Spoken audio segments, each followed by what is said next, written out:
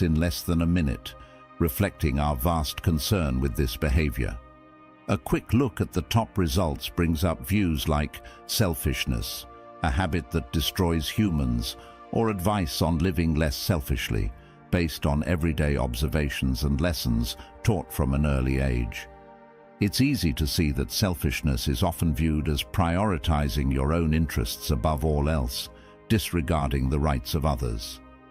Essentially, it is seen as a harmful way of life that should be avoided.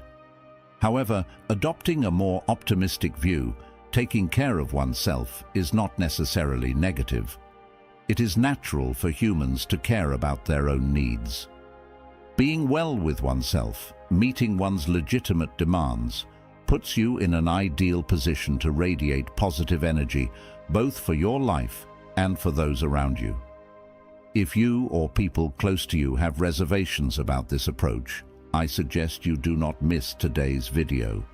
In it, I bring a new perspective on selfishness, highlighting how allowing yourself periods of rest after hours of hard work and claiming the well-being corresponding to your contributions is justifiable. As usual, I propose a challenge. Watch the video to the end without missing any of the 10 lessons, as one of them may change your view on balanced selfishness, which can be extremely beneficial for your personal growth. Now, if you are new here, please like the video and subscribe. Statistics show that only 15% of my audience is subscribed to the channel, so if this content has helped you in any way, I ask you to subscribe and hit the notification bell. Now, let's start this transformative journey together. Are you ready? First lesson: stay resolute and focused on your goals. We often face the dilemma of choosing between selfishness and altruism, but from a Stoic perspective, we see that selfishness is not always synonymous with malevolence. It can represent strength, especially when we remain determined and focused on what we aim for. A certain degree of selfishness can actually be essential for achieving great feats. Our goals transcend mere achievement. They serve as beacons that illuminate our spiritual path, symbolizing not only material success, but also our personal improvement and the continuous development of our character. Perseverance is not just about persisting, but reflects discipline, a pillar of Stoicism. In a context where distractions are constant, maintaining focus is a virtue, a type of valuable selfishness. By freeing ourselves from disturbances and directing our attention to what really matters, we honor our time and energy. Besides reinforcing the importance of individual will in defining our destiny, by choosing to face challenges head-on, we are not only cultivating perseverance, but also enriching our souls and preparing for future battles. In the process of self-development, it may sound contradictory, but by seeking personal fulfillment, our own selfishness can serve as inspiration to others. As we evolve, we become more capable of contributing to the community. This is one of the most powerful messages of Stoicism. Through personal development, we have the capacity to elevate the world around us. Perseverance and focus are not mere tools, but the manifestation of a life philosophy, reiterating that in appropriate selfishness, we discover the strength to win, grow, and crucially, contribute. By prioritizing our needs and goals, we foster a scenario where each person can reach their full potential. Second lesson: put yourself first. The core of today's lesson brings a profound truth I wish to convey. Loving yourself fundamentally means prioritizing your own happiness and inner peace, cultivating esteem for your life in a way that transcends the idea of selfishness. It is similar to the advice given by flight attendants about the importance of putting on your own oxygen mask before assisting other passengers. Without oxygen, you become incapable of helping anyone else. Similarly, if you are exhausted or unhappy, it becomes difficult to be a source of positivity for those around you. This highlights a crucial teaching of Stoicism, considering self-prioritization not just as personal care, but also as a duty to society and the people around you. It is common to get lost amidst the demands of work and personal relationships to the point of forgetting to take care of ourselves. We strive to meet everyone's needs, forgetting that to serve effectively, we need to abandon selfishness, but not ourselves. Prioritizing oneself is not synonymous with placing oneself above others in all circumstances. It means recognizing and attending to one's own needs to then be able to offer support to others with strength and capacity. This requires a balance, a self-awareness, and above all, a heart willing to perceive itself honestly and equitably. By seeing self-prioritization not only as a right, but as a duty, you uncover the true value of self-care and will discover that by investing in yourself, you are also expanding your ability to positively impact others' lives. Stoicism does not teach us just to face adversities, but also to live meaningfully and with purpose, with self-prioritization as the foundation for such excellence. By starting with oneself, you are not only strengthening your spirit, but also propagating a wider effect in the world. I invite you to share your insights and experiences on how you prioritize yourself in everyday life, how this practice was incorporated into your life and its effects. All perspectives and stories are precious and serve as inspiration for our community. Leave your comment below. Third lesson: face failures and setbacks as opportunities for personal development. It is not always possible to close a deal, win a game, or get what you want. Failing is part of life. The real question is what you do after failing. As the legendary Frank Sinatra said, the important thing is to get up and move forward. Life is not to be lamented or wasted in regrets. It is about getting up and trying again, persevering until success is achieved. Failure is as fundamental to life as success. Defeats should be expected as often as victories. The crucial thing is to learn not to make the same mistake twice.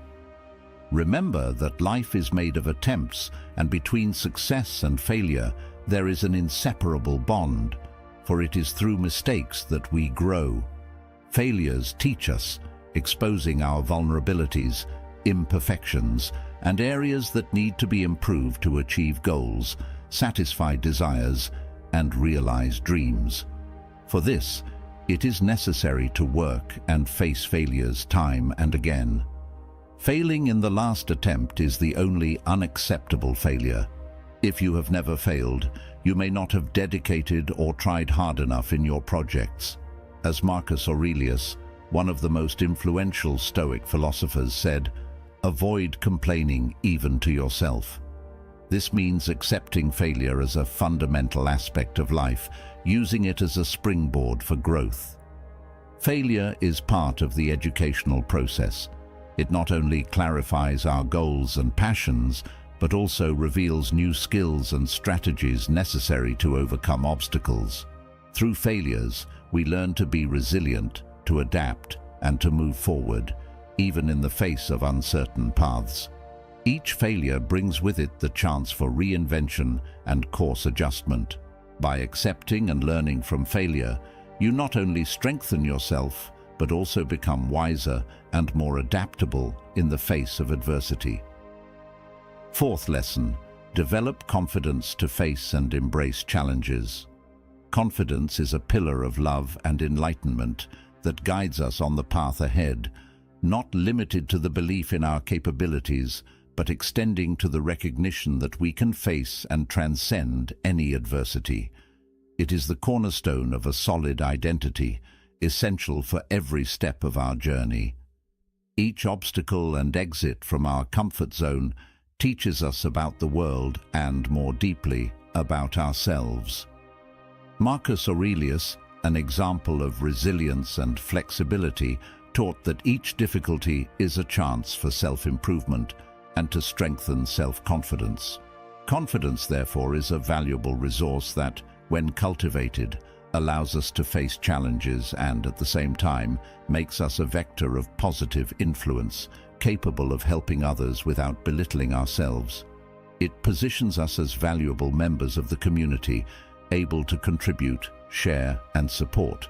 Visualize yourself in front of a large audience with all eyes directed at you.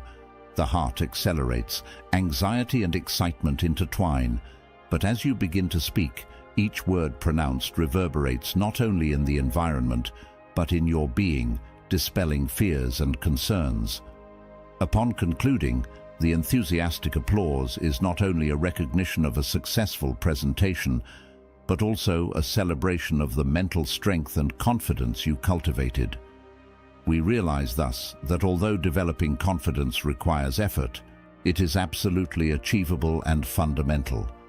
This lesson teaches us to convert selfishness into a driving force for personal and professional development. Each obstacle overcome not only represents a minor triumph, but a significant milestone in strengthening our confidence. What is your narrative of building confidence? We all have challenges and decisive moments that shape our self-esteem. Share your experiences and how you overcame obstacles to strengthen yourself. Let's form an inspiring community together, where each story is a lesson of value. Fifth lesson: promote your personal growth through self-reflection and discipline. Before exploring the fifth lesson, let us know the story of Alex, who made self-reflection an essential element of his evenings. He dedicates a few minutes every night to reflect on his interactions and actions throughout the day. The fundamental question for him is not, how successful was I today, but how did I evolve as a person? Over time, Alex noticed his tendency to be dominated by emotions and sought strategies to better manage them. This awareness marked a significant advancement in his personal development, an achievement possible only through self-reflection. Discipline, in turn, is the key to true freedom.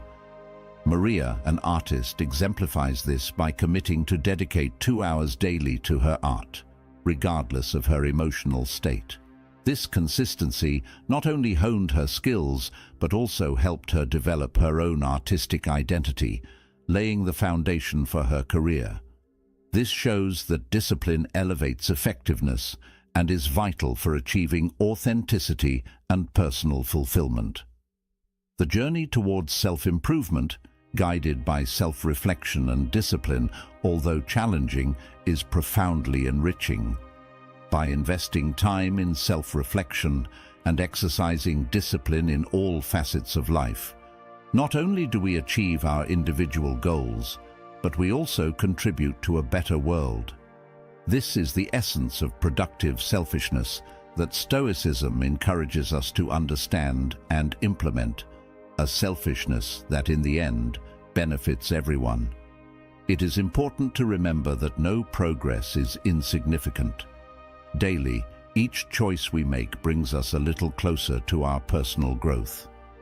By maintaining discipline and self-reflection as daily habits, you will notice transformations not only in yourself, but in your perception of the world around you. We appreciate your company up to this point in our exploration today. Your participation here indicates that you are truly committed to this journey. Now, we invite your attention to the next 5 lessons on adopting a balanced selfishness and the path to personal development. Sixth lesson: surround yourself with individuals who support and inspire you. The choice of our companions goes beyond a mere strategic decision. It is also a form of art. Each person we choose to associate with acts as a beam of light, dispelling the darkness of uncertainty and fear and illuminating our scenic path. The sage reminds us that we are waves of the same sea, leaves of the same tree, flowers of the same garden. The environment we choose to inhabit and the people we choose to be by our side play a crucial role in shaping our identity, refining and enhancing our best virtues. Stoicism teaches us not only to endure adversities, but also to value and cultivate positive relationships. We are encouraged to approach those who recognize the power of encouragement and are willing to share both the challenges and the victories. Overcoming barriers and celebrating joint progress in each interaction teaches us to adapt our thinking, reinforce our determination, and cultivate gratitude for everything. Walking alongside people who support and motivate us goes beyond the mere exchange of interests or goals. It involves establishing an environment marked by respect, compassion, and unconditional acceptance, fundamental principles for harmonious coexistence. These connections transform into valuable treasures, keeping us optimistic and strengthening our impetus to overcome any obstacle. In Stoicism, the space that surrounds us is perceived not just as a setting for our existence, but as fertile ground for growth and learning. Each person we cross not only represents a lesson, but also a chance for reflection and personal improvement. By establishing and maintaining ties with positive individuals, we not only provide an environment conducive to success, but also lay the groundwork for a fulfilling and gratifying existence. Let's evolve together. Seventh lesson, value solitude as a path to finding your passions and strengths. Have you ever felt completely isolated, even while surrounded by a crowd, or experienced the sensation of being an island amidst the vastness of solitude? Solitude is a fundamental stage in the maturation process of each individual. Inevitably, there will be moments in life that we will have to face alone, moments when time seems to stagnate and we find ourselves walking solitarily. Looking back, we will realize that beyond solitude, these moments revealed an unsuspected inner strength. In solitude, one can feel a full possession of the world around them, witnessing the sunrise and sunset, listening to the birdsong, and sensing the aroma of nature, all with heightened sensitivity, free from daily concerns. Do not view solitude with fear, as it is a state common to all. Accepting it peacefully is the first step to true maturation. Solitude is like a flower that blooms in the dark. The more silence, the more intensely it makes its presence felt. When you find yourself alone, do not try to escape. The more resistance, the more it will envelop you. Instead, accept it and dance to its music. Value moments of peace, savor a cup of tea, and dive into the reading of a good book, allowing these activities to warm your heart and heal internal wounds, strengthening you. Celebrate the state of solitude and moments alone. Despite facing intense heat and storms, hot sand and mud under your feet, these experiences will make your steps increasingly firm. If you have learned to embrace solitude, leave it in the comments. Do not be afraid of solitude. In our quest for happiness and success, we often consider them distant and unattainable goals. However, if we allow ourselves a pause to reflect on their essence, we may discover that we already possess the keys to achieving them. Stoicism teaches us that everything necessary for happiness and success is already within our reach. It is not some obscure secret or complex formula, but a simple truth about self-acceptance and self-mastery. Explore the possibility of owning your happiness and success, incorporating this philosophy into your daily life. A crucial step in the journey of self-discovery and transformation. Eighth lesson, take control of your happiness and success, shaping your own destiny in an era dominated by the search for external approval. Stoicism encourages us to take full responsibility for our own happiness and success, abandoning the incessant search for validation from others. Adopting positive selfishness in this case is not just an option, but rather a refined practice. The art of using oneself as an instrument for one's own transformation and success. Far from being harmful selfishness, it is about personal appreciation and commitment to the path towards authenticity and fulfillment.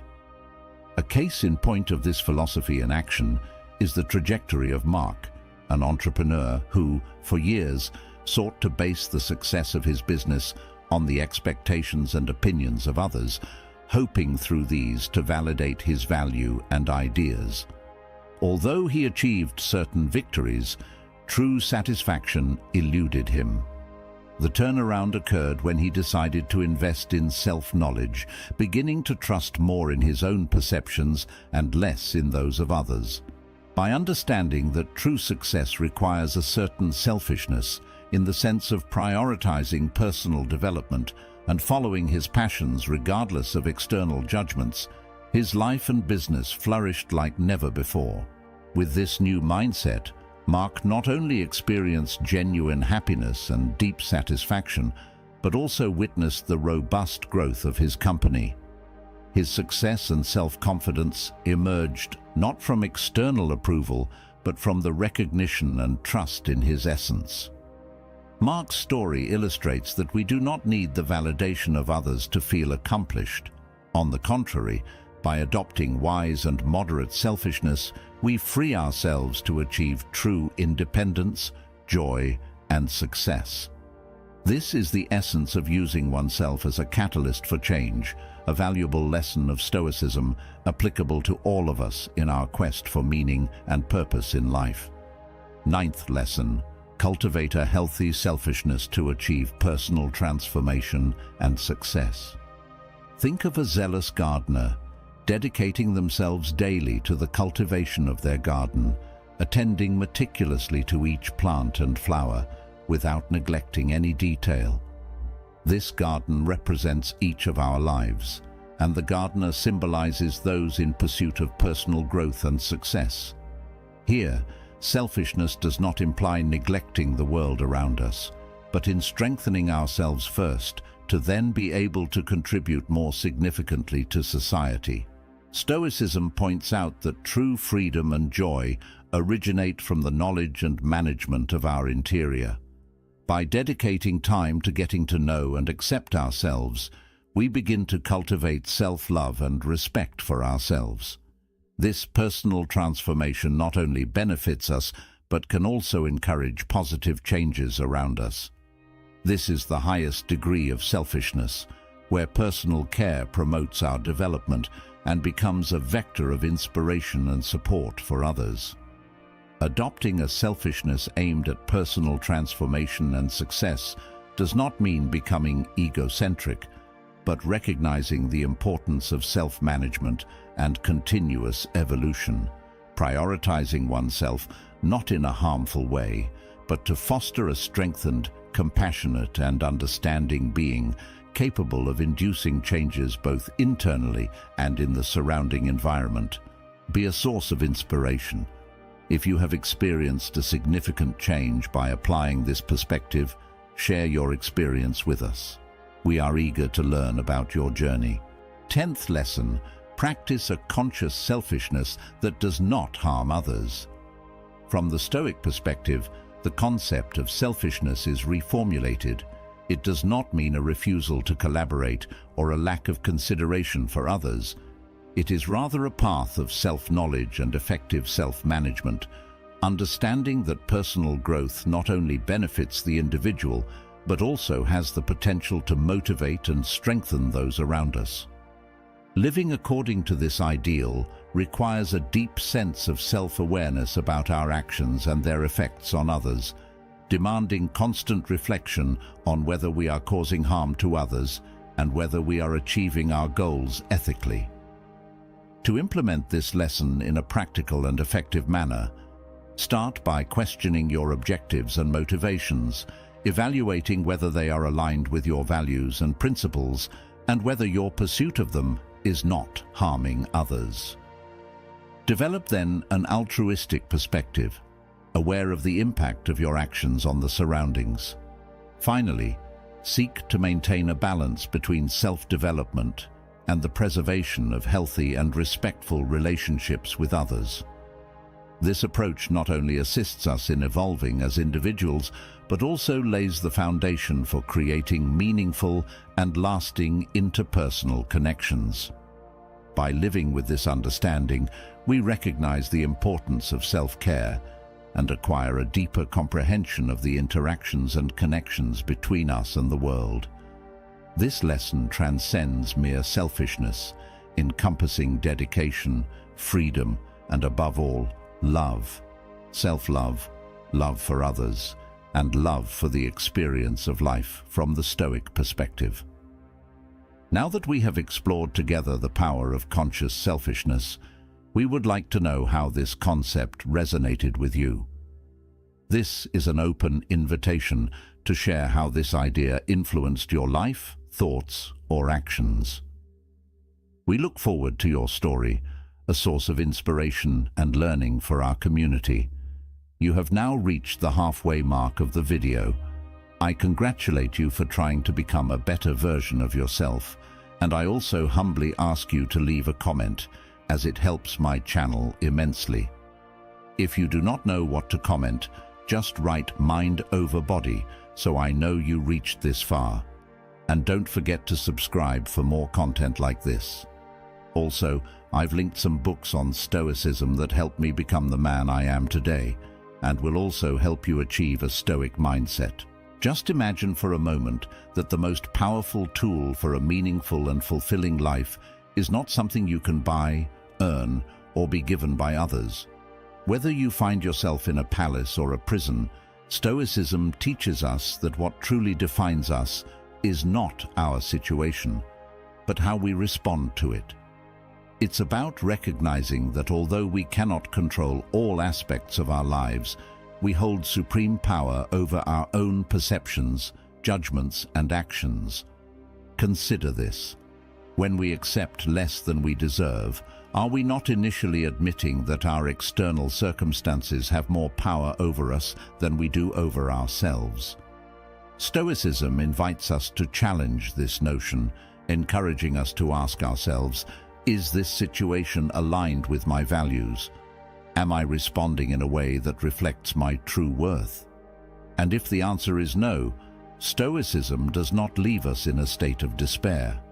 It empowers us by saying, look, you have the power to change your perception, to choose your response, and by doing so, transform your reality. Therefore, when you find yourself accepting less than you deserve, remember this Stoic wisdom. Remember that your worth is not determined by your job title, marital status, or the size of your bank account.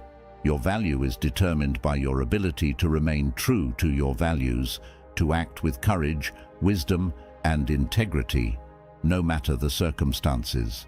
This isn't about blaming ourselves for our situations, but about empowering ourselves to see and seize the control we truly have. Let us not settle for less, not because we feel superior or because we think we deserve more, but because we recognize our inherent worth. Let's face life's challenges with strength and resilience, coming from knowing who we are and what we stand for. And by doing so, we are not just living, we are thriving in the Stoic way. With its deep understanding of human nature, Stoicism does not incite us to boast or inflate our egos. What it does is encourage a fair and honest acknowledgement of our own efforts and virtues. Why? Because recognizing our achievements is not about feeding our pride. It's about acknowledging the work, the discipline, the perseverance that were necessary to get there. It's about honoring our commitment to our goals and our adherence to our values. In Stoicism, virtues such as wisdom, courage, justice, and temperance are fundamental. When you achieve something, no matter how big or small, it is often because you have exercised these virtues. Perhaps it took courage to apply for that job, wisdom to navigate the challenges along the way, or discipline, a form of temperance, to organize that closet. When you attribute your success to luck or belittle it as something anyone could do, you are not just undervaluing the outcome, you are undervaluing the virtues you practice to get there.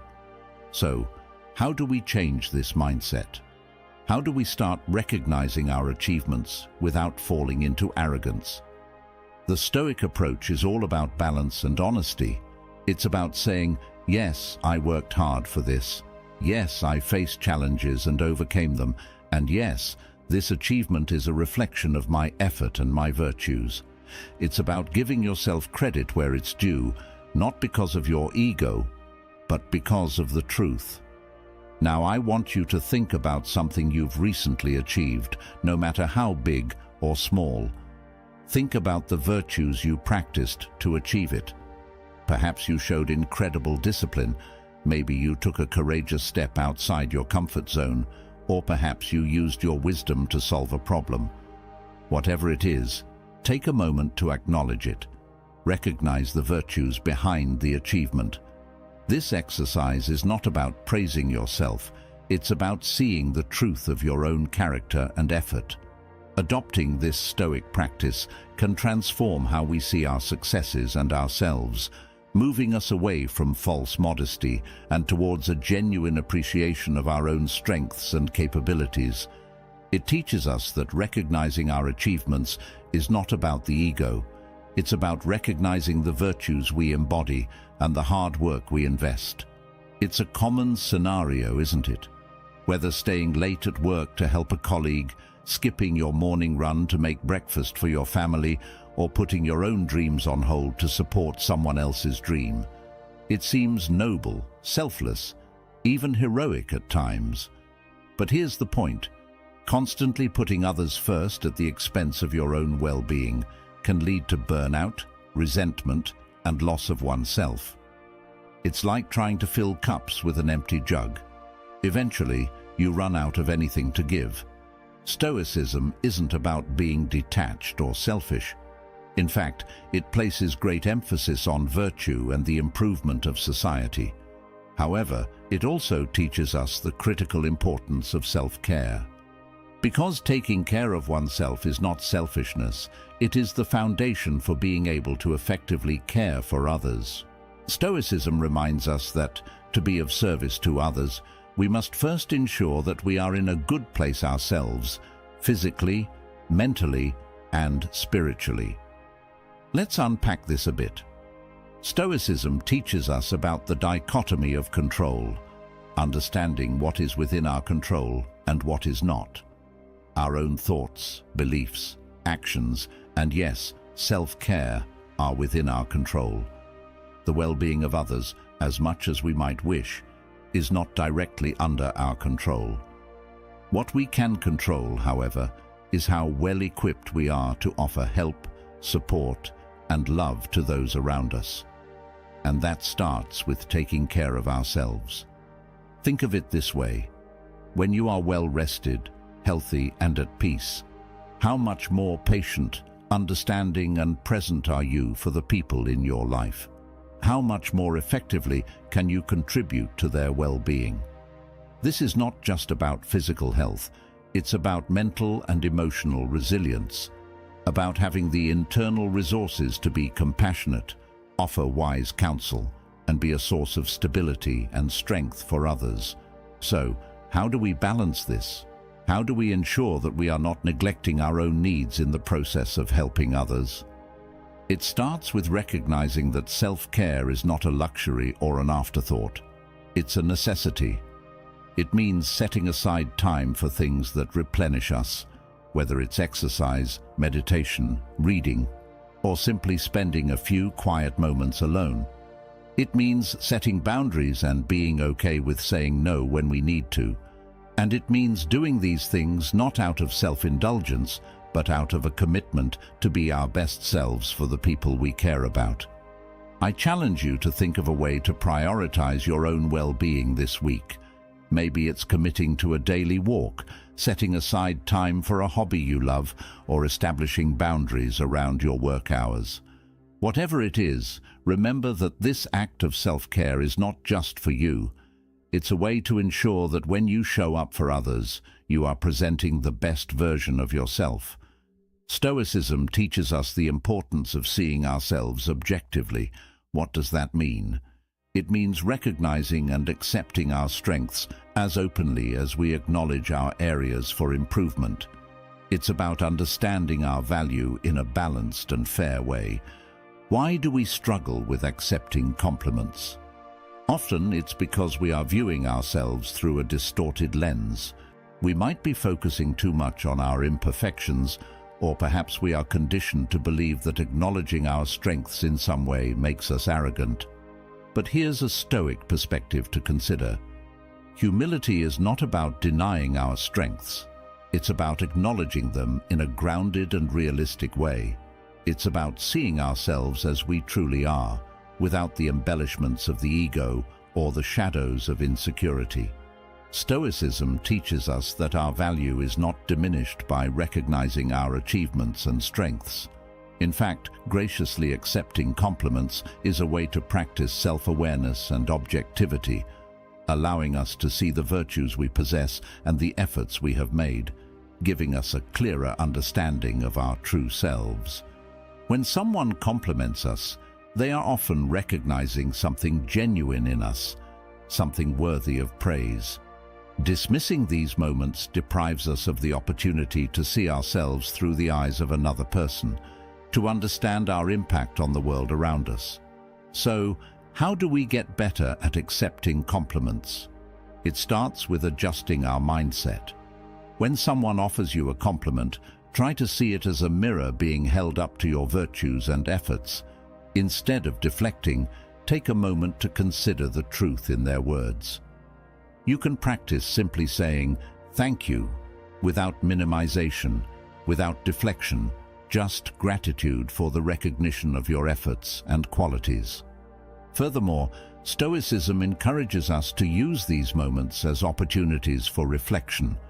Ask yourself, what did I do to deserve this compliment?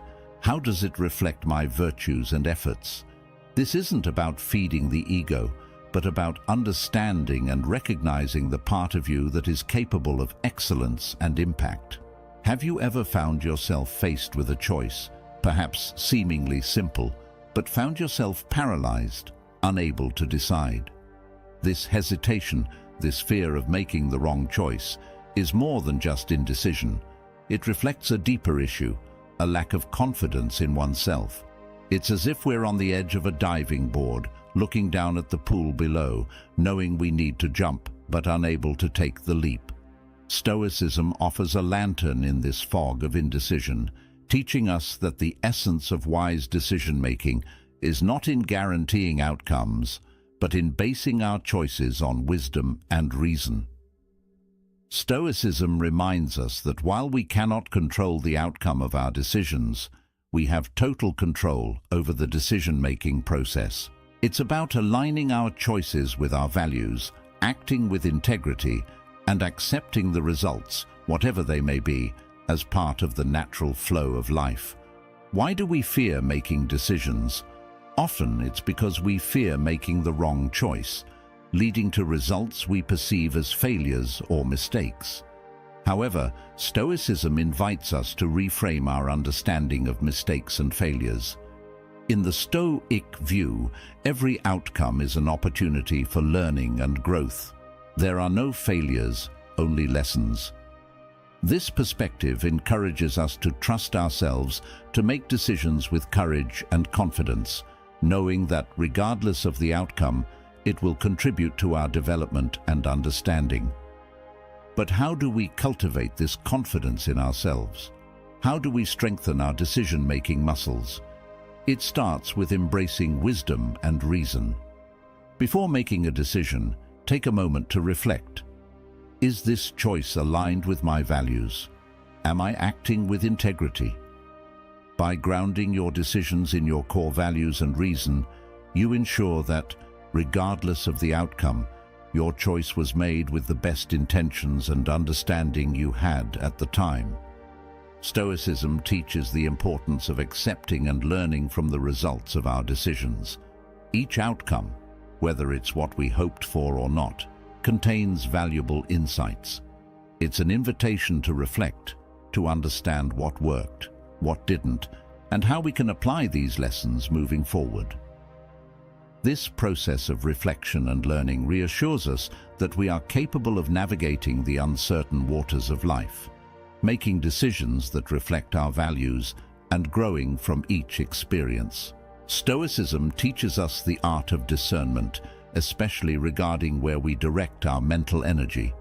It tells us that obsessing over our failures and mistakes, chastising ourselves for every misstep, is like trying to navigate a boat while ignoring the wind and tides. We're focusing on the wrong things. Stoic wisdom begs us to recognize that perfection is an illusion, an unattainable mirage. The goal, instead, is progress, continuous and deliberate steps towards becoming better versions of ourselves. Why do we fall into the trap of excessive self-criticism? Often it's because we're measuring ourselves against impossible standards we wouldn't dream of applying to another person. We forget that being human inherently means being fallible, making mistakes, and most importantly, having the capacity to learn and grow from them. Stoicism offers a powerful antidote to this self-imposed tyranny, the practice of self-compassion and the pursuit of progress over perfection.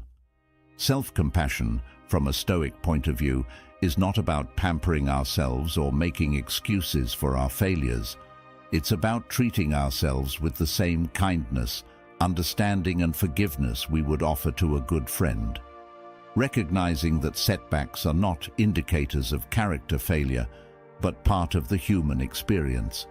When we stumble, the Stoic response is not to chastise ourselves, but to ask, what can I learn from this? How can I grow?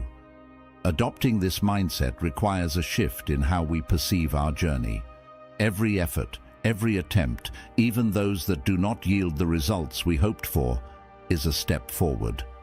Progress, not perfection, becomes our mantra. This does not mean that we become complacent or indifferent to improvement.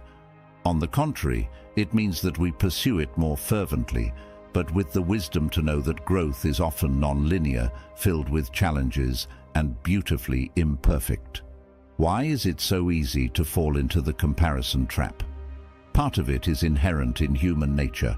We have a natural tendency to measure our own value and achievements against those of people around us. But in the age of social media, this inclination is amplified to an unprecedented degree. We are bombarded with snapshots of others' lives that seem to show only the peaks, never the valleys, leading us to question the value and significance of our own experiences. Stoicism offers a potent antidote to this malaise, the cultivation of self-awareness and gratitude for our own journey.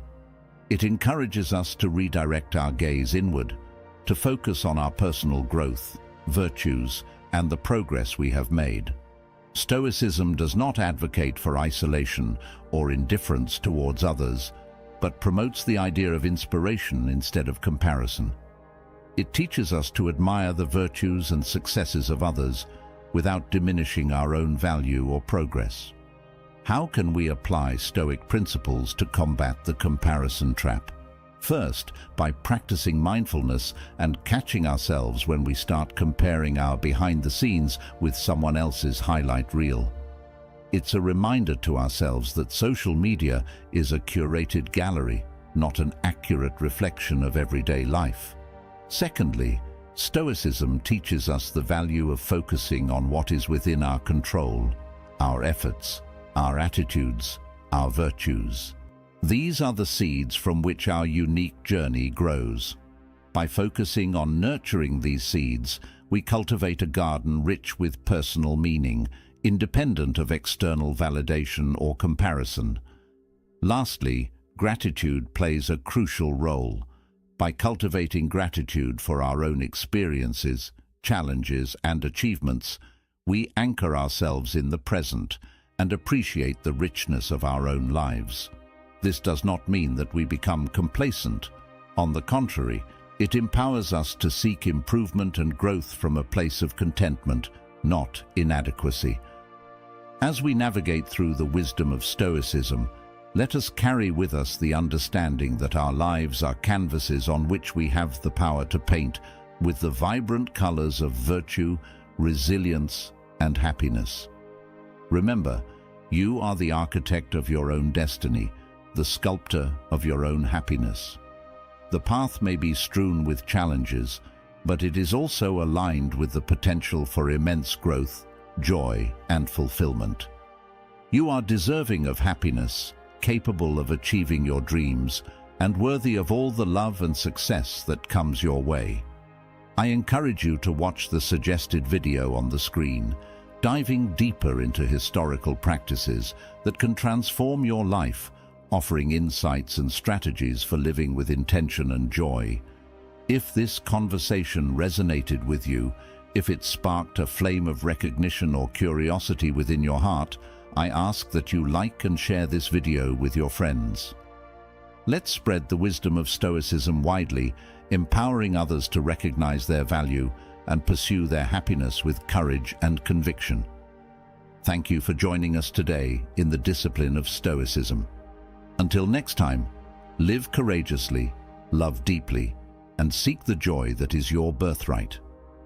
Now, if any part of this message has been helpful to you, leave us your like and comment, helping the algorithm recommend it to someone who needs it at this time. Don't forget to subscribe so you don't miss new videos. And if you look through the videos we've already uploaded, you're sure to find something to take with you. Have a good day. Welcome to this video where we'll explore the relationship between emotional intelligence, maturity, and Stoicism.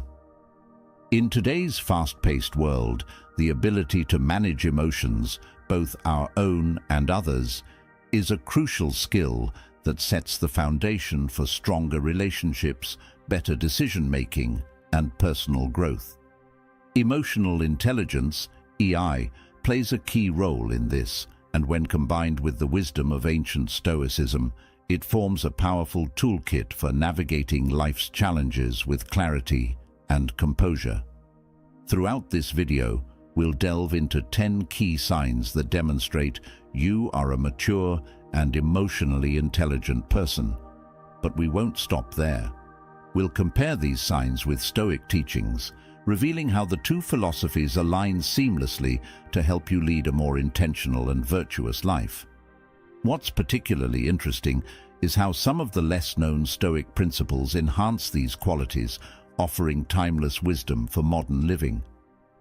We'll start by laying a foundation of what emotional intelligence is, how it benefits you, and then transition to the specific signs of maturity and emotional wisdom. By the end of this journey, you'll not only recognize these traits in yourself, but also gain tools to further develop them through Stoic practices. So, let's begin by understanding emotional intelligence in depth. Now, if you are new here, please like the video and subscribe. Statistics show that only 15% of my audience is subscribed to the channel, so if this content has helped you in any way, I ask you to subscribe and hit the notification bell. What is emotional intelligence? Emotional intelligence, often abbreviated as EI, refers to the ability to recognize, understand, and manage both your own emotions and the emotions of others. According to the psychologist Daniel Goleman, who popularized the concept, emotional intelligence can be broken down into 5 essential components. 1. Self-awareness, the ability to recognize and understand your own emotions. 2. Self-regulation, the capacity to manage your emotions, even in challenging situations. 3. Motivation, using emotional energy constructively to pursue goals and persist through obstacles. 4. Empathy, the ability to understand the emotions of others and respond appropriately. 5. Social skills, effective communication and managing relationships with others. Emotional intelligence can greatly enhance your life. It improves your ability to build meaningful relationships, handle stress, make sound decisions, and maintain emotional balance during tough times. It also contributes to resilience, the quality that allows you to bounce back from adversity. In essence, emotionally intelligent people are better equipped to navigate the complexities of life because they possess the emotional clarity and self-control needed to stay grounded. How emotional intelligence helps you. When you develop emotional intelligence, you open doors to a more peaceful, centered existence. Here are a few ways it impacts your life positively. Better relationships. By understanding and managing emotions, you are better able to connect with others. This strengthens relationships, reduces conflicts, and fosters trust. Increased resilience. Emotional intelligence helps you manage stress and bounce back from setbacks. The ability to keep your emotions in check allows you to navigate tough situations with a level-headed approach. Improved decision-making. With emotional clarity comes better decision-making. You can separate your feelings from your thoughts and make more rational choices. Greater leadership skills. EI is a cornerstone of effective leadership. Whether you're managing a team or simply trying to influence others, understanding emotions helps you guide people in a constructive direction. Now that we've laid the foundation of emotional intelligence, let's move forward to explore how this connects with the Stoic philosophy. Introduction to Stoicism. Stoicism is an ancient philosophy that originated in Greece and later thrived in Rome. Stoic philosophers like Marcus Aurelius, Seneca, and Epictetus believed in living a virtuous life guided by reason.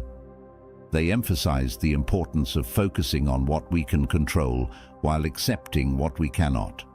The Stoic pursuit of inner peace, resilience, and wisdom aligns remarkably well with emotional intelligence. However, while Stoicism is often associated with mental toughness and detachment, it also offers profound insights into emotional awareness and empathy. Many lesser-known Stoic principles directly correlate with modern understandings of emotional intelligence, making the ancient teachings highly relevant today. In this video, we'll explore these connections through the 10 signs of emotional intelligence and maturity. Let's start with the first sign. Nutta from. Sign 1. You are aware of your emotions. Self-awareness is the cornerstone of emotional intelligence. It's the ability to recognize and understand your emotions in real time, giving you the clarity to make decisions that aren't purely reactive. Emotionally mature individuals are keenly aware of their internal emotional landscape and understand how their feelings influence their thoughts and behavior. In Stoic philosophy, this concept aligns with the principle of oikeiosis, or self-perception and self-awareness. The Stoics taught that by cultivating an understanding of the self, we can better align our actions with nature and reason. For the Stoics, self-awareness was the first step toward living a virtuous and meaningful life.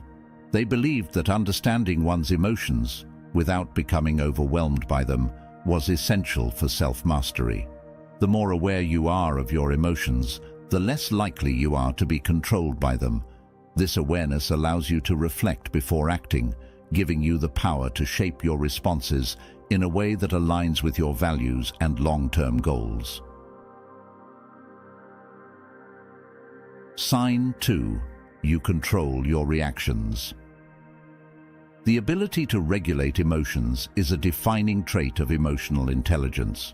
People who can control their reactions, even in stressful situations, show a high degree of emotional maturity. Instead of reacting impulsively to anger, frustration, or stress, emotionally intelligent people pause, reflect, and choose a response that aligns with their values and the situation's needs.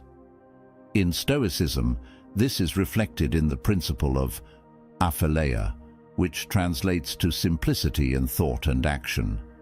The Stoics believed that living simply, without unnecessary emotional entanglements, was key to maintaining peace of mind. By stripping away excess emotional reactions, one can focus on what truly matters and remain calm in the face of life's challenges. Self-regulation doesn't mean suppressing emotions, but managing them in a way that benefits you and those around you. It's about responding to life's difficulties with composure and thoughtful action rather than emotional outbursts. This level of control allows you to maintain inner harmony, even when the world around you is chaotic. Sign 3. You understand the emotions of others. Empathy. Empathy is one of the most powerful components of emotional intelligence.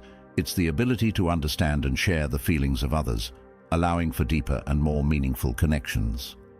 Emotionally intelligent people don't just sympathize with others. They can put themselves in others' shoes and respond with compassion. This concept is closely tied to the Stoic principle of sympathia, or the idea that all human beings are interconnected. The Stoics believed that our fates are intertwined, and we should strive to understand and support one another. For Marcus Aurelius, recognizing this interconnectedness was key to developing patience, empathy, and a sense of duty toward others. When you practice empathy, you strengthen your relationships and improve your social skills, which in turn enhances your emotional intelligence. It's a virtuous cycle. Understanding others' emotions helps you navigate social situations with more ease and thoughtfulness, creating stronger, more harmonious interactions. Sign 4. You accept what is outside of your control. Acceptance is one of the most powerful signs of emotional maturity. Emotionally intelligent individuals understand that not everything in life is within their control. They focus their energy on what they can change, while accepting the rest with grace and composure. This prevents unnecessary stress and frustration over things that are beyond their influence. This concept directly relates to the Stoic principle of the dichotomy of control. According to the Stoics, the world is divided into two categories: things we can control, our own thoughts, actions, and responses, and things we cannot control, external events, other people's opinions, and outcomes. By focusing only on what's within our control, we can achieve peace of mind and emotional stability. The ability to accept what you cannot control is crucial for maintaining inner peace and emotional resilience. When you stop trying to change the unchangeable, you free up mental energy for the things that truly matter: your actions, your character, and your emotional well-being. Sign 5. You take responsibility for your actions. Emotionally intelligent people understand the importance of personal responsibility. They own up to their mistakes, learn from them, and work to improve themselves without blaming others. This maturity leads to stronger relationships, more trust, and greater personal growth. In Stoicism, taking responsibility for one's actions is at the heart of cultivating virtue. Stoics believed that while we cannot control external events, we can always control our reactions to them. Responsibility and ownership of virtue was central to their philosophy. Seneca, in particular, emphasized the importance of holding ourselves accountable for our actions and decisions, rather than blaming external circumstances. This level of responsibility empowers you to take charge of your emotional growth. By acknowledging your role in every situation, you open yourself up to improvement and develop a more resilient, grounded sense of self. Nanuziwam. Sign 6. You're comfortable with silence and reflection. One of the less obvious signs of emotional maturity is the ability to sit in silence and reflect on one's thoughts and actions.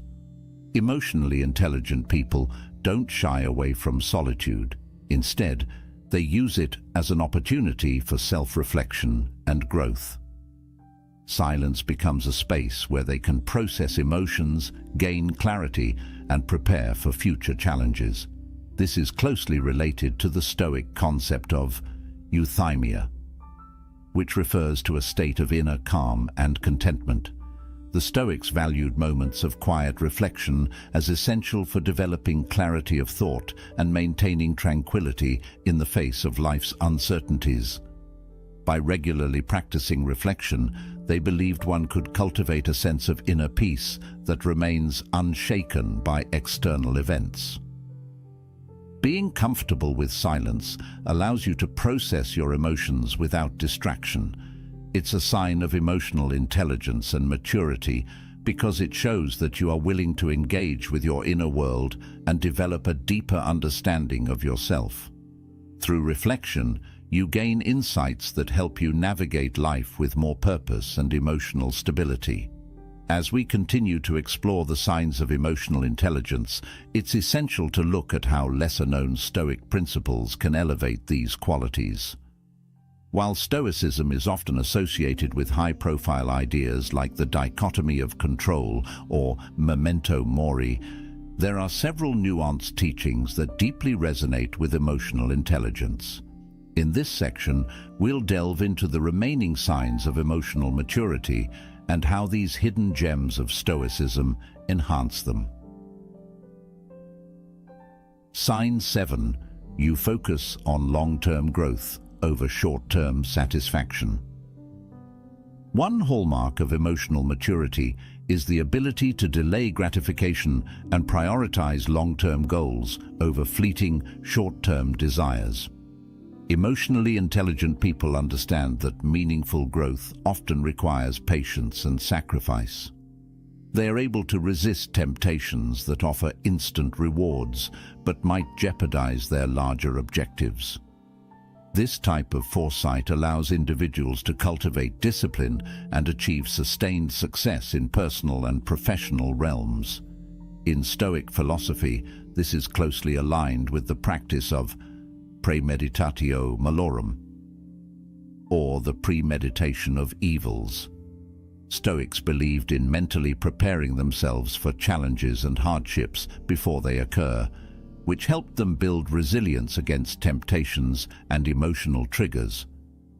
By anticipating the obstacles ahead, they were better equipped to make thoughtful, disciplined choices in pursuit of long-term goals rather than succumbing to short-term desires. A good example comes from the writings of Seneca, who frequently advised his students to practice living without luxuries, not because wealth or comfort was inherently bad, but because overindulgence in fleeting pleasures distracted from the pursuit of virtue and wisdom.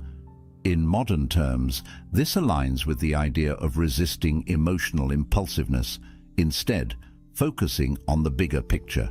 For those who embody emotional intelligence, this long-term perspective is key in guiding behavior toward meaningful outcomes.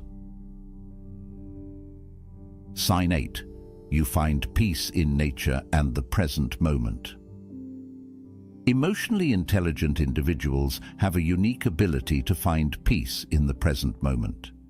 They can detach from the noise of the world and appreciate the simple beauty of life, often finding solace in nature or mindfulness practices. This ability to be present, coupled with the realization that happiness isn't found in material possessions or external accomplishments, signifies deep emotional maturity. The Stoic concept of living according to nature captures this perfectly. For the Stoics, living in harmony with nature was central to a virtuous life. This didn't simply refer to nature in the ecological sense, but also meant aligning oneself with the natural order of the universe, accepting what happens with grace and humility, knowing that everything unfolds as it should. Marcus Aurelius often reflected on nature's capacity to bring peace and clarity to his mind. In his Meditations, he would marvel at the effortless beauty of natural phenomena and use them as reminders of the grander scheme of life, which is largely beyond human control. By embracing nature's simplicity, the Stoics taught us to appreciate the present moment, free from emotional turbulence. When we look at emotional intelligence today, people who can detach from the materialistic chase and find contentment in simpler things, like a walk in the park or quiet reflection, are practicing an emotionally mature form of living according to nature. This trait not only strengthens emotional stability, but also promotes a deeper sense of gratitude and mindfulness. Sign 9. You handle criticism with grace. Handling criticism with grace is a true test of emotional maturity. Emotionally intelligent people understand that criticism, whether constructive or harsh, is part of life. Instead of letting negative feedback damage their self-esteem or provoke defensive reactions, they use it as an opportunity for growth. They recognize that not all criticism is valid, but when it is, they are open to change and improvement. The Stoic principle that correlates with this trait is the indifference to praise and criticism. Stoics believed that external validation, whether positive or negative, should not disturb one's inner tranquility. According to them, praise and criticism are external opinions over which we have no control. What matters is our internal state and whether our actions align with virtue. Epictetus, in his Discourses, frequently reminded his students that the opinions of others should not define their sense of self. Emotionally intelligent individuals adopt a similar mindset. They know that their worth is not determined by external judgments, but by how well they align with their personal values and principles. When we adopt this Stoic approach, we become more resilient in the face of criticism. Instead of seeking constant approval from others or being crushed by negative feedback, we develop a stable core, guided by our inner sense of purpose and virtue. Emotionally intelligent people can filter out the noise of others' opinions, focusing instead on their own path to improvement. Sign 10. You stay composed during conflict. Conflict is a natural part of life, whether it arises in personal relationships or in professional settings. Emotionally intelligent individuals distinguish themselves by their ability to remain composed and rational during these moments. Rather than allowing emotions like anger or frustration to take control, they maintain a calm demeanor, focusing on finding solutions rather than escalating tensions. In Stoic terms, this is captured by the principle of ataraxia, which refers to a state of freedom from emotional disturbance. The Stoics believed that external events and conflicts are often beyond our control, but how we respond to them is within our power. Achieving ataraxia meant maintaining inner calm, even when faced with adversity, criticism, or conflict. Marcus Aurelius, as a Roman emperor, faced immense pressures and conflicts, yet he consistently practiced maintaining a composed and measured response to even the most difficult situations. In his Meditations, he writes about the importance of pausing before reacting to external provocations, allowing reason to guide his actions rather than emotional impulse. Emotional intelligence, similarly, emphasizes composure during conflict. Emotionally mature individuals take a step back, assess the situation calmly, and respond in a way that de-escalates tensions while remaining true to their values. This emotional control not only resolves conflicts more effectively, but also fosters a sense of trust and respect from others. Now that we've explored the signs of emotional intelligence and how Stoic principles align with them, let's turn to practical steps for cultivating these traits in your own life. Stoicism offers a rich toolbox for developing emotional intelligence, helping us become more self-aware, composed, and empathetic individuals. In this section, we'll cover specific Stoic practices that can help you enhance your emotional intelligence. You have now reached the halfway mark of the video. I congratulate you for trying to become a better version of yourself, and I also humbly ask you to leave a comment, as it helps my channel immensely. If you do not know what to comment, just write "better every day" so I know you reached this far, and don't forget to subscribe for more content like this. Also, I've linked some books on Stoicism that helped me become the man I am today and will also help you achieve a Stoic mindset. Practical exercises to improve emotional intelligence. The first step to developing emotional intelligence is improving self-awareness. In Stoicism, self-awareness is considered a foundational element of wisdom. By regularly checking in with yourself and monitoring your emotional state, you can better understand how your emotions influence your actions and decisions. Stoic exercise. 1. Daily reflection, evening meditation. The Stoics, particularly Seneca, emphasized the importance of evening reflection. At the end of each day, they would take time to reflect on their actions, thoughts, and emotions. This practice helps cultivate self-awareness by forcing you to review where you acted emotionally or irrationally during the day and where you upheld your values. How to practice. At the end of the day, spend 5 to 10 minutes reflecting on your actions and emotional responses. Ask yourself, where did I let emotions control me today?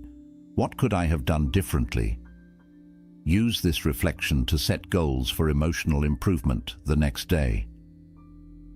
Affirm, building resilience against emotional triggers. One of the main goals of emotional intelligence is learning how to regulate emotions effectively, especially during stressful or triggering situations. In Stoicism, this is akin to building resilience against external events that might disturb our inner peace. Stoic exercise. 2. Negative visualization. Negative visualization, or praemeditatio malorum, involves imagining the worst-case scenarios that could occur. This helps prepare your mind to deal with adversity by reducing the shock or emotional turmoil that might accompany such events. How to practice. Take a few minutes each morning to visualize challenges you might face during the day, such as conflicts at work or personal setbacks. Ask yourself, how will I handle these situations calmly and rationally? This mental preparation helps you regulate emotions when these events actually occur, allowing you to maintain composure and emotional control. Improving emotional regulation with Stoic teachings. Learning how to regulate emotions in real time is crucial for emotional intelligence. While mindfulness can help increase awareness, Stoicism provides specific techniques to maintain composure in difficult situations. Stoic exercise. 3. Cognitive distancing. Cognitive distancing is a Stoic technique that involves mentally stepping back from emotional reactions to see them for what they are, temporary and often irrational responses. By creating this mental space, you can evaluate situations more objectively. How to practice. When you feel a strong emotion, like anger or frustration, take a moment to pause and observe the feeling without acting on it. Remind yourself that emotions are just temporary responses to external stimuli. By distancing yourself from the emotion, you can respond more thoughtfully rather than react impulsively. This practice helps you maintain emotional control in high-stress situations, a critical aspect of both Stoicism and emotional intelligence. Cultivating empathy and social skills with Stoicism. Empathy and social skills are at the core of emotional intelligence, allowing us to connect meaningfully with others. Stoicism, while often associated with self-discipline and rationality, also places significant value on interpersonal relationships and understanding others. Stoic exercise. 4. Voluntary discomfort. One of the lesser-known Stoic practices is voluntary discomfort, purposely embracing situations of discomfort to build empathy for others. By experiencing discomfort yourself, you cultivate a deeper understanding of others' suffering and develop emotional resilience. How to practice. Periodically expose yourself to small, controlled discomforts, such as fasting for a day or sleeping on the floor. Reflect on how these experiences might give you insight into the challenges faced by others. This practice fosters empathy by encouraging you to understand and relate to the struggles of others. When combined with emotional intelligence, this Stoic exercise strengthens your capacity for empathy and improves your ability to connect with others on a deeper level. As we've seen, emotional intelligence and Stoicism are deeply intertwined, each reinforcing the other. By integrating Stoic practices into your emotional intelligence journey, you unlock additional benefits that not only improve your internal state, but also impact your external world. In this section, we'll explore the wide-ranging benefits of combining emotional intelligence with Stoic principles and how this synthesis can elevate your relationships, mental resilience, decision-making, and personal growth. Improved relationships. One of the most immediate benefits of emotional intelligence is the enhancement of personal and professional relationships. Emotionally intelligent individuals understand the nuances of emotions, both their own and others, and this awareness helps them navigate social interactions with greater skill. By incorporating Stoic principles like sympathia, the Stoic idea of interconnectedness and empathy, emotionally intelligent people develop a more profound sense of compassion and understanding toward others. Recognizing that everyone is part of a larger whole leads to better communication, stronger bonds, and healthier relationships. This Stoic perspective encourages a mindset of collaboration rather than competition, fostering trust and openness. Stoicism also teaches the importance of indifference to external validation. By not relying on the opinions of others to shape your emotional state, you can enter relationships with a sense of inner confidence and stability. This emotional self-sufficiency allows you to give more to your relationships because you're not dependent on external affirmation to feel fulfilled. Increased resilience. Resilience, the ability to bounce back from setbacks and adversity, is a hallmark of both emotional intelligence and Stoicism. Emotionally intelligent people do not crumble under pressure. Instead, they manage their emotions and find constructive ways to move forward. Stoicism adds to this resilience with its concept of amor fati dia, or love of fate.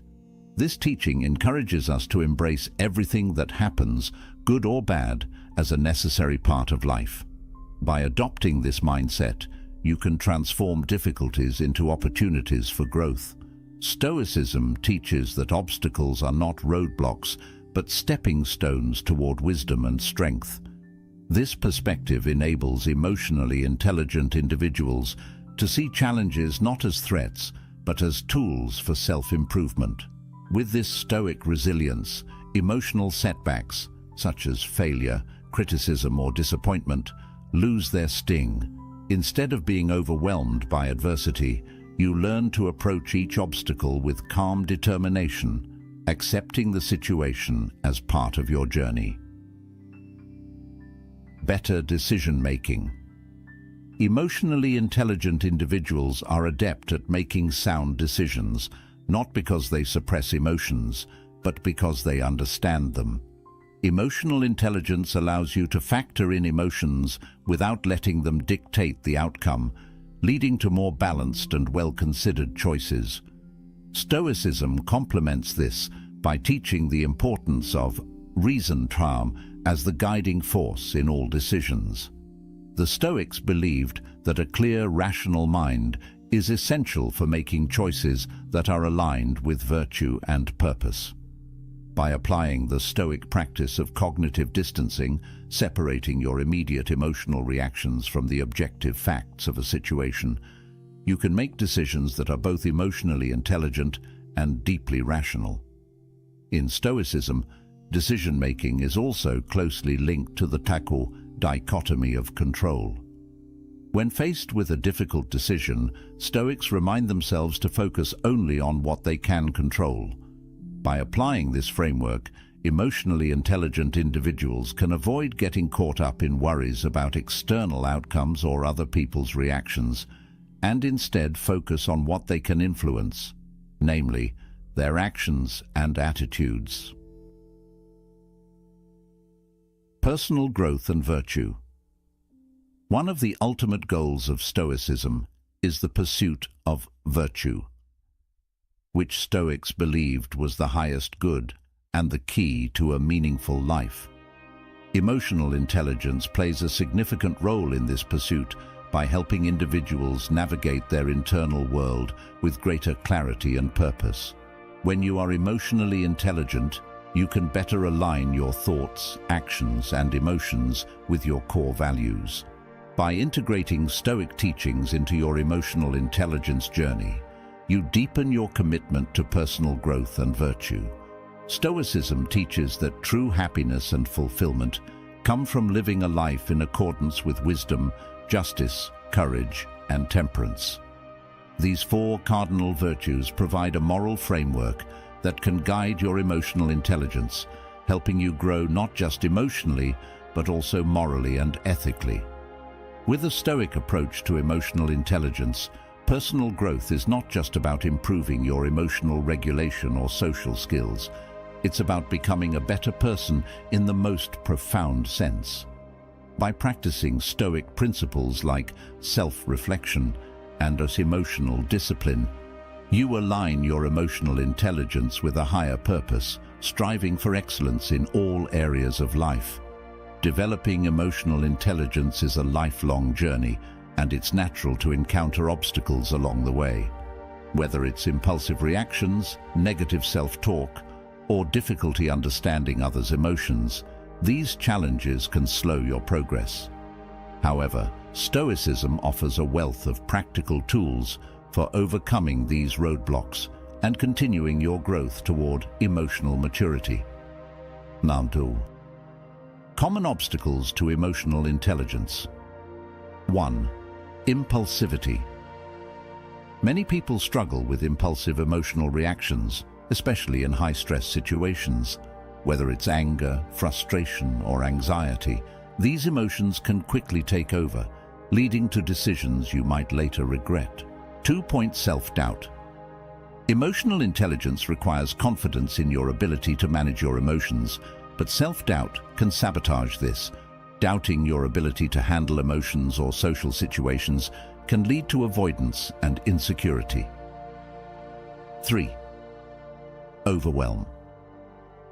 With so many emotional stimuli in modern life, it's easy to feel overwhelmed. Managing multiple stresses, emotions, and relationships can leave you feeling exhausted and out of control. How Stoicism helps overcome these challenges. 1.1. Impulsivity.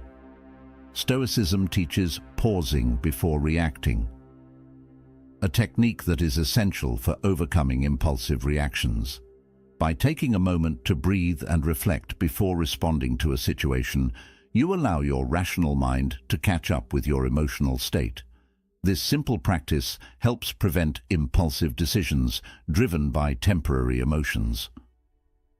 2. Self-doubt. The Stoic principle of focusing on what you can control is an antidote to self-doubt. When you remind yourself that you can control only your own actions and not external events, you free yourself from the burden of worrying about things beyond your influence.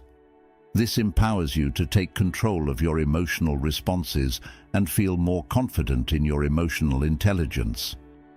3. Overwhelm. Stoicism's emphasis on simplifying your life can help manage feelings of overwhelm. The Stoics believed in focusing only on what is essential, a practice that aligns well with emotional intelligence. By cutting out unnecessary distractions and obligations, you can create mental space to focus on managing your emotions and relationships effectively. Case studies: Stoicism in action. To illustrate how Stoicism can help overcome emotional challenges, let's look at a few historical and modern-day examples of individuals who applied Stoic principles in emotionally charged situations. First, Marcus Aurelius. As Emperor of Rome, Marcus Aurelius faced immense pressures, from military conflicts to political betrayals. Yet, in his meditations, we see how he used Stoic principles like the dichotomy of control and ataraxia to maintain emotional stability, even in the most challenging situations.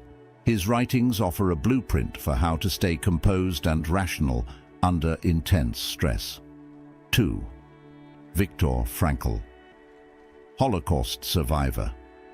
Viktor Frankl, influenced by Stoic thought, famously wrote that while we cannot control what happens to us, we can control how we respond. His experiences in concentration camps showed how powerful emotional resilience could be in the face of unimaginable adversity. Frankl's ability to maintain inner freedom, even in the darkest circumstances, is a testament to the power of Stoic emotional intelligence. 3. Modern leaders and athletes. Many modern leaders and athletes practice Stoicism to maintain emotional composure in high-pressure situations. From CEOs who must make quick, impactful decisions to athletes who face intense competition, Stoic practices like cognitive distancing and self-reflection have proven invaluable in maintaining emotional control and resilience. Conclusion and final reflections. In this video, we've explored the profound relationship between emotional intelligence and Stoicism, two powerful frameworks for personal growth.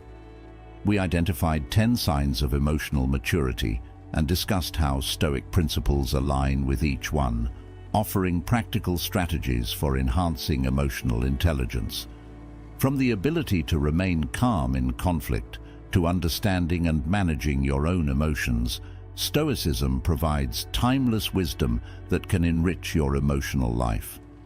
By applying Stoic practices such as cognitive distancing, daily reflection, and the acceptance of things beyond your control, you can elevate your emotional intelligence and lead a more intentional, fulfilling life. These tools not only improve your relationships and decision-making, but also guide you toward a life of virtue and purpose. Remember, developing emotional intelligence is a lifelong journey, and Stoicism offers a path toward continuous improvement. By incorporating these philosophies into your daily routine, you can build resilience, foster stronger connections, and live a life grounded in wisdom and emotional clarity. Thank you for joining me on this exploration of emotional intelligence through the lens of Stoicism. I hope this video has inspired you to reflect on your own emotional maturity and take steps to enhance it through these ancient yet highly relevant teachings. Don't forget to like, comment, and subscribe for more content on emotional intelligence, Stoicism, and personal development. Stay resilient, stay wise, and keep striving for excellence in all areas of life. Now, if any part of this message has been helpful to you, leave us your like and comment, helping the algorithm recommend it to someone who needs it at this time. Don't forget to subscribe so you don't miss new videos. And if you look through the videos we've already uploaded, you're sure to find something to take with you. Have a good day. Welcome to today's video, where we're diving into the powerful world of Stoicism and how it can shape your mornings for a better, more fulfilling life. Now, mornings are often the most chaotic time of the day for many people. You might wake up feeling stressed, immediately check your phone, and rush through your routine. But what if your mornings could be a time of reflection, growth, and purpose? That's where Stoicism comes in. If you're not familiar, Stoicism is an ancient philosophy that emerged from Greece and later flourished in Rome. Stoics like Marcus Aurelius, Seneca, and Epictetus believed in a life guided by reason, virtue, and the acceptance of what we cannot control. But more than that, Stoicism is about action. It's about how we live every single day. And what better time to start living intentionally than in the morning? In this video, I'm going to walk you through 10 unique morning habits that are grounded in Stoic philosophy. These aren't your run-of-the-mill habits like journaling or meditation that you may already know. We're going to dig into some lesser-known practices that were followed by great Stoics and other historical figures who embodied the Stoic spirit. These habits will help you embrace discomfort, sharpen your mind, and start your day with purpose.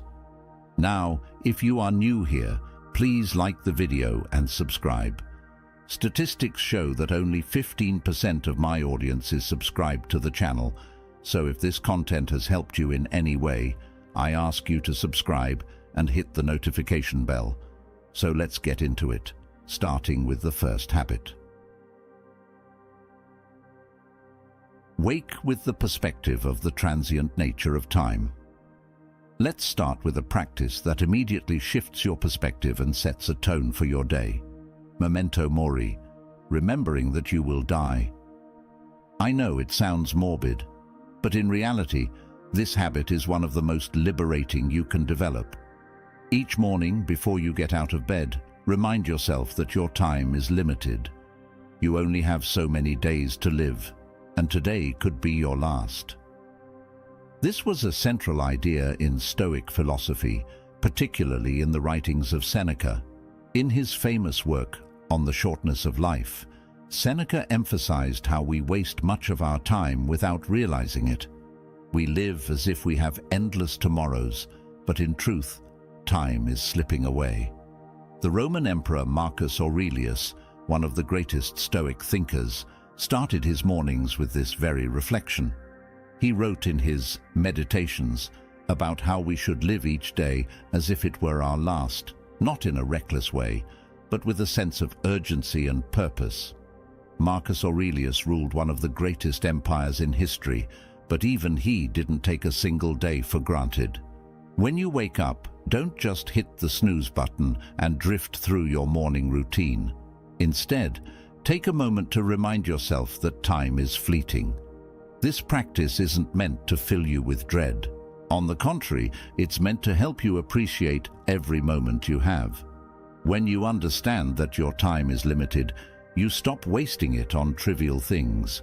You focus on what truly matters. How can you apply this? Start your morning by lying still for a minute or two and reflect on the fact that your time is finite. Ask yourself, if this were my last day, what would I want to accomplish? Use that reflection to prioritize your day. The tasks that don't matter will fall away, and the things that really make a difference will rise to the top of your list. This practice is powerful because it pushes you to take action and live fully in each moment. It's easy to get lost in daily distractions, but memento mori pulls you back to what's important. It builds a sense of urgency and appreciation, which can be the driving force behind everything you do throughout the day. Rehearse for obstacles. Next up is another core Stoic practice, but one that's not as commonly discussed: premeditatio malorum, or the premeditation of evils. This habit is all about mentally preparing yourself for the difficulties that might arise during your day, even before you step out of bed. Picture this: you've just woken up, and before you get caught up in the rush of the day, you take a few moments to visualize the potential obstacles you might face. Maybe you anticipate a difficult meeting at work, a traffic jam, or a disagreement with a colleague. Instead of hoping these things won't happen, Stoicism encourages you to assume they will, and then plan how you'll respond calmly and effectively. Epictetus, one of the key figures in Stoicism, often emphasized that while we can't control external events, we can control how we respond to them. When we expect challenges, we aren't blindsided by them. Instead, we're prepared, and we maintain our composure when things don't go as planned. A great example of this practice comes from the life of Scipio Africanus, the famous Roman general. Although he wasn't a Stoic philosopher, His strategic approach to battle reflects this Stoic mindset. Before going into battle, Scipio would mentally rehearse the challenges he might face on the battlefield, the unexpected movements of the enemy, possible defeats, or the loss of soldiers. By doing this, he was always prepared for the worst and could adapt quickly when things didn't go according to plan. For you, this might mean anticipating an argument with a family member or visualizing a project at work not going smoothly. By imagining these scenarios in the morning and rehearsing your responses, you arm yourself with the mental strength to remain unfazed when things don't go as expected. How do you integrate this habit into your routine? It's simple. After you wake up, take a few minutes to scan your day. Ask yourself, what could go wrong today? But don't stop there. Also ask, how will I handle these situations with stoic calm and reason? By rehearsing these challenges in your mind, you will be better equipped to navigate them with grace and composure when they actually occur. This habit is like mental armor. It doesn't make the problems go away, but it helps you face them head-on without losing your peace of mind. In the chaos of life, premeditatio malorum helps you remain grounded and unshakable. Embrace voluntary discomfort. First thing now, let's dive into a habit that's all about building resilience: voluntary discomfort. The Stoics believed that exposing yourself to small, controlled discomforts made you stronger and more capable of handling bigger challenges down the road. In modern terms, we might call this resilience training. Seneca wrote extensively about the importance of practicing voluntary discomfort. He suggested that we should periodically deprive ourselves of luxuries to remind ourselves that we can live without them. This might mean sleeping on the floor for a night or fasting for a day. When we practice going without, we build mental and physical toughness. We realize that we don't need the things we've become so dependent on. Cato the Younger, one of the most respected Stoic figures, took this idea to heart. Despite his position as a prominent Roman senator, he deliberately wore simple, rough clothing and even walked barefoot through the streets to train himself to be indifferent to physical discomfort and public opinion. Cato's practice wasn't about showing off. It was about preparing his mind and body to endure hardships without complaint. So how can we apply this Stoic principle to our modern lives, especially in the morning? One way is through controlled physical discomfort, like taking a cold shower or exercising on an empty stomach. These small intentional discomforts force you out of your comfort zone and build resilience over time. Take a cold shower, for example. The moment that cold water hits your skin, your body wants to resist. But this is where Stoicism comes in. Instead of reacting with frustration or discomfort, you remain calm and accept it. You train your mind to stay composed in the face of adversity. Another way to practice this in the morning is by delaying breakfast. Try fasting for the first few hours of the day. This isn't just about physical health. It's about training your mind to control your cravings and impulses. By choosing to go without food for a short period, you remind yourself that you are in control of your desires, not the other way around. The beauty of this habit is that it's scalable. You don't need to start with extreme discomfort. You can begin with small steps, like turning the water slightly colder at the end of your shower or pushing your breakfast back by an hour.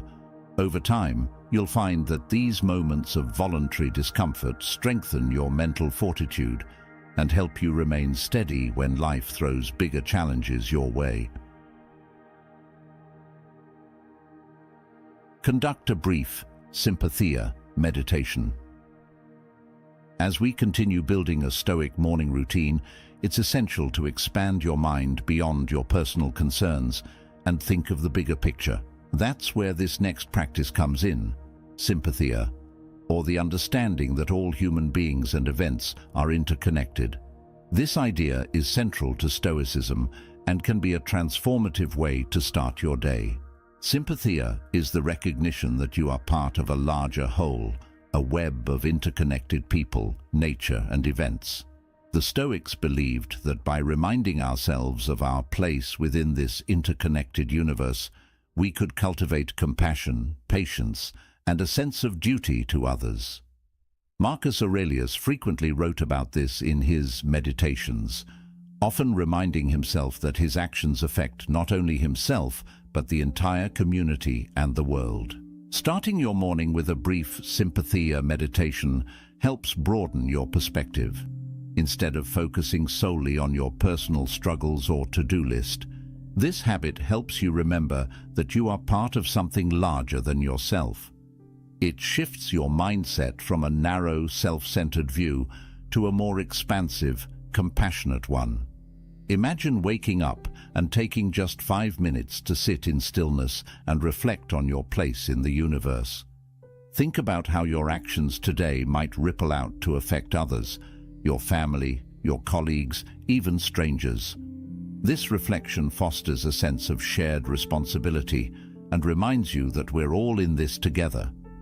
Historical examples of this practice include Marcus Aurelius, who often wrote about the importance of acting in service of the greater good. He saw himself not just as an emperor, but as a citizen of the world, responsible for the welfare of all. His decisions were not made in isolation, but with an understanding of their impact on the broader community. Why is this good for you? A daily sympathia meditation fosters a sense of connection and empathy, helping you navigate your day with more patience and compassion.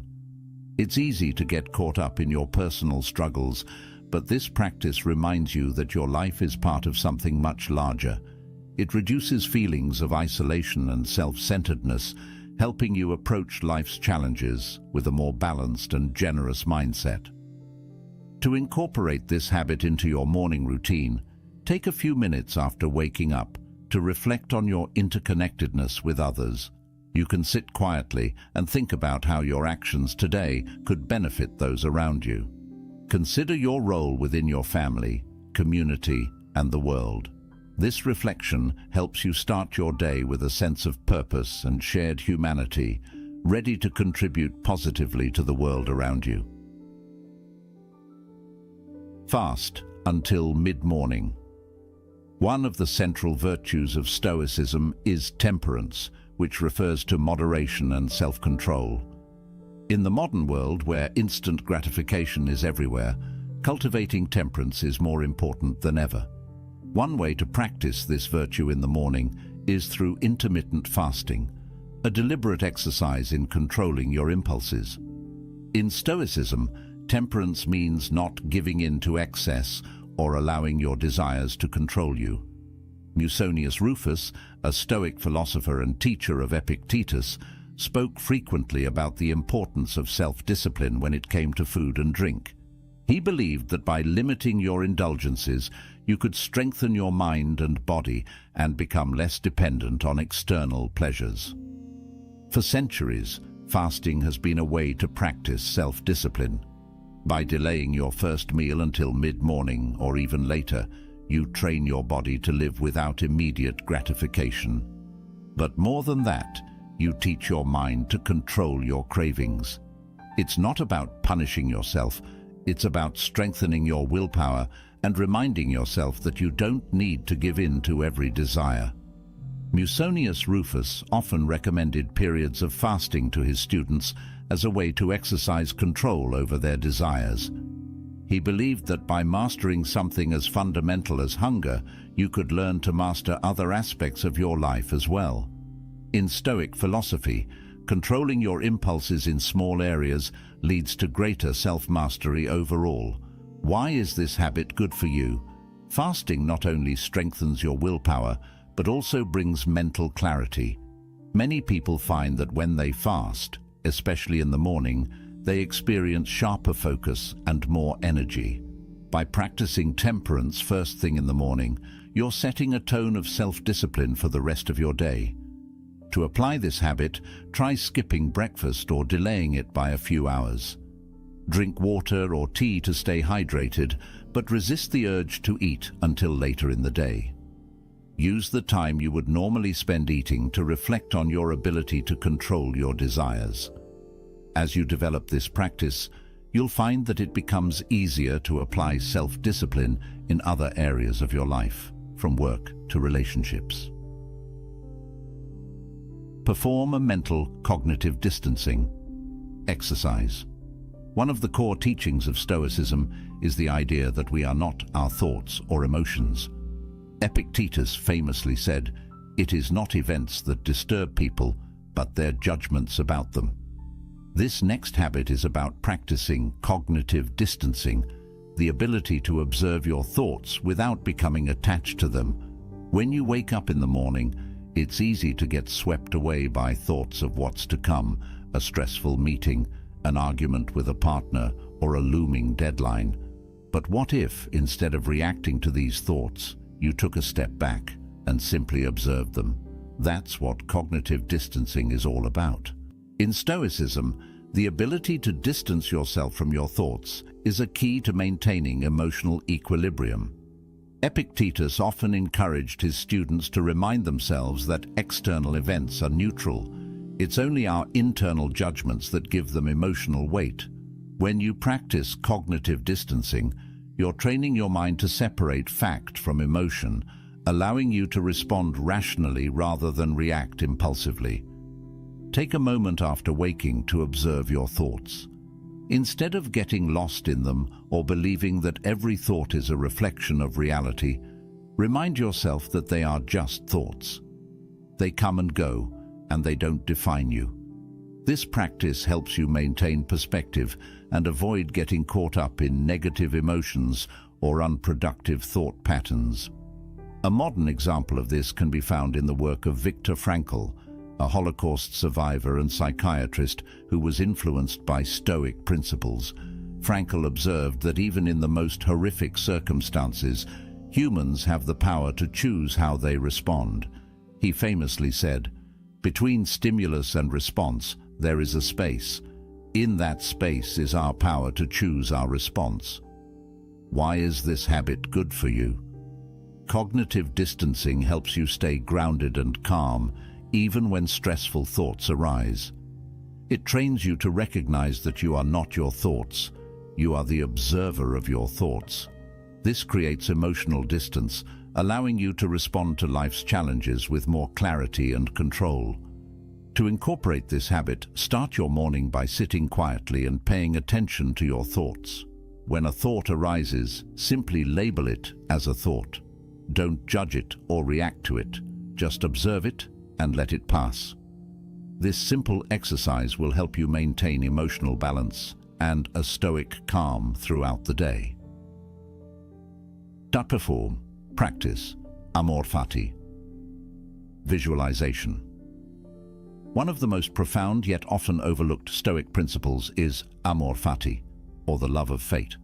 While Stoicism encourages accepting what happens in life, amor fati takes this a step further by teaching that we should not only accept our fate, but love it. This practice can be especially powerful when done in the morning as a way to mentally prepare for the day ahead. Epictetus and Marcus Aurelius both emphasize the importance of accepting whatever happens with grace and equanimity. But amor fati is about embracing your fate, no matter what it holds. Instead of merely tolerating difficulties, this principle encourages you to actively welcome them as necessary parts of your life's journey. When you love your fate, you see every experience, good or bad, as an opportunity for growth.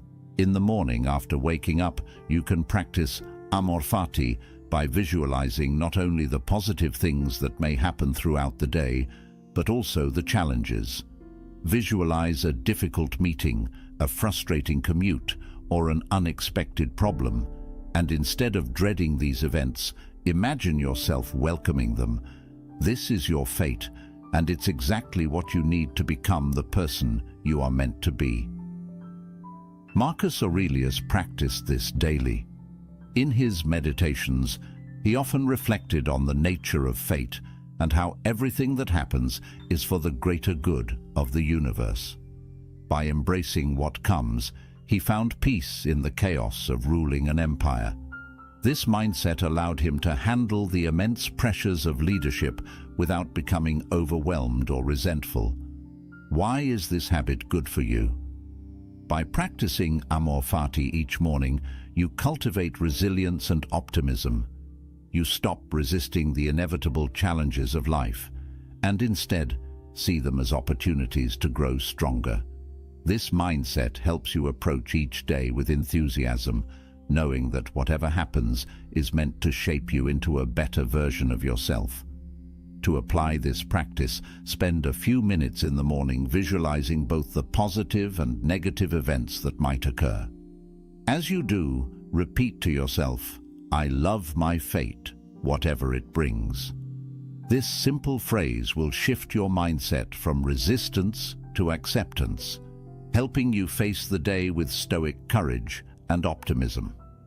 You have now reached the halfway mark of the video. I congratulate you for trying to become a better version of yourself, and I also humbly ask you to leave a comment, as it helps my channel immensely. If you do not know what to comment, just write "better" every day, so I know you reached this far, and don't forget to subscribe for more content like this. Also, I've linked some books on Stoicism that helped me become the man I am today, and will also help you achieve a Stoic mindset.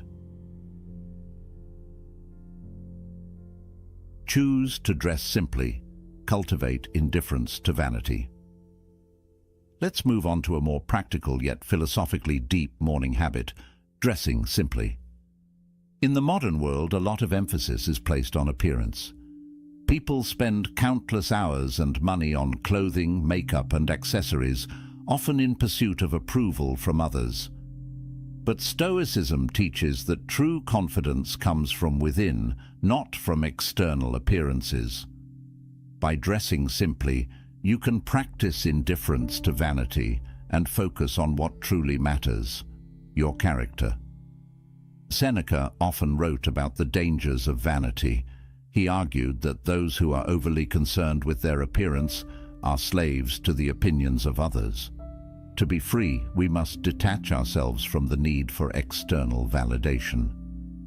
One way to do this is by choosing simple, functional clothing that serves its purpose without drawing unnecessary attention.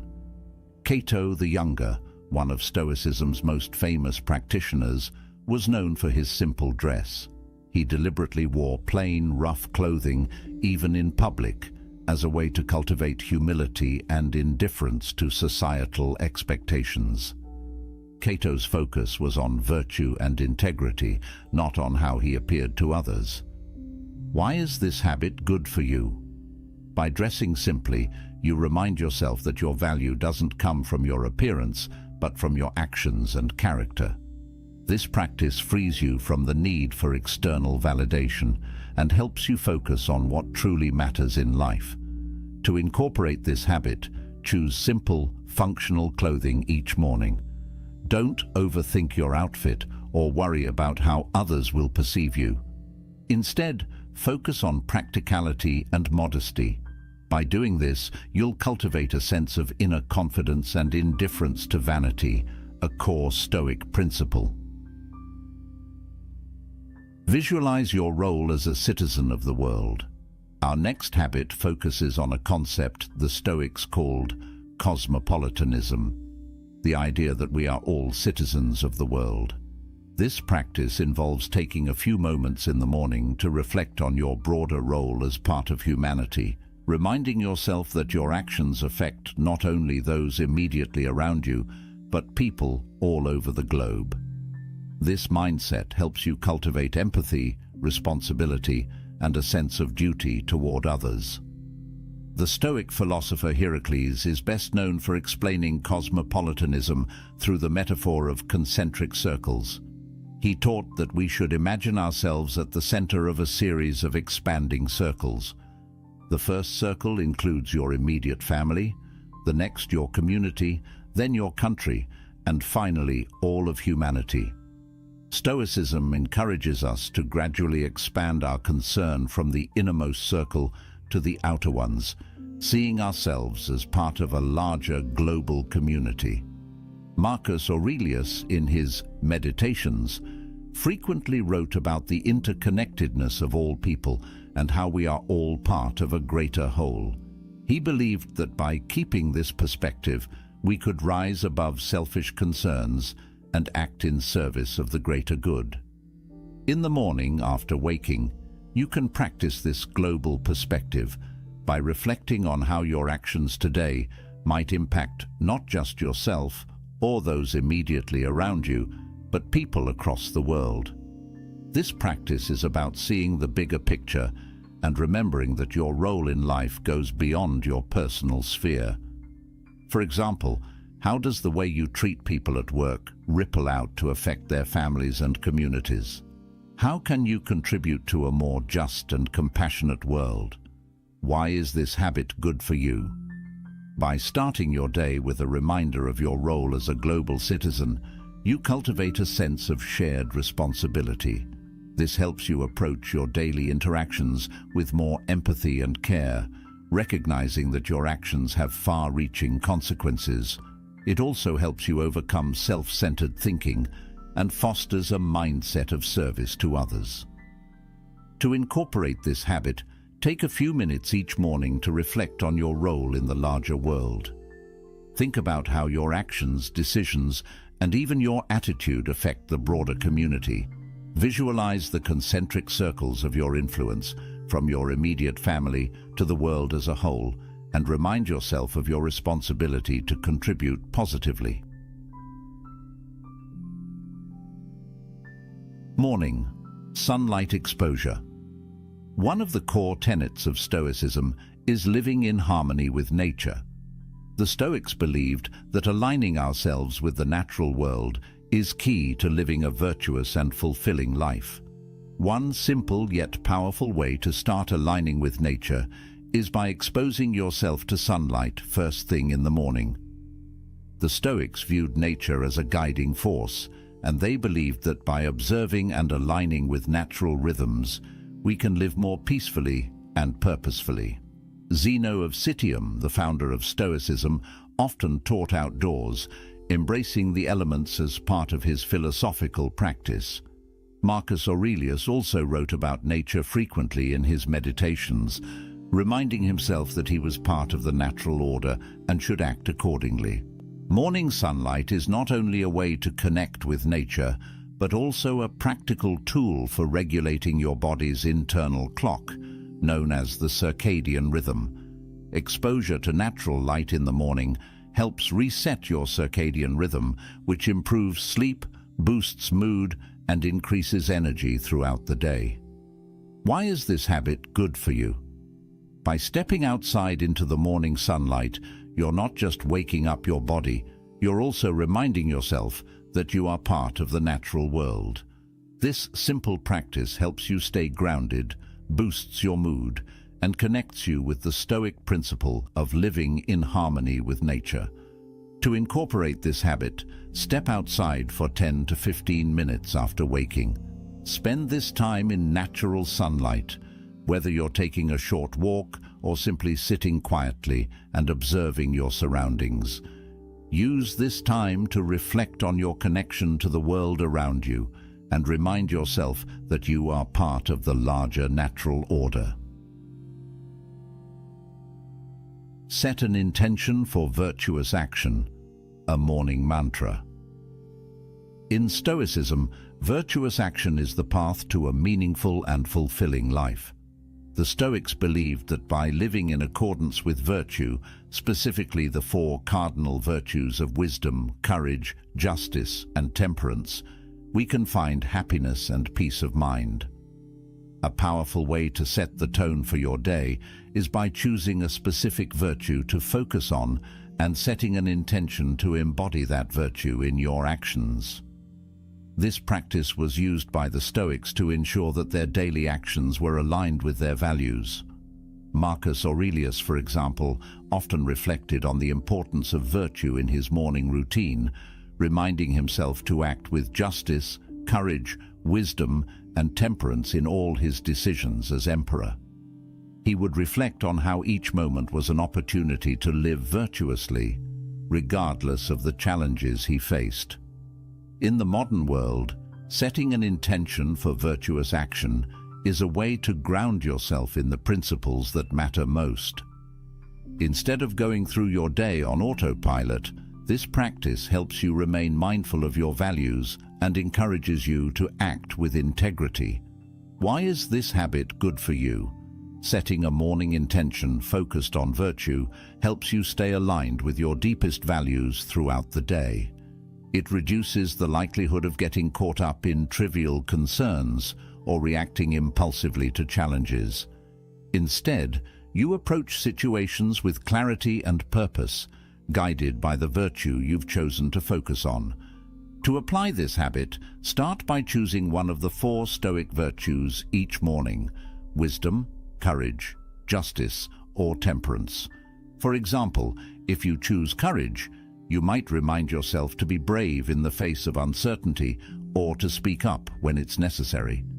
If you choose temperance, you might focus on practicing self-control in your decisions.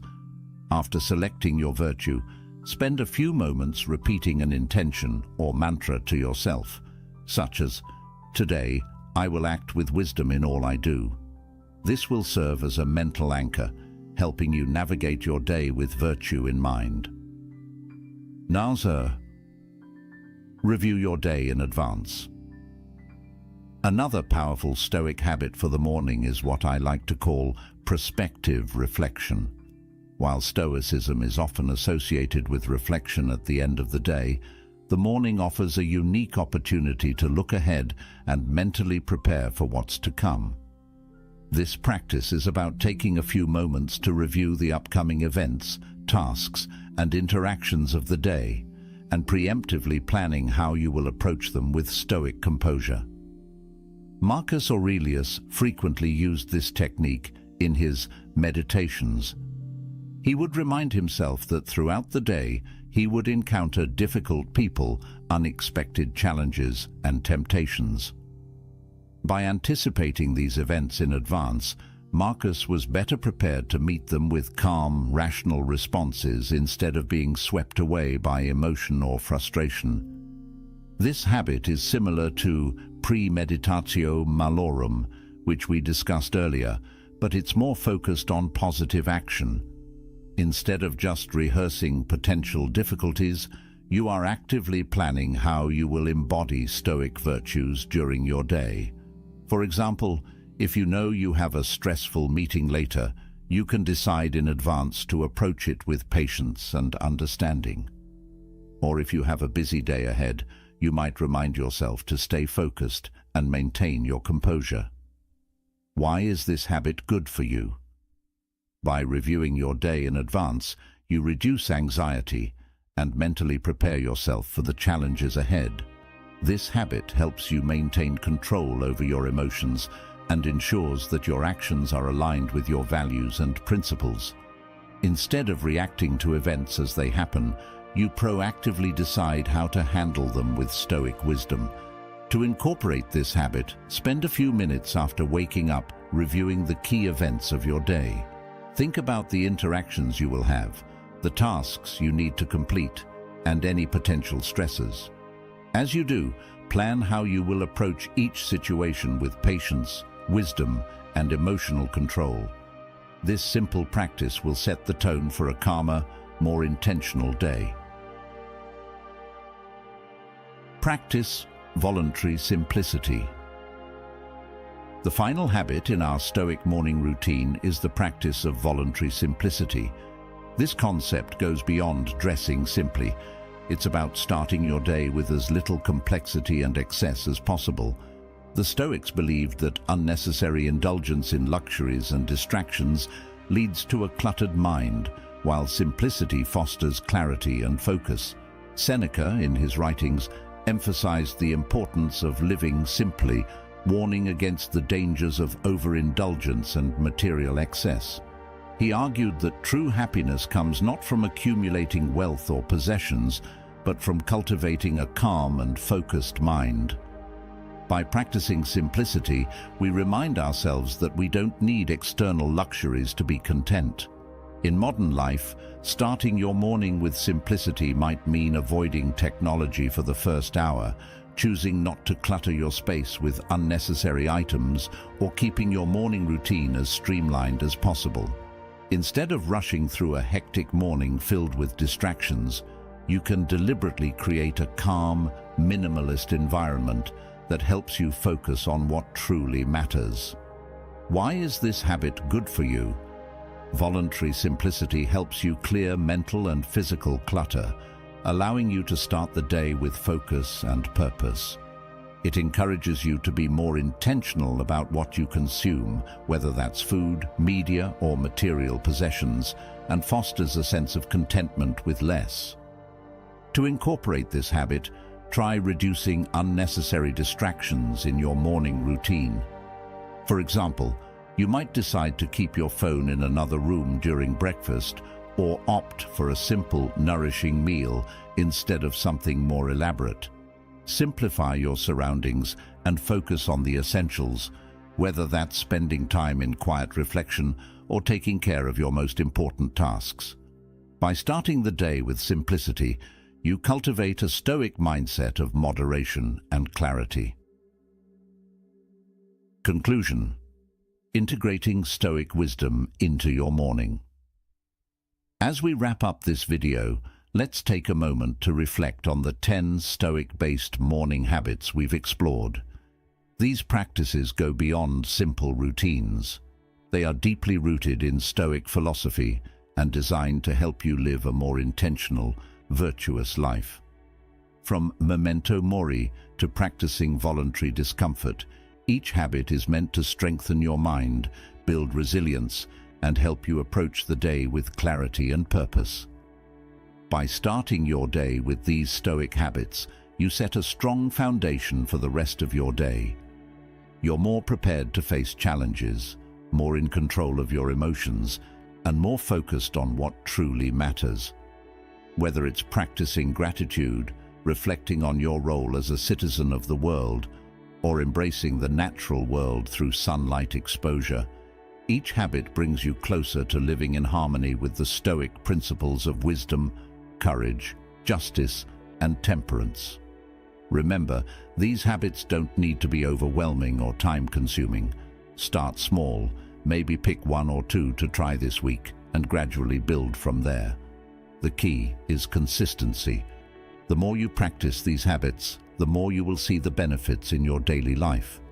Stoicism is about living with virtue and purpose, and there's no better time to start than in the morning. By integrating these practices into your routine, you're not just improving your mornings, you're cultivating a Stoic mindset that will carry you through every challenge and triumph the day brings. Thank you for joining me on this journey through Stoic morning habits. I hope these ideas inspire you to create a more mindful, intentional morning routine. Stay resilient and remember, you have everything within you to live with virtue and strength.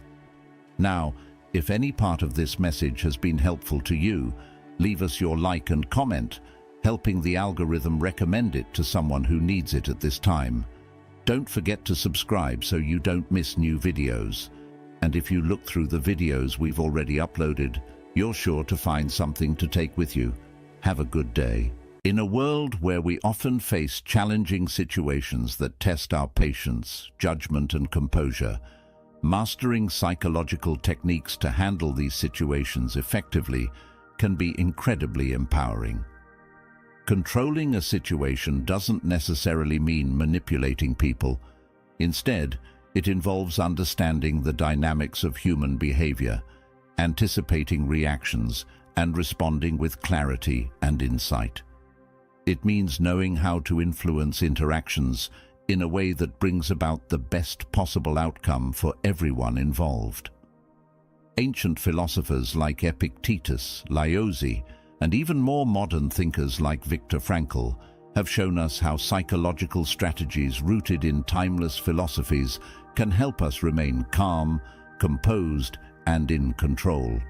The techniques we'll be exploring today derive from these philosophies, integrating methods to help you build emotional resilience, cultivate awareness, and develop the ability to control various situations with grace and wisdom.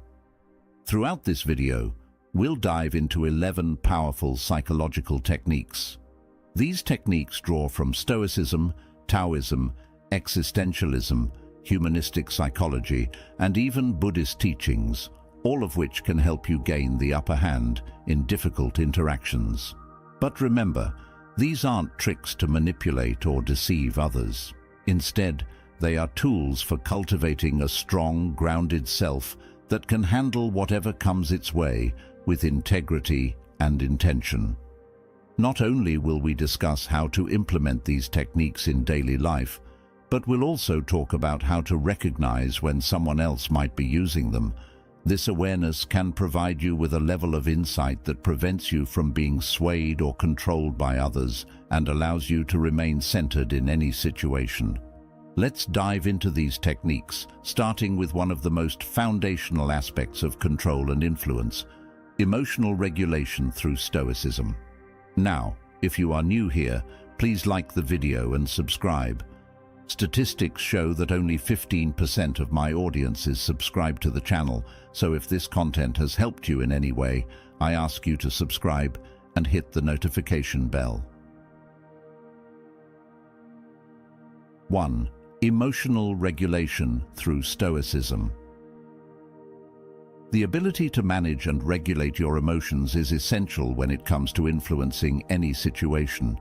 Emotions often act as internal guides, showing us what matters, but they can also cloud our judgment, especially when we're under pressure. The Stoics understood this all too well. Epictetus, one of the great Stoic philosophers, taught that people are not disturbed by things, but by the views they take of them. What does this mean? Essentially, it's not the situations themselves that provoke emotional reactions, but rather our interpretations of those situations.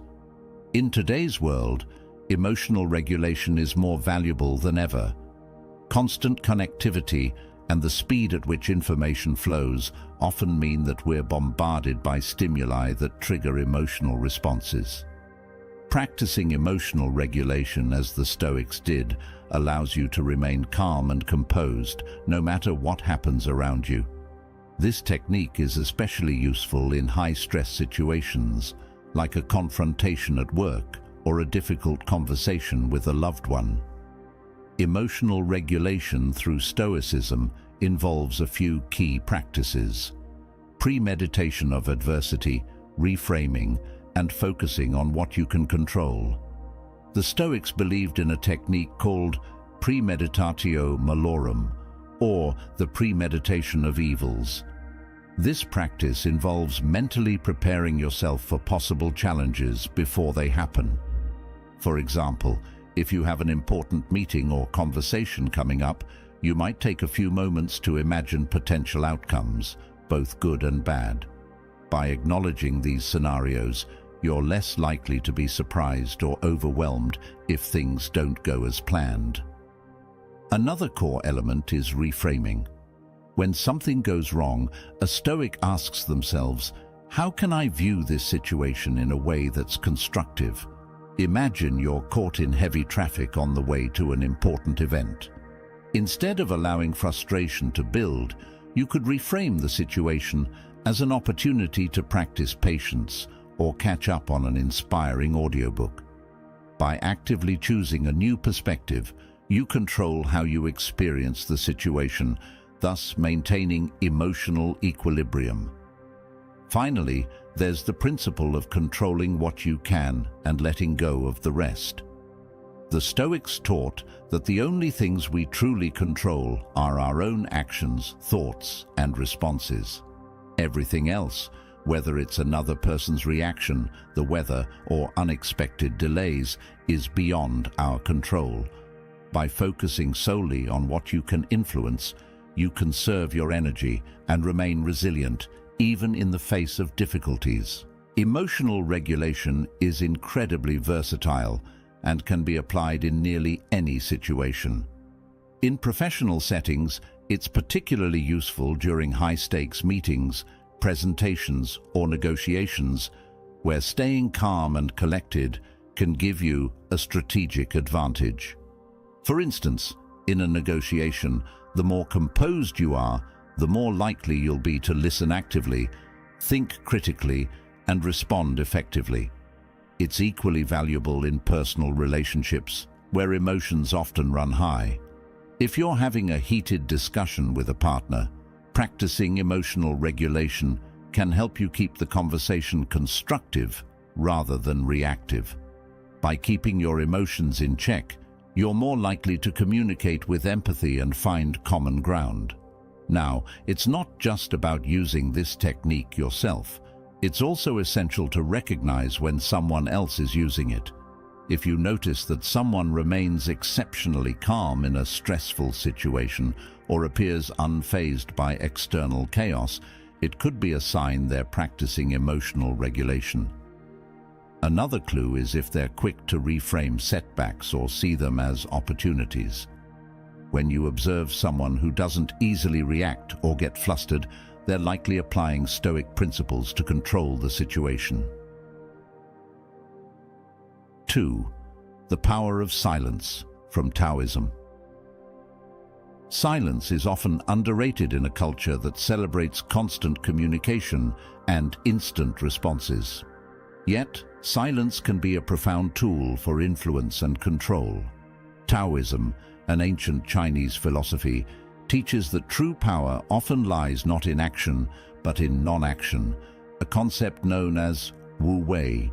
Taoist sages like Laozi emphasize that silence has the potential to create space, inviting others to reveal more than they might otherwise. By practicing silence, you allow conversations to develop organically, giving you the opportunity to observe and assess. When you refrain from speaking, you invite the other person to fill the void, often leading them to disclose information they might not have shared otherwise. This technique can also disarm people, as many individuals are uncomfortable with silence and feel compelled to talk, revealing thoughts or emotions they would typically keep guarded. The power of silence works through psychological discomfort and the natural human tendency to fill gaps in conversation. Imagine you're in a job interview, and after the interviewer has asked a question, you respond concisely and then remain silent. Instead of nervously adding more to your answer, you hold eye contact and stay composed. The silence might prompt the interviewer to reveal additional information about the role, the team dynamics, or even share their thoughts on your suitability for the position. In other words, silence grants you the advantage of patience. While others scramble to fill the empty space, you remain composed and attentive, gathering insights that can inform your next move. Another aspect of silence is that it signals confidence. When you're comfortable with silence, you show that you don't need to prove yourself through words alone. This can be incredibly powerful in establishing authority and respect.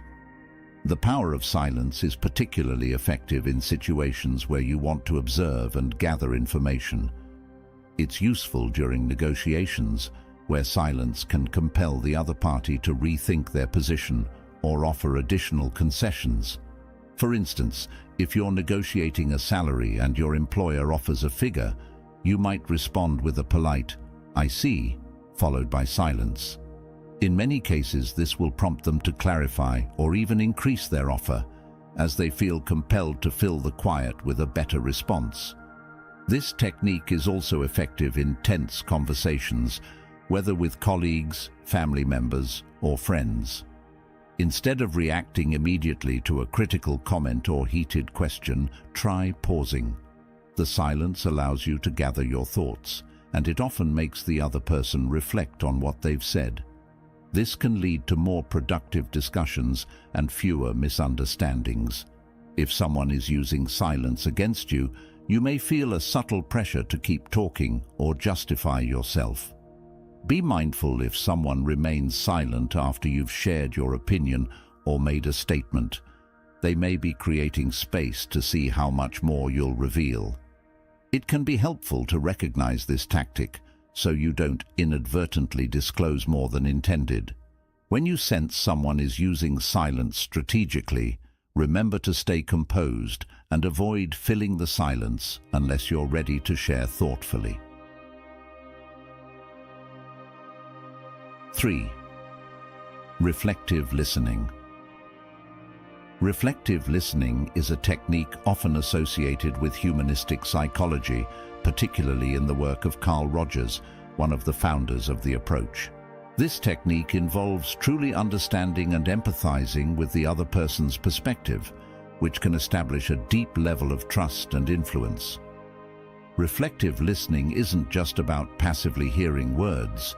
It's about actively engaging, processing, and feeding back what you've understood. When someone feels deeply understood, they are more likely to open up, consider your point of view, and even be influenced by your suggestions.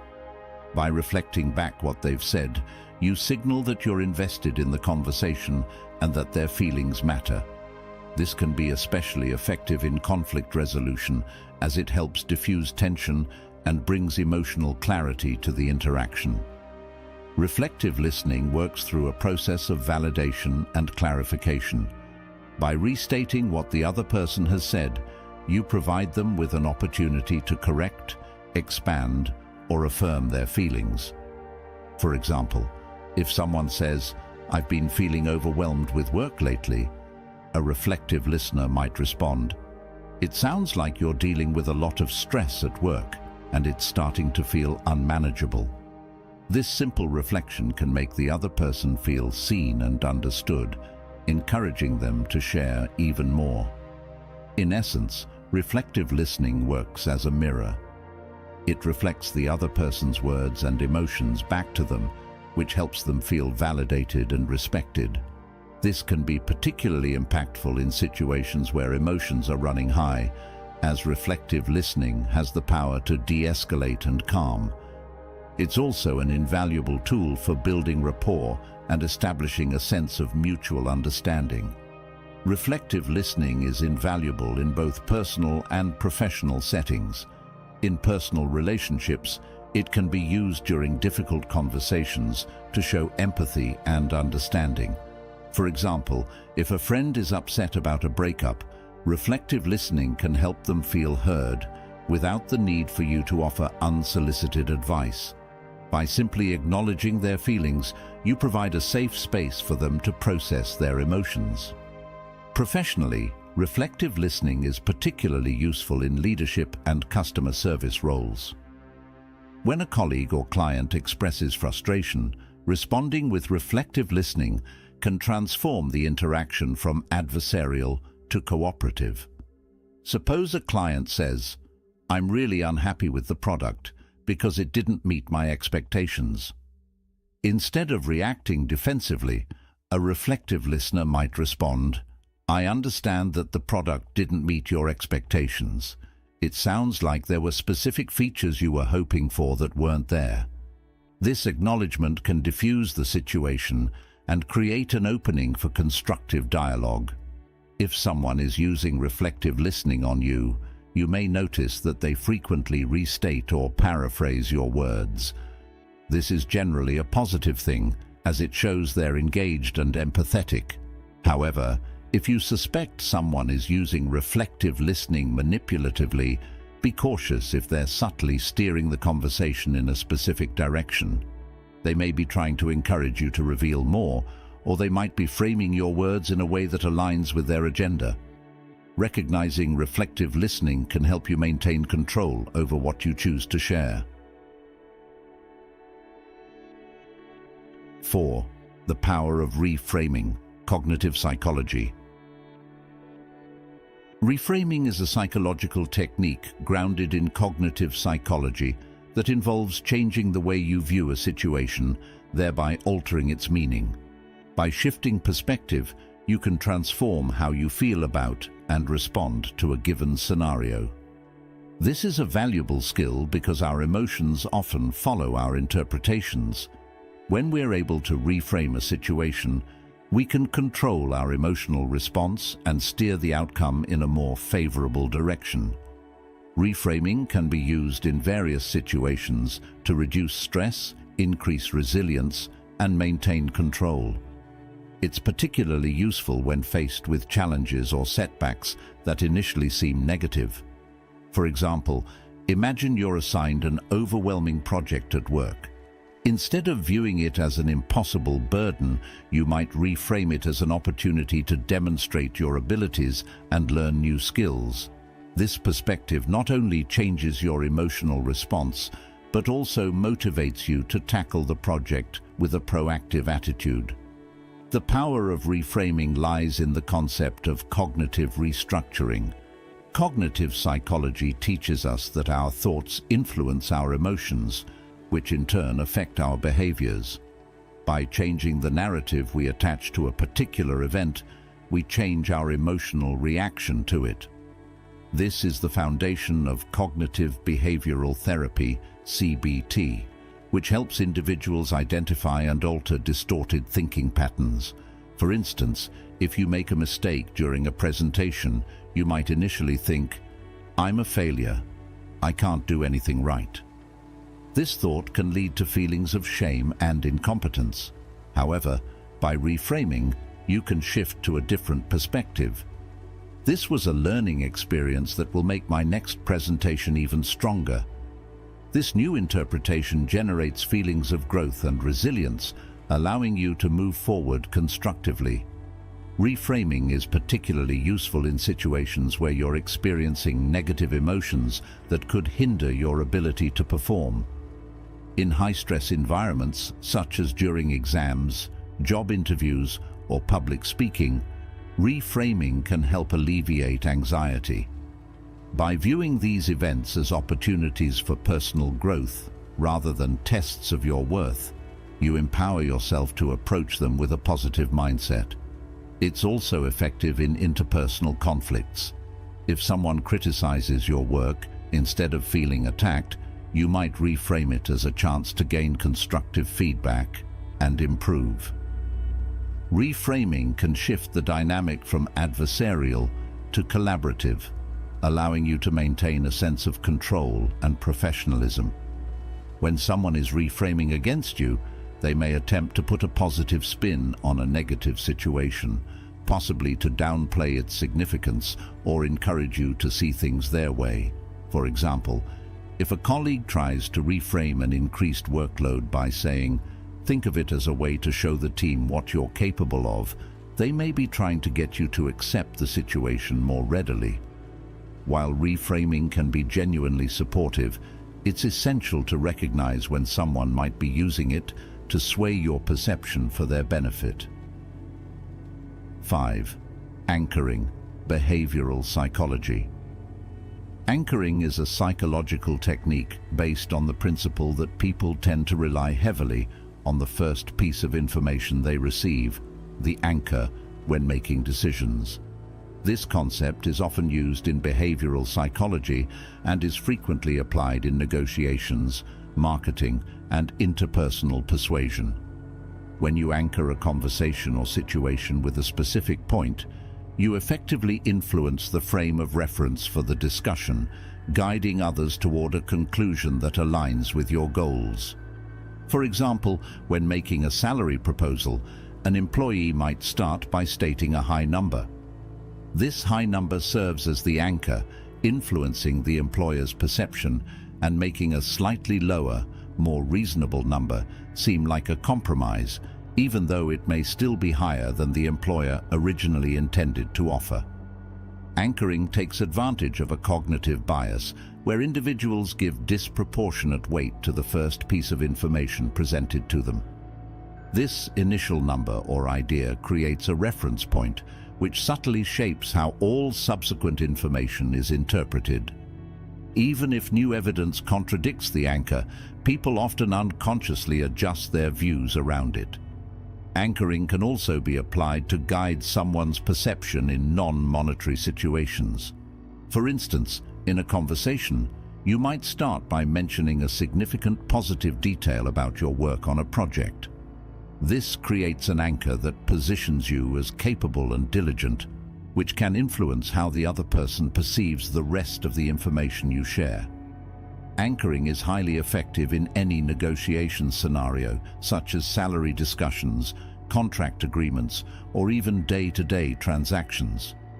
If you're negotiating the price of a car, you might begin by referencing a high-end model with specific features. This sets a high anchor, making the car you're actually interested in appear more affordable by comparison. Anchoring helps set the tone and makes your desired outcome seem more reasonable. It can also be useful in team meetings or collaborative projects. By anchoring the discussion around a specific goal or expectation, you guide the team's focus, ensuring everyone's ideas and contributions align with the intended outcome. This approach keeps the conversation productive and centered on shared objectives. If you notice someone leading a conversation with an unusually high or low number, they're likely setting an anchor. In these situations, take a step back and consider whether that initial figure is realistic or whether it might be skewing your perception. If a colleague begins a project discussion by mentioning an exceedingly high budget, they could be anchoring the conversation to make their preferred, slightly lower budget seem more reasonable. Being aware of anchors can help you question the validity of the information presented and form your own objective conclusions. You have now reached the halfway mark of the video. I congratulate you for trying to become a better version of yourself, and I also humbly ask you to leave a comment, as it helps my channel immensely. If you do not know what to comment, just write "better every day" so I know you reached this far. And don't forget to subscribe for more content like this. Also, I've linked some books on Stoicism that helped me become the man I am today, and will also help you achieve a Stoic mindset. 6. The disarming technique, nonviolent communication. The disarming technique, derived from nonviolent communication, NVC, is about finding a kernel of truth in the other person's perspective, even if you disagree with them. By validating their feelings or perspective, you diffuse tension, foster empathy, and create a collaborative atmosphere. This technique is particularly effective when you're faced with criticism or when you need to de-escalate a confrontation. For example, if someone accuses you of not listening, instead of getting defensive, you might respond by saying, "I can see how it felt that way, and I'm sorry. I want to understand your concerns better." This response acknowledges their feelings and opens the door to a constructive conversation rather than a heated argument.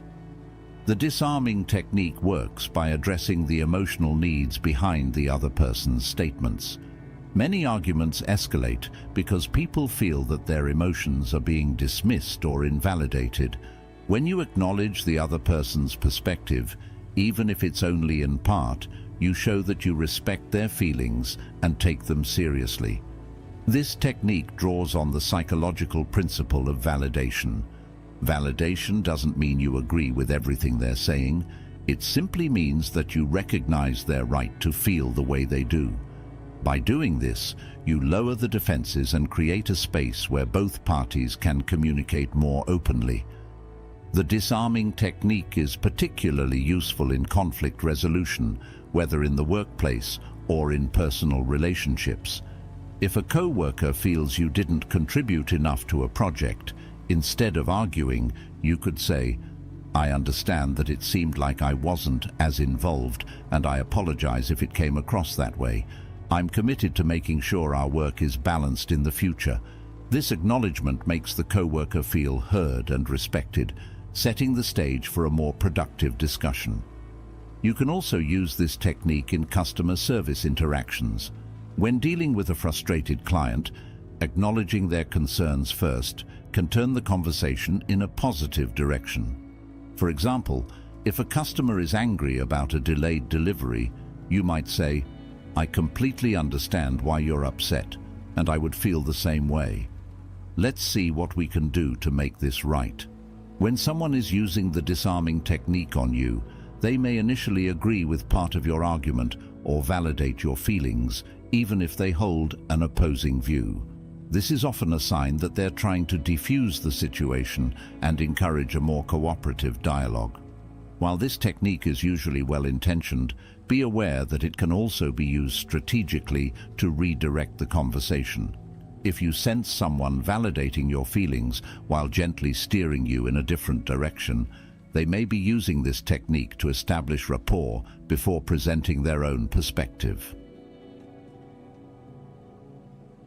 7. Mirroring, rapport-building technique. Mirroring is a subtle but powerful rapport-building technique that involves mimicking the other person's body language, tone of voice, or verbal style. This technique, rooted in the psychological concept of rapport, is often used unconsciously in social interactions. However, when done intentionally, mirroring can create a sense of connection and trust, making the other person feel more comfortable and receptive to your ideas. For instance, if the person you're speaking to crosses their arms, you might casually do the same a few moments later. This subtle mimicry can make them feel that you're on the same wavelength. In conversations, mirroring can be as simple as repeating back key phrases they use or adjusting your tone to match theirs. Mirroring works on a subconscious level, tapping into a concept known as the chameleon effect. People naturally like those who are similar to them, and mirroring creates a sense of similarity. When you match someone's body language or speaking style, you signal to them that you're attuned to their state of mind. This can create a sense of rapport and foster trust, as people often interpret these subtle cues as signs of empathy and understanding. Mirroring also activates mirror neurons in the brain, which are associated with empathy. When someone sees you reflecting their behavior, they may feel a stronger emotional connection to you, as their brain interprets this as a shared experience. Mirroring is particularly effective in situations where building rapport is essential, such as job interviews, sales meetings, or first dates. In a job interview, subtly mirroring the interviewer's posture or tone can create a sense of familiarity and ease, making you appear more likable. In sales, mirroring the client's speaking style can make them feel more understood, increasing the likelihood of a successful transaction. In personal relationships, mirroring can enhance connection and intimacy. When engaging in a serious conversation with a friend or partner, mirroring their tone and gestures can convey that you're fully engaged and emotionally aligned with them. If you notice someone adopting similar body language, tone, or phrasing as you, they may be consciously or unconsciously mirroring you. While mirroring is generally a sign of rapport, it can also be used strategically to influence you. If someone is mirroring you too closely or seems to be copying your actions in an unnatural way, they may be attempting to build rapport quickly to gain your trust. Recognizing mirroring can help you remain aware of how it influences your perception of the other person. 8. Tactical empathy, emotional intelligence. Tactical empathy is a technique that involves actively understanding and acknowledging another person's feelings and perspectives, not to agree, but to gain insight into their motivations. This technique, often used in negotiation and conflict resolution, is a core component of emotional intelligence. Tactical empathy goes beyond simply listening. It's about putting yourself in the other person's shoes and considering their emotional state to guide the conversation more effectively. For example, in a negotiation, you might say, "I understand that budget constraints are a big concern for you right now." This statement shows the other party that you're aware of their position, creating a foundation for a more cooperative dialogue. Tactical empathy works by validating the other person's emotions, which helps them feel understood and respected. When people feel acknowledged, they're often more open to discussion and compromise. This technique is grounded in the psychology of emotional validation, where recognizing someone's feelings reduces their need to defend their position and opens the door to influence. This approach draws on the principles of emotional intelligence, particularly empathy and social awareness. By demonstrating that you understand the other person's perspective, you encourage them to be more receptive to your ideas. Tactical empathy also fosters trust, as it shows you're genuinely interested in their viewpoint, not just focused on your own agenda. Tactical empathy is valuable in negotiation, mediation, and conflict resolution. If you're negotiating a deal, acknowledging the other party's concerns can lead to a more productive outcome. For example, if a client expresses frustration about a project timeline, you might respond by saying, "I understand that timing is crucial for you. Let's discuss how we can align the schedule with your needs." This empathy creates a sense of partnership, allowing both parties to work toward a mutually beneficial solution. This technique is also useful in personal relationships. If a friend is upset about a decision you made, showing tactical empathy can help you diffuse the situation by saying, "I see that this decision has affected you, and I want to understand your perspective." You demonstrate that you value their feelings and are open to constructive dialogue. When someone uses tactical empathy on you, they'll likely make statements that acknowledge and validate your feelings, even if they don't necessarily agree with your perspective. This can be positive, as it often leads to more meaningful conversations. However, if someone is repeatedly validating your emotions in a way that feels insincere, they may be using tactical empathy to gain your trust or to steer the conversation. Recognizing tactical empathy can help you gauge the other person's intentions and decide whether to open up fully or remain cautious. 9. Silence and pausing. Stoicism. Silence and strategic pausing is a tactic rooted in Stoic philosophy. Stoicism teaches us that silence is a tool for control. When you pause before responding, you give yourself a chance to consider your words carefully, ensuring they align with your goals. Pausing not only creates a sense of authority and calm, but it also allows you to remain composed, preventing emotions from dictating your response. In moments of conflict or intense discussions, silence can serve as a power move, signaling that you are unfazed and thoughtful.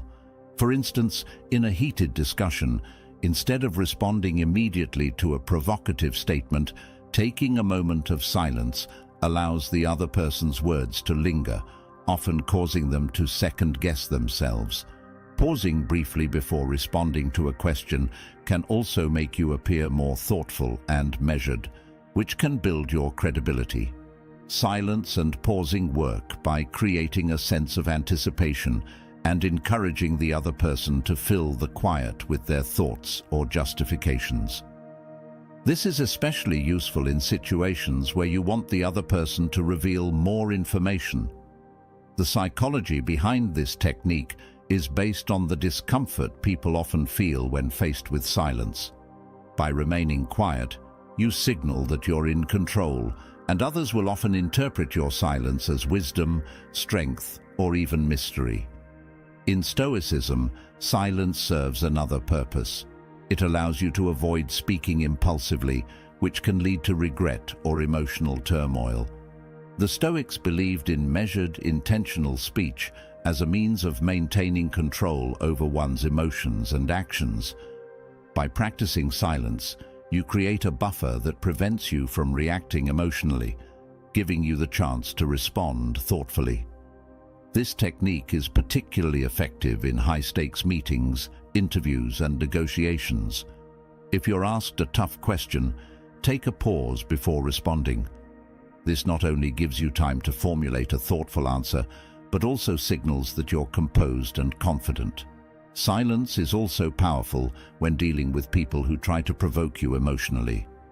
By refusing to react immediately, you avoid being drawn into their emotional agenda and maintain control over the interaction.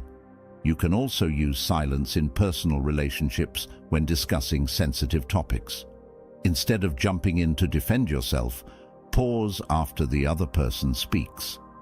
This shows that you're listening and allows you to consider your response carefully. Silence can help diffuse tension and create a calmer, more respectful dialogue. When someone uses silence against you, they might remain quiet after you've spoken, compelling you to fill the silence. If you find yourself talking more than usual to break the quiet, they may be using this technique to gather more information or observe your reactions. Recognizing this can help you maintain control by staying comfortable with the silence and not feeling pressured to continue talking. Do so. 10. The contrast principle. Persuasion psychology. The contrast principle is a persuasion technique grounded in the psychological principle that people tend to make decisions based on relative comparisons rather than absolute values. This technique is often used in sales and negotiations, where the presentation of contrasting options can influence people's choices. By presenting two or more options, one of which is less desirable, you make the option you actually prefer seem more attractive by comparison. For instance, if you're negotiating a salary, you might start by mentioning a high-end offer from another company. By comparison, your current offer may then seem more reasonable, even if it's higher than initially expected. Similarly, if you're trying to persuade someone to make a decision, presenting a less favorable alternative first can make your preferred choice seem much more appealing. The contrast principle leverages the psychology of decision-making by presenting options in a specific sequence. When faced with a less favorable option first, people are more likely to view the following option as better by contrast, even if they would have considered it mediocre in isolation. This technique is based on perceptual bias, where people's evaluations are influenced by comparisons with surrounding stimuli. In negotiations, the contrast principle works by creating a reference point, or anchor, that makes the next option seem preferable. For example, if you're selling a service, you might present a high-priced package first. Once the customer sees the cost of the premium option, the more reasonably priced option will appear more affordable, increasing the likelihood of a sale. The contrast principle is highly effective in sales, negotiations, and any situation where you need to persuade someone to make a choice. In a business setting, if you're proposing a project budget, you might initially present a higher cost option with more features. Afterward, when you show a more affordable option with fewer features, it seems like a compromise, increasing the chances that your preferred budget will be approved. This technique is also useful in personal scenarios. If you're planning a vacation with friends, you might first suggest an expensive destination before presenting a more affordable but equally enjoyable option. By comparison, the second choice seems like a better value, making it more likely that your friends will agree to it. When someone presents you with an option that seems outrageously high or low before offering a more moderate alternative, they may be using the contrast principle to make the second choice appear more favorable. By being aware of this, you can evaluate each option objectively and avoid being swayed by comparisons. Take a moment to assess whether the second option is truly reasonable or simply appears so because of the contrast. Befertendas. 11. The illusion of choice. Influence psychology. The illusion of choice is a psychological tactic that involves giving people the perception of freedom by presenting them with multiple options, all of which lead to the same outcome. This technique is commonly used in sales, negotiations, and management, where it's essential to guide someone toward a particular decision without making them feel coerced. By offering a range of choices, you allow people to feel in control, even though all options align with your desired outcome. For example, if you're a manager assigning a task, You might say, "Would you prefer to start on the report today or tomorrow?" While the employee feels they have a choice, both options achieve your objective of having the report completed on time.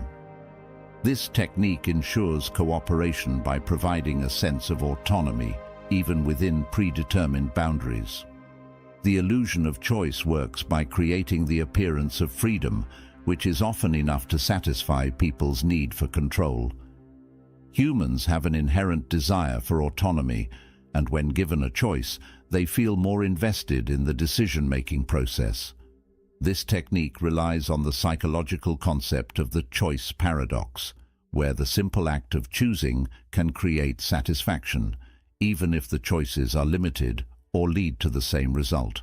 By framing a situation with two or more options, you allow the other person to make a decision within parameters that serve your interests.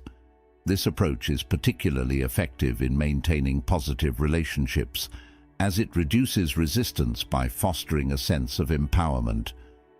The illusion of choice is useful in situations where you want to guide someone's decision subtly. In a customer service role, you might ask, "Would you like to renew for 6 months or a full year?" This approach makes it more likely that the customer will choose one of the options, even if they initially had doubts about renewing at all. This technique also works well in parenting and teaching. For example, if you want a child to finish their homework, you might say, "Do you want to do your math homework first or your reading homework?" By providing options, you avoid outright resistance and increase the likelihood that the child will comply with one of the choices. If you notice that someone is offering you a series of choices, but each one leads to the same end, they may be using the illusion of choice. Take a moment to consider whether there are other options that haven't been presented. If you feel boxed in, try to expand the conversation by suggesting an alternative that aligns with your preferences, or ask whether there's flexibility beyond the given choices. Incorporating these 11 psychological techniques, grounded in both philosophy and behavioral science, into your interactions empowers you to influence situations with subtlety and confidence.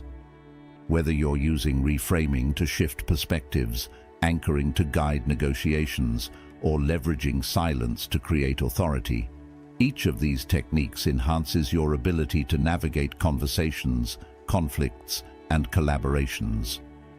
Understanding these techniques also enables you to recognize when others may be using them to influence you.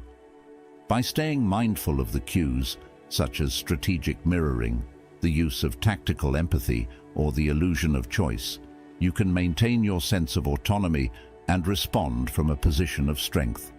These psychology-based techniques are more than just strategies.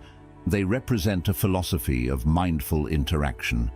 When used with integrity and awareness, they enable you to build deeper connections, foster respect, and achieve outcomes that benefit all parties involved.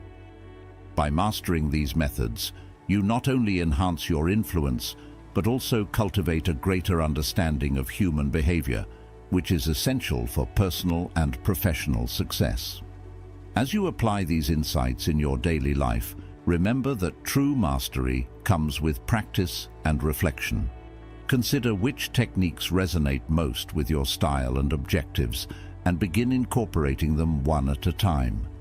Over time, you'll find that these skills become second nature, allowing you to navigate complex situations with poise, purpose, and a profound understanding of the art of influence. Thank you for joining this exploration of psychology and philosophy in action. Be sure to reflect on these techniques and notice how they shape your interactions. And remember, the most powerful influence is often the one that feels most natural. So use these tools not just to control situations, but to foster meaningful, respectful relationships wherever you go. Now, if any part of this message has been helpful to you, leave us your like and comment, helping the algorithm recommend it to someone who needs it at this time. Don't forget to subscribe so you don't miss new videos. As we move through life, the pursuit of happiness and fulfillment remains a constant. But the way we approach this pursuit evolves as we grow older. What worked in our youth may no longer serve us, and as we age, certain habits and mindsets need to be left behind to truly thrive. While society often encourages us to chase material success, external validation and perfection, ancient Stoic philosophy teaches that true happiness comes from within. From mastering our thoughts, focusing on what we can control, and living according to our values. Stoicism, a philosophy born in the ancient streets of Athens, has long been associated with resilience, self-discipline, and wisdom. Stoic thinkers like Marcus Aurelius, Epictetus, and Seneca offer timeless insights on how to live a meaningful life, no matter our age. Their wisdom is not about enduring life passively, but about engaging with it in a purposeful, virtuous way. As we grow older, these principles become even more relevant, providing a guide for what we should stop doing in order to live a happier, more fulfilling life. In this guide, we'll explore 11 things you should stop doing as you get older, with practical insights and Stoic teachings to help you navigate the journey. Whether you're in your 30s, 50s, or beyond, letting go of these habits can help you live with greater clarity, peace, and joy. Now, if you are new here, please like the video and subscribe. Statistics show that only 15% of my audience is subscribed to the channel, so if this content has helped you in any way, I ask you to subscribe and hit the notification bell. Nut 1. Stop chasing external validation. When we're younger, the need for approval from others often drives much of what we do. We seek validation through social media likes, career achievements, or the admiration of peers. But as we age, it becomes clear that true contentment doesn't come from external sources. It comes from within. The Stoics understood this deeply. Epictetus once said, "It's not what happens to you, but how you react to it that matters." In youth, it's easy to fall into the trap of trying to impress others, whether through career success, physical appearance, or social standing. But Stoicism teaches that chasing external validation is a futile endeavor. Life is unpredictable, and the opinions of others are beyond our control. What we can control, however, are our own actions, our own thoughts, and the values by which we live. Imagine the endless stress of trying to keep up with others' expectations, constantly adjusting your behavior to please those around you. As you age, it becomes clear that this is an exhausting way to live. The more we rely on external validation, the more power we give away. Instead of finding fulfillment within, we place our happiness in the hands of others, a dangerous and unstable foundation. When we're younger, we often measure success by how others perceive us. Our grades in school, our job titles, our status in social circles. But as we grow older, wisdom teaches us that these things are fleeting and superficial. What matters most is the approval we give ourselves, the quiet confidence that comes from knowing we are living according to our own principles. Instead of chasing validation from others, focus on self-approval. Define your own values and live by them. As Epictetus said, if you want to improve, be content to be thought foolish and stupid. It's liberating to let go of the need for others' approval and live authentically. Nut 2. Stop dwelling on past mistakes. The mistakes of the past can often weigh heavily on us as we get older. Whether it's a bad decision, a missed opportunity, or a relationship that ended poorly, the past can feel like a shadow that's hard to shake. But as we age, one of the greatest lessons we can learn is how to let go of these burdens. Stoicism teaches us that dwelling on the past serves no purpose. Seneca wisely said, "The greatest obstacle to living is expectancy, which hangs upon tomorrow and loses today. But this applies equally to the past. By fixating on past mistakes, we rob ourselves of the present moment, the only time we truly have. In youth, many of us fall into the trap of over-analyzing our mistakes, using them as a way to explain our current unhappiness or setbacks. As we grow older, however, we come to realize that the past is unchangeable. What we can change is how we respond to it. Instead of allowing past regrets to define our future, we must accept them as part of our journey and use them as stepping stones toward growth.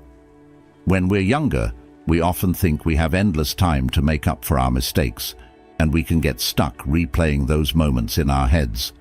But as we age, we recognize the value of moving forward, knowing that the future is still full of opportunity if we focus on the present rather than what's already done. The Stoics remind us that the only thing within our control is our mindset and how we handle the present moment. Marcus Aurelius, in his personal reflections, often reminded himself not to waste time lamenting the past. You could leave life right now. Let that determine what you do and say and think. This doesn't mean we ignore the lessons of our past. It means we stop letting those lessons prevent us from fully living today. If there's one thing to remember as you get older, it's that the past is only as heavy as you let it be. By releasing the weight of past mistakes, you free yourself to embrace the present and shape the future with a clearer, lighter heart. 3. Stop worrying about things you can't control. As we age, one of the most valuable lessons we can learn is how to distinguish between what we can control and what we cannot. This is a core tenet of Stoic philosophy, often referred to as the dichotomy of control. The Stoics teach us that true happiness lies in focusing on what is within our control, our thoughts, actions, and attitudes, and letting go of everything else.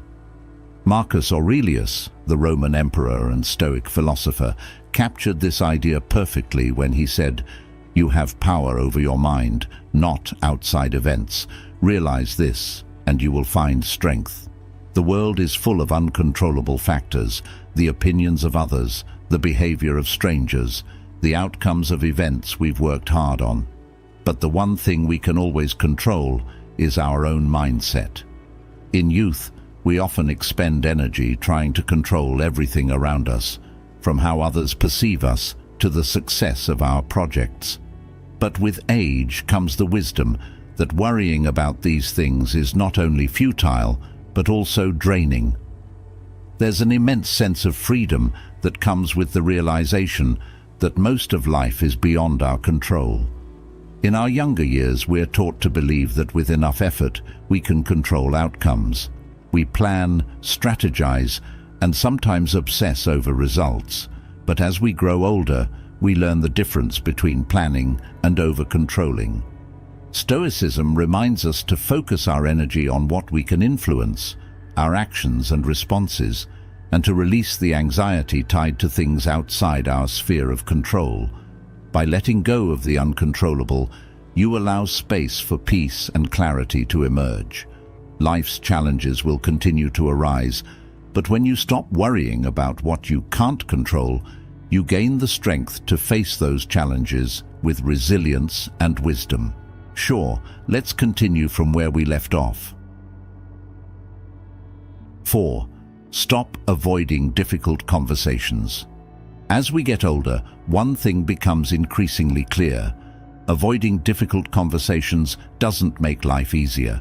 It makes it more complicated.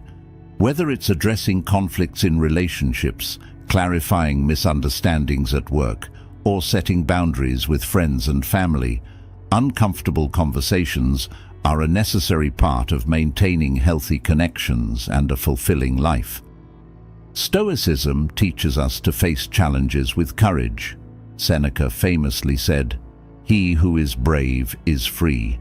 Courage, according to the Stoics, is not just about facing physical dangers, but also about confronting difficult emotional and interpersonal situations with honesty and integrity. Avoiding these conversations only prolongs discomfort and creates further complications. As you grow older, the cost of avoidance becomes even more apparent. Unresolved conflicts can damage relationships, cause stress, and lead to misunderstandings that could have been easily avoided with open communication. In youth, we might avoid confrontation because we fear rejection, anger, or loss. But with age, we learn that real strength comes from addressing issues directly. It's through these hard conversations that we grow, build deeper relationships, and create space for mutual understanding and respect. Having a difficult conversation doesn't mean being confrontational. It means approaching the situation with honesty and compassion while staying rooted in your own principles. Stoic philosophy encourages us to remain calm and composed, even when the conversation is challenging. As Epictetus said, "It's not what happens to you, but how you react to it that matters." React with patience and clarity. With each passing year, the importance of clear communication becomes more evident. By embracing the challenge of difficult conversations instead of avoiding them, you not only strengthen your relationships, but also grow in emotional resilience and self-respect. Natafipunon. 5. Stop comparing yourself to others. Comparison is one of the quickest paths to dissatisfaction. In our younger years, it's common to measure our progress by looking at others. We compare careers, relationships, finances, and even physical appearances. But as we get older, this habit becomes increasingly toxic, preventing us from appreciating our own unique journey. The Stoics were firm believers in focusing on one's own path rather than looking outward for validation. Epictetus said, "Wealth consists not in having great possessions, but in having few wants." This quote serves as a reminder that contentment comes from within, not from external achievements. Comparing ourselves to others only distracts us from living according to our own values and diminishes our capacity for gratitude. In youth, we might see success as a competition, trying to keep up with peers in terms of career achievements, personal milestones, or material possessions. But as we age, we realize that true fulfillment comes from living authentically, in alignment with our own goals, desires, and values, rather than trying to match someone else's. Instead of comparing yourself to others, ask yourself, am I living according to my own values? Am I moving in the direction that feels right for me? The moment you stop looking outward and start focusing inward, you free yourself from the endless cycle of comparison and envy. Marcus Aurelius, in his Meditations, reminds us, "The happiness of your life depends upon the quality of your thoughts." This wisdom tells us that when we focus on our own life, our own decisions, and our own values, we have the power to create a deeply fulfilling and content life. 6. Stop holding grudges and resentment. As we journey through life, it's inevitable that we will encounter people who hurt or disappoint us. However, as we get older, holding on to grudges and resentment becomes a burden too heavy to carry. Resentment festers, occupying mental space that could be filled with peace and joy. Stoicism teaches the importance of letting go of anger and resentment, focusing instead on forgiveness and inner tranquility. Marcus Aurelius said, "The best revenge is to be unlike him who performed the injury." In other words, when someone wrongs you, the most powerful response is not to dwell on that wrong, but to rise above it and continue to live virtuously. When we are younger, it's easy to fall into the trap of holding on to grudges, thinking that we are justified in our anger. But with age comes the realization that holding on to resentment only harms ourselves. The Stoics believed that forgiveness and letting go of anger were essential for maintaining inner peace and emotional well-being. Letting go of grudges doesn't mean excusing bad behavior. It means refusing to allow that behavior to control your emotions. It means accepting that what others do is beyond your control, and your true power lies in how you respond. Forgiveness is not a gift for others, it's a gift for yourself. The practice of forgiveness, a central tenet in Stoicism, is about freeing yourself from the emotional chains of past hurts. By letting go of grudges and resentment, you create space for peace, happiness, and emotional freedom. From 7. Stop fear of change and impermanence. Change is an inevitable part of life, and as we grow older, we often become more resistant to it. The familiar can feel comforting, while the unknown can provoke fear or anxiety. However, embracing change is crucial for living a happy and fulfilling life, especially as we age. Life will always be in flux, and resisting this natural flow only creates suffering. Stoicism teaches us to accept the impermanence of all things, that change is a natural and constant part of life. Marcus Aurelius wrote, "Observe constantly that all things take place by change, and accustom yourself to consider that the nature of the universe loves nothing so much as to change the things which are, and to make new things like them." The Stoics saw change as an essential aspect of life's natural order, and rather than resisting it, they welcomed it as an opportunity for growth. When we are younger, we may resist change because it threatens our sense of stability. We cling to routines, relationships, and identities that feel safe. But as we grow older, wisdom teaches us that change is not something to fear, but something to embrace. The more we accept the impermanence of life, the more we are able to live fully in the present. Rather than fearing change, we can adopt the Stoic mindset of seeing it as a catalyst for growth and renewal. Whether it's a career change, a shift in relationships, or the inevitable transitions of aging, we can choose to approach these changes with curiosity and openness rather than fear.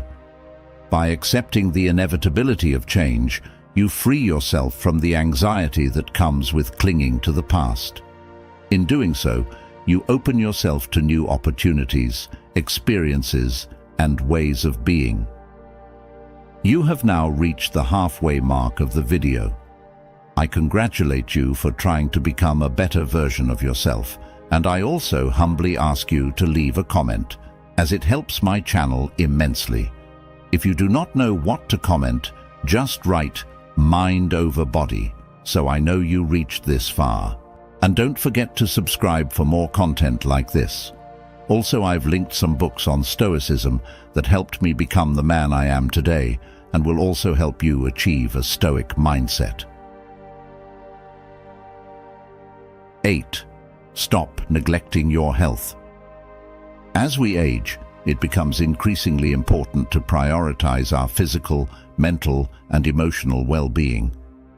While in our younger years we may feel invincible, time has a way of reminding us that our health is one of the most precious assets we have. Neglecting it can lead to a decline in quality of life and happiness. Stoicism emphasizes the importance of taking responsibility for what is within our control, and this includes our health. Epictetus said, "We should always be asking ourselves, is this something that is, or is not, in my control?" Your health is largely within your control, from the food you eat to the exercise you engage in, and even the thoughts you entertain. In youth, we often take our health for granted, pushing our bodies and minds without much thought to the consequences. As we get older, we become more aware of the delicate balance between maintaining physical health, mental clarity, and emotional well-being. Stoicism teaches us to take action where we have control, and our health is one of the key areas where we can actively make choices that lead to a happier, more fulfilling life. Prioritizing your health doesn't mean striving for perfection. It means taking consistent, mindful actions that support your body and mind. Regular exercise, a balanced diet, sufficient rest, and mental health practices like mindfulness or meditation all contribute to a life of well-being and vitality. By treating your health as a core part of your Stoic practice, something within your control and worthy of attention, you set the foundation for long-term happiness and fulfillment, certainly. Let's continue with the remaining sections. 9. Stop seeking perfection in yourself and others. As we grow older, one of the most liberating realizations is that perfection is not only unattainable but unnecessary. The pursuit of perfection, whether in ourselves, our work, or the people around us, leads only to frustration and dissatisfaction. Stoic philosophy teaches us that imperfection is a natural part of life, and that embracing it leads to a more peaceful and fulfilling existence. Seneca said, "To be always fortunate and to pass through life with a soul that has never known sorrow is to be ignorant of one half of nature." This wisdom highlights the importance of accepting both the highs and the lows, the strengths and the weaknesses in both ourselves and others. Life's richness comes not from flawless achievement, but from navigating its imperfections with grace and resilience. In our younger years, we often strive for perfection in our careers, relationships, or appearance, believing that achieving it will bring happiness. We push ourselves to be the best in every aspect of life. However, as we age, we learn that this constant pursuit is not only exhausting, but also impossible. Stoicism reminds us to focus on progress and virtue rather than flawlessness. The Stoics teach us to let go of the desire for perfection and instead strive for virtue, living according to our values, acting with wisdom, and being kind to ourselves and others. When we stop expecting ourselves and the people around us to be perfect, we open ourselves up to more meaningful connections and a deeper appreciation for life's complexity. Accepting imperfection also extends to how we view others. No one is without faults, and expecting perfection from those we love only leads to disappointment. By embracing people as they are, with their strengths and weaknesses, we build stronger, more compassionate relationships. Let go of the need for perfection and instead focus on growth. As Marcus Aurelius said, "Waste no more time arguing about what a good man should be. Be one." This means taking consistent steps toward living a life of integrity, kindness, and wisdom, and accepting that both we and others are works in progress. 10. Stop procrastinating on your dreams. As time passes, we often become more aware of how limited it truly is. The goals, dreams, and aspirations we've long held can no longer be put off indefinitely. As we age, it becomes critical to stop procrastinating on the things that truly matter to us. Stoicism encourages us to act with urgency, reminding us that the present moment is the only one guaranteed. Marcus Aurelius, in his Meditations, wrote, "It is not death that a man should fear, but he should fear never beginning to live." This Stoic wisdom teaches us that the real tragedy isn't the end of life, but the failure to live fully in the time we have. The tendency to wait for the right moment to pursue our dreams is one of the most common forms of self-deception. The right moment rarely arrives, and the longer we wait, the more distant those dreams become. When we're younger, it's easy to fall into the trap of believing there's plenty of time to pursue our passions, whether they involve career changes, creative projects, travel, or personal growth. But as we age, the importance of seizing the moment becomes more apparent. Life is finite, and waiting for the perfect conditions often means missing out on opportunities. The Stoics remind us that the only moment we have any control over is the present one. Procrastination stems from fear, fear of failure, fear of rejection, or fear of the unknown. But as we age, we learn that the greater fear should be letting life pass by without acting on what truly matters to us. To stop procrastinating, start by taking small, consistent steps toward your dreams. You don't need to achieve everything at once, but you do need to begin. As Epictetus said, first say to yourself what you would be, and then do what you have to do. Whether it's writing that book, starting a new career, or embarking on a long-held adventure, taking action, however imperfect, brings you closer to living the life you desire. Procrastination and embracing the present, you ensure that your dreams are not just ideas, but realities. 11. Stop fearing death and aging. As we grow older, the awareness of our own mortality naturally becomes more pronounced. The fear of aging and death can cast a shadow over our lives if we let it, but Stoicism offers profound insights into how we can live fully without fear of life's inevitable end. Marcus Aurelius wrote, "Death smiles at us all a man can do is smile back."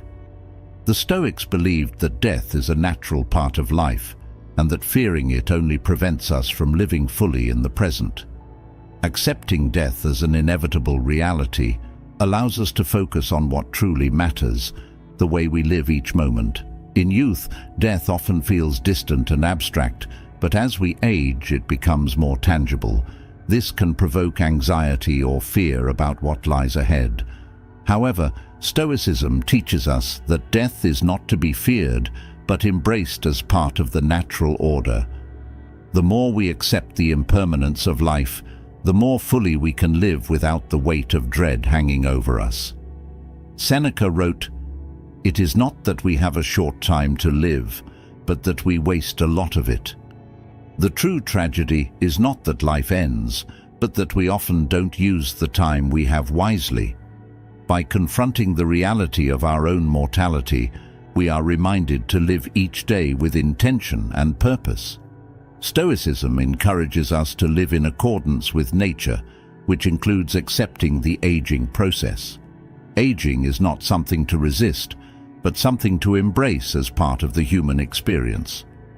Each stage of life brings its own wisdom and opportunities for growth.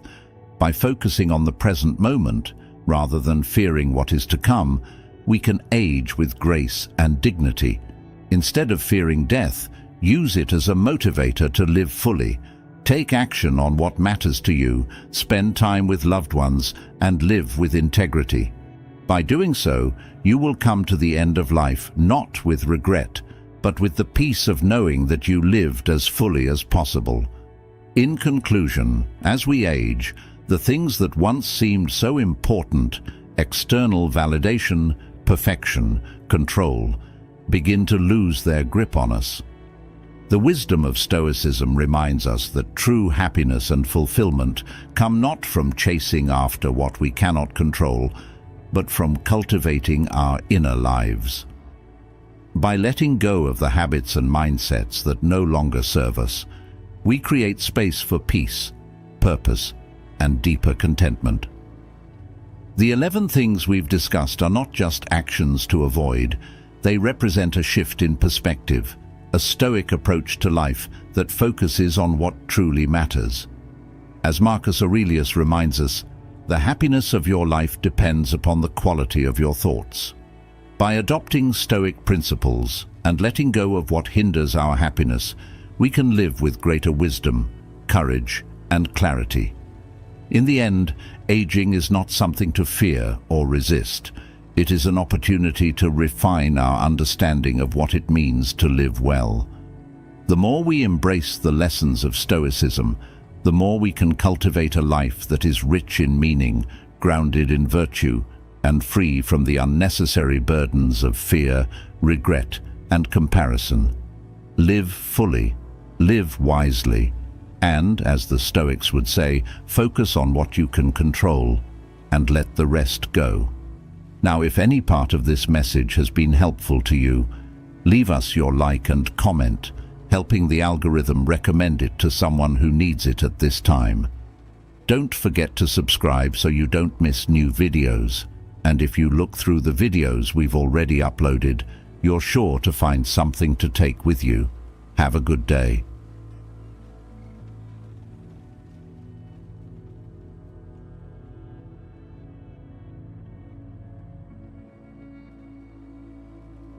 In life, we encounter moments when staying seems to wear down our spirit, diminish our joy, affect our health, and compromise our sense of self.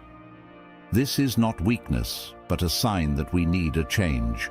Imagine being in a relationship without respect, a job that drains your energy without offering satisfaction, or perhaps feeling trapped in a cycle of obligations that exhaust you. Today, we will explore 12 crucial moments where walking away is not just an option, but an act of courage and self-respect, inspired by Stoic philosophy. Now, if you are new here, please like the video and subscribe. Statistics show that only 15% of my audience is subscribed to the channel, so if this content has helped you in any way, I ask you to subscribe and hit the notification bell. Now let's start this transformative journey together. Stoics like Marcus Aurelius and Epictetus taught us to focus on what we can control, our actions and decisions, without being dominated by external circumstances. This perspective is vital when considering stepping away from harmful situations. We may feel trapped in relationships where respect has disappeared, jobs that no longer fulfill us, or living up to expectations that do not align with our personal values. Chronic stress and anxiety are clear signs that a change is needed. Walking away is not selfishness, but a form of self-preservation and deep respect for oneself, recognizing our own needs and limits. From a Stoic perspective, this is an act of wisdom and courage. Throughout this video, we will analyze specific scenarios where it is advisable to withdraw to foster deep personal growth and a life aligned with your true values. I invite you to reflect on the areas of your life where you might be staying out of fear or inertia, and consider how the act of walking away can be a powerful step toward your well-being and true values. Number 1. When you're no longer respected. In our lives, we often face situations where the respect we expect in our relationships, both personal and professional, begins to fade. You might start to notice that your ideas are dismissed in meetings, your partner constantly interrupts you, or your friends ignore the boundaries you have set. These acts, which may seem small or insignificant, accumulate over time, eroding your self-esteem and making you feel invisible. It is like standing on an unstable foundation that could collapse at any moment. Such interactions can leave you questioning your worth and endanger your mental well-being. Imagine going to work every day in a place where your contributions are ignored, or worse, someone else takes credit for your efforts. This is not just a blow to your professional pride, it is a clear sign that you are not valued in that environment. The same applies to personal relationships. When people who should support and value you do not, it is not just painful, it is toxic. From the Stoic perspective, we are reminded that our self-worth should not be dictated by the opinions or actions of others. However, maintaining this mindset is undoubtedly difficult when you find yourself surrounded by disrespect.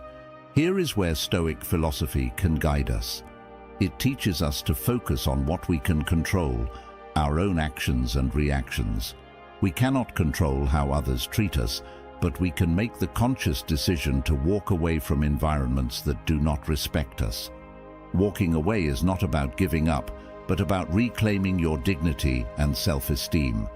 By deciding to leave a toxic environment, you are protecting your mental and emotional well-being and setting a powerful precedent for your future interactions. You are telling yourself and the world that you will not tolerate disrespect. This is not an easy decision. It requires great strength and self-awareness. However, by doing so, you create space in your life for relationships and opportunities that align with your values and uplift you. But how can this be practiced in daily life? Consider some practical examples of people who have decided to walk away from toxic environments. Some have left jobs where they did not feel valued, finding new opportunities that better aligned with their skills and passions. Others have ended relationships that were harmful, discovering over time that this decision allowed them to build more meaningful and respectful connections. Additionally, it is crucial to develop and maintain firm boundaries, not only as a way to foster respect, but also to protect yourself from future transgressions. You can establish these boundaries by clearly and respectfully communicating your expectations to others and standing firm when these expectations are ignored. Another effective strategy to cultivate an environment of respect is practicing empathy and effective communication. This involves striving to understand others' perspectives and expressing your thoughts and feelings in ways that foster mutual understanding. Ensuring that respect is reciprocal in all your interactions can profoundly transform the quality of your relationships. Every moment you spend in a place where you are not respected is a moment stolen from your capacity to find and build a life where you are valued and appreciated. It is not just about leaving behind negativity, it is about opening doors to positive and respectful environments. This act of walking away is a profound step toward personal growth and empowerment. Respect is non-negotiable. It is the foundation of every meaningful interaction. Therefore, when you find yourself in a situation where respect is lacking, remember the wisdom of the Stoics. Focus on what you can control and have the courage to walk away. Your self-respect and inner peace are worth more than staying in an environment that diminishes you. Number 2. When you are taken for granted. We have all been there, giving our all in a situation and feeling like our efforts are barely noticed, much less appreciated. Whether at work, in a friendship, or within the family, being taken for granted is an incredibly frustrating experience. Imagine putting in countless extra hours at work, going out of your way to help a friend, or constantly supporting your loved ones, only to find that your efforts are met with indifference or expected as a given. This lack of recognition can be exhausting and leave you feeling completely drained.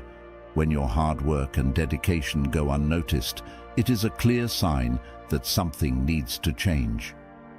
In the workplace, this might look like consistently putting in extra effort without receiving a simple thank you or acknowledgement from your boss. Your contributions become expected rather than valued, and soon you may find yourself burning out. In personal relationships, being taken for granted can be even more painful. Imagine always being the one to plan outings, offer support, or make sacrifices, only for these gestures to go unrecognized. Over time, this imbalance can lead to resentment and a feeling of emptiness. You might begin to wonder why you are putting in so much effort when it is not reciprocated or appreciated. This is not a matter of constantly seeking praise, but of mutual respect and acknowledgement. Walking away from situations where you are taken for granted is a powerful act of self-respect. It is not about being selfish, but about understanding your own worth and refusing to accept less than you deserve. The Stoic approach teaches us to focus on our own virtues and actions rather than seeking validation from others. However, it is important to recognize when an environment is persistently ungrateful, as this can lead to long-term dissatisfaction and erosion of self-worth.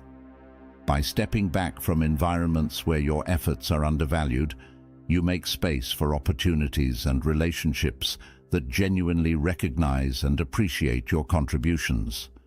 This decision can be difficult. There is often a fear of the unknown. What if you leave and do not find a better job or lose a friend? However, staying in a place where you are not valued can be far more damaging in the long run. It is a slow erosion of your self-esteem and happiness. The Stoics would advise acting according to our principles and values, even if it means making difficult decisions. Prioritize your well-being and personal growth over the comfort of the familiar. Imagine redirecting your energy toward people and places that genuinely value you. This change not only boosts your morale, but also aligns your life with principles of mutual respect and appreciation. It is about creating a balanced dynamic where your efforts are recognized and rewarded. This balance is crucial for maintaining healthy relationships and a positive self-image. By walking away from being taken for granted, you set a standard for how you expect to be treated. It is a declaration of your self-worth and a step towards a more fulfilling life. You deserve to be in environments where your efforts are recognized and valued. Remember, as the Stoics teach us, your worth is inherent and should not depend on others' recognition. Stand firm in this belief and do not be afraid to move on from those who do not appreciate what you bring. Adopting this stance not only benefits you, but can also teach others the value of respect and recognition, fostering a positive cycle of mutual gratitude and appreciation in all your circles. Number 3. When it affects your physical or mental health. Health, both mental and physical, is the foundation upon which our entire life is built. When situations of stress, constant pressure, or toxic environments start to impact this foundation, it is crucial to recognize the warning signs before they become chronic problems. We often face these challenges thinking they are just part of life. However, when stress and anxiety become constants, they transform into red flags that we must not ignore. Consider, for example, a job that demands more than you can give in a healthy manner. Long hours, constant pressure, and a toxic work environment can lead to serious issues like burnout, chronic stress, and even more severe health problems like insomnia or hypertension. It is essential to listen to our bodies and minds when they warn us of these dangers. Ignoring these signals and continuing to push our limits can lead to significant deterioration of our health, both mentally and physically. In personal relationships, the consequences of a harmful environment can be equally severe. Constant conflict, neglect, or emotional abuse can erode our mental health, leading to states of anxiety and depression. These toxic environments can make us feel trapped with no way out, which is a clear sign that we need to make changes to protect our well-being. Stoic philosophy teaches us the importance of maintaining balance and moderation. Overstepping our limits is a clear violation of these principles. The Stoics deeply valued internal peace and advised avoiding those who disturb our tranquility. Therefore, walking away from a harmful relationship is not a sign of failure, but a brave step towards protecting our mental health and reclaiming our peace. It is equally important to respect our physical limits. Maybe you are participating in an activity that your body can no longer handle or maintaining habits that are slowly wearing you down. Listening to our bodies and making adjustments is crucial to avoid long-term damage. Living in harmony with our nature includes taking care of our physical body as part of our natural existence. Now, let us think about how we can prioritize our health to avoid reaching these extremes. Small changes in our daily lives, such as improving our diet, increasing physical activity, and seeking professional support when necessary, can have a significant impact on our health. These steps not only help us stay healthy, but also strengthen our resilience in facing life's challenges. Creating and fostering a supportive environment is another key strategy, whether at home or work. Promoting an atmosphere where health and growth are priorities can make a big difference. Supporting each other in our efforts to maintain good health not only improves individual quality of life, but also strengthens our community. These practices are not just preventive measures, they are essential for a full and meaningful life. By prioritizing our mental and physical health and making necessary adjustments in our lives, we are not only acting wisely, but also deeply respecting our own nature. This is fundamental in the Stoic pursuit of a virtuous and satisfying life. Always remember that your health is not something to be compromised. It is the foundation of your ability to live a complete and meaningful life. Recognizing when a situation is harming your well-being and having the courage to walk away is a powerful form of self-care and wisdom. The Stoics remind us that true strength lies in our ability to maintain internal peace and harmony. So, prioritize your health, make the necessary changes, and remember that walking away from what harms you is a powerful act of self-care and wisdom. Number 4. When your values are compromised. When your core values, those principles that define who you are and what you stand for, are compromised, you face a profound dilemma. This can happen in the workplace, where you may be asked to act unethically, or in personal relationships where you are pressured to behave in ways that contradict your beliefs. This internal conflict not only makes you feel uncomfortable, but also leads you to lose touch with your true self. Imagine the internal dissonance that arises when your actions do not reflect your values. This is not just a temporary discomfort. It is a sign that you are living in contradiction to your essence, which can lead to deep and persistent dissatisfaction. In the workplace, compromising your values for the sake of employment means that every decision that contradicts your principles erodes your integrity a little more. You find yourself on a slippery slope where each compromise makes the next one easier, gradually distancing you from who you truly are. Similarly, in personal relationships, being surrounded by people who not only ignore your values, but also encourage behaviors contrary to them, can erode your self-esteem and provoke continuous internal conflict. This erosion of your identity can be incredibly damaging and deeply disturbing. The Stoics teach us the importance of living according to our principles and virtues. They believed that true happiness comes from aligning our actions with our deepest beliefs. This philosophy is not just a lofty ideal, but a practical guide for everyday life. By living consistently with our values, we cultivate inner peace and alignment that are essential for our overall well-being. In situations where your values are at stake, the Stoics would advise re-evaluating and, if necessary, walking away to preserve your integrity. This act of walking away is not a sign of weakness, but an affirmation of strength and self-respect. It shows that you are committed to living authentically and that you prioritize your principles over convenience or external approval. It is a powerful statement, both to yourself and to others, that you value your integrity over superficial benefits you might gain by compromising your values. Furthermore, choosing companions and environments that reinforce rather than compromise your values is vital. The people we spend time with can greatly influence our character and well-being. The Stoics advise choosing our companions wisely, suggesting that surrounding ourselves with people who share and support our core values is essential to maintaining our integrity. For those who face challenges in maintaining their values in difficult environments, it is crucial to establish and clearly communicate boundaries. This might mean having open conversations about your values at work or at home, and being willing to stand up for those principles when they are threatened.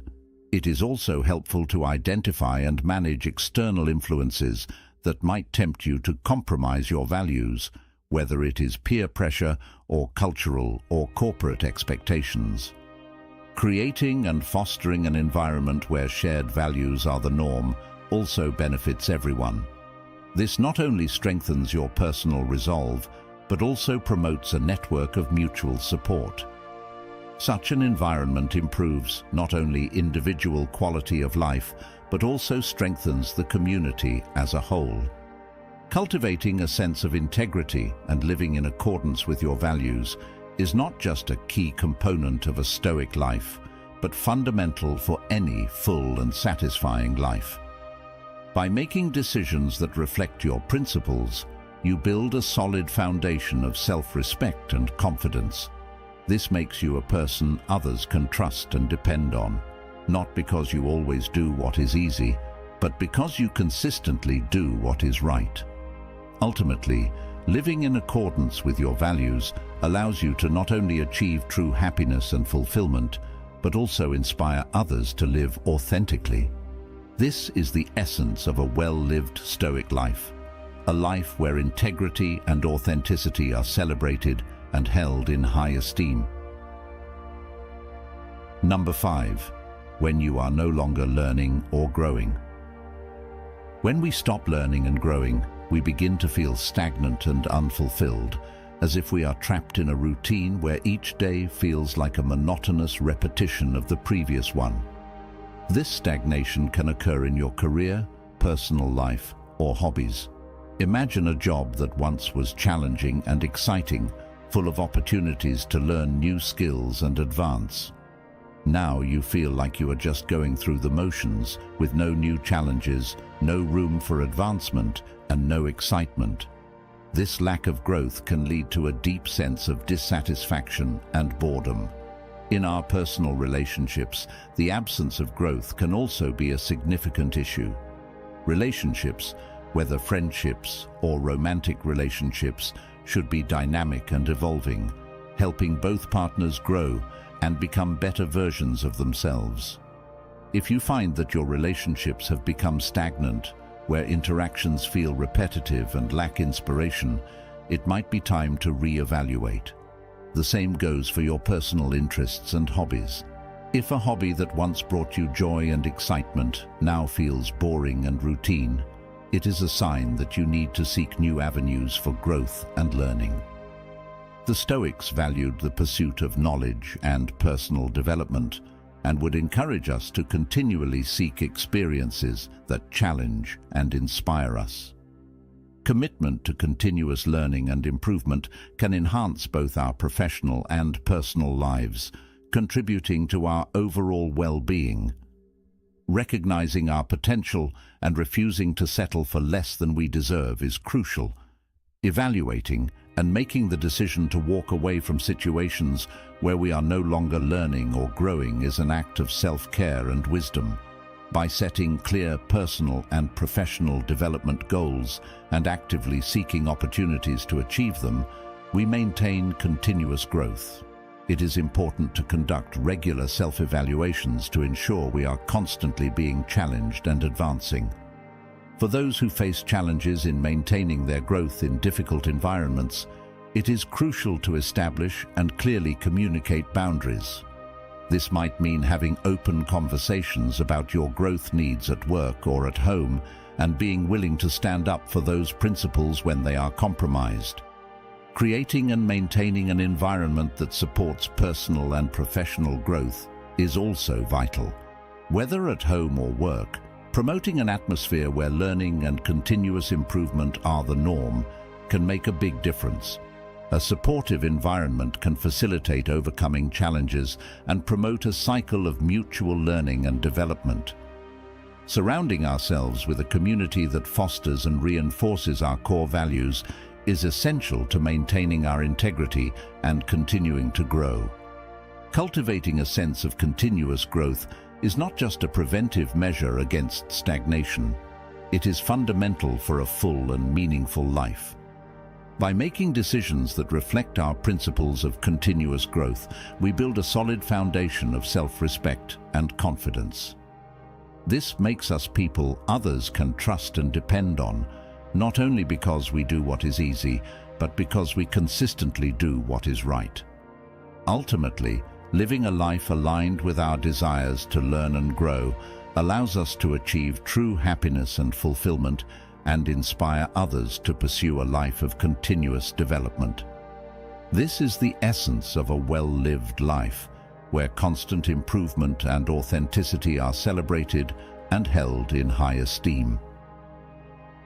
Number 6. When you stay in one place out of guilt or obligation. Staying in a situation solely out of guilt or a sense of obligation can be incredibly draining and unfulfilling.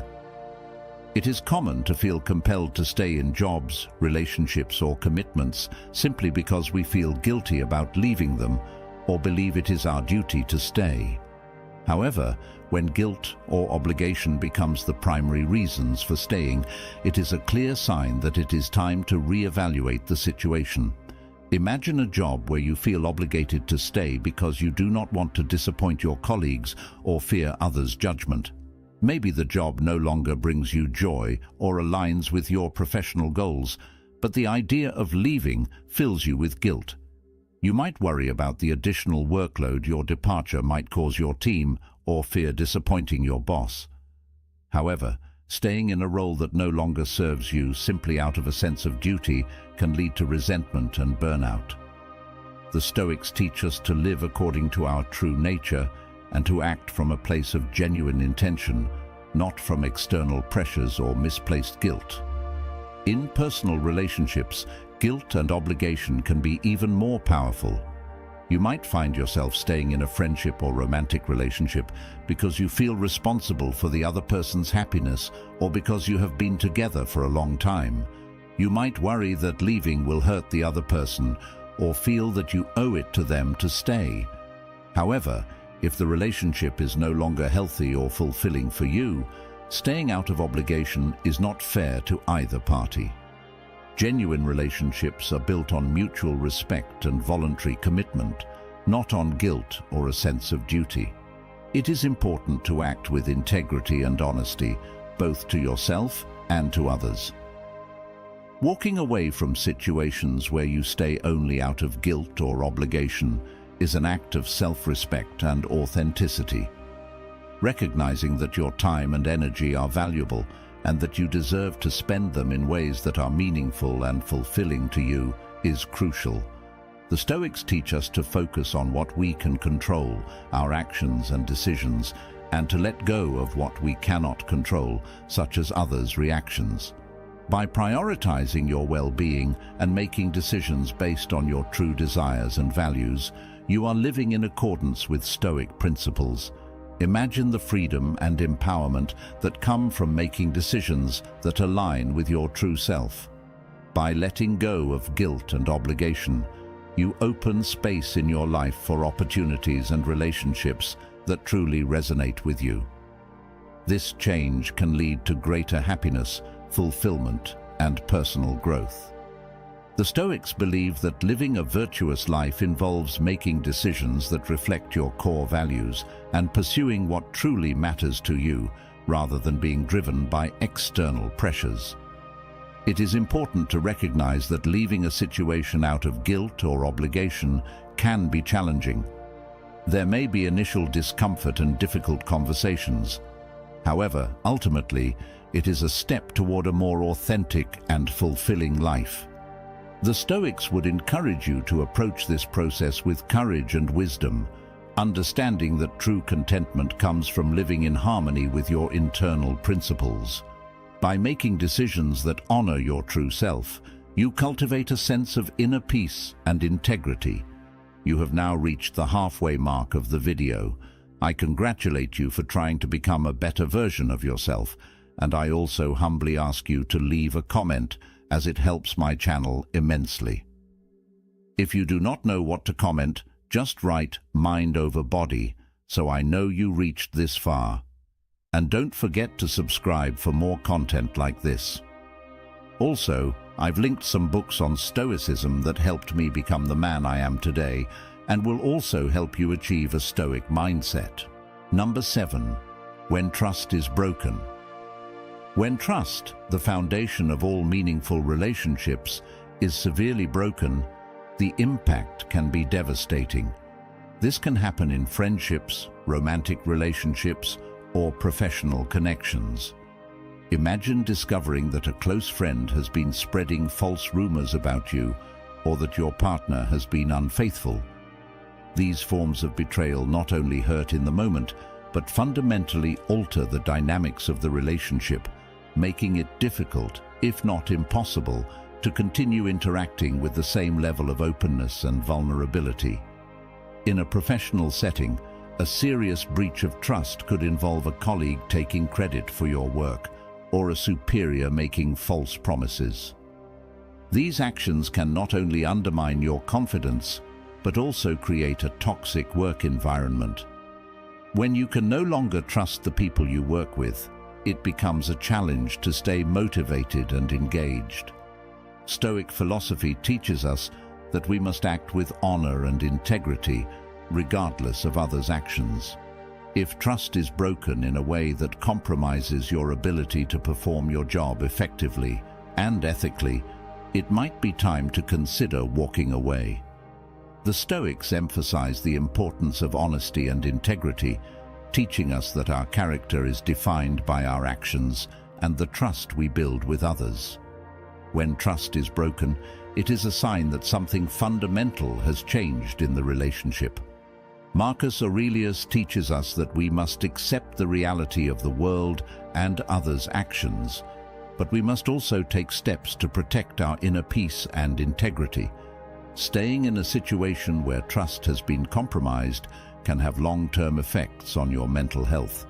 Constant doubt and anxiety can take a toll, leaving you constantly questioning others' actions and motives, which can be exhausting and debilitating. Seneca, another prominent Stoic philosopher, taught that we should not sacrifice our mental peace to maintain a relationship that no longer serves us. Imagine the relief and empowerment that come from leaving a situation where trust has been broken. By walking away, you open the possibility of forming new, healthier relationships built on mutual respect and trust. You send a powerful message to yourself and others about your self-worth and the standards you expect in your interactions. The Stoics believed in living a life of virtue and authenticity, and part of that is surrounding yourself with people who uphold those same values. It is important to recognize that walking away from a breach of trust can be incredibly challenging. It may involve difficult conversations and the loss of a relationship that once meant a lot to you. However, it is crucial to remember that your well-being and integrity are paramount. The Stoics teach us to face such challenges with courage and wisdom, understanding that sometimes the most virtuous path is also the most difficult. By making decisions that honor your true self, you cultivate a sense of inner peace and integrity. This act of courage and honesty can inspire others to do the same, creating a ripple effect of positive change. Prioritizing your own integrity and mental peace over staying in a harmful situation is not just a necessary action. It is an affirmation of your commitment to living a full and meaningful life. Number 8. When you have lost your essence. Losing oneself can be one of the most disorienting and painful experiences one can face. Often this happens gradually as we prioritize the needs and expectations of others over our own. There may come a day when you look in the mirror and do not recognize the person looking back at you. This phenomenon can happen in various aspects of life, in relationships, careers, or social circles, leaving you with a sense of emptiness and disconnection that is deeply disturbing.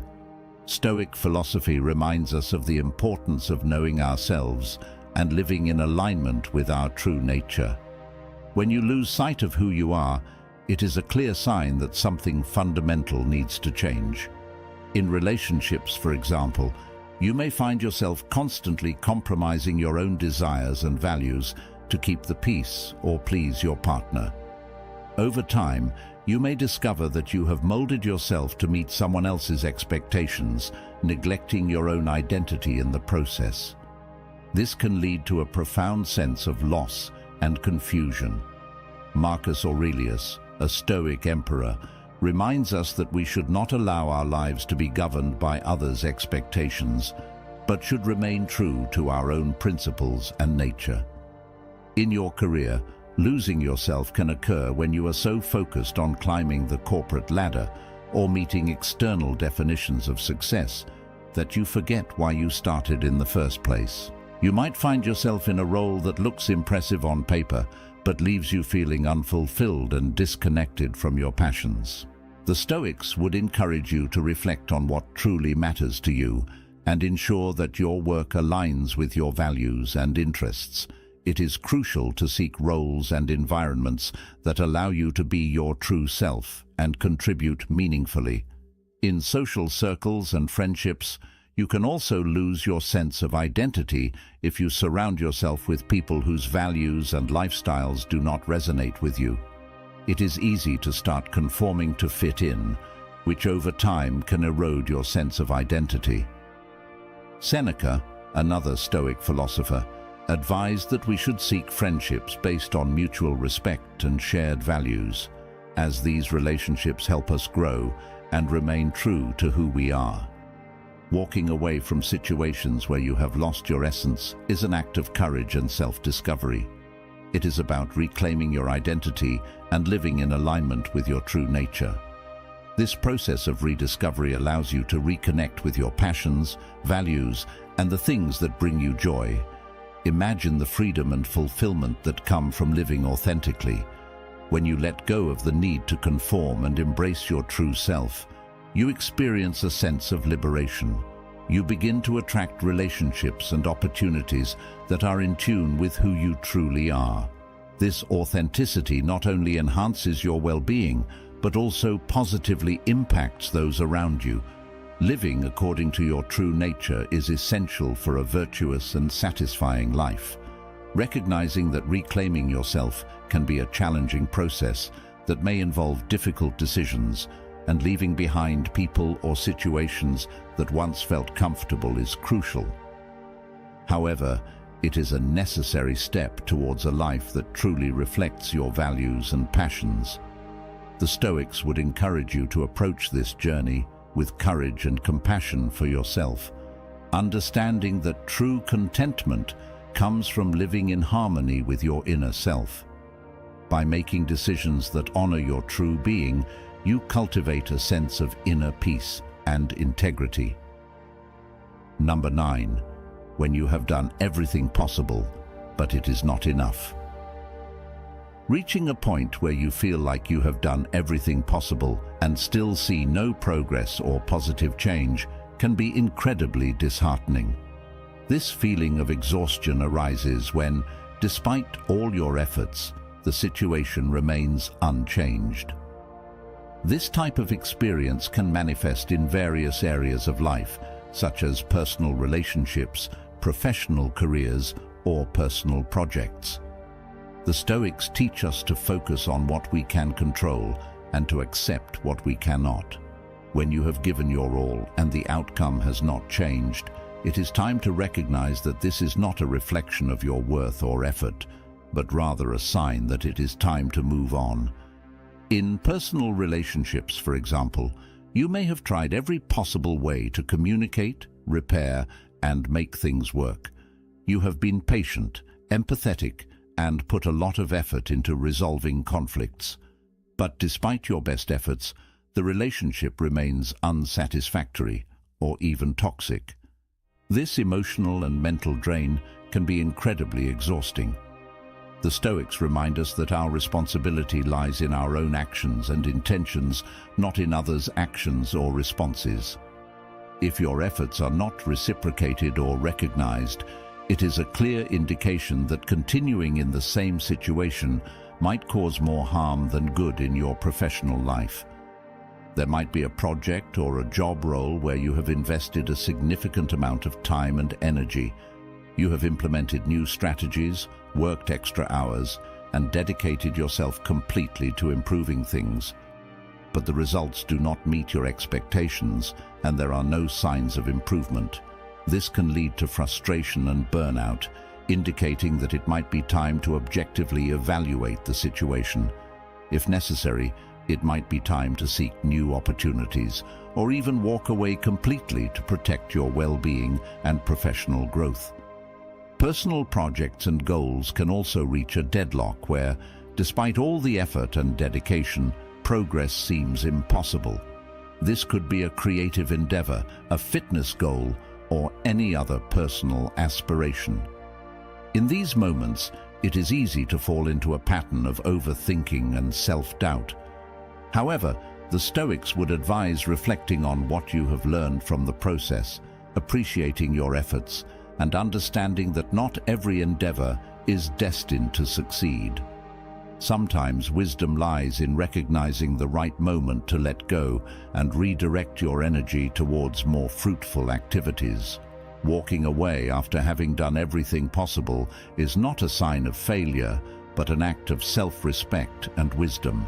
It is understanding the limits of your influence and making peace with what is beyond your control. The Stoics value the importance of focusing on what truly matters and letting go of what does not. By walking away from situations that no longer serve you, you create space for new opportunities and experiences that align more closely with your goals and values. Imagine the relief and liberation that come from recognizing that you have done all you could. By letting go, you free yourself from the cycle of frustration and disappointment. This act of moving forward opens possibilities for growth, learning, and new beginnings. Life is a series of opportunities for growth, and sometimes growing means knowing when it is time to walk away. It is crucial to approach this decision with compassion for yourself and understanding, knowing that walking away does not diminish the value of your efforts or the significance of what you tried to achieve. Instead, it is an affirmation of your commitment to living authentically and purposefully. The Stoics would encourage you to see this as part of your journey, a step towards new paths that may offer greater fulfillment and success. In the journey of life, knowing when to walk away is a profound act of courage and self-respect. It is valuing your peace, integrity, and growth above all else. Remember, every step you take towards living authentically is a step towards a fuller and more meaningful life. Number 10. When the passion has been lost. Losing passion in any area of life, be it your career, a relationship, or a hobby, is like watching a flame that once illuminated your path slowly extinguish. This fading of passion not only diminishes the vibrant sense of purpose in our lives, but also leaves us feeling disoriented and unmotivated, wandering through our daily routines without a clear sense of direction. According to the Stoics, facing these kinds of challenges is fundamental to character development and self-understanding. They remind us that we must be in constant pursuit of alignment with our true nature and purposes. In the professional context, perhaps you began your career full of enthusiasm and clear goals, but over time, routine tasks have taken over, leaving little room for innovation or personal satisfaction. This is a clear sign that your passion for your work has faded. The Stoics would teach us that this is the optimal moment for deep personal reflection, to reevaluate our true motivations and aspirations. In relationships, both romantic and friendly, passion can manifest as intense emotional commitment and a continuous desire for mutual growth. If you find that interactions have become obligatory or superficial, it is vital to question whether the relationship has lost the vitality that once nourished your soul. The Stoics value authenticity and meaningful interaction and encourage us to consider whether these relationships still resonate with our deepest values. Even hobbies, sources of joy and relaxation, can lose their charm and become mundane tasks if they no longer challenge or enrich us. Here, Stoic philosophy invites us to recognize these moments not as failures, but as natural signals that our interests and needs are evolving. To rediscover lost passion, the Stoics would advise returning to the fundamentals of our being. What do we truly value? What activities resonate with our essence? We can start by setting new goals that reflect our current interests, seeking new experiences that spark our curiosity, or even changing our environment to break the monotony and revitalize our spirit. Additionally, continuous education is crucial. Learning new skills or delving into areas of knowledge can reignite our passion. This approach is not only a form of self-improvement, but also a way to align our lives with the Stoic principles of growth and authenticity. Finally, the Stoics remind us of the importance of integrity and authenticity in all our endeavors. Losing passion is, in a way, a call to examine how our actions reflect our deepest values. By making conscious decisions to realign our lives with these values, we not only recover our lost passion, but also strengthen our character and foster a more meaningful and fulfilled life. Approaching the loss of passion with a Stoic perspective not only facilitates a transition to activities that resonate more deeply with us, but also prepares us to live more fully and authentically. By facing these challenges with courage and wisdom, we not only navigate our days with greater purpose, but also lay the foundation for a future where every action and choice is deeply aligned with what we value most. Number 11. When your contributions are unsustainable. When our contributions begin to feel unsustainable, whether at work, in personal relationships, or even in community activities, we face a dilemma that can drain our energy and wear down our spirit. Stoic philosophy offers us a valuable perspective in these moments, emphasizing the importance of recognizing our limits and re-evaluating our capabilities. Remember that while dedication is admirable, it should not lead us to burnout or compromise our long-term health and well-being. In the workplace, this might manifest as taking on excessive workloads, overly ambitious projects, or responsibilities that exceed our hours and energy. This type of commitment, though initially seeming like a path to recognition and success, often leads to burnout that is not only physical, but also emotional and mental.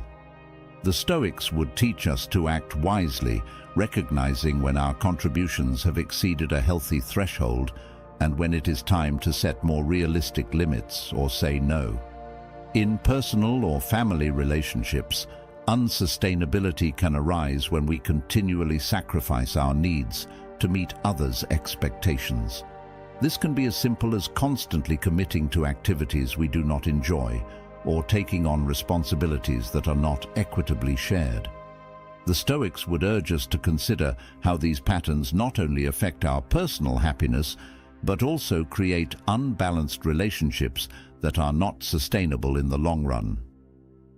To address the unsustainability of our contributions, the Stoics would recommend a meditated approach that includes self-evaluation and radical honesty with oneself and others.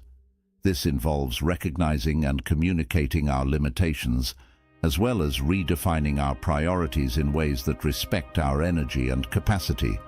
At work, this might mean delegating tasks, discussing workloads openly with superiors, or even changing career direction if necessary to align better with a more balanced lifestyle. Additionally, cultivating resilience and self-care is vital. The Stoics emphasize internal strength that not only meets external demands, but also ensures we have the personal resources to face challenges.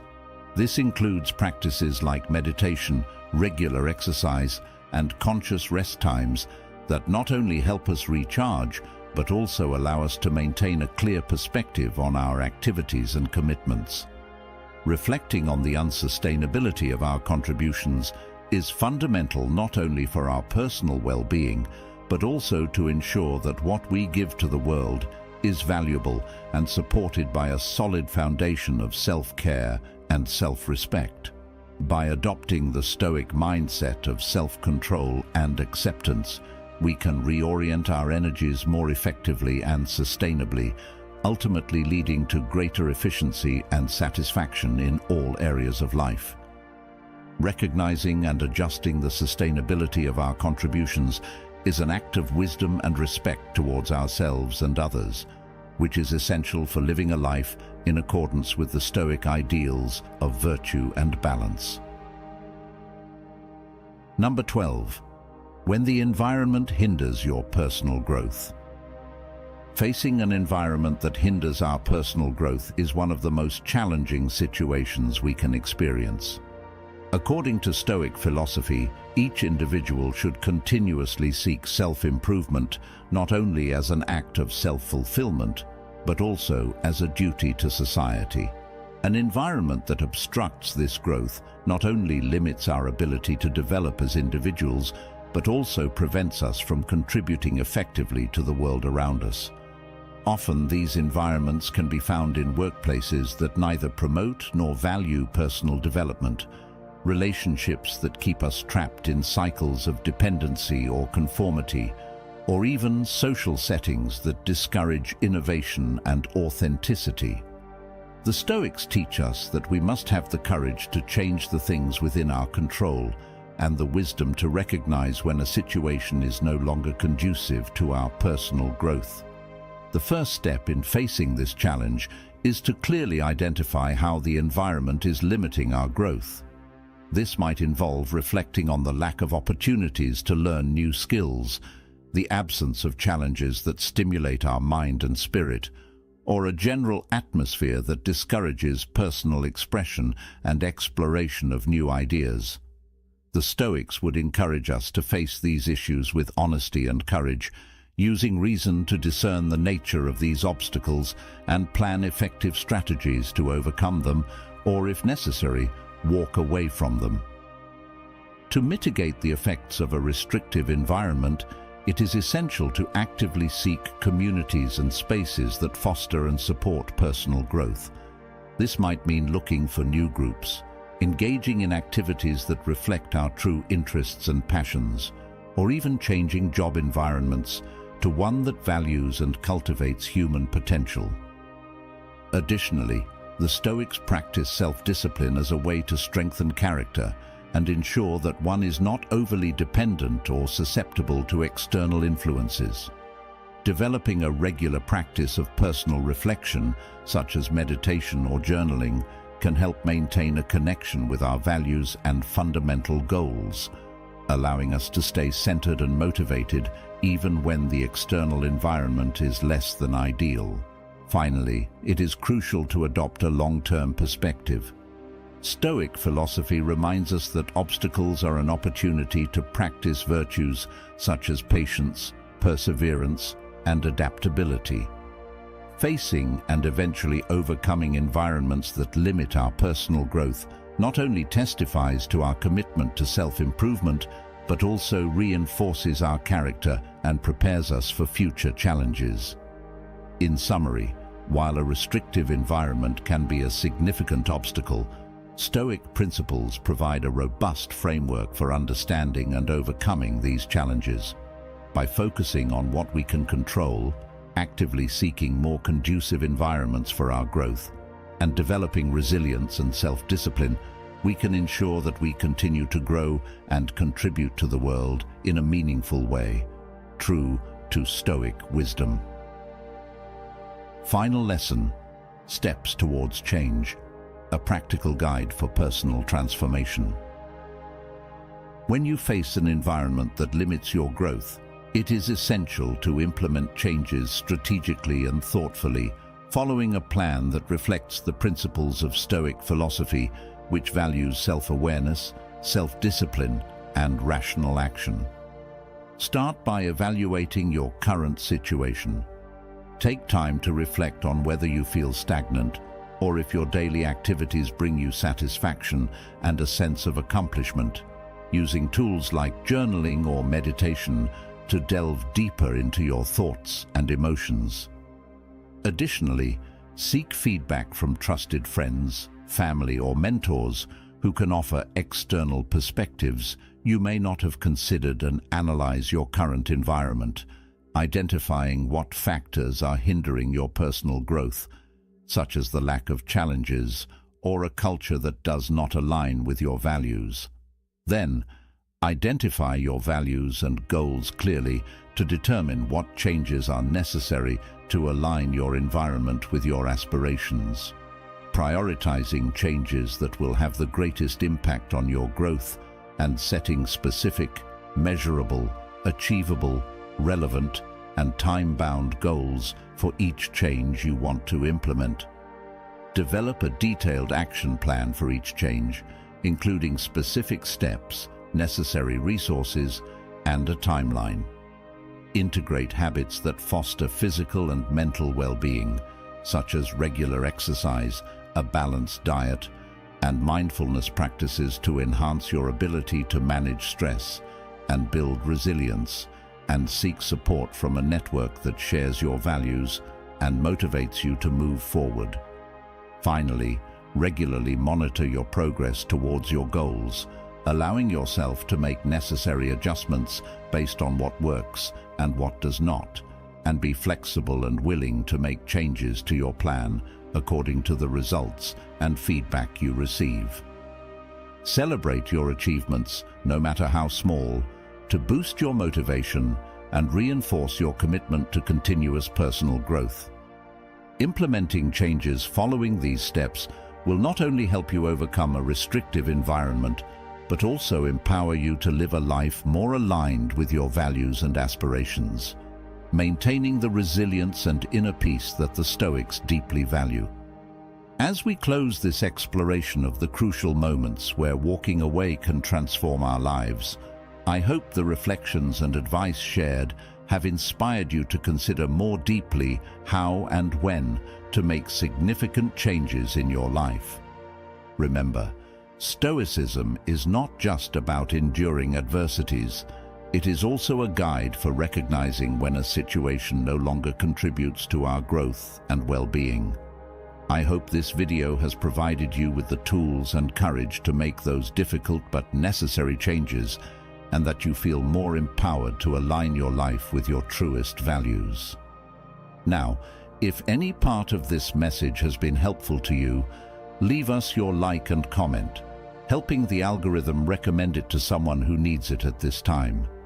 Don't forget to subscribe so you don't miss new videos. And if you look through the videos we've already uploaded, you're sure to find something to take with you. Have a good day. Life is a series of choices, each guiding us down a unique path. The philosophy of Stoicism, advocated by figures like Marcus Aurelius and Seneca, offers invaluable insights into making decisions that can profoundly shape our lives. In this exploration, we delve into 13 decisions inspired by Stoic principles that have the power to transform your journey. These decisions are not merely fleeting moments, but deliberate lessons that align with the fundamental principles of Stoicism, leading to a life of wisdom, resilience, and purpose. So, let's embark on a journey of self-discovery and empowerment, as we uncover the 13 decisions that can truly change your life through the lens of Stoicism. Let's embrace the wisdom of the Stoics and transform our lives for the better. Now, if you are new here, please like the video and subscribe. Statistics show that only 15% of my audience is subscribed to the channel, so if this content has helped you in any way, I ask you to subscribe and hit the notification bell. Now, let's start this transformative journey together. Let's begin. Number 1. Stop wasting time. Seneca captured this sentiment perfectly when he wrote that procrastination is the greatest waste of life. This powerful statement challenges us to consider how often we procrastinate, delay, or waste precious moments on activities that add little or no value to our lives. In a world filled with endless distractions, this Stoic advice is more relevant than ever. Think about modern conveniences and technologies designed to save us time, which ironically often become the very things that consume it. Social media, streaming services, and instant messaging can easily consume hours of our day if we are not mindful. While these tools can offer relaxation and connection, it is crucial to recognize when they are diverting us from more meaningful pursuits. Seneca's wisdom urges us to examine closely how we are spending our time and reclaim it for activities that truly matter. Procrastination, often called the thief of time, is another significant obstacle. It's that annoying habit of delaying tasks, convincing ourselves that tomorrow will be a better day to start. But as the Stoics remind us, tomorrow is not guaranteed. Marcus Aurelius advised, "You could leave life right now. Let that determine what you do, say, and think." This sharp reminder of life's impermanence should motivate us to act with urgency and purpose. By understanding that our time is limited, we can push ourselves to stop procrastinating and start taking action today on our goals and dreams. Consider the impact of procrastination on our goals. When we delay working on our aspirations, we not only postpone our progress, but also diminish our potential achievements. Every day we put off is a day we could have used to get closer to our dreams. The Stoic approach is to begin immediately, to live each day as if it were the last, fully embracing the present moment. This mindset helps us focus on what needs to be done now rather than what can be postponed for later. Another key aspect of stopping the waste of time is prioritization. Stoicism teaches us to discern what is truly important and to dedicate our time and energy accordingly. This means identifying our core values and aligning our daily actions with them.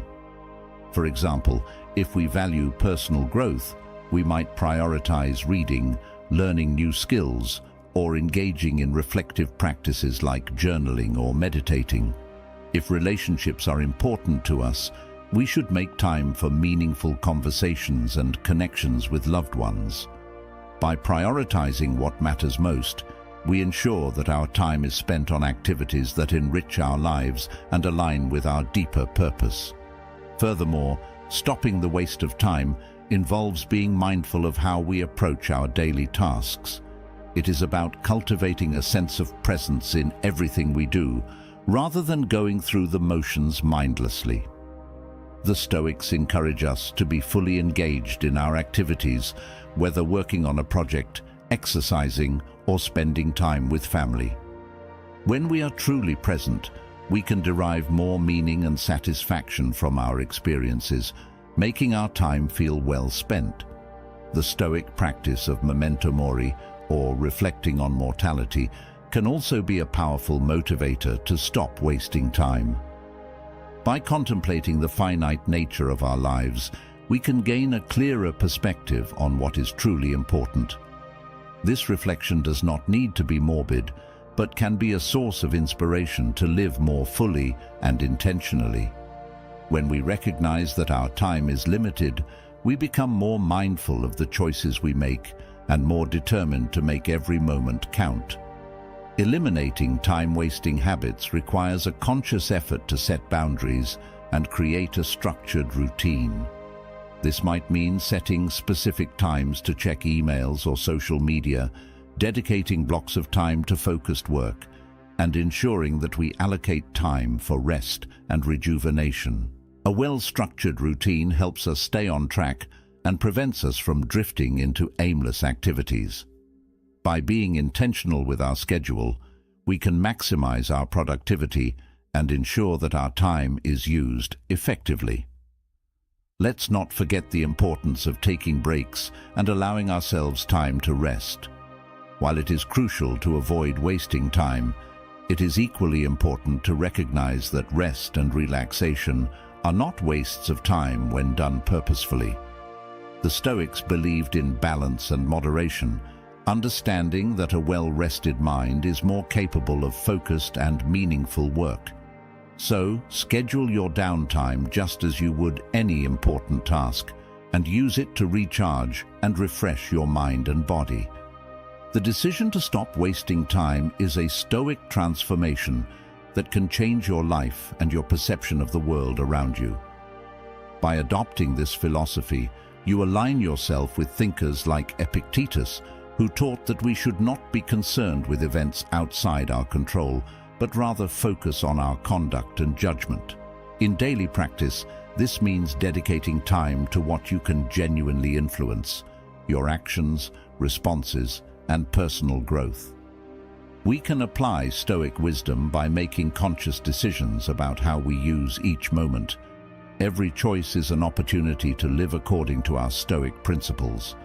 For example, instead of mindlessly scrolling through social media, we could choose to spend that time in self-reflection or learning something new, activities that Seneca would have considered valuable for the enrichment of the soul. Finally, the Stoics remind us of the importance of living in harmony with nature and our own nature. This involves recognizing our limitations and working within them to achieve a fulfilling and meaningful life. By making deliberate decisions that reflect our deepest values, such as discipline and resilience, we move closer to a more authentic and satisfying existence. As Marcus Aurelius wrote, "The happiness of your life depends on the quality of your thoughts." I encourage you to choose thoughts and actions that lead you towards a Stoic transformed life. The Stoic transformation is not just a change in perspective, but a constant action towards personal improvement. By making the conscious decision to stop wasting time, we commit to a life of purpose and meaning. As Musonius Rufus, a lesser-known Stoic philosopher, said, "It is not what you have, but how you use what you have that makes the difference." In daily life, this translates to choosing activities that challenge and grow us instead of those that merely pass the time, whether through meditation, physical exercise, or continuous learning. Every intentional action brings us closer to being the best version of ourselves. Number 2, say yes to what matters. Every time we say yes to something, we are making a deliberate decision to invest our time and energy. This means that each yes implicitly comes with a no to something else. Seneca wisely noted, "It's not that we have a short time to live, but that we waste a lot of it." This awareness challenges us to be more selective and intentional with our commitments. How often do we find ourselves saying yes out of habit, obligation, or fear of missing out, only to realize later that those choices did not add value to our lives? To say yes to what matters, we need to pause and reflect on our priorities. Ask yourself, is this truly important? Will it matter in a year, 5 years, or 10 years? This line of questioning helps filter out the noise and focus on what genuinely aligns with our long-term values and goals. For example, consider the difference between spending time with loved ones versus getting caught up in trivial debates on social media. One nourishes our relationships and well-being, while the other often leads to unnecessary stress and distraction. Saying yes to what matters is not just about grand gestures or significant life decisions, but also about the small daily choices that collectively shape our lives. Imagine starting your day with a few moments of gratitude, acknowledging the gift of life itself, as Marcus Aurelius suggested. This simple practice can set a positive tone for the day and remind us to appreciate the little things that often go unnoticed. Stoicism teaches us to value life and live with purpose. This means recognizing that every moment is a gift and should be used wisely. Each day presents countless opportunities to practice this principle, whether dedicating time to a meaningful project, engaging in deep conversations, or simply enjoying a quiet moment of reflection. These are the choices that enrich our lives and bring us closer to our true selves. It is also essential to remember that saying yes to what matters often requires saying no to what does not. This can be challenging, especially when it involves letting go of habits, commitments, or even relationships that no longer serve us. However, by doing so, we free up space and energy for what truly resonates with our core values. As the Stoics would advise, this process is not about deprivation, but about making room for abundance in the areas that count. Consider how our daily choices can have a profound impact on our existence. Just as the Stoics believed in the importance of living a virtuous life, We too can apply this wisdom by making conscious decisions that reflect our deepest values. Epictetus taught that we should not worry about events outside our control, but rather focus on our conduct and judgment. In daily practice, this could mean choosing not to get angry in traffic, but instead using that time to listen to an educational audiobook or reflect on our personal goals. We can find guidance in the teachings of Marcus Aurelius, who reminded us to perform each action as if it were the last of our lives. This does not mean living in fear, but with full awareness and commitment to what is essential. When faced with everyday decisions, whether as simple as what to have for breakfast or as complex as changing careers, we can ask ourselves, does this contribute to my well-being and personal growth? If the answer is yes, then we know we are saying yes to what truly matters. In Seneca's words about the prudent use of time, we must learn to set healthy boundaries. This might mean declining invitations to social events we know we won't enjoy, or limiting our consumption of negative news to protect our mental peace. The Stoics valued inner serenity and emotional freedom, so by saying no to distractions and unnecessary commitments, we honor that legacy and cultivate space for tranquility and reflection in our lives. Transformation begins with internal change. By adopting a Stoic stance towards life, we commit to a life of self-improvement and resilience. Musonius Rufus emphasized the importance of living in harmony with nature, which involves choosing a lifestyle of simplicity and focus. In modern life, this might translate into making more sustainable and environmentally conscious decisions, such as reducing waste or choosing greener modes of transportation. The principle of saying yes to what matters also encourages us to seek wisdom in our daily interactions. Just as Cicero, though not a Stoic per se, admired and conveyed many Stoic ideas in his work, he believed that true friendship is based on virtue and mutual growth. We can apply this advice by being selective with our friendships, choosing to surround ourselves with people who inspire and challenge us to be better. This also means being present and attentive during conversations, listening actively, and offering our sincerity and support. To live a life transformed by Stoicism, we must embrace challenges as opportunities to strengthen ourselves. The Stoics saw obstacles as exercises for the soul, a chance to practice virtues like patience and perseverance. When we face difficulties at work or personal conflicts, we can remember Marcus Aurelius's words, "What stands in the way becomes the way." By adopting this mindset, every problem becomes a stepping stone to greater wisdom and character. Adopting a Stoic perspective in our decision-making, the Stoics, like Chrysippus, taught that our emotions derive from our evaluations and judgments. Therefore, by choosing to see life events from a positive and constructive perspective, we can maintain our serenity even in adversity. This applies to everyday situations like receiving criticism at work. Instead of reacting defensively, we can choose to see it as an opportunity to learn and grow. In line with saying yes to what matters, we must remember that Stoicism is not a philosophy of resignation, but of conscious action. Just as Zeno of Citium urged us to live in accordance with reason and virtue, we too can strive to make decisions that reflect our integrity and purpose. This can manifest in simple acts like choosing nutritious foods to care for our bodies, or significant ones like committing to social causes that promote justice and community well-being. Stoic decisions have the power to change not only our lives, but also the world around us. By living intentionally and purposefully, as the Stoics taught, we can positively influence our environment.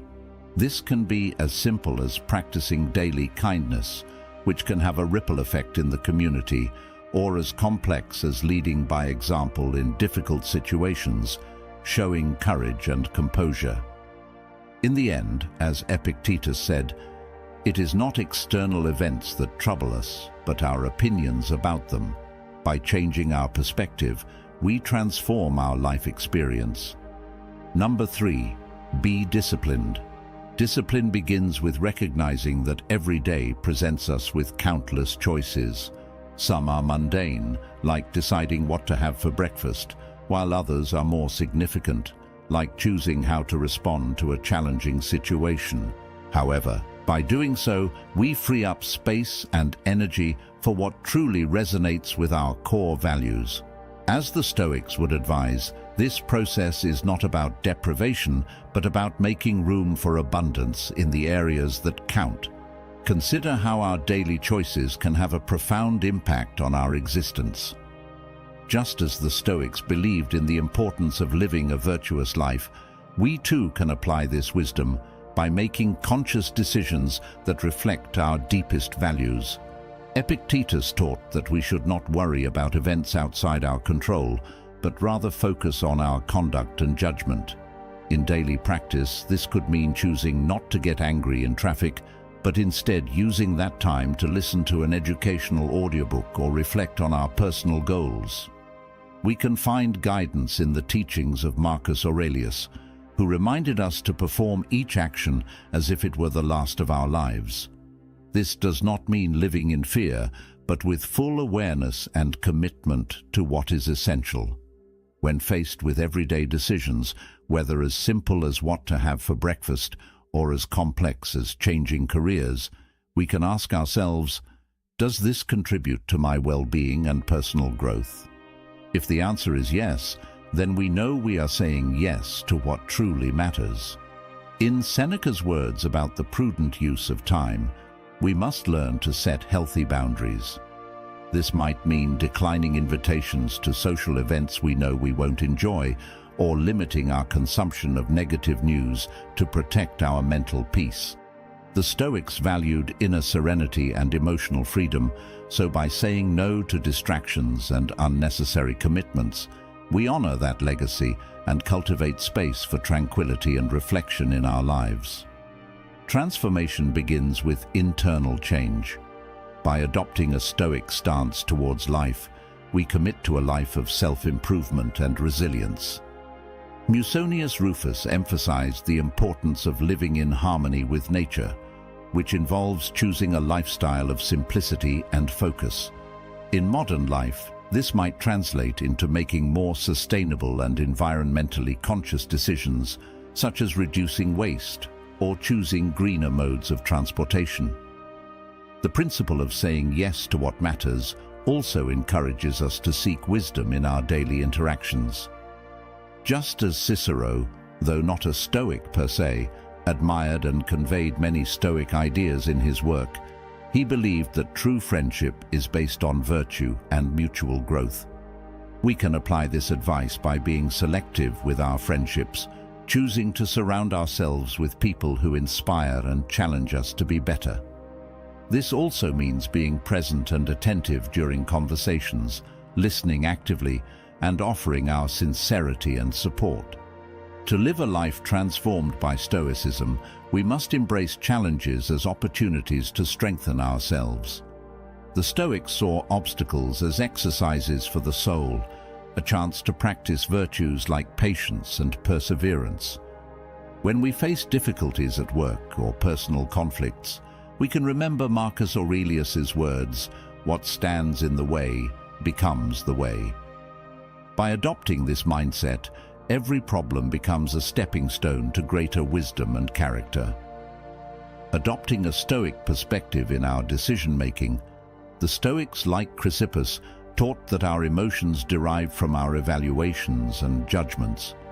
Therefore, by choosing to see life events from a positive and constructive perspective, we can maintain our serenity even in adversity. This applies to everyday situations like receiving criticism at work. Instead of reacting defensively, we can choose to see it as an opportunity to learn and grow. In line with saying yes to what matters, we must remember that Stoicism is not a philosophy of resignation, but of conscious action. Just as Zeno of Citium urged us to live in accordance with reason and virtue, We too can strive to make decisions that reflect our integrity and purpose. This can manifest in simple acts like choosing nutritious foods to care for our bodies, or significant ones like committing to social causes that promote justice and community well-being. Stoic decisions have the power to change not only our lives, but also the world around us. By living intentionally and purposefully, as the Stoics taught, we can positively influence our environment. This can be as simple as practicing daily kindness, which can have a ripple effect in the community, or as complex as leading by example in difficult situations, showing courage and composure. In the end, as Epictetus said, it is not external events that trouble us, but our opinions about them. By changing our perspective, we transform our life experience. Number 3, be disciplined. Discipline begins with recognizing that every day presents us with countless choices.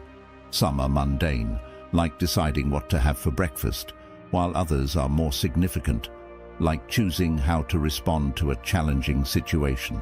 Regardless of the scale, each choice is an opportunity to practice discipline. It is about making decisions consistently aligned with our values and long-term goals, even when it is difficult or inconvenient. Consider the daily habits that shape our lives. Stoicism teaches us the importance of routines and practices that cultivate a disciplined mind. For example, starting the day with a moment of reflection or meditation can set a focused and intentional tone. This practice, which Marcus Aurelius himself engaged in, helps center our thoughts and prepare us for the challenges ahead. It is in these quiet moments of introspection that we build the mental strength needed to face the day's adversities. Seneca emphasized the power of thoughts in shaping our lives. He said, "We become what we think about most of the time." This underscores the importance of disciplined thinking. By training our minds to focus on what is within our control and let go of what is not, we cultivate a sense of inner peace and strength. This mental discipline is not about suppressing emotions, but about managing them in a way that serves our highest good. Physical discipline is equally important. The Stoics believed that taking care of our bodies is a form of respect for ourselves and the life we have been given. Regular exercise, mindful eating, and adequate rest are not just about maintaining health, but about building resilience. When our bodies are strong and well-nourished, our minds are better equipped to handle stress and adversity. This holistic approach to discipline ensures that we are prepared to face life's challenges with vigor and clarity. Discipline also involves the courage to say no to distractions and temptations that pull us away from our goals. In our fast-paced world, it is easy to get sidetracked by social media, endless entertainment options, or even the allure of procrastination. Stoicism teaches us the value of staying true to our path. It is about prioritizing what truly matters and being willing to forgo immediate gratification for long-term fulfillment. This might mean setting boundaries, creating a structured schedule, or simply being mindful of how we spend our time. It is important to remember that discipline is a practice, not a destination. There will be days when we falter, when motivation wanes, or when we give in to distractions. The key is to approach these moments with self-compassion and a commitment to get back on track. Stoicism encourages us to see each day as a new beginning, an opportunity to start afresh with renewed focus and determination. As Seneca wisely said, "Begin at once to live and count each separate day as a separate life." Incorporating discipline into our lives transforms the way we approach both the mundane and the extraordinary. It empowers us to live with intention, to make decisions that reflect our values, and to face challenges with courage and grace. By being disciplined, we are not only more effective in achieving our goals, but also more aligned with our true selves. Discipline is about taking control of our lives and steering them in a direction that aligns with our deepest values and aspirations. It is about realizing that every small action, every daily habit, contributes to the larger tapestry of our lives. By embracing the Stoic principles of discipline, we can navigate life's unpredictability with strength and purpose, creating a life of meaning and fulfillment. So let us commit to being disciplined, to harnessing the power of our minds, and to living each day with intention and resilience. Stoic discipline not only transforms our personal lives, but can also profoundly impact how we interact with the world around us. By making conscious Stoic decisions, we not only improve ourselves, but also positively influence our surroundings. As Epictetus taught, it is not what happens to you, but how you react to it that matters. By focusing on our reaction rather than the fear of judgment, we build the mental fortitude needed to navigate setbacks and continue pursuing our goals. In social situations, the fear of looking foolish can prevent us from forming meaningful connections. We might avoid expressing our true feelings or sharing our thoughts because we fear being misunderstood or ridiculed. However, authentic relationships are built on vulnerability and honesty. By being willing to look foolish, we show others that we are human, imperfect, and willing to take risks to connect with them. This openness can lead to deeper and more fulfilling relationships based on mutual understanding and trust.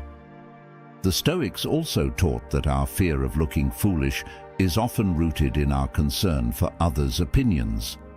Marcus Aurelius wrote about the tranquility that comes when you stop worrying about what others say, think, or do, and only concern yourself with what you do. This teaching encourages us to focus on our values and actions rather than seeking validation from others. Embracing the willingness to look foolish can lead to greater creativity and innovation. Many of the world's greatest inventions and artistic achievements came from individuals who dared to think differently and challenge the status quo. These innovators often met with skepticism and ridicule before their ideas were accepted. By being willing to look foolish, we allow ourselves to explore new ideas and approaches that others might overlook. This creativity can lead to breakthroughs and achievements that would be impossible if we always played it safe. In the realm of personal development, being willing to look foolish can accelerate our growth. Whether it's trying a new exercise routine, starting a new business, or learning a new craft, the initial stages are often filled with uncertainty and awkwardness. The Stoic practice of negative visualization, where we imagine the worst possible scenario, can help us prepare mentally for these challenges. By anticipating potential difficulties and accepting them, we can approach new endeavors with confidence and resilience, knowing that any initial stumbling is a temporary and valuable part of the process. The decision to be willing to look foolish is a powerful affirmation of our capacity to transform Stoicism in our world. By adopting this mindset, we commit to living authentically, embracing vulnerability, and pursuing our true passions. It is a decision that encourages us to step outside our comfort zones and explore the limitless potential within us. Stoic teachings provide a strong foundation for cultivating this willingness. By focusing on our values, embracing the present moment, and letting go of the fear of judgment, we can live more fully and courageously. As we navigate our journey, let us remember the wisdom of Epictetus. First, say to yourself what you would be, and then do what you have to do. Number 4, change your perspective. The decision to change your perspective begins with recognizing that our thoughts shape our reality. Epictetus taught that it is not things that disturb us, but our interpretation of their significance. This profound insight reminds us that the way we perceive events and experiences determines our emotional and psychological response. By changing our perspective, we can transform our experience of life, finding growth and opportunity even in adversity. Consider how often we view challenges as obstacles rather than opportunities. A common example is facing a difficult situation at work or in personal relationships. Instead of seeing these moments as setbacks, we can choose to view them as chances to develop resilience, patience, and problem-solving skills. This shift in perspective not only reduces stress and frustration, but also empowers us to take proactive steps toward resolution and growth. One practical way to change your perspective is through the practice of gratitude. Marcus Aurelius, one of the most famous Stoic philosophers, often reflected on the things he was grateful for, even amidst his many responsibilities and challenges as a Roman emperor.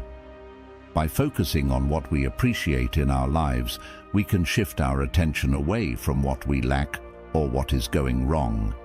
This simple practice can lead to a more positive outlook and greater emotional well-being.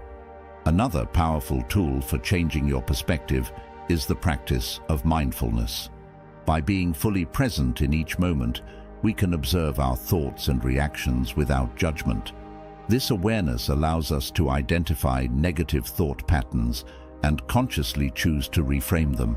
For instance, if we catch ourselves thinking, "I can't handle this," we can reframe it as, "This is a challenge and I have the strength to face it." This subtle shift in language can have a profound impact on our mindset and overall approach to life.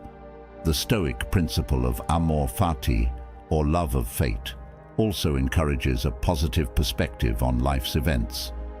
This philosophy teaches us to embrace everything that happens, seeing it as necessary and beneficial for our growth. Instead of resisting or lamenting our circumstances, we accept them with grace and look for the lessons they offer. By adopting this mindset, we cultivate resilience and a deeper appreciation for the unfolding of our lives. Changing your perspective also involves letting go of the need for control over external events. The Stoics believed that true control lies in our own thoughts and actions, not in the external world. By focusing on what we can control, our responses, attitudes, and choices, we free ourselves from the frustration and anxiety that come from trying to control the uncontrollable. This shift in focus allows us to live more peacefully and effectively, regardless of external circumstances. To change your perspective, practice the Stoic exercise of negative visualization. This involves imagining the worst possible scenarios and preparing mentally for them. By confronting our fears in this way, we become less fearful and more resilient. This practice helps us appreciate what we have and reminds us of our capacity to endure and overcome difficulties. Incorporating the decision to change your perspective into your daily life can lead to profound personal transformation. It allows us to navigate life's challenges with grace and strength, finding meaning and purpose even in difficult times. By embracing this Stoic principle, we open ourselves to a richer, more fulfilling experience of life. You have now reached the halfway mark of the video. I congratulate you for trying to become a better version of yourself, and I also humbly ask you to leave a comment, as it helps my channel immensely.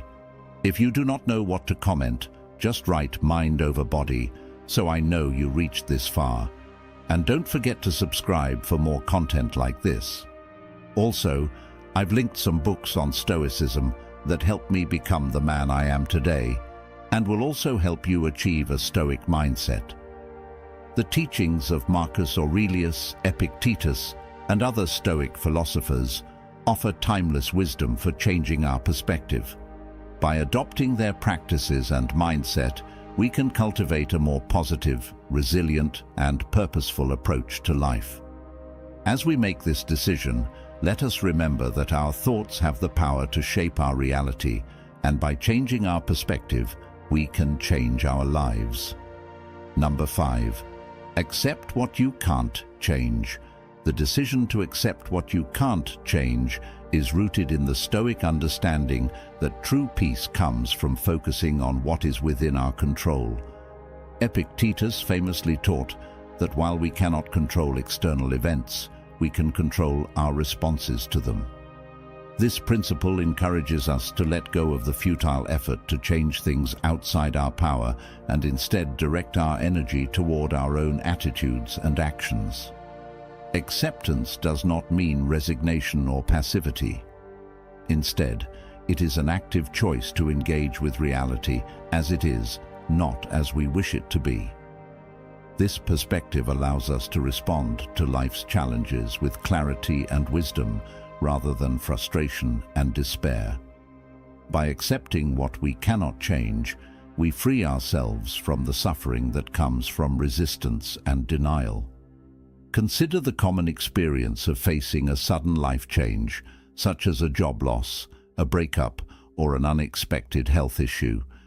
These events are often beyond our control, but how we respond to them is entirely up to us.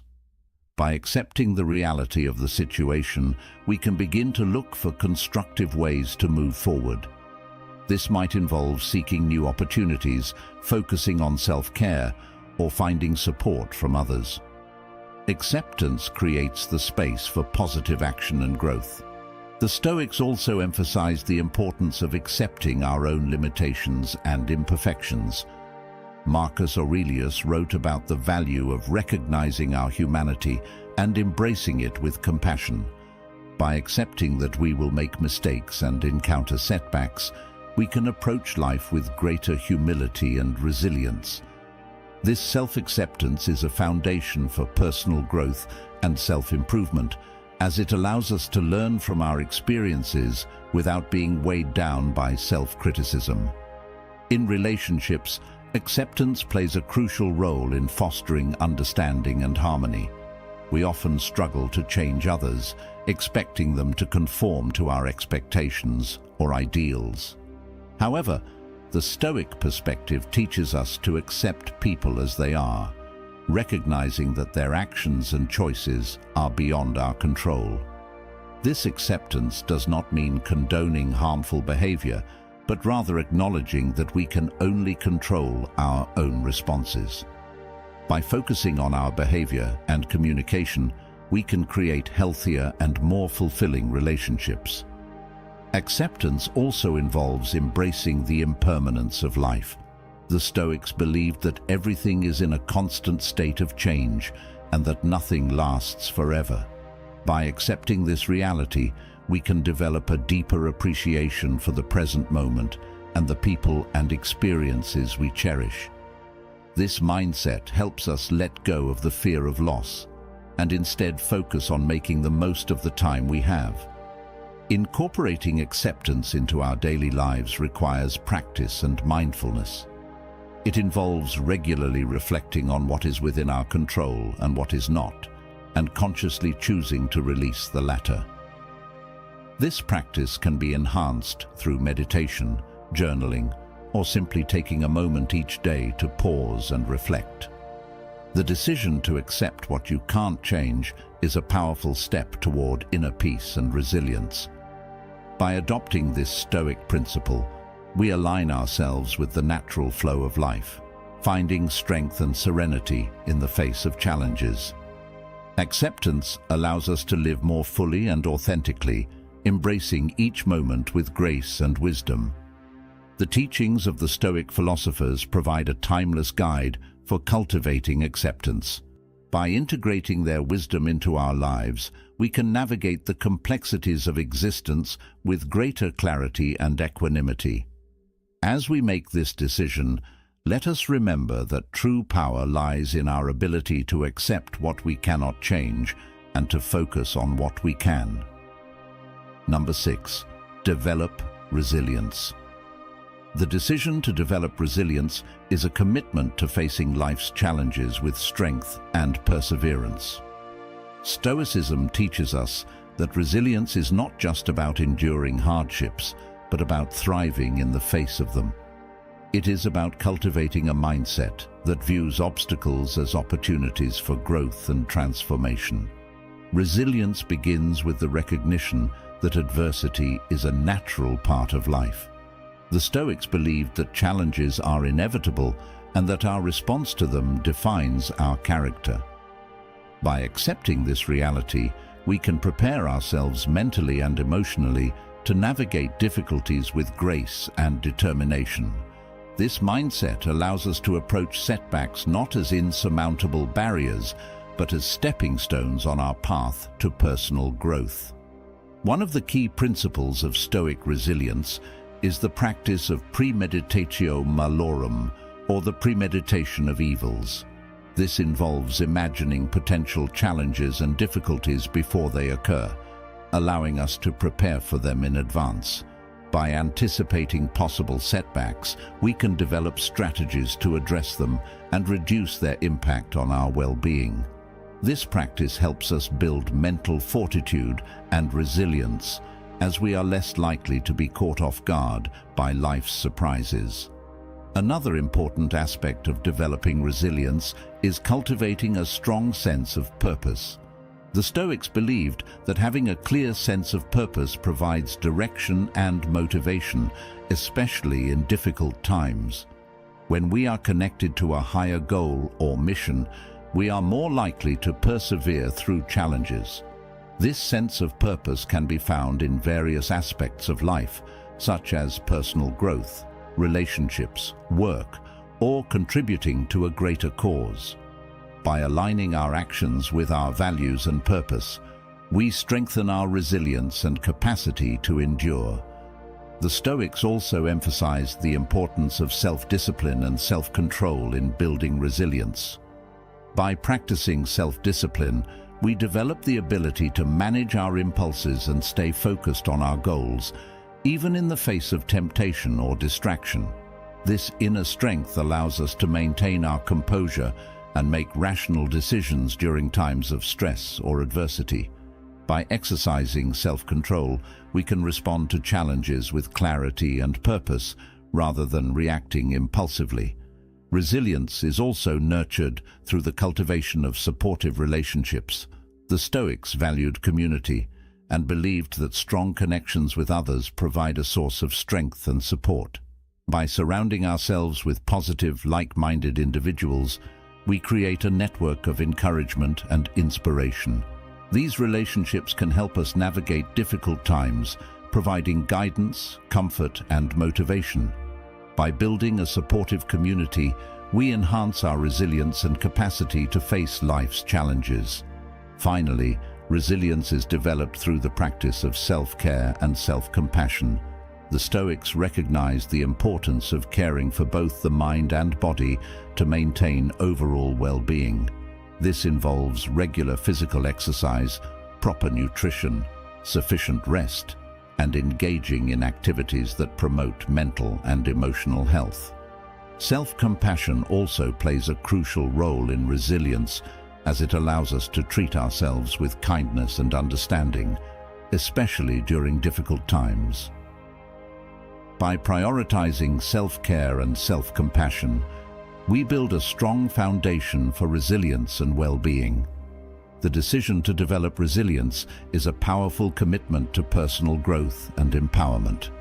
By adopting Stoic principles and practices, we can strengthen our ability to face life's challenges with courage and determination. Resilience allows us to navigate adversity with grace, finding meaning and purpose even in the most difficult circumstances. The teachings of the Stoic philosophers offer timeless wisdom for cultivating resilience. By integrating their insights into our daily lives, we can develop a mindset of strength and perseverance, enabling us to thrive in the face of adversity. As we make this decision, let us remember that resilience is not just about surviving challenges, but about growing and transforming through them. Number 7. Cultivate gratitude. The decision to cultivate gratitude is a powerful step toward a more fulfilling and contented life. Gratitude is a central theme in Stoic philosophy, as it helps us appreciate the present moment and recognize the abundance in our lives. By consciously practicing gratitude, we can shift our focus from what we lack to what we have, fostering a sense of inner peace and satisfaction. Gratitude begins with the recognition of the gifts and blessings in our lives, no matter how small or seemingly insignificant. The Stoics believed that everything we have, including our lives, is a gift, and that we should appreciate it with humility and reverence. By regularly reflecting on the things we are grateful for, we can develop a deeper appreciation for the richness of our existence. One practical way to cultivate gratitude is through daily journaling. This involves setting aside a few moments each day to write down things we are grateful for. These can be simple pleasures, such as a warm cup of coffee, a kind gesture from a friend, or a beautiful sunset. By consistently recording these moments of gratitude, we train our minds to focus on the positive aspects of our lives. This practice not only enhances our sense of well-being, but also helps us build resilience and perspective. Another important aspect of gratitude is recognizing the interconnectedness of all things. The Stoics believed that we are all part of a larger whole, and that our lives are intertwined with the lives of others. By acknowledging the contributions of others and expressing gratitude for their support and kindness, we strengthen our connections and foster a sense of community. This practice also helps us develop humility and appreciation for the people and circumstances that enrich our lives. Gratitude also involves being thankful for the challenges and difficulties we face. The Stoics taught that adversity is an opportunity for growth, and that we should embrace it with gratitude. By viewing challenges as valuable learning experiences, we can develop a more positive and resilient mindset. This perspective allows us to find meaning and purpose in our struggles, transforming them into sources of strength and wisdom. Incorporating gratitude into our daily lives requires mindfulness and intention. It involves pausing regularly to reflect on the things we appreciate and express our gratitude. This can be done through simple acts, such as saying thank you, offering a compliment, or taking a moment to appreciate the beauty around us. By making gratitude a regular part of our routine, we can cultivate a more positive and contented outlook on life. The decision to cultivate gratitude is a commitment to recognizing and appreciating the abundance in our lives. By adopting Stoic principles and practices, we can develop a mindset of gratitude that enhances our well-being and enriches our relationships. Gratitude allows us to live more fully and joyfully, finding beauty and meaning in the present moment. The teachings of the Stoic philosophers offer timeless wisdom for cultivating gratitude. By integrating their insights into our daily lives, we can develop a deeper appreciation for the gifts and blessings that surround us. As we make this decision, let us remember that gratitude is not just a fleeting emotion, but a way of life that transforms our experience of the world. Number 8. Focus on what you can control. The decision to focus on what you can control is a cornerstone of Stoic philosophy. The Stoics believed that true peace and happiness come from directing our attention and efforts toward what is within our power and letting go of what is not. This principle helps us navigate life's uncertainties with greater clarity and resilience. The distinction between what is within our control and what is not is central to Stoic thought. Epictetus famously taught that while we cannot control external events, we can control our thoughts, attitudes, and actions. By focusing on these internal aspects, we can maintain a sense of agency and composure regardless of external circumstances. Consider the common experience of dealing with difficult people or challenging situations at work. Instead of trying to change others or control the outcome, we can focus on our own behavior and responses. This might involve practicing patience, communicating clearly and assertively, or managing our stress through mindfulness techniques. By directing our energy toward what we can control, we reduce frustration and increase our effectiveness. Another practical application of this principle is in managing our emotions.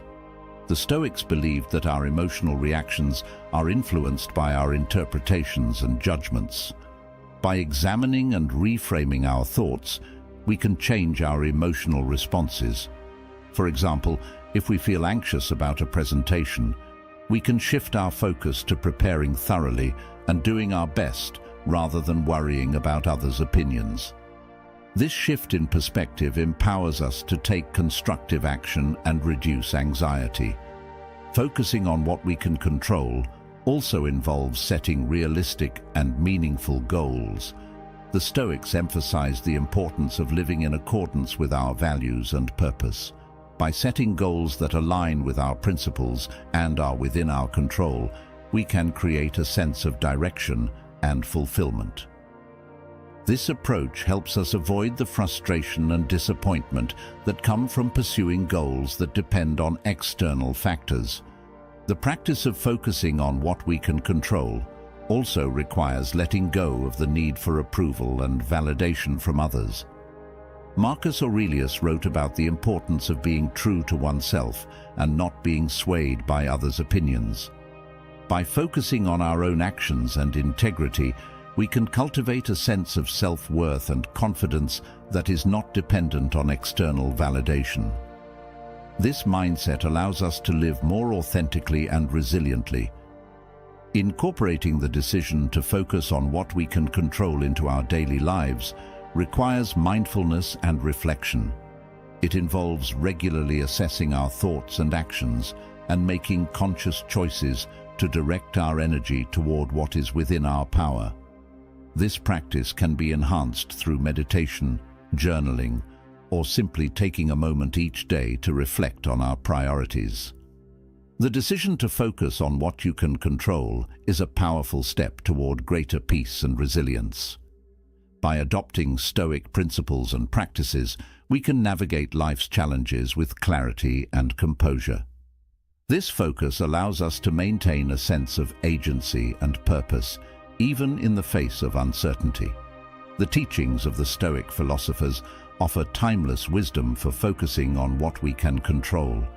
By integrating their insights into our daily lives, we can develop a mindset of strength and resilience. As we make this decision, let us remember that true power lies in our ability to direct our thoughts and actions toward what is within our control. Number 9. Seek wisdom. The decision to seek wisdom is a lifelong commitment to personal growth and self-improvement. Stoicism teaches us that wisdom is the highest virtue and the foundation for a fulfilling and meaningful life. By actively seeking wisdom, we can navigate life's complexities with greater clarity and understanding. Wisdom begins with the recognition of our own ignorance and the willingness to learn. The Stoics believed that true wisdom comes from understanding the nature of the world and our place in it. This involves continuous learning, self-reflection, and the pursuit of knowledge. By remaining open to new ideas and perspectives, we can deepen our understanding and develop a more nuanced view of the world.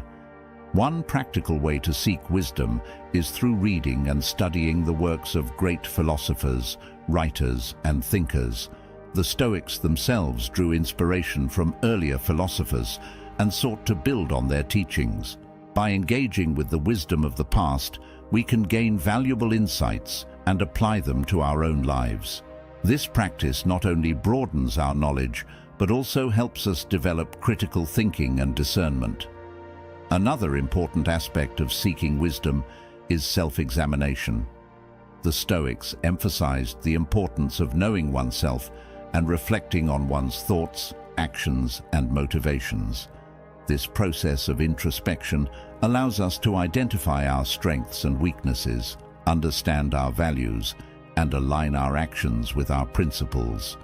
By regularly examining ourselves, we can make more conscious and informed decisions, leading to greater personal growth and fulfillment. Seeking wisdom also involves learning from our experiences and the experiences of others. The Stoics believed that every experience, whether positive or negative, offers valuable lessons. By approaching life with a curious and open mind, we can extract wisdom from our successes and failures. This mindset encourages us to view challenges as opportunities for learning and growth, rather than as setbacks. In addition to personal reflection, seeking wisdom often involves seeking guidance from mentors, teachers, and peers. The Stoics valued the importance of community and believed that we can learn from the wisdom of others. By engaging in meaningful conversations, seeking advice, and being open to feedback, we can gain new perspectives and insights that enrich our understanding. This collaborative approach to wisdom fosters a sense of connection and mutual growth. The decision to seek wisdom also requires humility and the recognition that we are always learning and evolving. The Stoics taught that wisdom is not a destination, but a continuous journey. By embracing this mindset, we can approach each day with a sense of curiosity and wonder, always striving to deepen our understanding and improve ourselves. Incorporating the decision to seek wisdom into our daily lives requires intention and effort. It involves setting aside time for reading, reflection, and meaningful conversations. It also involves being open to new experiences and perspectives, even when they challenge our existing beliefs. By making the pursuit of wisdom a regular part of our routine, we can cultivate a deeper sense of purpose and fulfillment. The decision to seek wisdom is a powerful commitment to personal growth and enlightenment. By adopting Stoic principles and practices, we can develop a mindset of curiosity, reflection, and continuous learning. This pursuit of wisdom allows us to navigate life's complexities with greater clarity and insight, leading to a more fulfilling and meaningful existence. The teachings of the Stoic philosophers offer timeless guidance for seeking wisdom. By integrating their insights into our daily lives, we can cultivate a deeper understanding of ourselves and the world around us. As we make this decision, let us remember that wisdom is the foundation for a life of purpose and fulfillment. Number 10. Practice kindness.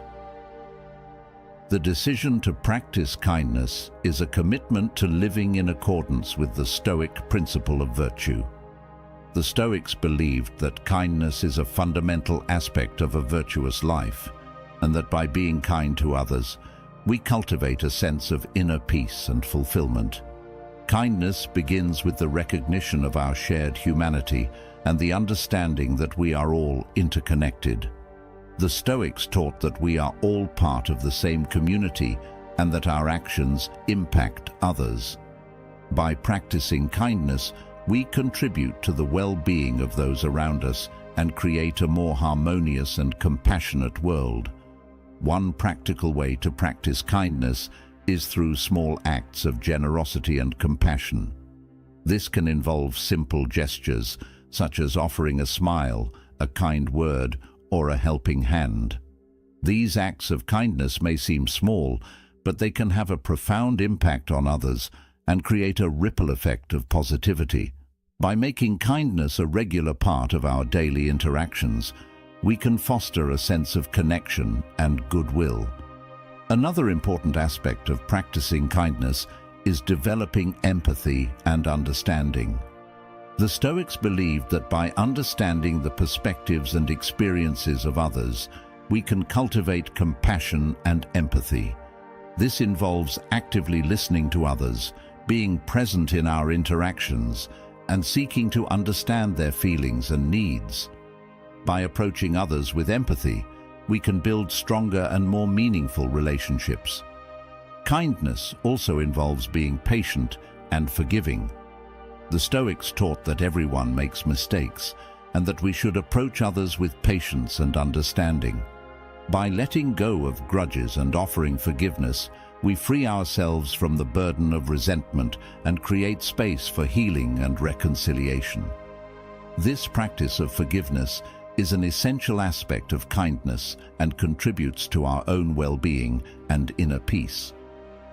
In addition to personal interactions, practicing kindness can also involve contributing to the greater good. The Stoics believed that we have a responsibility to contribute to the well-being of our community and the world. This can involve volunteering, supporting charitable causes, or advocating for social justice. By taking action to support others, we live in accordance with the Stoic principle of virtue and make a positive impact on the world. The decision to practice kindness also requires self-compassion. The Stoics recognized that being kind to ourselves is essential for our overall well-being. This involves treating ourselves with the same compassion and understanding that we offer to others. By practicing self-compassion, we nurture our own well-being and create a strong foundation for extending kindness to others. Incorporating the decision to practice kindness into our daily lives requires mindfulness and intention. It involves being aware of our actions and their impact on others, and making conscious choices to act with kindness and compassion. This practice can be enhanced through regular reflection and mindfulness exercises, which help us stay connected to our values and intentions. The decision to practice kindness is a powerful commitment to living a virtuous and fulfilling life. By adopting Stoic principles and practices, we can cultivate a mindset of compassion, empathy, and generosity. This practice of kindness not only enhances our own well-being, but also contributes to the well-being of others and the world around us. The teachings of the Stoic philosophers offer timeless wisdom for practicing kindness. By integrating their insights into our daily lives, we can cultivate a deeper sense of connection and compassion. As we make this decision, let us remember that kindness is a fundamental aspect of a virtuous life, and that by practicing kindness, we create a more harmonious and compassionate world. Number 11. Embrace impermanence. The decision to embrace impermanence is a commitment to living in accordance with the Stoic understanding that everything in life is transient. The Stoics believed that recognizing and accepting the impermanent nature of all things allows us to live more fully and with greater appreciation for the present moment. Impermanence begins with the recognition that all things, including our experiences, relationships, and possessions, are subject to change. The Stoics taught that nothing lasts forever and that change is a natural part of life. By embracing this reality, we can develop a deeper appreciation for the present moment and the people and experiences that enrich our lives. One practical way to embrace impermanence is through the practice of mindfulness. Mindfulness involves being fully present in each moment and observing our thoughts and experiences without attachment or judgment. This practice helps us appreciate the fleeting nature of life and find beauty and meaning in the present. By cultivating mindfulness, we can develop a greater sense of gratitude and contentment. Adrian's name was known far and wide, a symbol of success in the vibrant markets of his city. As a prosperous merchant, he traded in goods from every corner of the known world: silks from the east, spices from the south, and precious gems that dazzled the eye. His life was one of luxury and influence, built on years of shrewd dealings and relentless ambition. But fate, as the Stoics often remind us, is beyond our control. In a single day, everything Adrian had built came crashing down. A sudden market collapse swept through the city like a storm, leaving devastation in its wake. The once bustling marketplaces were consumed by chaos, merchants scrambling to salvage what little they could. Adrian stood amidst the ruins of his empire, watching as the wealth he had painstakingly amassed evaporated before his eyes. His investments had failed, his ships lost at sea, and his trusted partners had turned away in fear and self-preservation. Overnight, Adrian was reduced to nothing. The luxurious home, the admiration of his peers, the power he wielded, it was all gone. Adrian found himself in a small, dimly lit room at a modest inn, the grandeur of his former life a distant memory. His hands trembled as he leafed through the pages of his ledger, the numbers now meaningless. He had built his identity on his wealth, and with its loss came a profound emptiness. In the silence of that humble room, Adrian was forced to confront a question he had long avoided. Who am I without my wealth? Before we continue, welcome to the channel. If you're new here, make sure to like the video and hit that subscribe button. Only 15% of my audience is currently subscribed, so if these insights resonate with you, I'd love for you to join our community and turn on the notification bell to stay updated. And exciting news, our channel now offers a 24/7 live stream, streaming Stoic wisdom and insights around the clock. Plus, by joining our members club, you'll unlock exclusive benefits, deeper content dives, and personal insights. Join us on this journey, and let's build a meaningful life together. Adrian could not bear to remain in the city where his downfall was a constant reminder. He packed what little he had left and set out on a journey, not knowing where it would lead, but driven by an urge to escape the shadows of his past.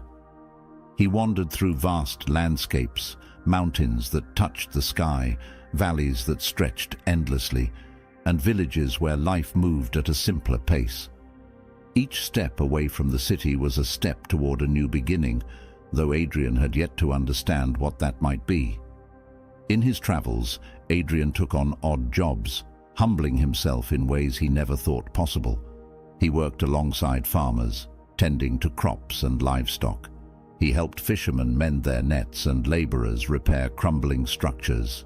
With each task, Adrian learned the value of effort untainted by ambition, finding a quiet satisfaction in simple work. One evening, as he rested by a campfire beneath a canopy of stars, Adrian met a man who would change his life forever.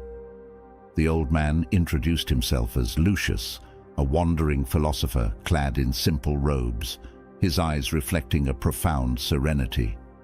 "May I join you?" Lucius asked, his voice gentle but assured. Adrian, weary from his journey, nodded. "The road is long, and the nights are cold. Company is always welcome." As they shared the warmth of the fire, Lucius spoke of a philosophy that intrigued Adrian. He spoke of Stoicism, a way of life that sought peace not in external wealth, but in the strength of one's character and the mastery of one's emotions. "Adrian," Lucius began, "the greatest wealth is found within. Fortune comes and goes, but virtue remains steadfast. A man who anchors himself in virtue can weather any storm." Adrian listened intently, his heart heavy with the burden of his loss. He shared his story with Lucius, the rise to power, the sudden collapse, and the hollow shell he now felt himself to be. Lucius listened without judgment, nodding thoughtfully as Adrian poured out his soul. "You see," Lucius said, "what has happened to you is not a curse but an opportunity. You have been stripped of illusions, freed from the chains of material desire. Now, you can begin the true journey, the journey within." These words resonated deeply with Adrian. For the first time, he saw his loss not as an end, but as a new beginning. Over the following days, as they traveled together, Lucius imparted the core tenets of Stoicism: the importance of focusing on what is within one's control, the acceptance of life's inevitable hardships, and the cultivation of inner resilience. "Fortune tests us, Adrian," Lucius said one day. "It is not the loss of wealth that breaks a man, but his response to it. Embrace your fate, not with resignation, but with courage. This is what the Stoics call amor fati, the love of one's fate." Adrian began to internalize these lessons, finding a sense of calm he had never known before. The daily struggles of his journey became bearable, even enlightening. He learned to appreciate the beauty of a sunrise, the simplicity of a shared meal, and the strength that came from enduring hardships with grace. After months of wandering, Adrian found himself in a quaint village nestled in a fertile valley. The people were kind, their lives modest but fulfilling. Adrian decided to stay, offering his skills as a trader and craftsman. He rebuilt his life from the ground up, not in pursuit of wealth, but in the spirit of service and community.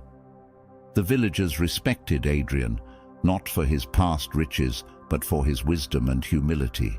He shared the lessons he had learned from Lucius, teaching the value of resilience and inner peace. The life Adrian built in the village was simple, yet rich in meaning, a stark contrast to the opulence he had once known. But fate had one more test in store for Adrian. One day, as he worked in the village square, a familiar figure appeared on the horizon. It was Felix, his closest friend from his days of wealth and power. Felix, who had been with him through the heights of his success, and who, as Adrian would soon discover, had played a pivotal role in his downfall.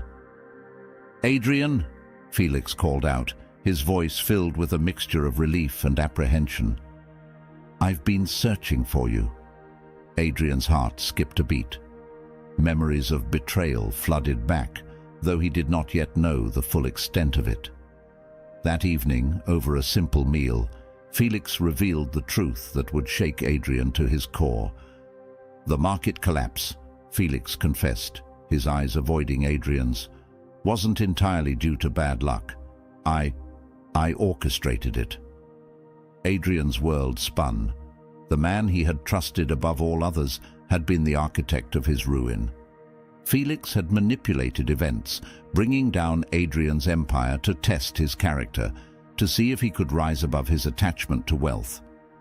"I saw how consumed you were," Felix explained, his voice heavy with guilt. "I feared that your success was destroying you. I thought, if you lost everything, you might find yourself." Adrian's mind raced. Anger surged, but so did the teachings of Lucius. He had learned to find peace in adversity, to embrace his fate with courage. Yet, betrayal by a trusted friend cut deeper than any loss of wealth. "Felix," Adrian finally said, his voice trembling, "you took everything from me. But in losing it, I found something greater. I found myself." The days that followed were filled with difficult conversations and introspection. Felix sought forgiveness, and Adrian grappled with his emotions.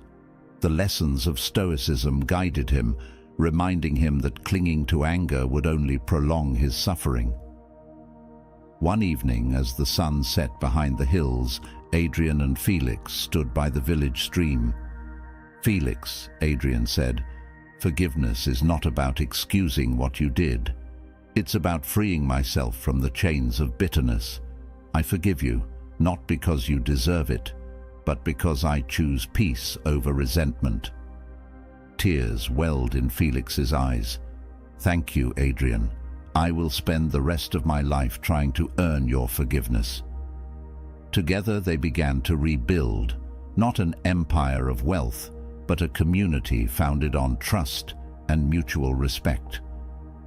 Adrian continued to teach the villagers the principles of Stoicism, fostering a spirit of resilience and compassion. Years passed, and Adrian's story became a beacon of hope in the village. He was no longer defined by his wealth or his loss, but by his wisdom and the strength of his character. The village thrived, not because of material riches, but because of the resilience and unity of its people. Adrian often reflected on his journey, the twists of fate that had brought him to this place.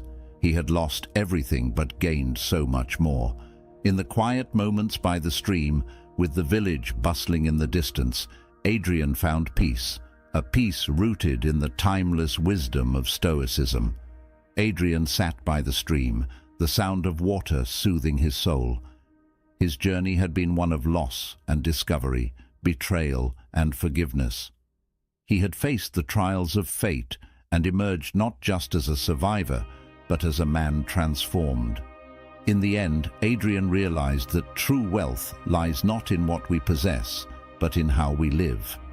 Through resilience, forgiveness, and inner peace, he found a life of profound meaning, a life that would inspire generations to come. This story explores the Stoic themes of resilience, detachment from material wealth, and forgiveness. Adrian's journey reflects the Stoic belief that true wealth lies in virtue and inner peace, rather than external possessions. His ultimate forgiveness showcases the Stoic practice of controlling one's reactions to betrayal and focusing on what is within one's control. Now the second story, Lucia, a renowned Stoic philosopher, sat in quiet contemplation within the modest confines of her study. The walls were lined with scrolls and texts, each a testament to a life devoted to wisdom and inner peace. Her teachings had guided many through personal trials, offering solace and strength in a turbulent world. But today, her thoughts were disrupted by a summons, a call to an endeavor far beyond the usual confines of philosophical discourse. A messenger had arrived from the Senate bearing urgent news. The city teetered on the brink of war, tensions with a neighboring state escalating by the day. The fragile peace that had held for decades was under threat, and the Senate sought Lucia's counsel. Her reputation for unwavering principles and clear judgment had reached even the highest echelons of power. Lucia's heart was heavy with the weight of the task before her. She had always believed that philosophy was meant to guide one's actions, not just in personal matters, but in the affairs of the state. Now her beliefs would be tested in the most challenging arena of all, politics. Lucia stood before the Senate, her calm demeanor a stark contrast to the anxious murmurs of the gathered officials. The room was grand, with towering columns and a domed ceiling that echoed every word spoken within. She listened intently as the senators outlined the dire situation. A dispute over territory had brought two powerful states to the brink of conflict. The neighboring states' emissaries had agreed to negotiations, but mistrust ran deep. "We need someone who can navigate this with wisdom and restraint," the head senator declared. "Someone who can remain composed under pressure, who values peace over personal gain. We need you, Lucia." Lucia bowed her head slightly. "I am honored by your trust. I will do all I can to guide these talks toward a peaceful resolution. But understand this, I will act not as a politician, but as a philosopher. My principles will guide me." The senators nodded, though unease lingered in the air. Politics was a game of power and persuasion, and the inclusion of a philosopher was an unconventional choice. But desperation often leads to unconventional paths. Lucia's mentor, Marcellus, a senior advisor to the Senate and a respected Stoic in his own right, stepped forward. His presence was reassuring, a reminder of the guidance that had shaped her philosophical journey. "Lucia," Marcellus said, his tone both warm and solemn, "remember, in the pursuit of peace, sometimes we must walk paths we would rather avoid. Stay true to your principles, but be mindful of the complexities you will face." Lucia met his gaze, her resolve unwavering. "I will do what is necessary, Marcellus, but I will not compromise the core tenets of our philosophy. Peace achieved through deceit is no peace at all." The negotiations were set to take place in a neutral city, a bustling hub where cultures and ideas mingled freely. The air was thick with anticipation as emissaries from both states gathered in a grand hall. The setting was opulent, yet the atmosphere was tense, the weight of potential conflict hanging heavily over the proceedings. Lucia entered the hall, her presence commanding yet serene. She wore a simple but elegant robe, a symbol of her commitment to the Stoic ideals of modesty and focus. The emissaries regarded her with curiosity and skepticism. What could a philosopher offer in such a high-stakes political game? Lucia's approach was deliberate. She began by fostering an environment of mutual respect, emphasizing the shared humanity of all parties involved. She quoted Stoic teachings, reminding the emissaries that true strength lies in self-control and that peace is the highest good. "Let us remember," she said, her voice steady, "that while we may differ in many ways, we all seek to protect and nurture our people. Let us not allow pride or fear to blind us to the greater good." Her words were met with a mix of admiration and caution. The emissaries, seasoned in the art of political maneuvering, were not easily swayed by philosophy alone. Yet, Lucia's sincerity and clarity planted seeds of doubt in their hardened hearts. Days turned into weeks as the negotiations progressed. Lucia employed Stoic principles to maintain her composure amidst the swirling tensions. She refrained from reacting impulsively, instead responding with thoughtful deliberation. When tempers flared, she remained a steadying force, reminding all present of the ultimate goal: peace. You have now reached the halfway mark of the video. I congratulate you for trying to become a better version of yourself, and I also humbly ask you to leave a comment, as it helps my channel immensely. If you do not know what to comment, just write "better" every day, so I know you reached this far. And don't forget to subscribe for more content like this. Also, I've linked some books on Stoicism that helped me become the man I am today, and will also help you achieve a Stoic mindset. As the talks inched closer to a resolution, a troubling revelation began to surface. Whispers reached Lucia's ears, rumors of secret dealings and manipulations behind the scenes. At first, she dismissed them as typical political intrigue, but the rumors persisted, growing more detailed and insistent. Driven by a sense of duty, Lucia sought the truth. She quietly began to investigate, speaking with those on the periphery of the negotiations, the servants, the guards, the lesser officials. What she uncovered shook her to her core.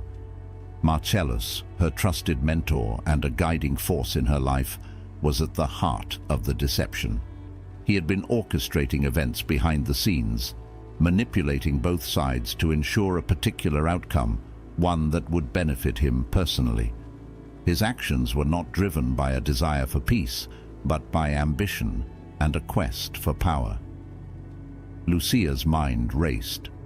The mentor she had revered, the man who had taught her the virtues of integrity and self-control, had betrayed those very principles.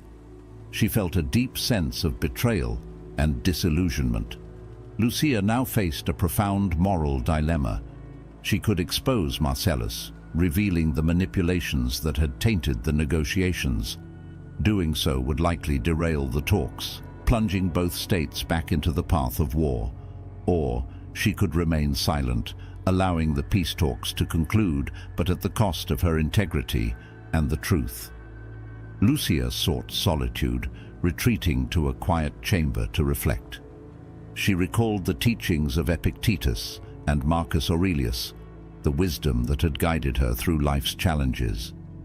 She pondered the nature of justice and the importance of truth. Is peace built on lies true peace? Or is it a fragile illusion destined to crumble under the weight of its false foundations? Can I betray my principles for the greater good? Or is such a betrayal a greater harm in itself? Lucia wrestled with these questions, the weight of her decision pressing heavily upon her. She knew that whatever choice she made, there would be consequences, both for herself and for the countless lives depending on the outcome of these talks. The following day, Lucia requested a private audience with Marcellus. The room was dimly lit, the tension palpable. Marcellus greeted her with a warm smile, though there was a flicker of unease in his eyes. "Lucia, my dear pupil," he began, "what troubles you?" Lucia met his gaze, her expression grave. "I know the truth, Marcellus. I know of your manipulations. You have betrayed the trust placed in you, and you have betrayed our philosophy." Marcellus sighed, his shoulders sagging under the weight of his actions. "Lucia, you must understand. The world of politics is not as simple as the world of philosophy. Sometimes we must make difficult choices to achieve a greater good. Lucia's voice was firm. You speak of a greater good, yet you have acted out of self-interest. You have compromised the very principles we hold dear. How can peace built on deceit be a true peace?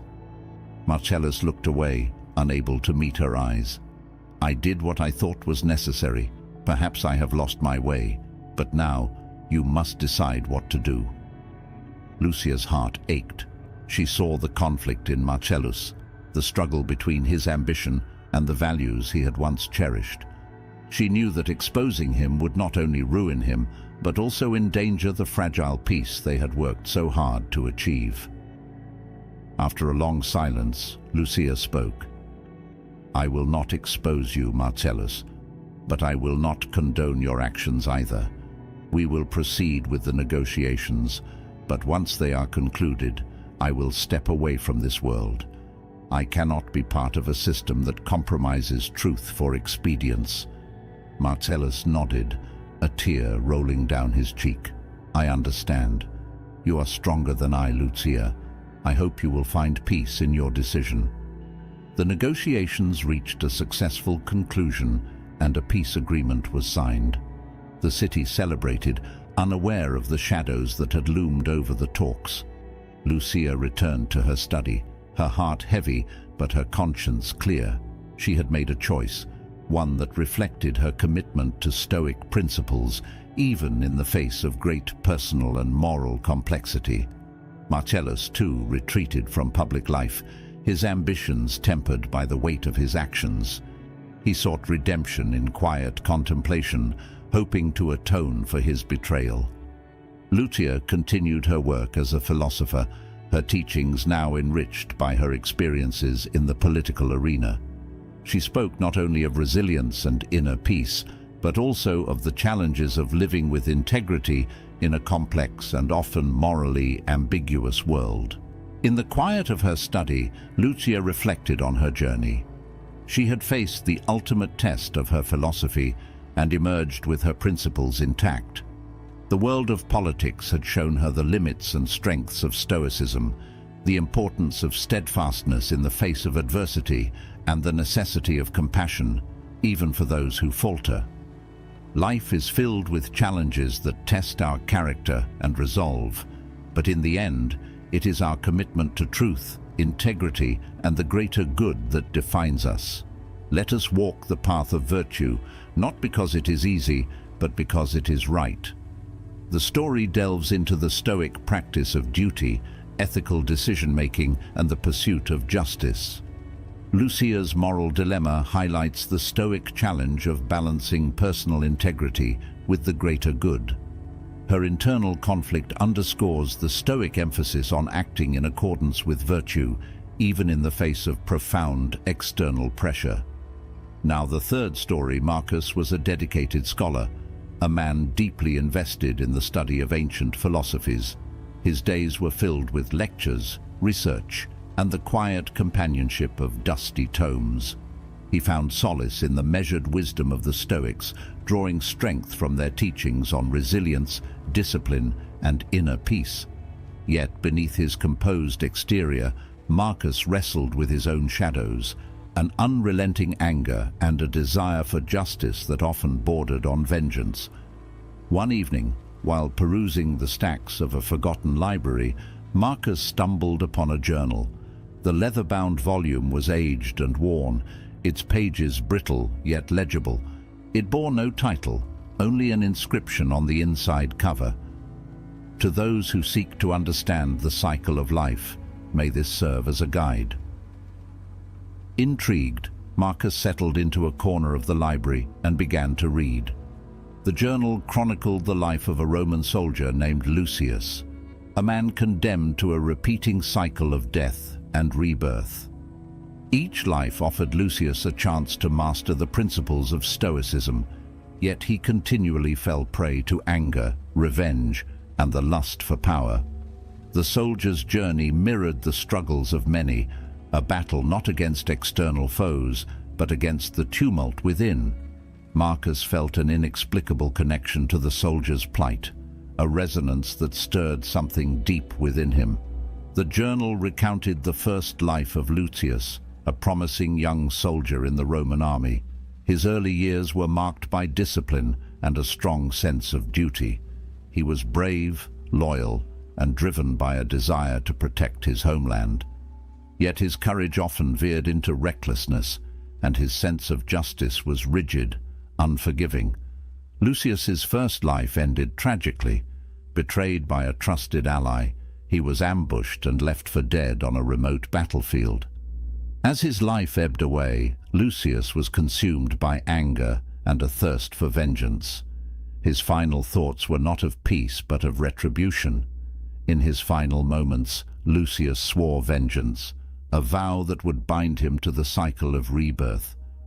His soul, burdened by unresolved rage, could not move on. Lucius awoke in a new body, a new life, yet with faint memories of his past. He found himself once again on the path of a soldier, driven by a familiar sense of duty, but also by a lingering anger he could not fully understand. Each life followed a similar pattern, opportunities for growth marred by the inability to let go of past grievances. As Marcus delved deeper into the journal, he noticed peculiar details. The descriptions of places, events, and even personal reflections seemed eerily familiar. There were passages that echoed his own thoughts, his own struggles with anger and a desire for justice. The more he read, the more Marcus felt as though he were not merely an observer of Lucius' journey, but a participant. Could it be that this Roman soldier's tale was, in some inexplicable way, his own? The journal described Lucius's repeated failures to master his emotions and embrace the Stoic principles fully. Each life presented him with trials, a betrayal, a loss, a moral dilemma, designed to teach resilience, acceptance, and the futility of vengeance. Yet each time Lucius succumbed to anger, perpetuating the cycle. Marcus found himself reflecting on his own life. He recognized a pattern in his experiences, a series of events that seemed to test his capacity for forgiveness, his ability to rise above the desire for revenge. He began to suspect that the journal was more than a historical account. It was a chronicle of his own past lives. The revelation was both thrilling and terrifying. Marcus felt the weight of countless lifetimes, each filled with struggle and failure. He realized that his current life was yet another opportunity to break free from the cycle, to finally learn the lessons that had eluded him for so long. The journal detailed a particularly poignant life where Lucius had come close to mastering his anger. In this life, he had befriended a Stoic philosopher who guided him through the teachings of Epictetus and Marcus Aurelius. The philosopher's wisdom had a profound impact on Lucius, helping him see the futility of his vengeance and the peace that could be found in acceptance. Lucius learned that true strength lay not in the power to exact revenge, but in the courage to forgive. Yet, even in this life, old habits died hard, and Lucius faltered in the final moments. Marcus felt a deep empathy for Lucius, a kinship born of shared struggles. He resolved to take the lessons to heart, to apply the Stoic principles not as an academic exercise, but as a living practice. He began to observe his thoughts more closely, to question the impulses that drove him toward anger and vengeance. Marcus's resolve was soon tested. A betrayal in his professional life, a colleague who had taken credit for his research, stirred the familiar feelings of anger and a desire for retribution. The injustice burned within him, threatening to consume his newfound peace. He turned to the journal, seeking guidance. Lucius' experiences offered a mirror to his own dilemma. In one life, Lucius had faced a similar betrayal and had chosen to confront his betrayer with violence, only to find that it brought no satisfaction, only more pain and suffering. Marcus realized that to break the cycle, he would have to respond differently. He could not change the actions of others, but he could control his response. He chose to address the situation with calm and reason, confronting his colleague with honesty and a request for acknowledgement rather than retribution. Though the resolution was not perfect, Marcus felt a sense of liberation. He had resisted the pull of anger, choosing instead a path aligned with his principles. It was a small victory, but a significant step toward breaking the cycle. The journal's final entries detailed a moment of profound transformation for Lucius. In his last recorded life, he faced a situation that mirrored his original betrayal, a chance to confront the descendant of the ally who had once betrayed him. Lucius was given an opportunity for vengeance, but instead he chose forgiveness. In doing so, he broke the cycle of rebirth, finding peace in his final moments. The journal ended with a simple yet profound statement: "The cycle ends when the heart finds peace." Marcus closed the journal, his heart heavy with the weight of the journey, but lightened by the wisdom gained. He understood now that his life was a continuation of Lucius's story, and the choices he made would determine whether he, too, could break free from the cycle.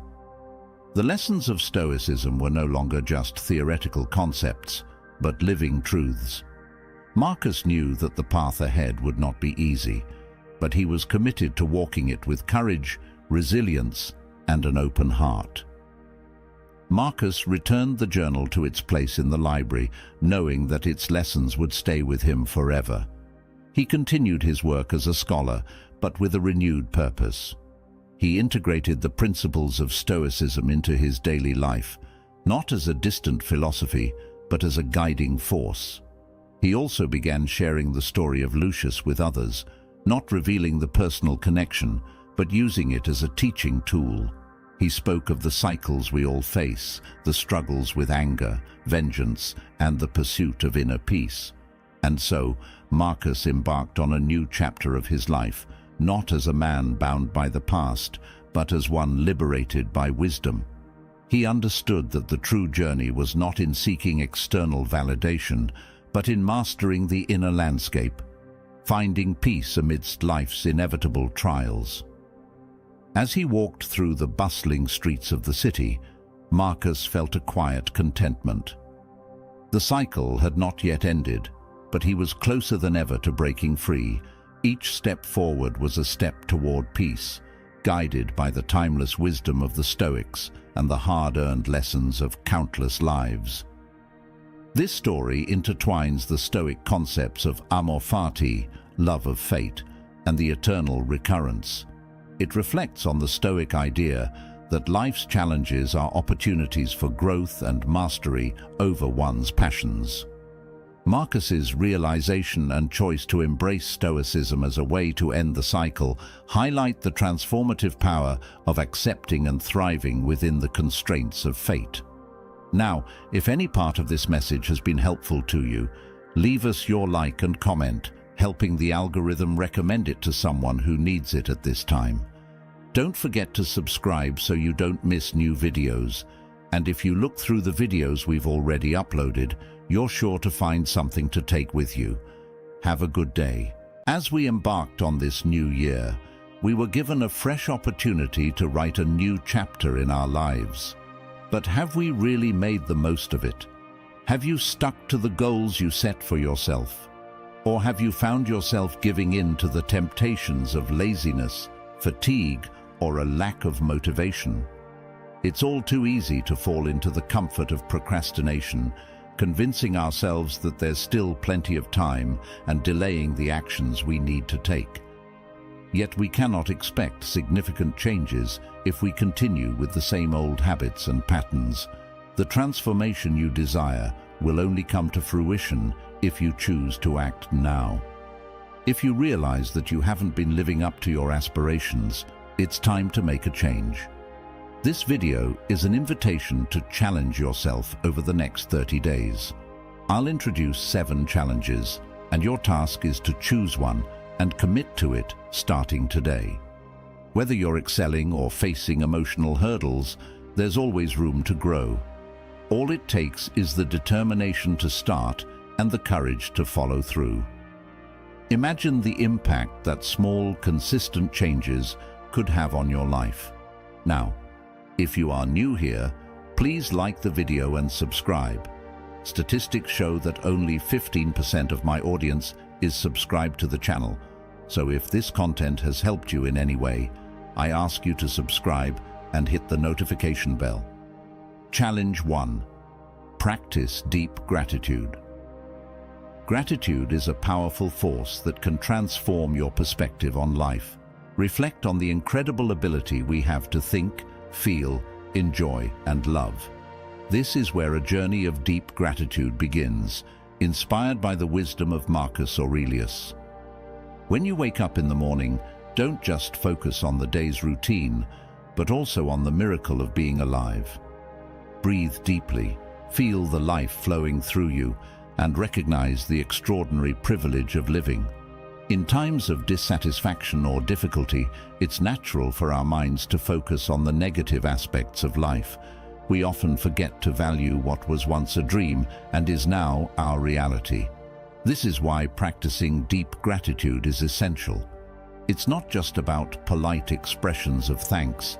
It's about immersing yourself in genuine appreciation for everything that's already part of your life. Although the word gratitude is often used, we frequently perceive it superficially.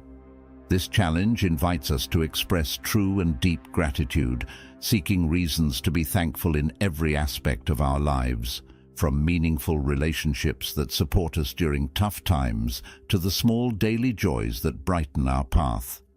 It's also an opportunity to acknowledge our efforts and achievements, no matter how small they may seem. For example, the simple joy of a hot cup of coffee, which we often take for granted, can become a source of gratitude when we recognize the comfort it provides. Similarly, a meaningful conversation with a friend or support from a colleague at work are reasons to be grateful. Take time to reflect on your life and seek out that feeling of gratitude. Over the next 30 days, incorporate the practice of gratitude into your daily routine. Begin now by identifying something you're grateful for, something that fills your heart with gratitude. This simple act can redirect your attention to the good things already present in your life. With time, this practice will strengthen your connection with the present and help you adopt a Stoic mindset, leading to inner contentment regardless of external circumstances. Challenge 2. Refrain from complaining. This simple act has the power to profoundly change your life. Imagine going a few days without uttering a single complaint, negative comment, or piece of gossip. By becoming more mindful of your words and working to change them, you'll begin to shift your mindset, allowing you to rewrite your own story. Reflect on how often you complain each day. It might be over seemingly trivial things like running late, a talkative co-worker, rising prices, a headache, or the weather disrupting your plans. Individually, these may seem small, but together they can weigh you down. Changing this habit requires conscious effort. Commit to 30 days without allowing yourself to be led by the tendency to complain or think negatively. It's a challenge, but consider the benefits. Complaining is like nurturing the seeds of what we don't want in our lives. When we focus on problems, it's as if we're sinking into quicksand. The more we dwell on them, the deeper we go. Complaining gives power to our problems, allowing them to grow. Have you ever noticed how a small complaint can snowball into a cascade of negativity? This happens because what we focus on tends to expand. Our thoughts and words shape our reality. As Marcus Aurelius said in his Meditations, our life is dyed by the color of our thoughts. It's up to us to choose whether to paint our lives in light or dark colors. That's why it's crucial to be mindful of our words. They reveal the deepest thoughts we hold within. Often, we don't realize how destructive our thoughts can be until we hear them spoken aloud. It's essential to maintain control over our minds if we want to progress and live well. So how can we tackle this challenge in practice? One way is through conscious vigilance. Choose an object, like a bracelet, ring or rubber band, and wear it on your wrist. Each time you catch yourself about to complain, criticize, or gossip, switch the object to the other wrist. This small physical gesture can serve as a reminder to develop a new awareness of your words and thoughts. Throughout these 30 days, you'll notice something remarkable. When we stop complaining, we start to see the good things around us, the small joys that previously went unnoticed. You'll discover that you have more control over your happiness than you ever imagined. Complaining is like planting seeds of negativity. By choosing not to complain, you begin planting seeds of gratitude and positivity. Imagine waking up in the morning and, instead of worrying about the rain, enjoying a cozy moment at home with a movie you've always wanted to watch. Instead of getting irritated with a noisy co-worker, put on some relaxing music. When shopping, see high prices as motivation to find promotions or try more economical recipes. Seek to find beauty in each day, even when it brings challenges. On this first day of the challenge, observe yourself closely. Notice how often you're tempted to complain. You might be surprised at how automatic these reactions are, but by accepting this challenge, you'll begin to break the cycle. Every word you speak has power. They shape your reality and directly influence your life experience. So why not choose words that bring light and positivity? When you complain, you're using the incredible power of your mind to focus on what you don't want, attracting more of it into your life. If you don't like something, change it. If you can't change it, change your attitude. Stop complaining. Challenge 3. Take action. In life, taking decisive action is crucial, but transforming intentions into reality requires effort. Imagine your life as a giant puzzle where every piece must be placed with care and determination.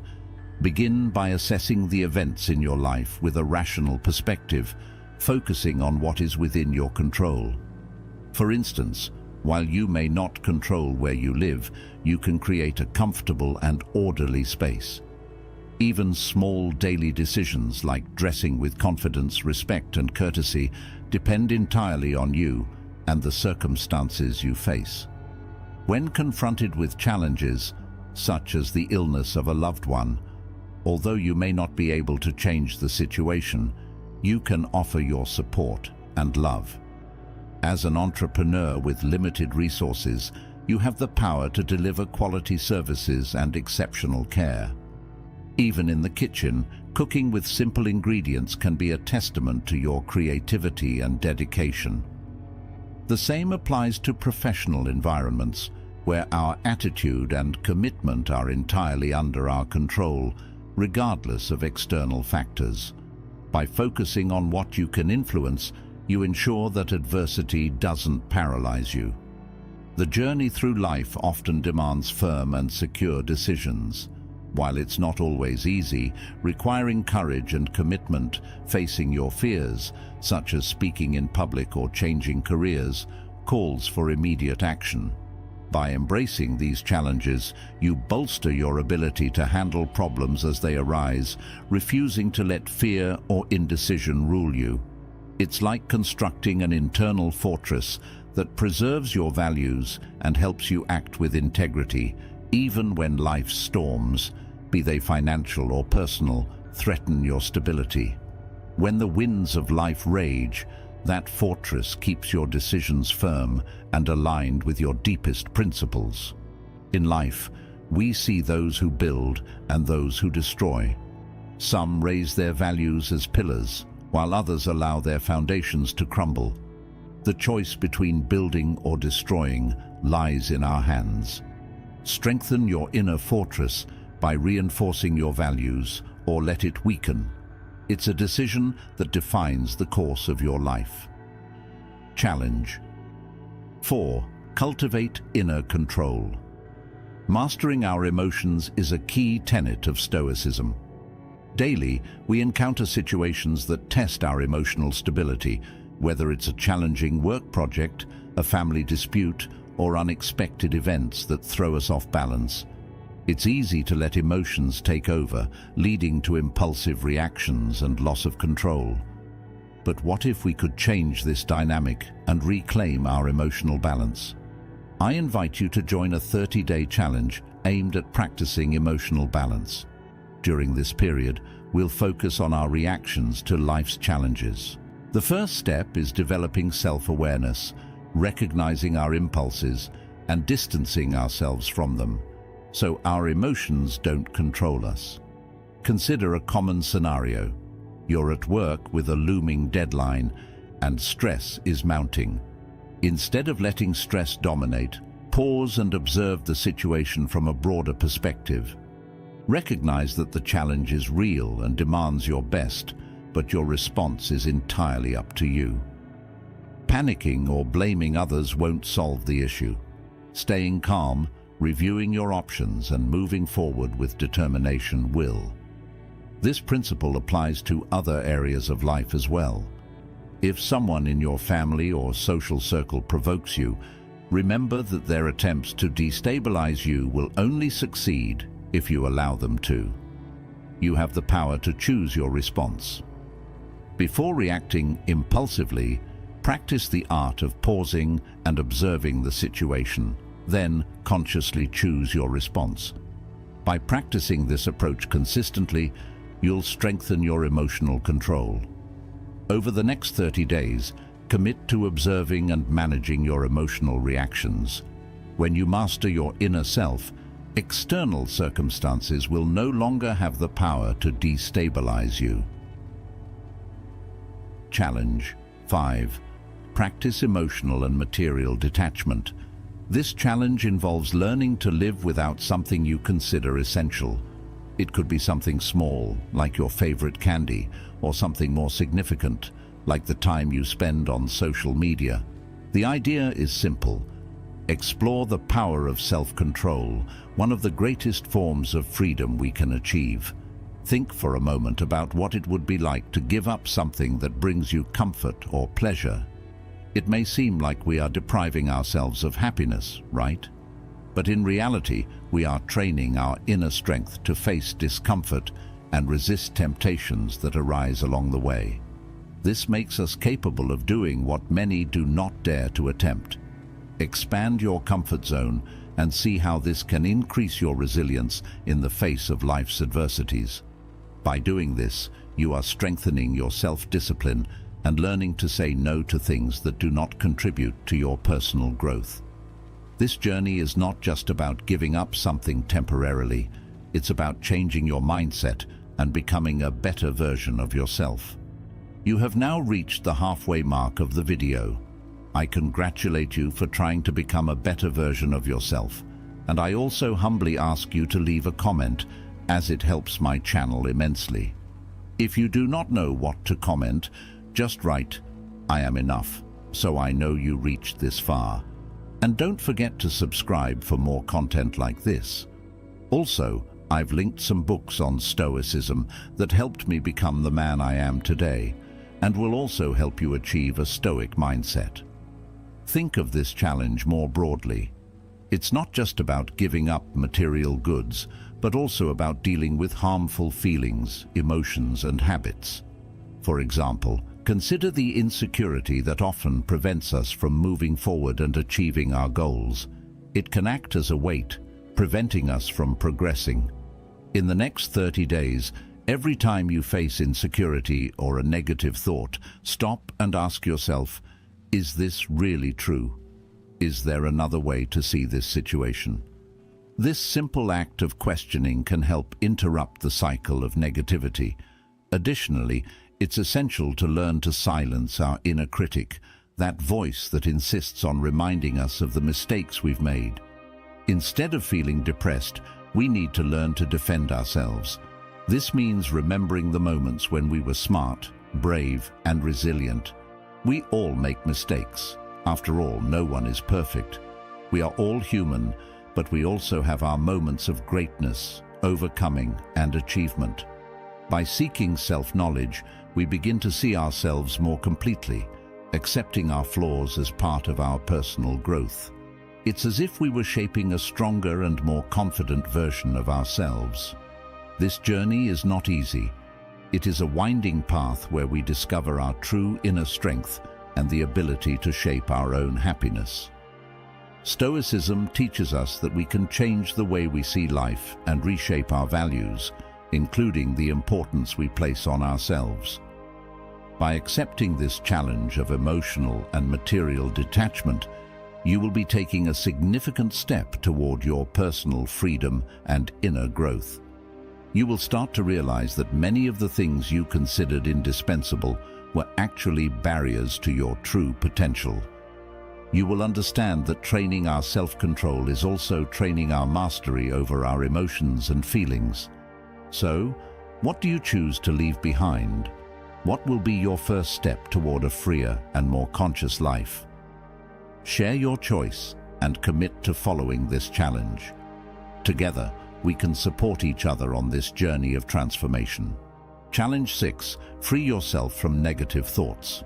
Imagine starting each day by placing 2 bags full of stones in your backpack. Initially, the weight may seem bearable, but over time, days, weeks, or even months, carrying that burden would become exhausting. You'd feel drained of energy, with each step becoming increasingly difficult.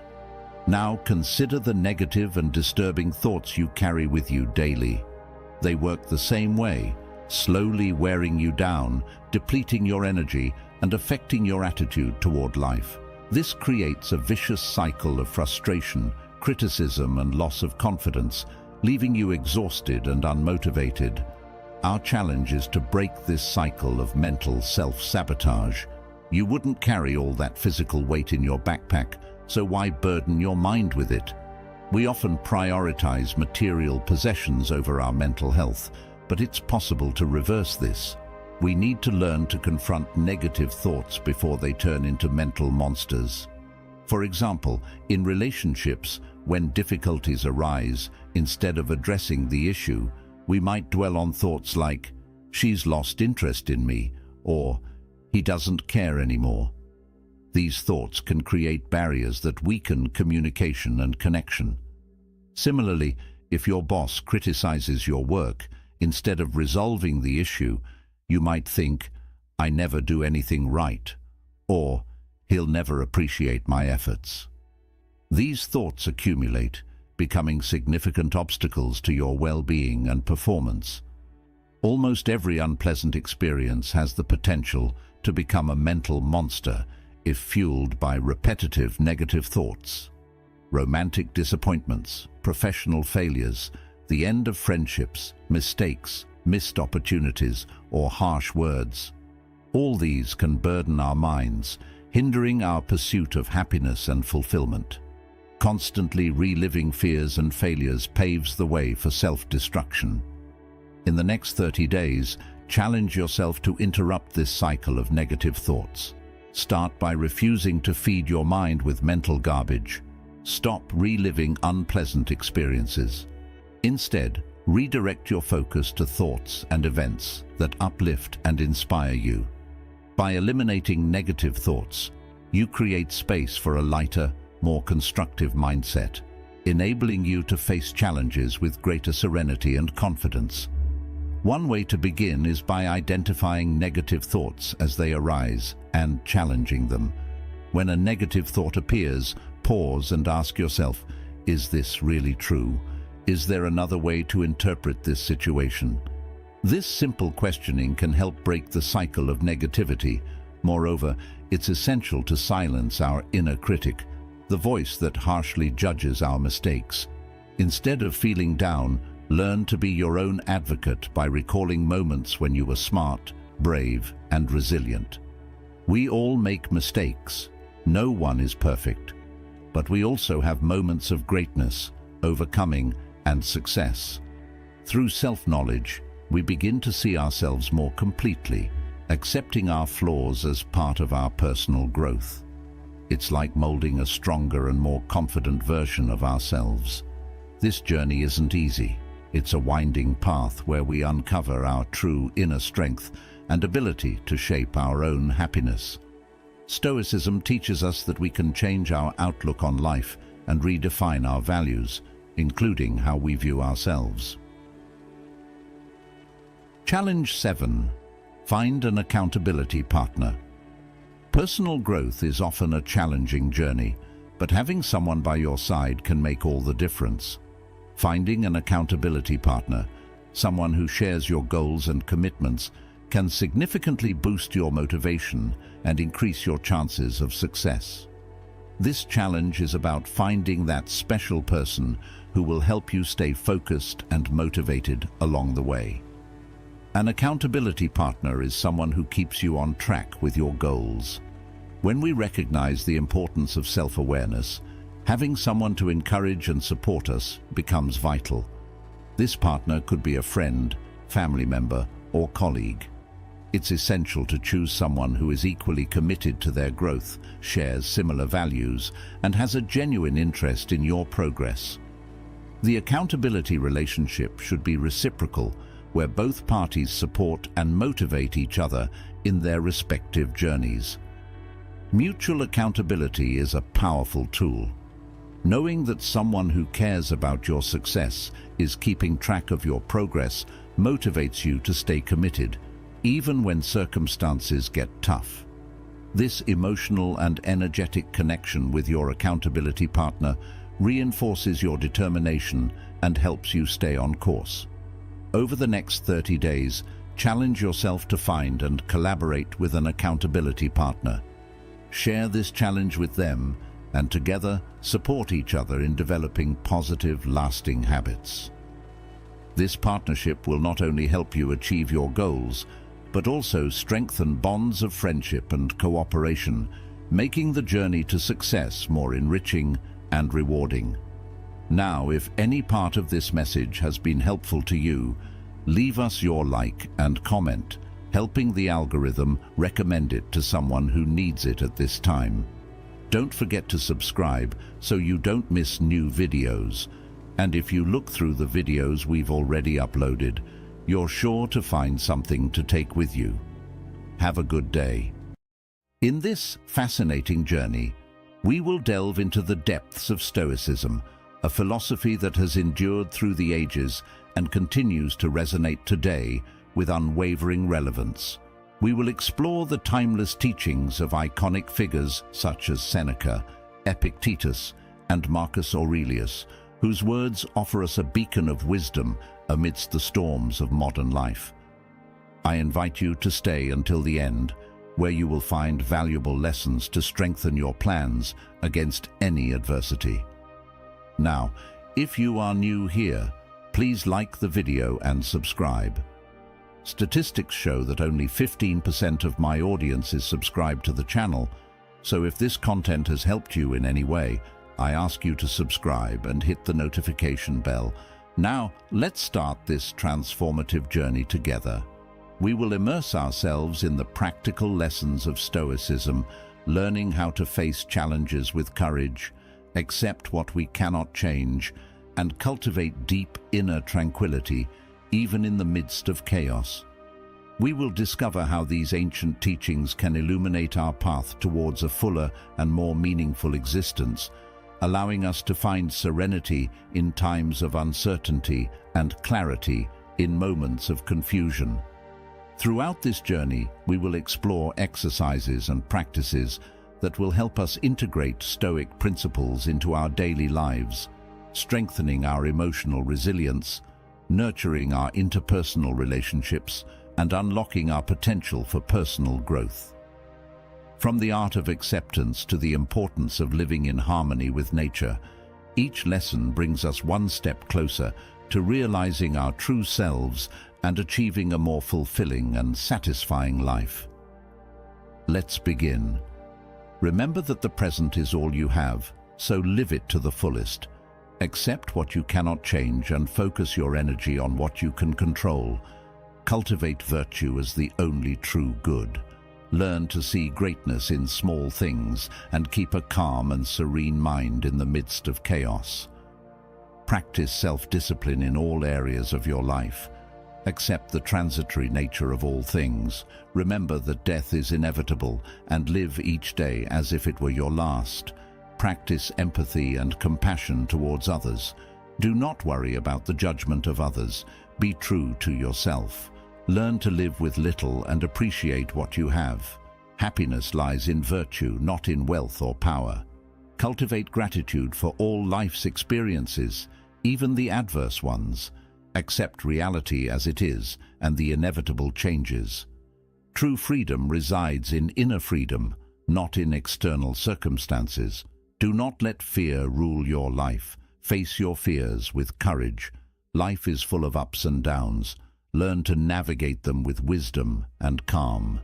Practice moderation in all things, even in the pursuit of knowledge. Do not cling to uncontrolled passions.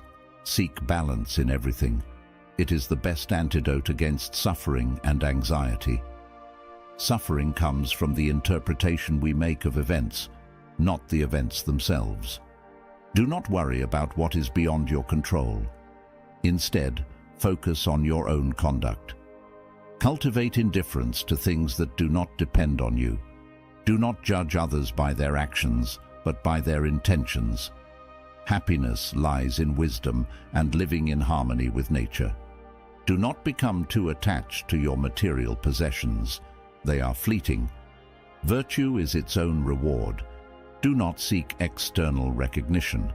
Practice mindfulness in every moment, concentrating on what is before you.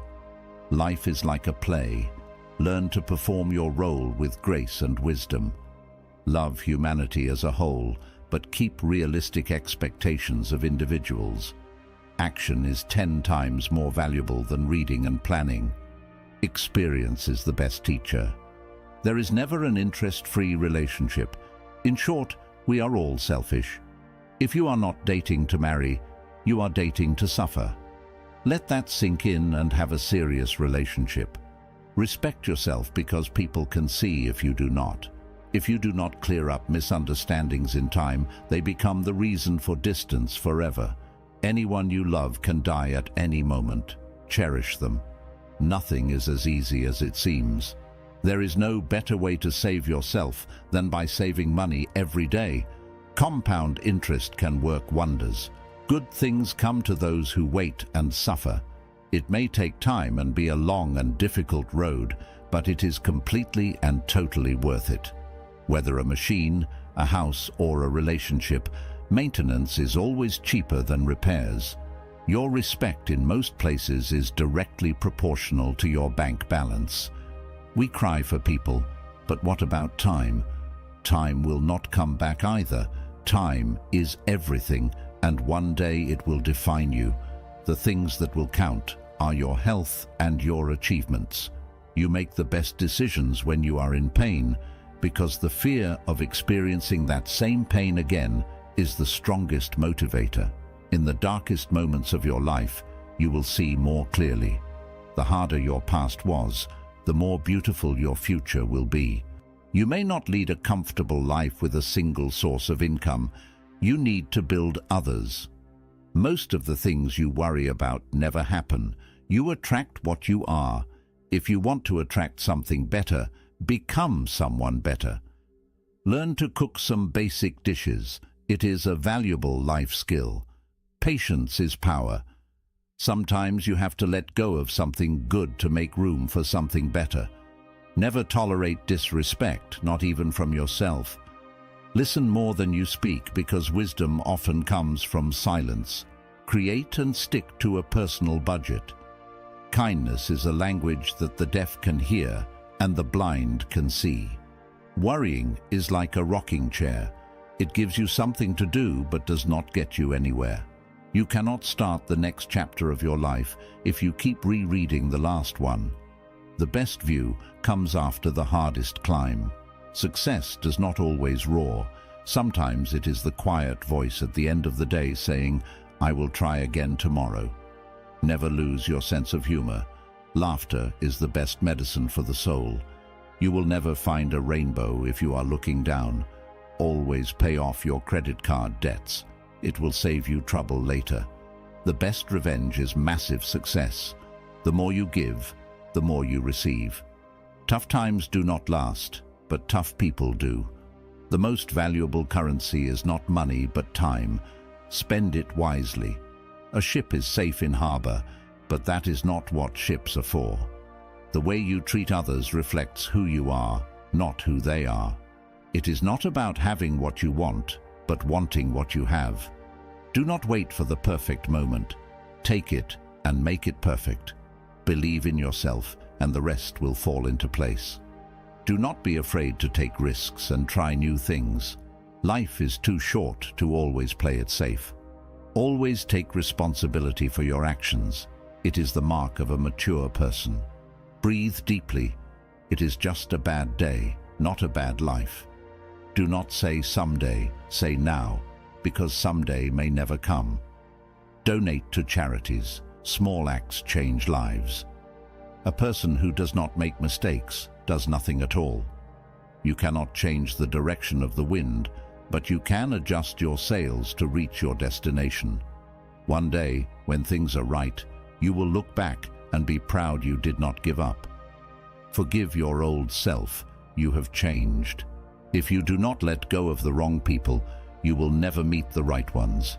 God knows exactly when to send you what you need. No regrets. Just do better next time. There will always be someone who does not see your worth. Do not let it be you. Seek respect, not attention. It lasts longer. Be careful whom you trust. Salt and sugar look the same. Remember that some things must end for better things to begin. Time always exposes what you really mean to someone. Life will separate you from your friends, so cherish every moment you have together. Stay private, stay discreet, and do not tell everyone everything. It is self-care. Money is a tool, not the goal. Freedom is the goal. You are responsible for your own happiness. If you expect others to make you happy, you will always be disappointed. Do what no one else can do, and you will become what no one else can become. Stay calm. You have been through this before, and you will get through it again. A negative mind will never give you a positive life. If people treat you as an option, leave them as a choice. Value experience over possessions because memories are life's true treasures. Accept what is, let go of what was, and have faith in what will be. Many people love you. Do not focus on those who do not. You deserve it all. The career, the love, the family, the peace, the life. Your vision will be blurry, but it will become clear over time. Patience is your ally. Never forget who helped you in a difficult time. You are enough for yourself. You have nothing to prove to anyone. No matter how hard the past has been, you can always start again. Sometimes you have to go through the worst to get the best. Stay alone until you are valued. Take care of your body. Remember that health is another form of wealth. If you can make a girl laugh, you can make her do anything. Tough times will always reveal true friends. Better days are coming. You will not always wake up in the morning with a heavy heart. Your strongest muscle and worst enemy is your mind. Train it. Someone else's progress does not make your progress less valuable. Never let the same people disappoint you twice. Accept that some people love to point fingers and blame others. You will be blamed for things you have not done and for things that have not even happened. Stop complaining and lamenting. It is wasted energy. Who is listening anyway? Understand that you cannot control everything or everyone, but you can control yourself, and that is even better. Always move in your own direction, not according to society, friends, or family. Leave the house messy and the yard uncut over the weekend. You will remember the fun, not the clean house or yard. Make time for fun. Learn to say no. Be frugal. Eat only real foods, no wheat, and limit carbs. The more you know, the dumber you will sound to stupid people. Pay attention to the negative signals people emit and disconnect immediately. It will save you a lot of pain and, most importantly, wasted time. Never take on responsibilities that are not yours. Never sell yourself short, and trust your instincts. And most importantly, never take your loved ones for granted. Set firm boundaries and be selective about who you allow into your life. If you want to help yourself, find someone worthy to serve. Through service, you gain experience, contacts, and a reputation as a reliable and responsible ally. Only through practical learning does one become a master. In real estate, rent and buy what you can afford. The fewer possessions you have, the less burden you will have in your life. Life is often very ambiguous.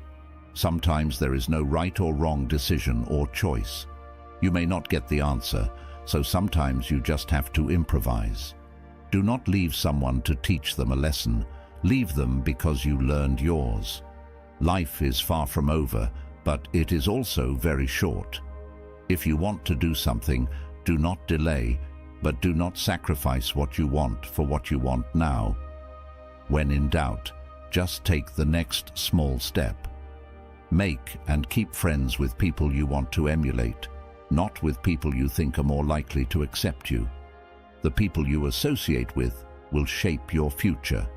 Be careful whom you marry, and even more careful whom you have children with.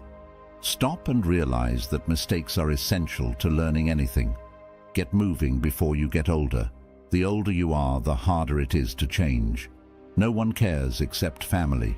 Start saving your money. Do not spend it on houses you cannot afford, fancy cars, and maxed out credit cards. In the end, you will be much happier. Nothing is as bad as it seems, nor as great as you think it will be. Take good care of your health. Without health, nothing will matter. No amount of money can bring you joy if you are suffering. Get married before 30. Have children before 35. Work and earn actively and sufficiently until before 40. Make passive income viable before 50. Plan to retire from work before 60. Do everything for family, but expect nothing in return, not even from your spouse. The first duty of love is to listen. The courage to be is the courage to accept oneself despite being unacceptable. Health far surpasses all other blessings of life. A truly healthy beggar is happier than a sick king. Hope, in reality, is the worst of all evils because it prolongs the torments of man. No one can build for you the bridge upon which you must cross the river of life. No one but yourself. Willpower is to the mind as a blind strong man carrying a lame man who can see. Sleep is the interest we must pay on the capital called death, and the higher the rate of interest and the more regularly it is paid, the longer the redemption date is postponed. Dull your sensitivities so that life hurts you as little as possible. Employ your time in bettering yourself by other men's writings so that you can easily gain what others have worked hard for. Be careful with whom you associate. It is human to imitate the habits of those we interact with. We inadvertently adopt their interests, opinions, values, and their habit of interpreting events.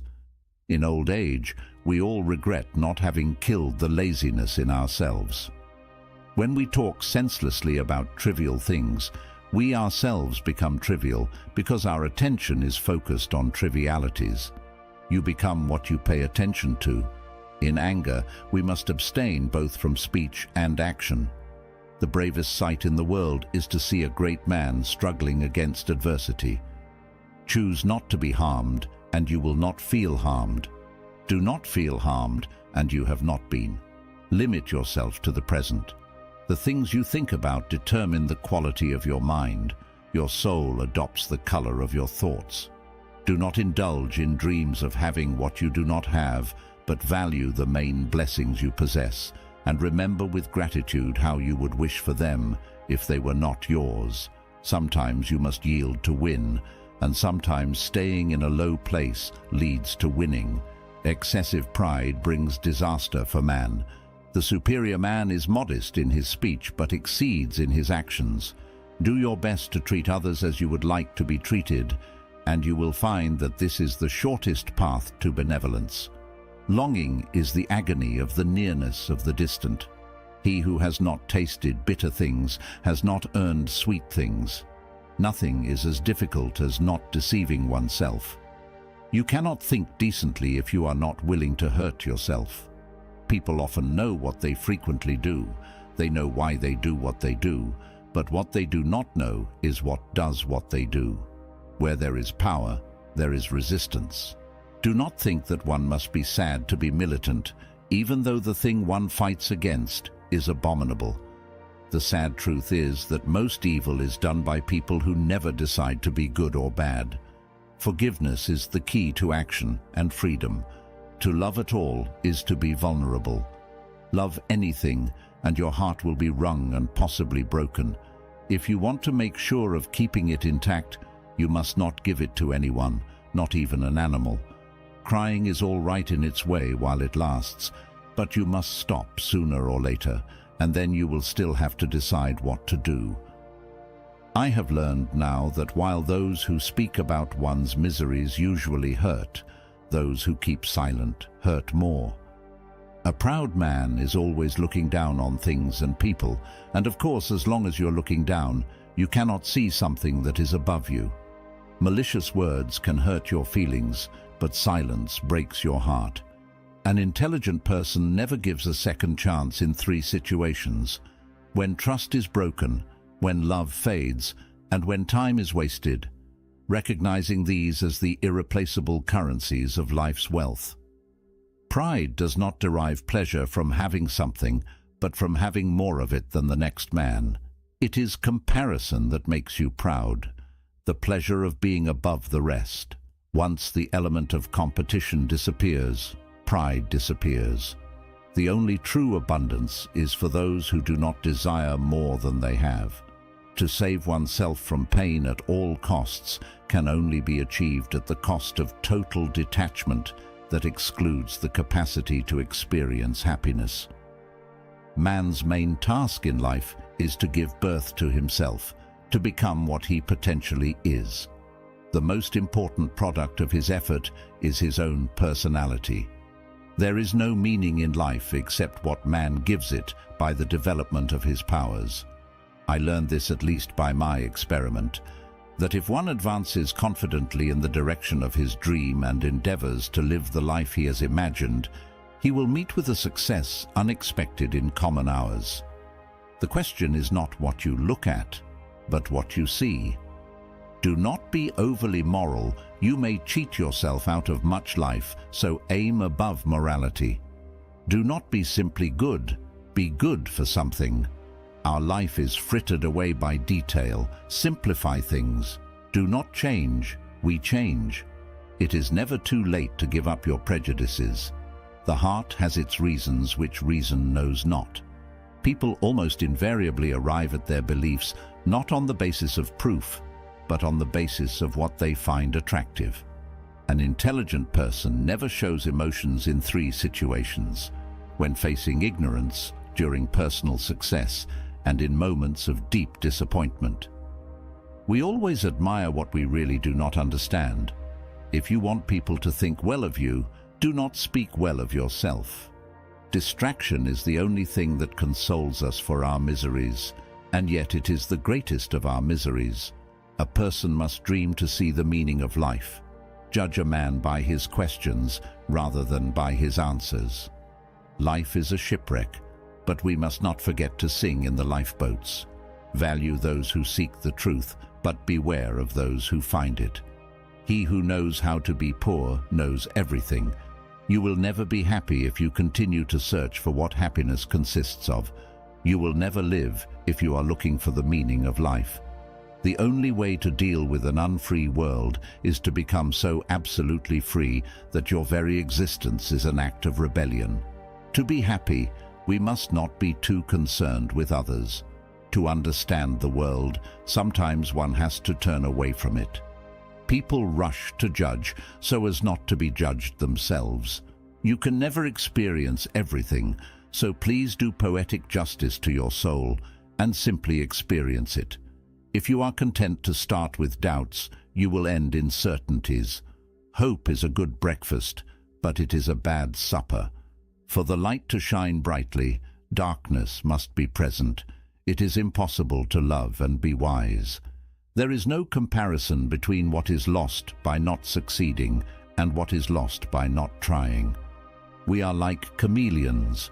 We take our hue and the color of our moral character from those around us. No one's knowledge can go beyond their experience. What worries you masters you.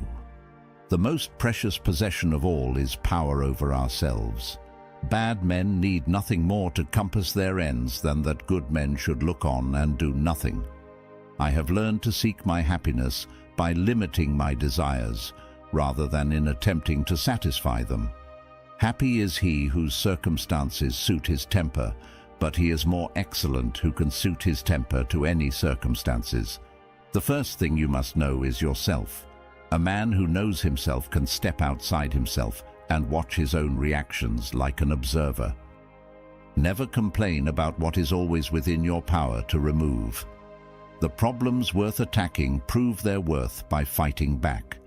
Life is very short and anxious for those who forget the past, neglect the present, and fear the future. Life, if well lived, is long enough. A man who suffers before it is necessary suffers more than is necessary. True happiness is to enjoy the present without anxious dependence on the future. The mind that is anxious about the future is miserable. All cruelty springs from weakness. We suffer more often in imagination than in reality.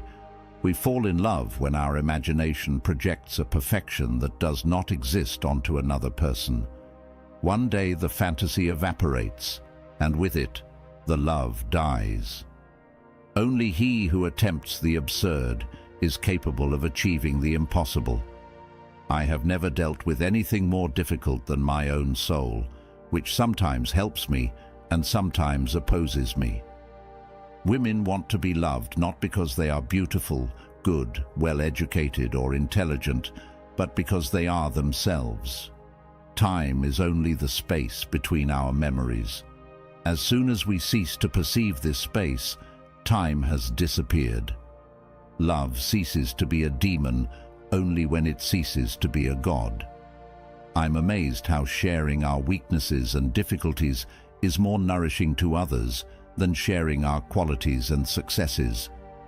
Many people are good at talking about what they are doing, but in fact do little. Others do a lot but do not talk about it. They are the ones who make a community live. When we love and respect people revealing their value, they can begin to come out from behind the walls that protect them. People cannot accept their own evil if they do not feel at the same time love, respect, and confidence.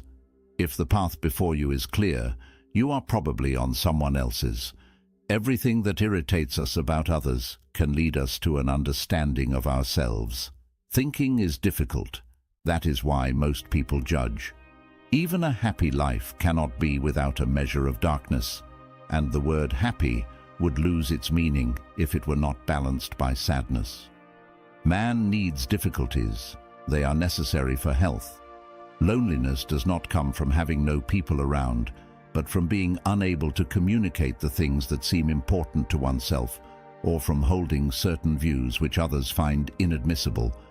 Life really begins at 40. Up until then, you are just doing research. The greatest and most important problems of life are all fundamentally insoluble. They can never be solved, but only outgrown. Man can endure the most difficult trials if he sees meaning in them. The true difficulty lies in creating that meaning. Do not cling to those who leave, otherwise you will not meet those who come. Doubt is not the opposite of faith. It is an element of faith. The first duty of love is to listen. The courage to be is the courage to accept oneself, despite being unacceptable. Health far surpasses all other blessings of life. A truly healthy beggar is happier than a sick king. The first rule is to keep a calm spirit. The second is to look things in the face and know them for what they are. A gem cannot be polished without friction, nor a man perfected without trials. Our plans fail because they have no aim. When a man does not know to what port he is steering, no wind is favorable. The most powerful is he who has himself in his own power. Beware of the man who urges an action in which he himself incurs no risk. Difficulties strengthen the mind as labor does the body. Everything we hear is an opinion, not a fact. Everything we see is a perspective, not the truth. Just because something seems difficult to you, do not think it impossible for anyone to achieve. Think of yourself as dead. You have lived your life. Now take what is left and live it properly. Nowhere can man find a quieter or less troubled retreat than in his own soul. The more honest a man is, the less he suspects dishonesty in others. A low soul always presupposes the most lowly motives for noble acts.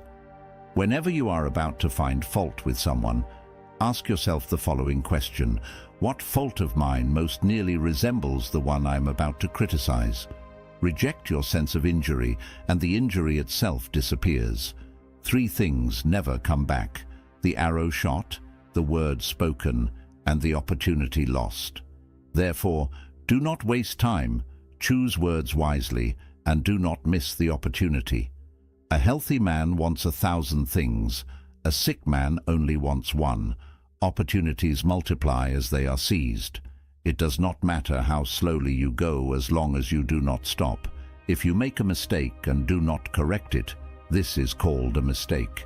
Attack the evil that is within yourself instead of attacking the evil that is in others. Silence is a true friend who never betrays. What the superior man seeks is in himself.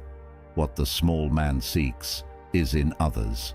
Being deeply loved by someone gives you strength, while loving someone deeply gives you courage. Life is a series of natural and spontaneous changes. Do not resist them, that only creates sorrow. Let reality be reality. Let things flow naturally forward in whatever way they like. Respond intelligently, even to unintelligent treatment. Act without expectations. Never allow someone to be your priority while allowing yourself to be their option. If you tell the truth, you do not have to remember anything. Do something every day that you do not want to do. This is the golden rule for acquiring the habit of doing your duty without pain. Never tell the truth to people who are not worthy of it. All you need in this life is ignorance and confidence. Then success is sure. From love arises hatred for those things that are contrary to what we love or that oppose and frustrate what delights us. The harder the conflict, the more glorious the triumph. What we obtain too cheaply, we esteem too lightly. I love the man who can smile in trouble, who can gather strength from distress, and grow brave by reflection. He who dares not offend cannot be honest. Character is much easier kept than recovered. Finish each day and be done with it. You have done what you could. Some blunders and absurdities have crept in. Forget them as soon as you can. Tomorrow is a new day. You shall begin it serenely and with too high a spirit to be encumbered with your old nonsense. The purpose of life is not to be happy. It is to be useful, to be honorable, to be compassionate, to have it make some difference that you have lived and lived well. Dare to live the life you have dreamed for yourself. Go forward and make your dreams come true. Action does not always bring happiness, but there is no happiness without action. The art of being wise is the art of knowing what to overlook. The greatest discovery of any generation is that a human being can alter his life by altering his attitude. Do not be afraid of life. Believe that life is worth living, and your belief will help create the fact. The great use of life is to spend it for something that will outlast it. Our view of the world is truly shaped by what we decide to see. Darkness cannot drive out darkness. Only light can do that. Hate cannot drive out hate. Only love can do that. In the end, we will remember not the words of our enemies, but the silence of our friends. Those who do not seek happiness are the most likely to find it, because those who seek forget that the surest way to be happy is to seek happiness for others. If you want to be a true seeker of truth, It is necessary that at least once in your life you doubt, as far as possible, all things. Freedom is what we do with what is done to us. 3 o'clock is always too late or too early for anything you want to do. Every word has consequences, every silence too. Those who are most slow in making a promise are the most faithful in the performance of it. Man is born free, and everywhere he is in chains. Those who think themselves masters of others are indeed greater slaves than they. The impediment to action advances action. What stands in the way becomes the way. The best revenge is to be unlike him who performed the injury. Cease to be a slave of your mind, dragged by selfish impulses, rebelling against fate in the present and distrusting the future. It is not so much the help of our friends that helps us as the confidence of their help. Either be silent or let your words be worth more than silence. Respond to criticism with achievements. From the perspective of youth, life is an endless future. From the perspective of old age, it is a very short past. A wise person always hides 3 things about himself: his weaknesses, his sources of wisdom, and his true aspirations. When we lose one blessing, often another is most unexpectedly given in its place. Depression is like a woman in black. If she turns up, do not shoo her away. Invite her in, offer her a seat, and listen to what she wants to say. Improve yourself. That is the only thing you can do to improve the world.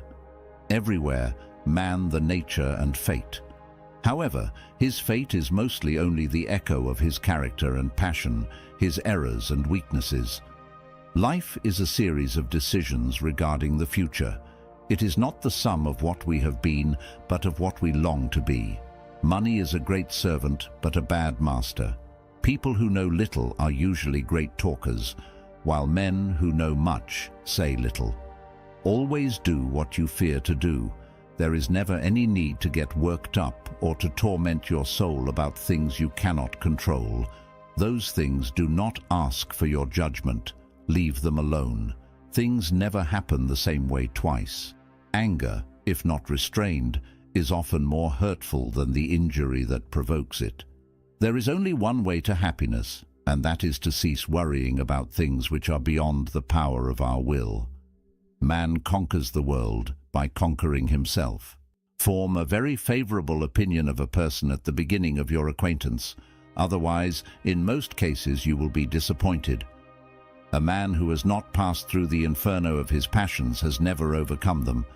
Happiness is the only thing that doubles when shared. He who attaches much value to the opinions of others pays them too much honor. If we suspect someone of lying, we should pretend to believe him, for then he becomes bold and lies more vigorously and is unmasked. Prayers do not change the world, but they change people, and people change the world. Rules for happiness: something to do, someone to love, something to look forward to. If you love something so much, let it go. If it comes back, it was meant to be. If not, it was never meant to be.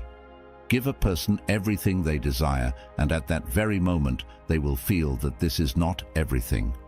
We are rich not by what we possess, but by what we can do without. The most spiritual people experience the most painful tragedies, but precisely because of this, they honor life because it provides their greatest adversities. The fault of young people is that they think they are more happy or unhappy than they actually are. A bad person cannot be happy for being alone with himself. He is left alone with the villain. Many people know they are unhappy, but even more people do not know they are happy. The kinder a person is, the less he notices bad in others. The future comes slowly, the present flies, and the past remains motionless forever. The intelligent do not seek solitude so much as they avoid the hustle created by fools. The greatest of follies is to sacrifice health for any other kind of happiness. A man can be himself only as long as he is alone, and if he does not love solitude, he will not love freedom. for it is only when he is alone that he is really free. To be entirely honest with oneself is a good exercise. We are never so defenseless against suffering as when we love. The virtuous man is content to dream what the wicked man does in actual life. You will find love only where you can show weakness without provoking strength. One cannot be deeply responsive to the world without being saddened very often. Man's main task is to give birth to himself. To be happy is to be able to become aware of oneself without fright. Only to those without hope is hope given. Intelligent people learn from everything and everyone. Average people from their experiences. Stupid people already have all the answers. Circumstances do not make the man. They only reveal him to himself. Do not chase happiness. It is always inside you. The right question is usually more important than the right answer. No man steps into the same river twice, for it is not the same river, and he is not the same man. A confident person avoids two things in life: idle gossip and minor conflicts, choosing instead to cultivate understanding and foster harmony. Pretentious speeches are the first sign of weakness, and those capable of great things keep their mouths shut. There are things far, far better ahead than any we leave behind. The most harmful thing is to want to avoid mistakes. While a word remains unspoken, you are its master. Once you speak it, you are its slave. Act as if what you do makes a difference. It does. The more we dwell on our misfortunes, the greater is their power to harm us. Only two things we'll regret on our deathbed: that we are little loved and little traveled. Care about what other people think, and you will always be their prisoner. Eventually, all things fall into place. Until then, laugh at the confusion, live for the moments, and know that everything happens for a reason. Problems are not solved by giving new information, but by arranging what we have known for a long time. He will win who knows when to fight and when not to fight. Happiness is nothing more than good health and a bad memory. Except for our own thoughts, there is nothing absolutely in our power. Do not tell your friend what your enemy should not know. One day, in retrospect, the years of struggle will strike you as the most beautiful. You are alone not because nobody needs you, but because you care who is by your side. Those who aspire to great things will also suffer greatly. We all love ourselves more than other people, but care more about their opinion than our own. When you are content to be simply yourself and do not compare or compete, everyone will respect you. Why should you feel anger at the world as if the world noticed? We should try to be the parents of our future rather than the descendants of our past. The only person you are destined to become is the person you decide to be. Stay away from people who try to belittle your ambitions. Small people always do that, but the really great ones make you feel that you too can become great. Only time can heal what reason cannot. Giving away someone else's secret is betrayal. Giving away your own is foolishness. We strive harder to persuade others that we are happy than in trying to think so ourselves. He who has a why to live can bear almost any how. Luck is what happens when preparation meets opportunity. While we are postponing life, life speeds by. The true man smiles in trouble, gathers strength from distress, and grows brave by reflection. We feel more alive the more we are aware of life. Kind words do not cost much, but they accomplish much. Always go too far, because that is where you will find the truth.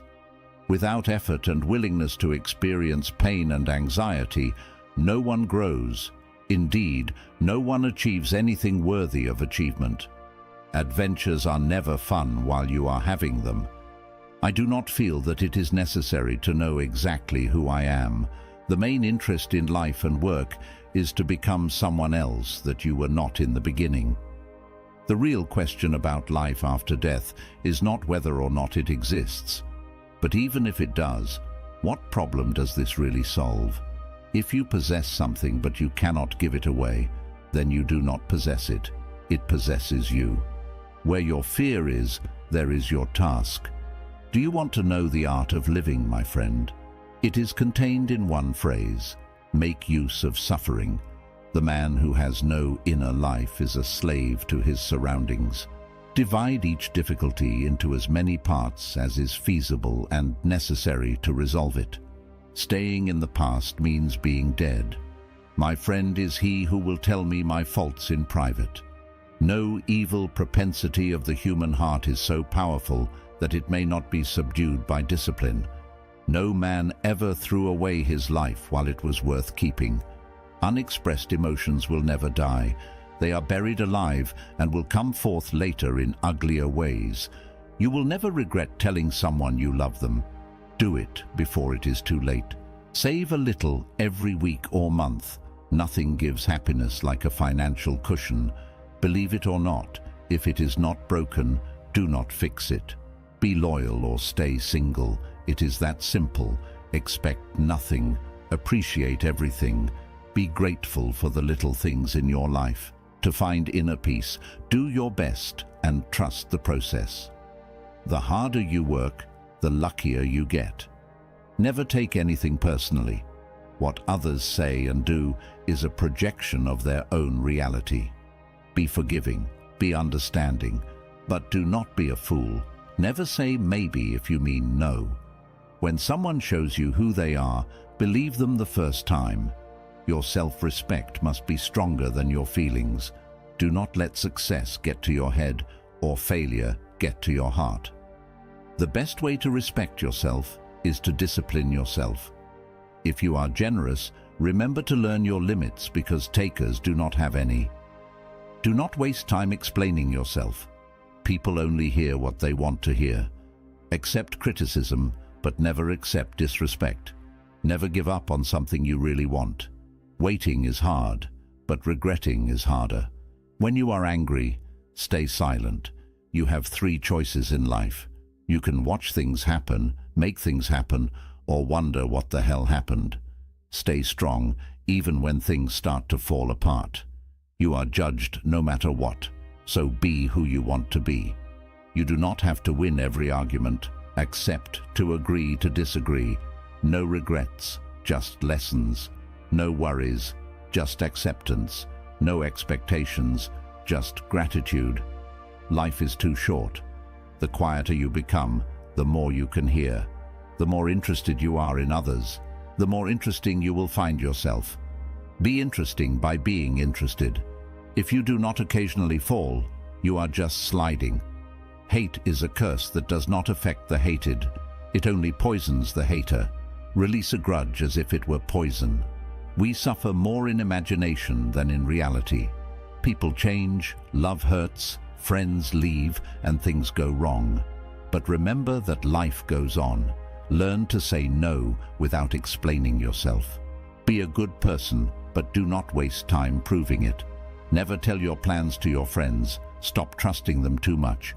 Do not let anyone know what you are doing until it is done. If you want to be trusted, be honest. The only person who cares about your dreams and hopes is you. The only person who will make them come true is you. Forget what hurts you, but never forget what it taught you. Mastering others is strength. Mastering yourself is true power. Even the nicest people have their limits. Your direction is more important than your speed. Control your thoughts, or your thoughts will control you. Do not overshare personal information. Privacy is power. Do not make permanent decisions based on temporary emotions. To be the best, you must be able to handle the worst. As long as you are alive, no obstacle is permanent.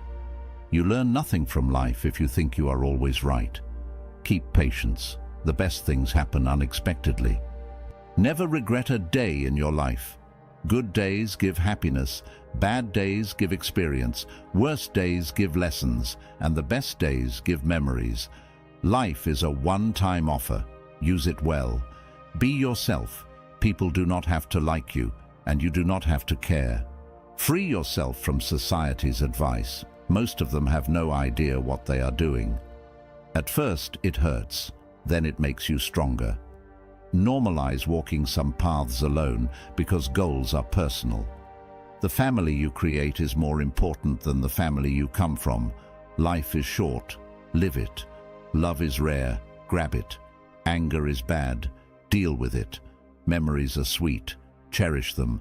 Just because you miss someone does not mean you need them back in your life. Missing is part of the process of moving on. Before you get old, attend as many funerals as you can bear, and listen. No one talks about the deceased's achievements. The only thing people will remember is what kind of person you were while achieving. Have at least one person in your life who gives you honest opinions. It is good to be generous, kind, and magnanimous, but there is a limit or you will be taken for granted. Holding on to things will always stress you out more. Things do not happen a certain way just because you want them to happen that way. Learn from what people do, not what they tell you. Do not react angrily right away. Wait for it to cool down. What is said or done in anger is irreversible. Do not overshare. Privacy is power. Do not regret the past, because at that time you did your best. People will see you for what you are, not for what you need them to be. Never jump to conclusions. Be insightful and let people show you their true colors. Never underestimate contempt. When someone looks at you with contempt and talks to you as if you were inferior, they are likely to harm you, whether in relationships, socially, or physically. Remove that person from your life. Never lend money because you can lend it to friends for a few days, but recovering it from fools takes years.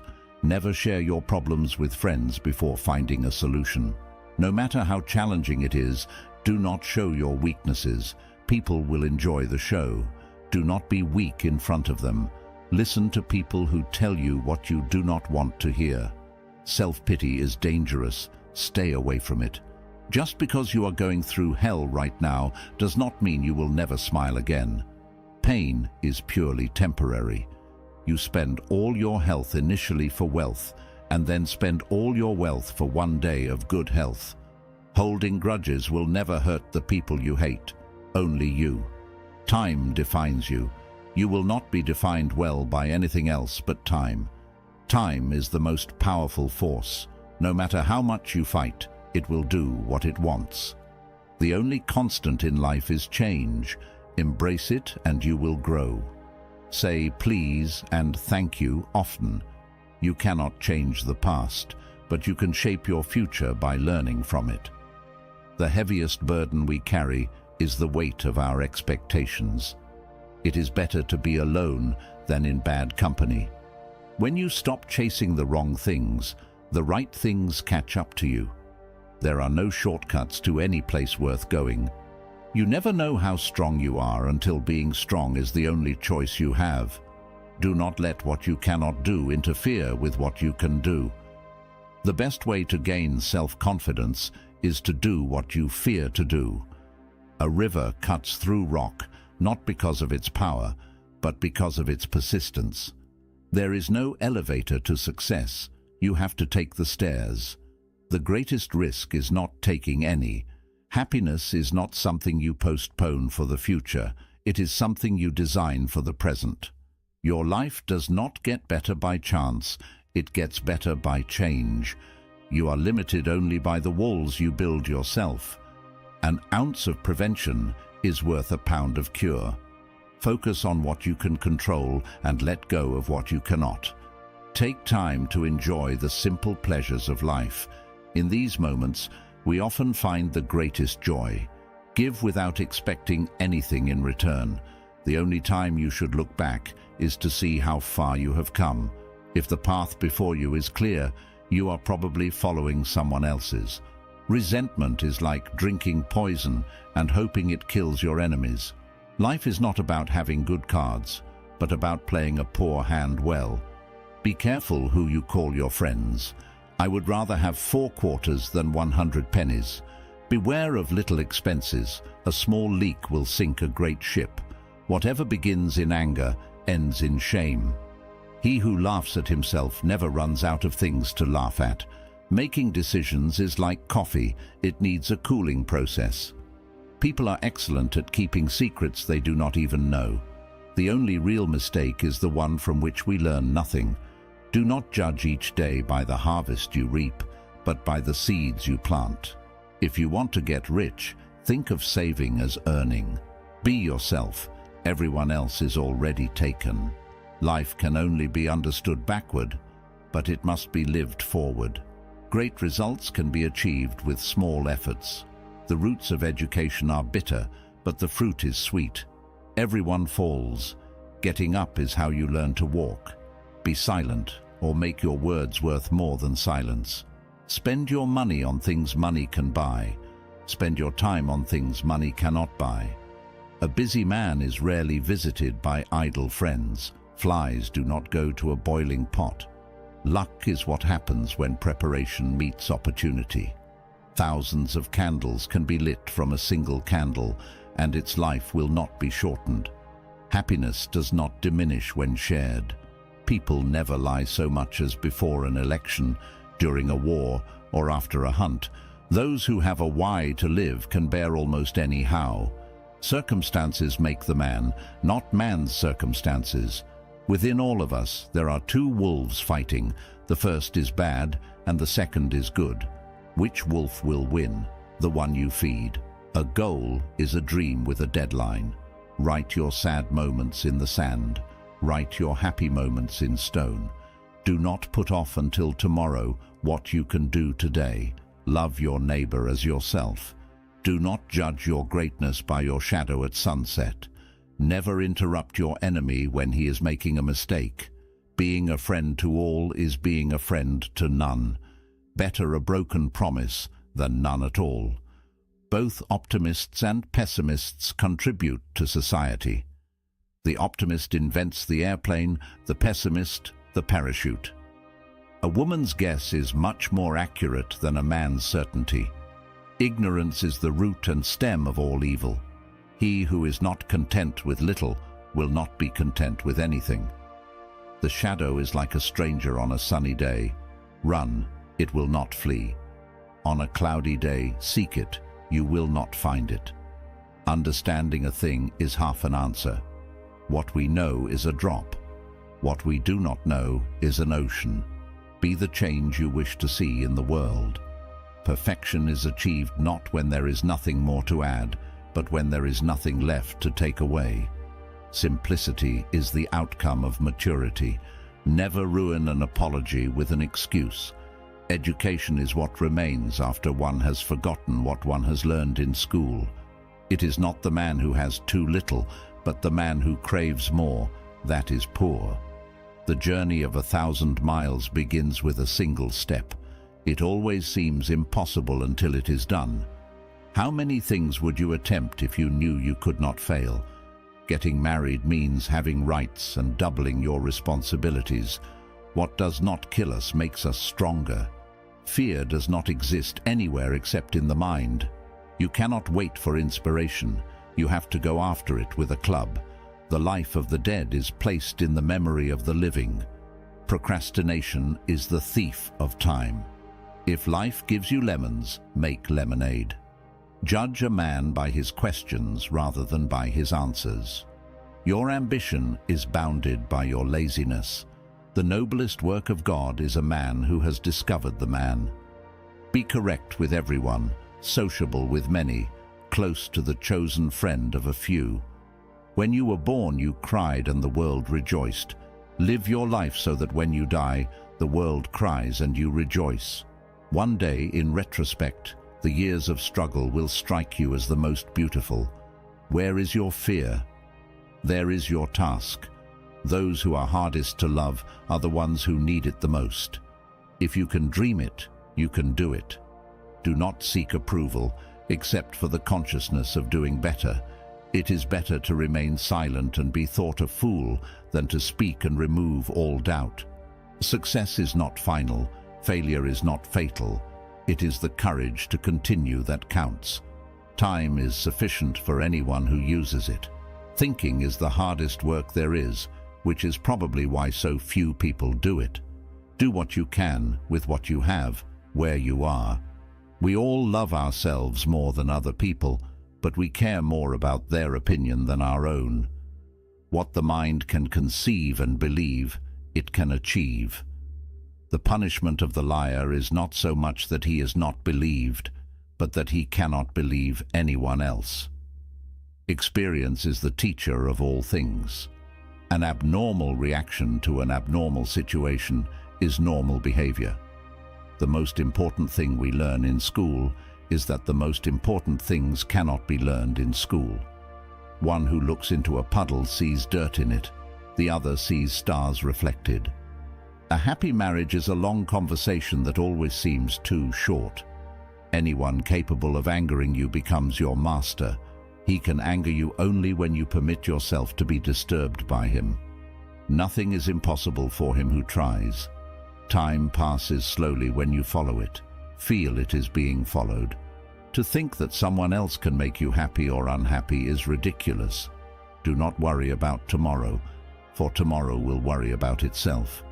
Each day has enough trouble of its own. Words can be like X-rays. If used properly, they will go through anything you read, and you will pierce you. Through discipline comes freedom.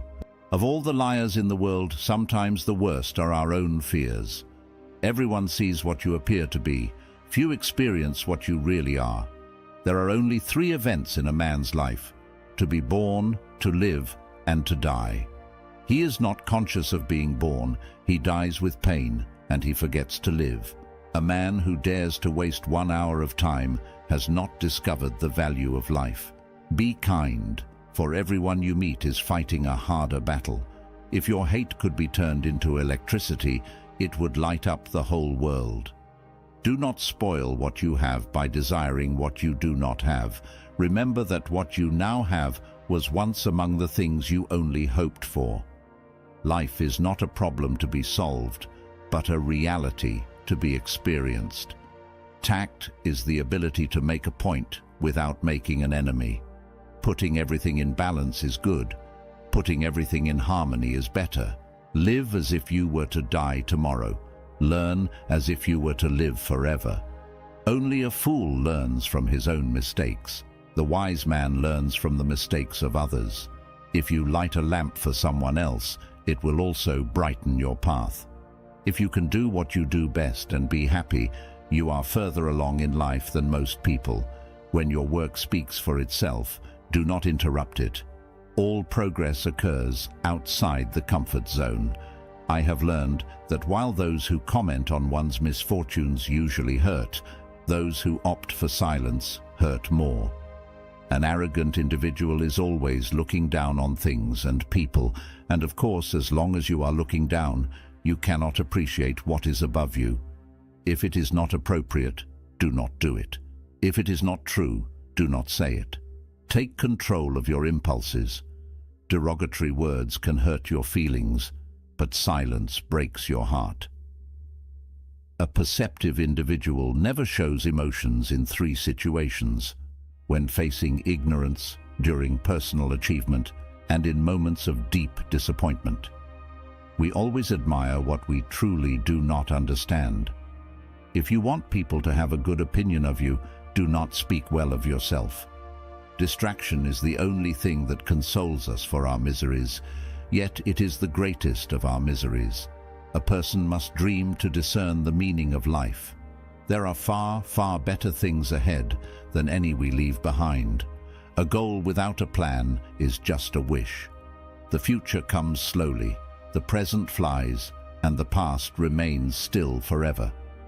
The highest activity a human being can attain is learning for understanding, because to understand is to be free. He who controls the past controls the future. He who controls the present controls the past. Appear weak when you are strong, strong when you are weak. Time is money. If you wish to forget anything instantly, make a note that this thing is to be remembered. Everyone, at some time or other, sits down to a banquet of consequences. He suffers more than necessary, who suffers before it is necessary. Education is the most powerful weapon you can use to change the world. The fear of death increases in exact proportion to the increase in wealth. Whoever violates trust once loses it forever. Life was not intended to make us perfect. Whoever is perfect belongs in a museum. The reason worry kills more people than work is that more people worry than work. Everything happens for a reason, and everything that happens for a reason. You have now reached the halfway mark of the video. I congratulate you for trying to become a better version of yourself, and I also humbly ask you to leave a comment, as it helps my channel immensely. If you do not know what to comment, just write mind over body so I know you reached this far. And don't forget to subscribe for more content like this. Also, I've linked some books on Stoicism that helped me become the man I am today, and will also help you achieve a Stoic mindset. What happens before death is what counts. It is better to offer no excuse than a bad one. Men always want to be a woman's first love. Women prefer to be a man's last romance. Sometimes people don't want to hear the truth because they don't want their illusions destroyed. If you want to change others, why not start with yourself? It is much more productive and far less dangerous. The ability to forget means sanity. The secret to success is doing common things uncommonly well. Laws are like spider webs. They can catch small flies, but let wasps and hornets through. Your enemies can kill you, but only your friends can hurt you. Never close your lips to those to whom you have already opened your heart. You can only overcome bad habits today, not tomorrow. To lead people, walk behind them. The first one to arrive gets the oyster, the second one gets the shell. It is better to make an approximately right decision than to make a precisely wrong one. Never compete with someone who has nothing to lose. If you're going to try, go all the way. Otherwise, don't even start. No woman or man really knows what perfect love is until they have been married for a quarter of a century. The world belongs to the patient. Seek wisdom, not knowledge. Knowledge is of the past, wisdom is of the future. The only person you have to compare yourself with is who you were in the past, and the only person better than you should be is who you are now. If a man knows more than others, he becomes lonely. Intelligent people learn from everything and everyone, average people from their experiences. Stupid people already have all the answers. Life is like riding a bicycle. To keep your balance, you must keep moving. Things may come to those who wait, but only the things left by those who hustle. Success is stumbling from failure to failure without losing enthusiasm. He who walks straight rarely stumbles. Nothing is particularly hard if you divide it into small jobs. Believe you can, and you're halfway there. What we do now echoes in eternity. If you can't do great things, do small things in a great way. Don't wait for the right opportunity. Create it. People willingly believe what they want to believe. The meaning of life is to give life meaning. You can hide memories, but you can't erase the history that produced them. Rules for happiness, something to do, someone to love, something to look forward to. A true woman loves a strong man because she knows his weaknesses. She protects him as much as she is protected. Nature gave us one tongue but two ears, so that we may listen twice as much as we speak. When we give someone our time, we are actually giving a part of our life that we will never get back. Fiction is the lie through which we tell the truth. Do not envy the good qualities of others, but cultivate them in yourself through admiration. Who of you, by worrying, can add a single hour to your life? Do not say a little in many words, but a lot in a few. If you want something done right, do it yourself. The secret of genius is to carry the spirit of the child into old age, which means never losing your enthusiasm. Knowing yourself is the beginning of all wisdom. Gardens are not made by singing, "Oh, how beautiful," and sitting in the shade. Nothing great was ever achieved without danger. The most exquisite pleasure is giving pleasure to others. We stopped looking for monsters under our bed when we realized they were inside us. Good people do not need laws to act responsibly, while bad people will find a way around them. What one man calls God, another calls the laws of physics. Death does not concern us because, as long as we exist, death is not here. And when it does come, we no longer exist. I would rather be a swineherd understood by pigs than a poet misunderstood by men. It is nothing to die. It is dreadful not to live. Non-violence is a weapon of the strong. What we learn from history is that no one learns from history. True love begins when nothing is expected in return. He who dares nothing need hope for nothing. No matter how thinly you slice something, there will always be two sides. Victorious warriors win first and then go to war, while defeated warriors go to war first and then seek to win. Love your enemies because they tell you your faults. Don't believe everything you hear and only half of what you see. Keep your fears to yourself, but share your courage with others. If a man does not know to which port he sails, no wind is favorable. Lead from behind and let others believe they are in front. Wealth is like seawater. The more we drink, the thirstier we become. The same applies to fame. If a woman is angry, it means she is not only wrong, but also knows it. Love is an irresistible desire to be irresistibly desired. Learning to let go should be learned before learning to get. True men despise battle, but will never run from it. We live in an age where unnecessary things are our only necessities. He who has a why to live can bear almost any how. Knowledge is not power until it is applied. How much money does it take to make a man happy? Just $1 more. Being angry is punishing yourself for the mistakes of others. Any man can make mistakes, but only an idiot persists in his error. Don't ask questions and you won't be told lies. It is better to light a small candle than to curse the darkness. He who is content with his lot is rich. Do more. The race is won by the horse that outpaces its rivals by a head. If each of us sweeps right under our feet, the whole world will be clean. A wise man gets more use from his enemies than a fool from his friends. Wisdom is not wisdom when it is derived only from books. A joke explained is no longer a joke. The shortest distance between 2 points is often unbearable. Courage is resistance to fear, mastery of fear, not absence of fear. Don't shake the green apple tree. When the apple is ripe, it will fall by itself. It doesn't take many words to tell the truth. Before diagnosing yourself with depression or low self-esteem, make sure you are not, in fact, simply surrounded by idiots.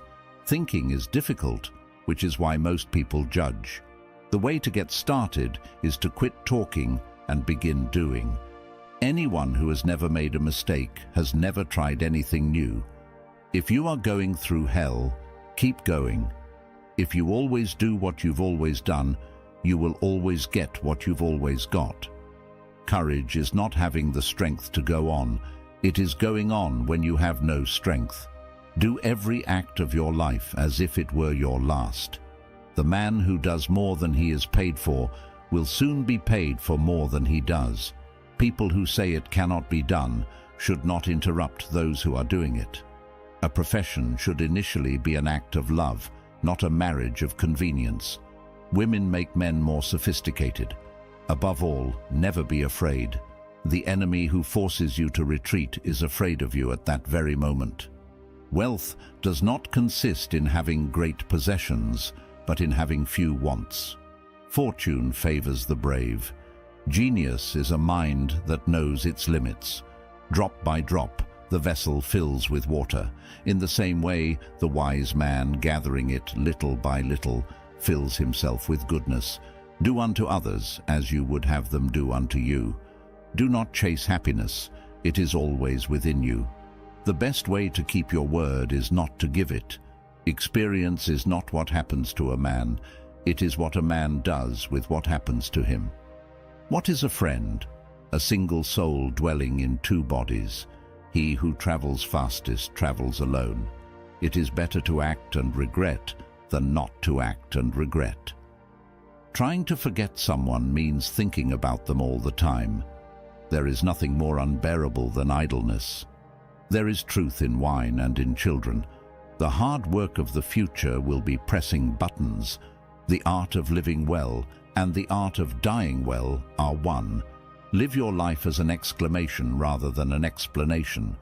Your future self is watching you through your memories. You may not realize it when it happens, but a kick in the teeth may be the best thing for you. The trouble is, if you don't risk anything, you risk more. Hope itself is like a star. It is not seen in the sunshine of prosperity, only to be discovered in the night of adversity. You cannot turn back the clock, but you can wind it up again. One finds limits by pushing them. The past cannot be changed. The future is still in your power. If you hate starting over, stop giving up. Not all problems come to disrupt your life. Some come to clear your path. The limits of the possible can only be defined by going beyond them into the impossible. If you want to increase your success rate, double your failure rate. Adversity introduces a man to himself. If the path is beautiful, don't ask where it leads. All that we are is the result of all we have thought. The task ahead of you is never greater than the strength within you. The time you kill is not dead without exacting revenge. Life begins at the end of your comfort zone. There are far better things ahead than any we leave behind. The future is always beginning now. Your best self has been waiting all your life. Don't keep it waiting any longer. One secret of success in life is for a man to be ready for his opportunity when it comes.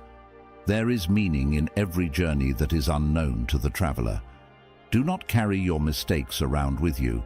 Instead, place them under your feet and use them as stepping stones to rise above them. Once you realize you deserve a bright future, leaving behind your dark past is the best decision you will ever make. People are as happy as they decide to be. At some point, you have to divorce doing things other people want from you. The path to success and the path to failure are almost exactly the same. Wake up determined and go to bed satisfied. It is always too soon to quit. Growing up is losing some illusions to acquire others. You are always one decision away from a totally different life. Try not to become a man of success, but rather a man of value. Of all the sad words of tongue or pen, the saddest are these: it might have been. You cannot find peace by avoiding life. Do not be pushed around by the fears in your mind. Be led by the dreams in your heart. Your life is your story. Write it well and edit it often. No amount of regret can change the past, and no amount of worry can change the future. In 20 years, you will be more disappointed by the things you didn't do than by the ones you did. The bad news is time flies. The good news is you are the pilot. Tell the truth, or someone will tell it for you. Choosing doubt as a philosophy of life is akin to choosing immobility as a means of transportation. Life shrinks or expands in proportion to your courage. Letting go means realizing that some people are part of your history, but not a part of your destiny. Courage is like a muscle. We strengthen it by use. If you give up on your dreams, what's left? If we all did the things we are capable of, we would literally astound ourselves. We aim above the mark to hit the mark. You cannot live your life for other people. You have to do what's right for you, even if it hurts some people you love. Sometimes good things fall apart so better things can come together. The world is round, and the place that seems like the end may also be the beginning. Don't wish it were easier. Wish you were better. Through it all, you are still you. Change the world by being yourself. Your talent determines what you can do. Your motivation determines how much you are willing to do. Your attitude determines how well you do it. You are always stronger and more resourceful than you think. Challenge and adversity are meant to help you know yourself. Storms hit your weaknesses, but unlock your true strength. Pain is inevitable. Suffering is optional. Worry does not empty tomorrow of its sorrow. It empties today of its strength.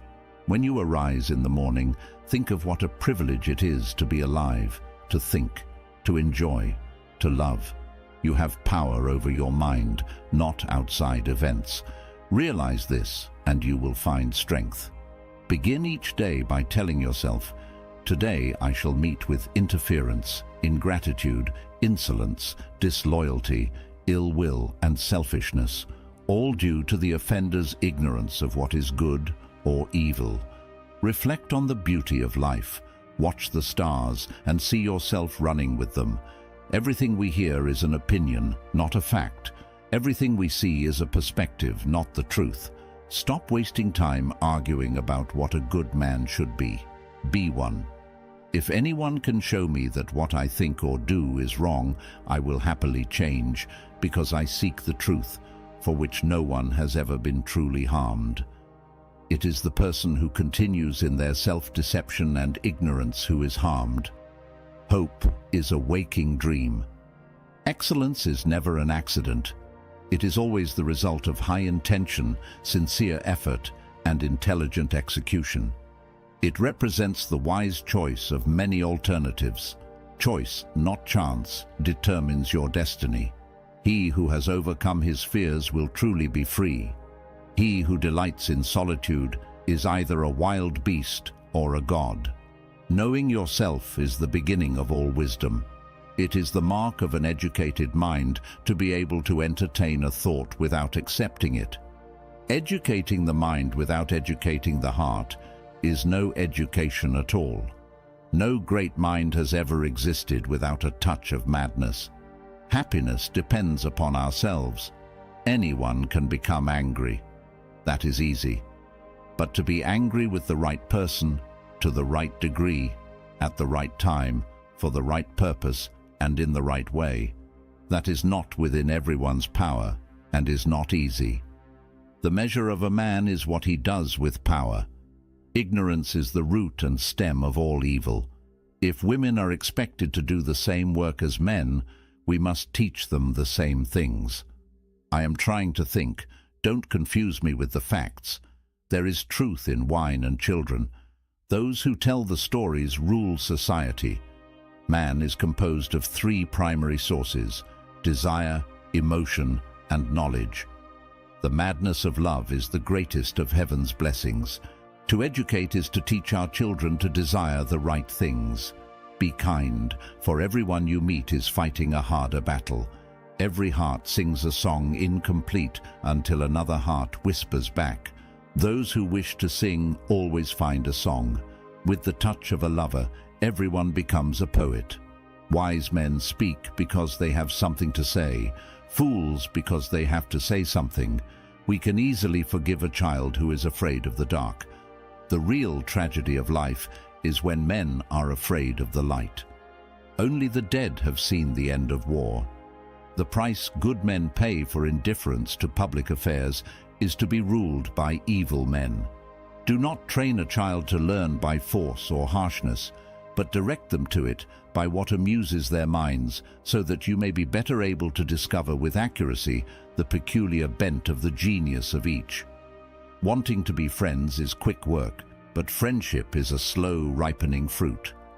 Happiness is the meaning and purpose of life, the whole aim and end of human existence. A friend to all is a friend to none. Patience is bitter, but its fruit is sweet. Those who educate children well are more to be honored than those who produce them, for these only gave life, those the art of living well. The greatest penalty for declining to rule is to be ruled by someone inferior to yourself. According to Greek mythology, humans were originally created with 4 arms, 4 legs, and a head with 2 faces. Fearing their power, Zeus split them into 2 separate parts, condemning them to spend their lives in search of their other halves. I am the wisest man alive, for I know one thing, and that is that I know nothing. Never discourage anyone who continues to make progress, no matter how slow. Love is a serious mental disease. One of the penalties for refusing to participate in politics is that you end up being governed by your inferiors. Good people do not need laws to tell them to act responsibly, while bad people will find a way around the laws. If it is not right, do not do it. If it is not true, do not say it. It takes very little to make a happy life. It is all within yourself, in your way of thinking. I have often wondered how it is that every man loves himself more than all other men, but yet sets less value on his own opinion of himself than on the opinion of others. Whenever you are about to find fault with someone, ask yourself the following question: what fault of mine most nearly resembles the one I am about to criticize?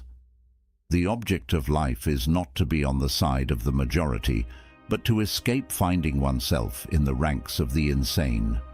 The best revenge is not to be like your enemy. Reject your sense of injury, and the injury itself disappears. There are three classes of men: lovers of wisdom, lovers of honor, and lovers of gain. Courage is knowing what not to fear. In politics, we presume that everyone who knows how to get votes knows how to administer a city or a state. When we are ill, we do not ask for the handsomest physician or the most eloquent one. You should not honor men more than truth. There are two things a person should never be angry at: what they can help and what they cannot. When men speak ill of you, live so as nobody may believe them. The beginning is the most important part of the work.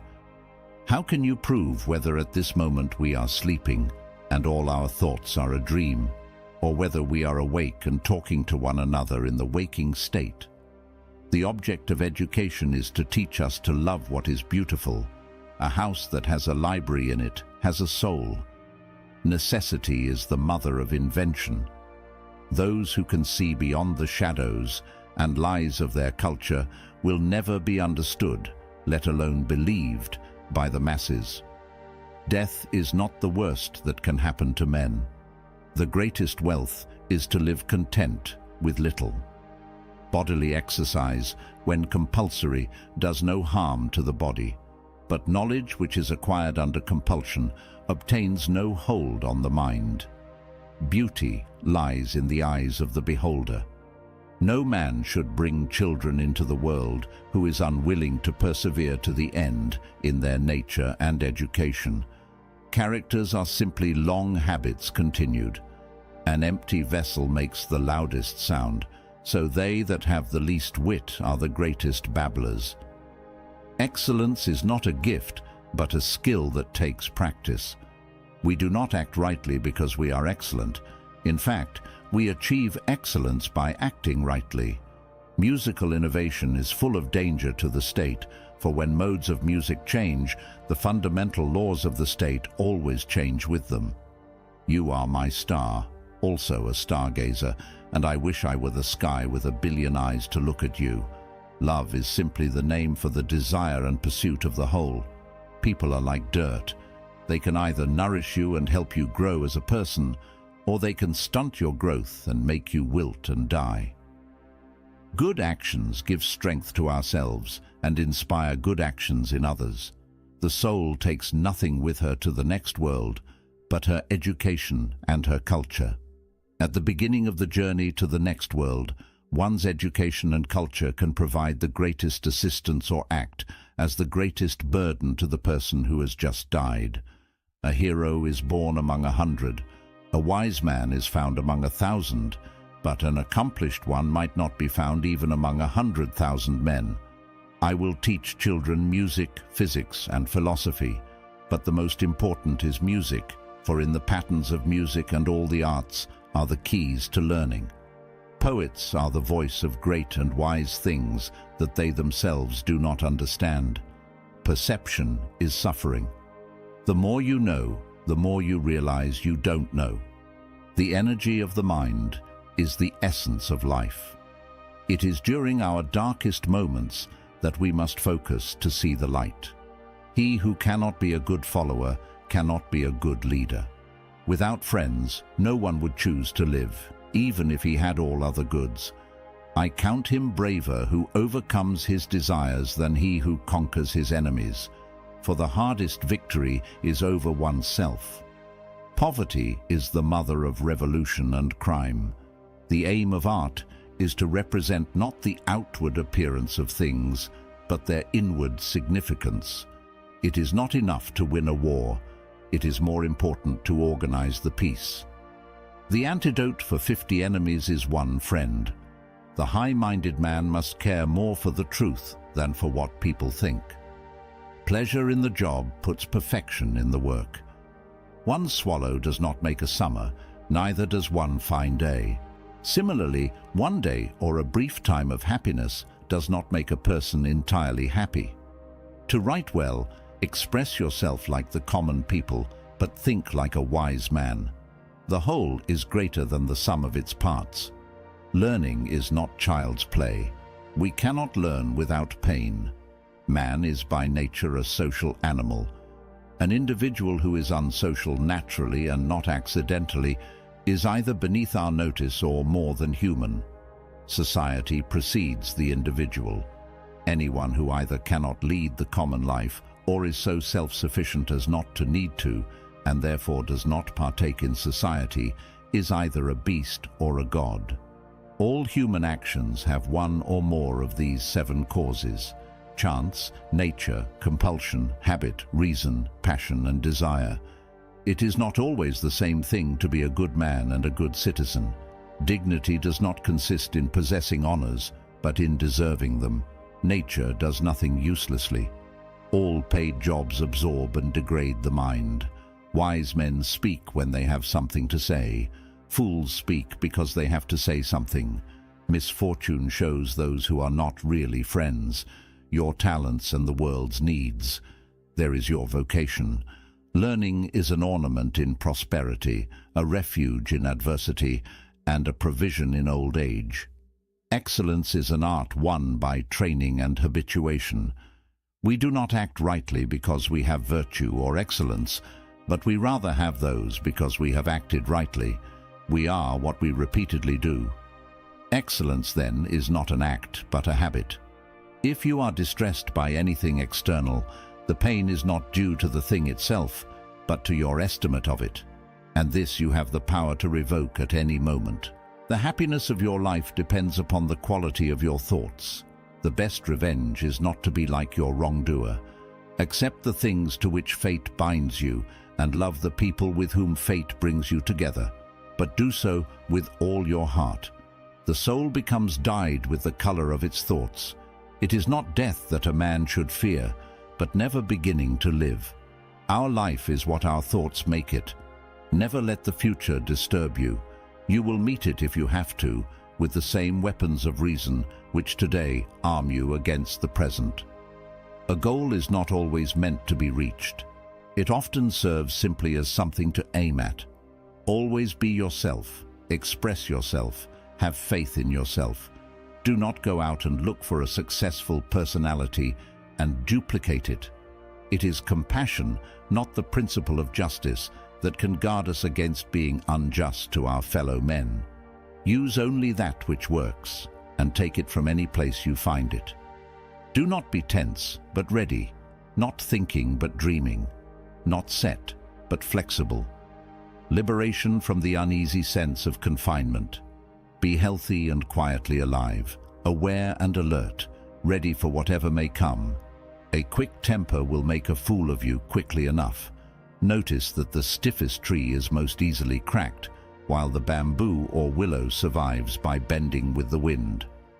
A good teacher protects his pupils from his own influence. Empty your cup so that it may be filled.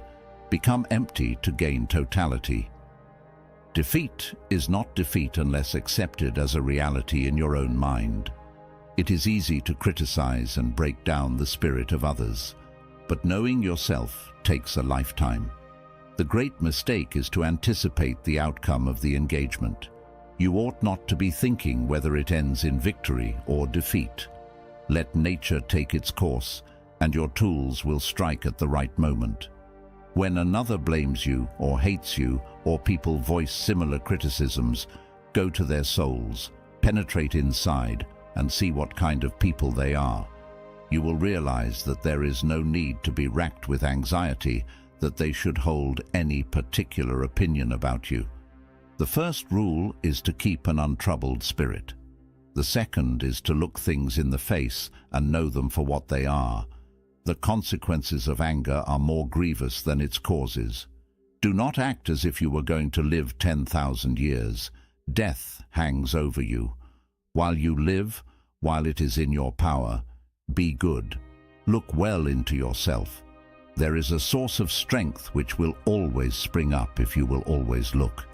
Always look. Here is a rule to remember in the future.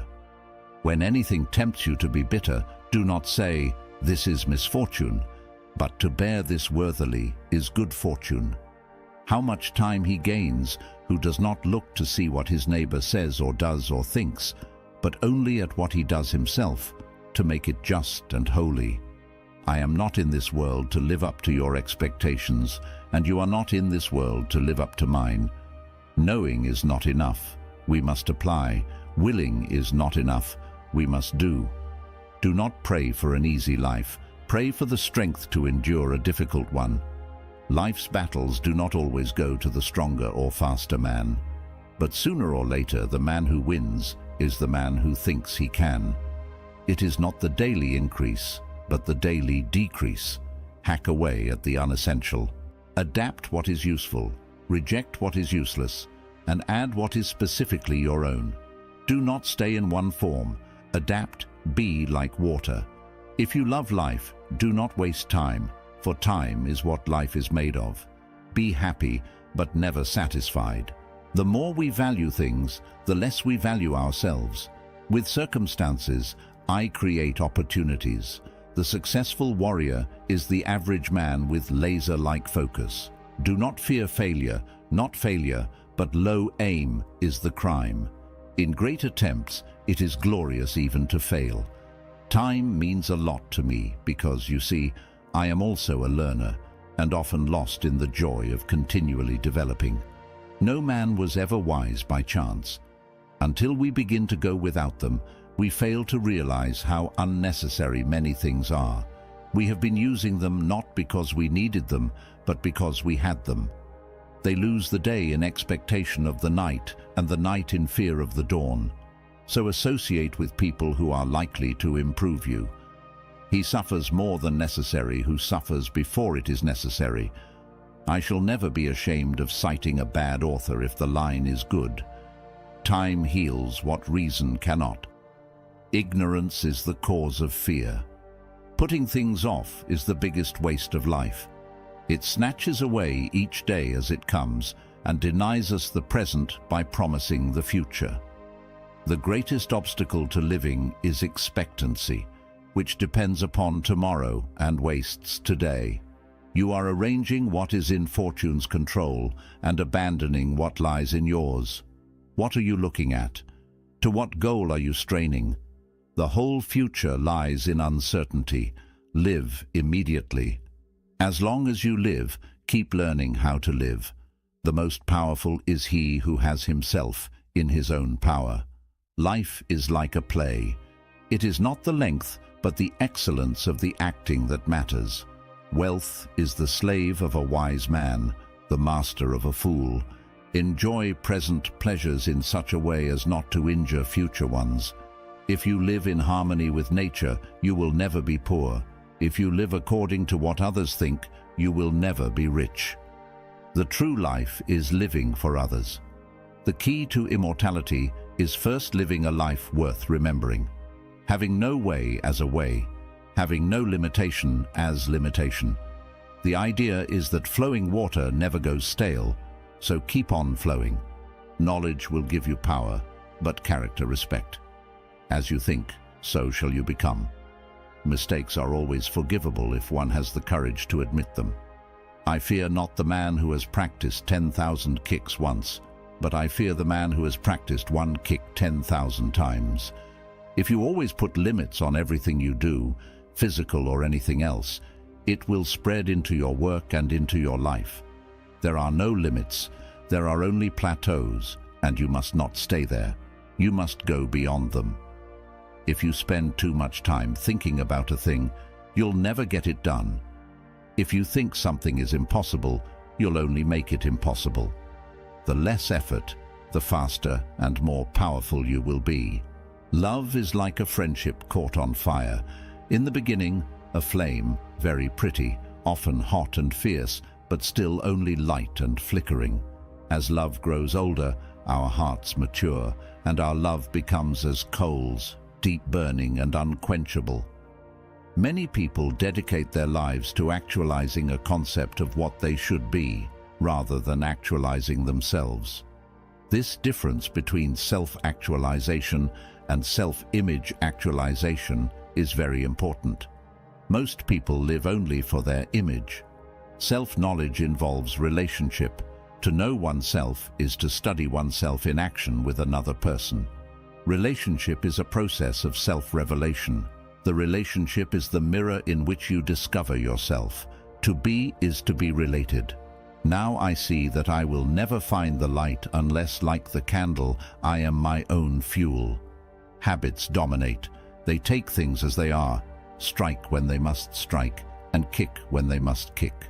Showing off is the fool's idea of glory. In the midst of chaos, there is also opportunity. Although we cannot control the roles we are assigned, it must be our business to act our given role as best as possible and to refrain from complaining about it. Wherever you are, whatever your circumstances, give an impeccable performance.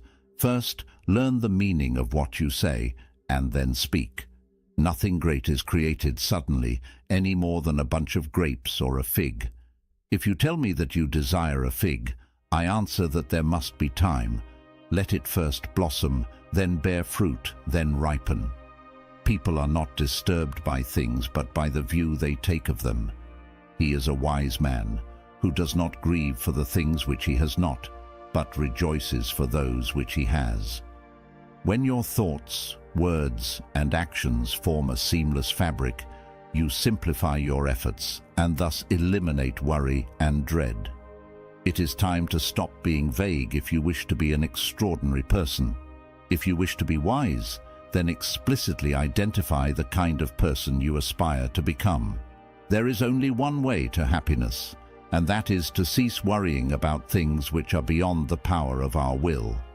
A prosperous life cannot be achieved until we moderate our desires and see how superficial and fleeting they are. No man is free who is not master of himself. Wealth consists not in having great possessions, but in having few wants. Freedom is the only worthy goal in life. It is won by disregarding things that lie beyond our control. We cannot choose our external circumstances, but we can always choose how we respond to them. Don't explain your philosophy, embody it. You would not seek to gain a victory by all means, and when you have found the truth, you need not fear being defeated. Let silence be your general rule, or say only what is necessary and in few words. First, know who you are, and then adorn yourself accordingly. First, say to yourself what you would be, and then do what you have to do. Circumstances do not make the man. They only reveal him to himself. The term superstar is an illusion. Only the self-sufficient stand alone. Most people follow the crowd and imitate all fixed and established patterns. They are incapable of adaptability or pliability. The truth is outside all fixed patterns. The living creature, the creating individual, is always more important than any established style or system. One's self-consciousness is the real stumbling block to the proper execution of all physical action. Emptiness is that which stands right in the middle between this and that. The emptiness includes everything. It has no opposite, no exclusion. It is a living emptiness because all forms come out of it, and whoever realizes the emptiness is filled with life, power, and the love of all beings. Remember, no man is really defeated unless he is discouraged. Art reaches its greatest peak when devoid of self-consciousness. Freedom discovers the man the moment he loses concern over what impression he is making or is about to make. Emotion can be the enemy. If you give in to your emotion, you lose yourself. You must be at one with your emotion because the body always follows the mind. The only true wisdom is in knowing you know nothing. The unexamined life is not worth living. I cannot teach anybody anything. I can only make them think. There is only one good knowledge and one evil ignorance. Wonder is the beginning of wisdom. Strong minds discuss ideas. Average minds discuss events. Weak minds discuss people. To find yourself, think for yourself. Education is the kindling of a flame, not the filling of a vessel. He who is not contented with what he has would not be contented with what he would like to have. Be slow to fall into friendship, but when you are in, continue firm and constant. If you do not get what you want, you suffer. If you get what you do not want, you suffer. Even when you get exactly what you want, you still suffer because you cannot hold on to it forever. Your mind is your predicament. It wants to be free of change, free of pain, free of the obligations of life and death. But change is law, and no amount of pretending will alter that reality. The beginning of wisdom is the definition of terms. You must never return evil for evil, nor mistreat any man, no matter how he has treated you. The important thing is not to live, but to live well. And to live well means, along with more enjoyable things in life, to live according to your principles. The easiest and noblest way is not to be crushing others, but to be improving yourself. He is richest who is content with the least, for content is the wealth of nature. Sometimes you put up walls not to keep people out, but to see who cares enough to break them down. No man has the right to be an amateur in the matter of physical training.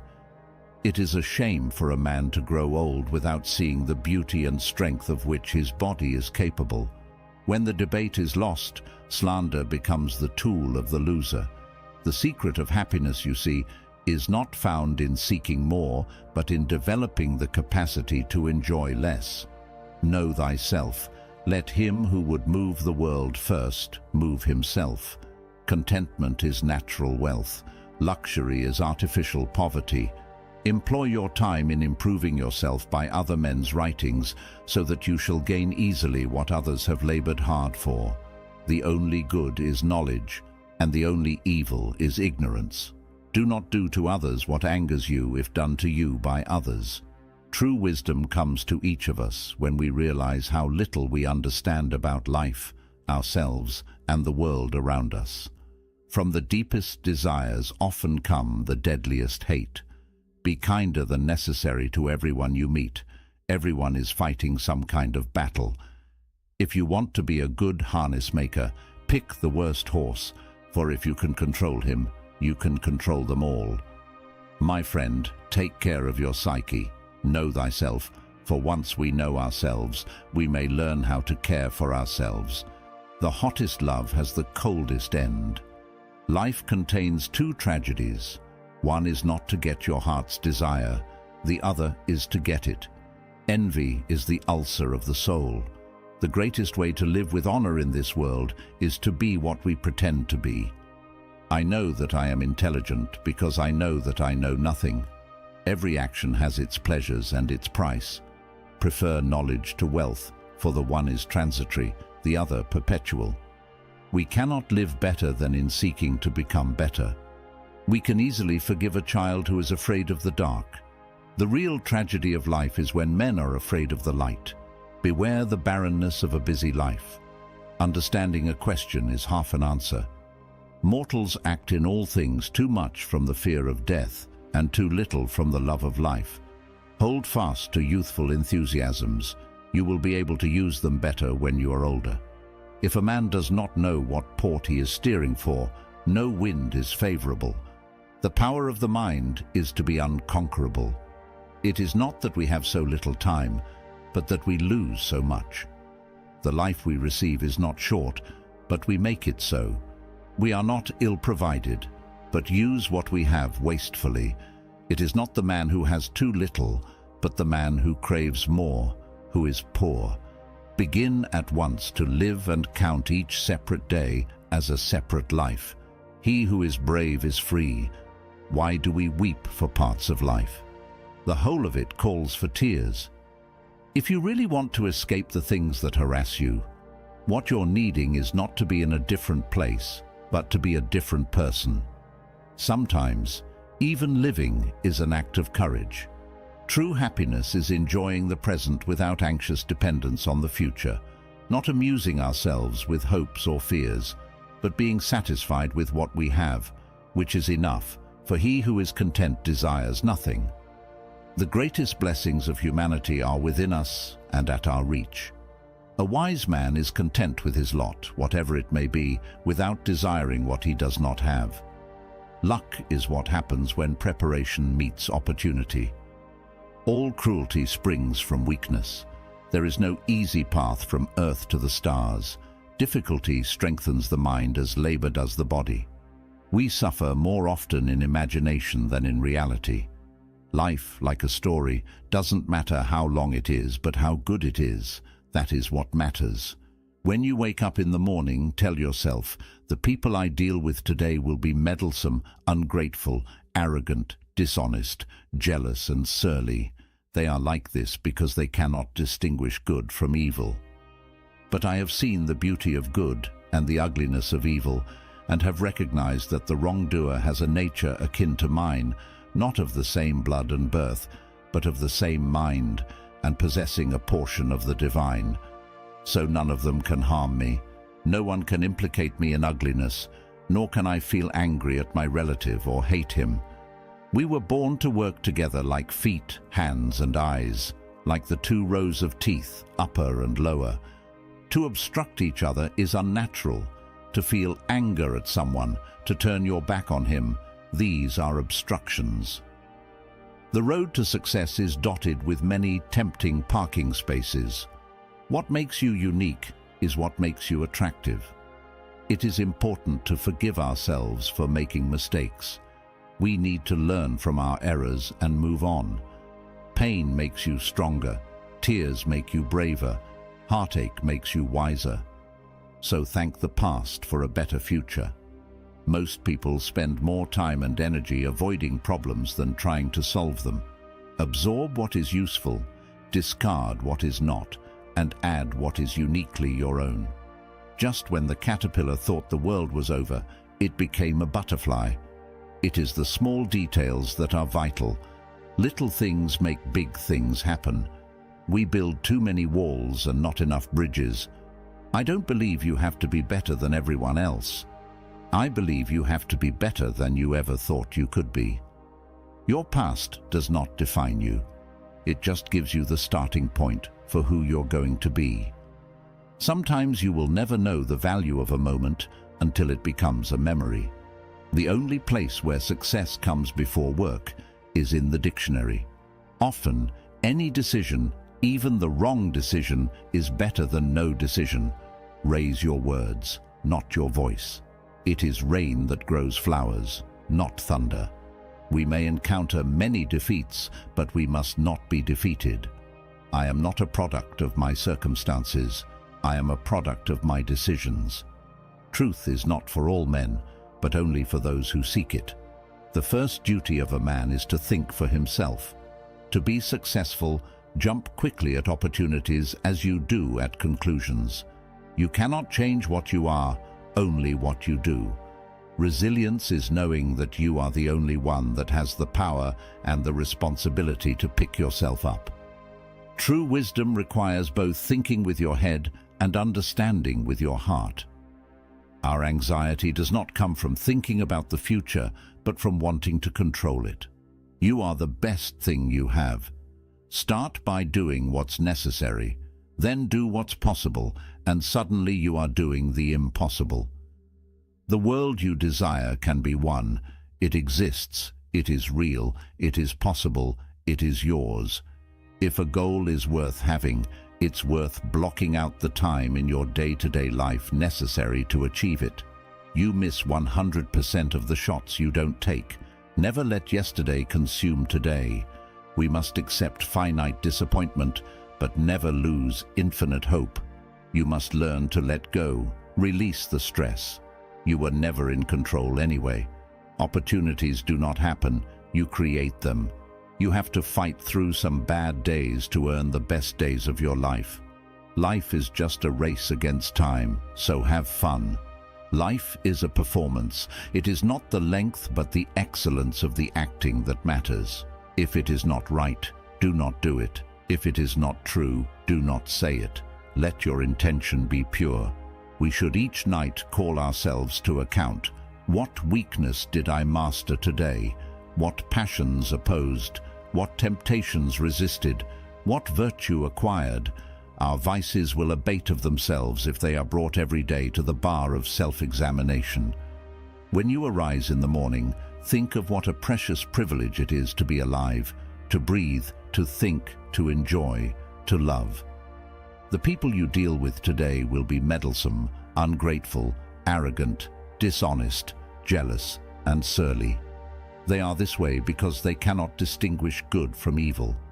But I have seen the beauty of good and the ugliness of evil, and have recognized that the wrongdoer has a nature related to mine, not of the same blood or birth, but possessing a part of the divine. So none of them can harm me, no one can implicate me in ugliness, nor can I feel angry at my relative or hate him. We were born to work together like the feet, hands, and eyes, like the two rows of teeth, upper and lower. To obstruct each other is unnatural.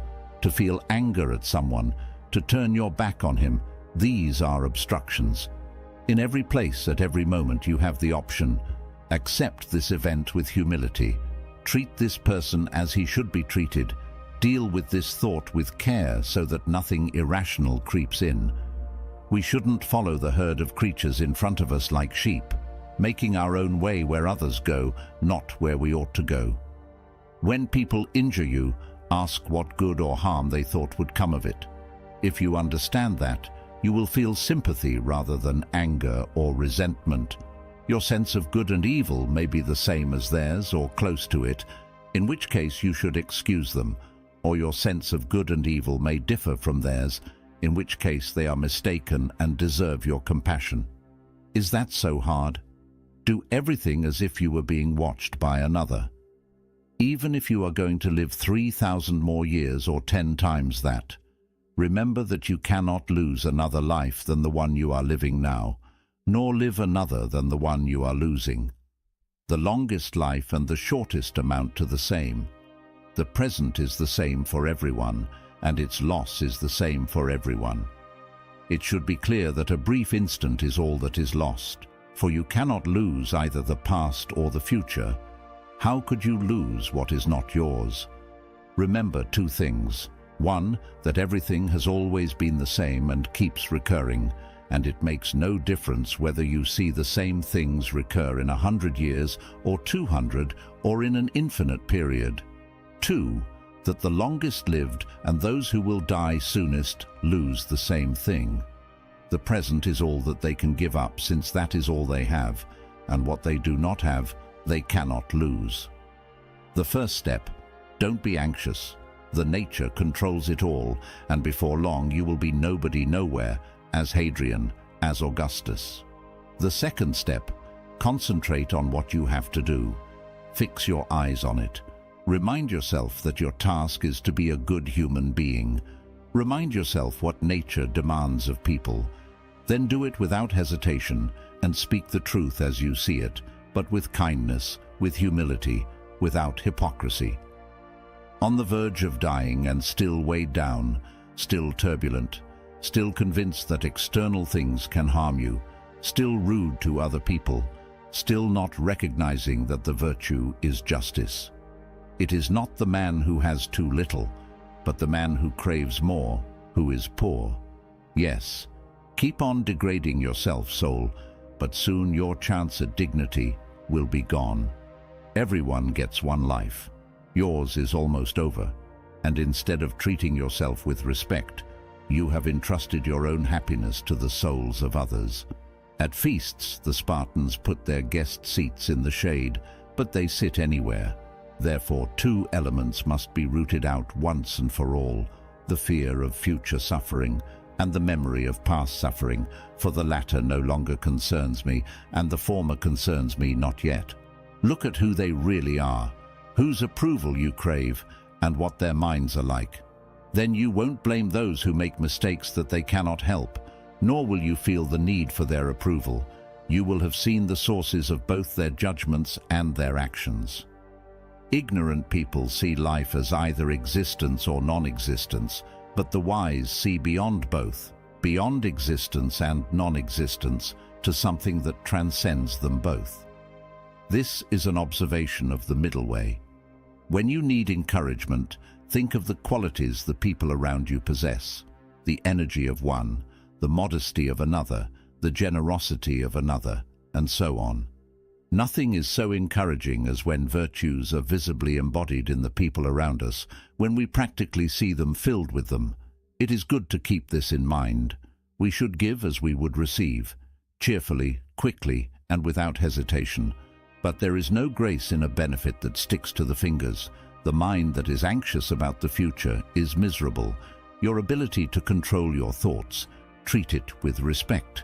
It is all that protects your mind from false perceptions, false to your nature and that of all rational beings. It is what makes possible the reflection, affection for others, and submission to the divine. How to act?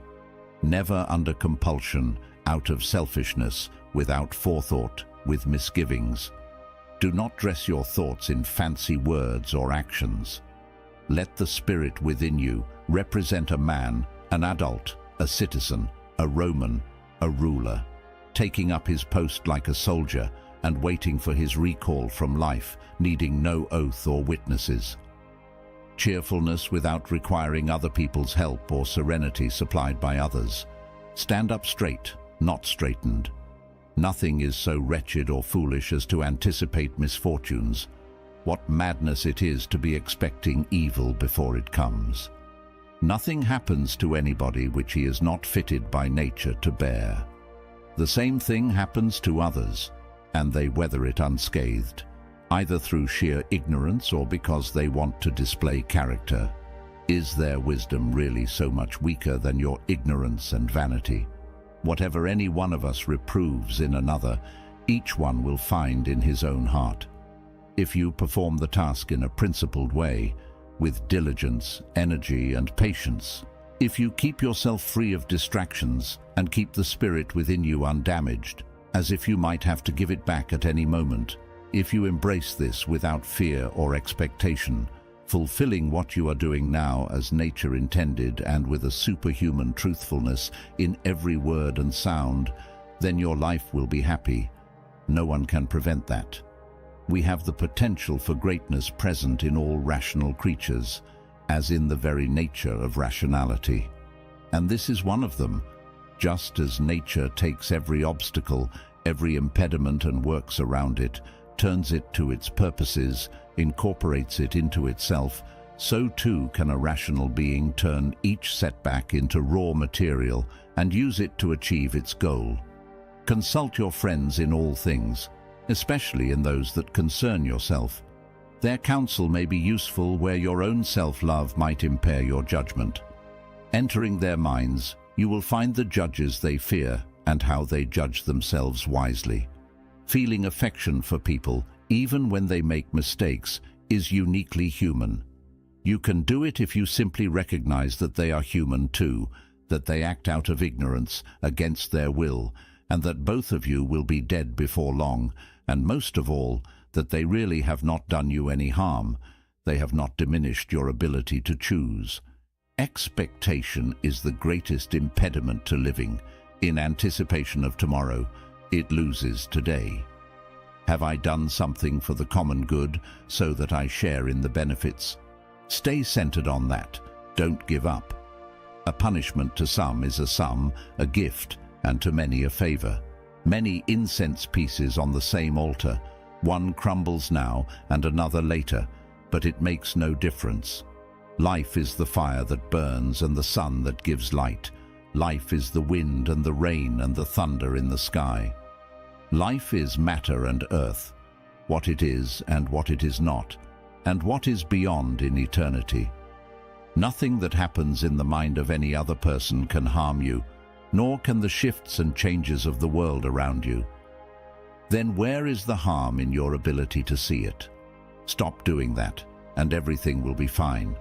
Let the part of you that makes judgments remain silent, even if the body it is attached to is stabbed or burned, or reeks of pus or consumed by cancer.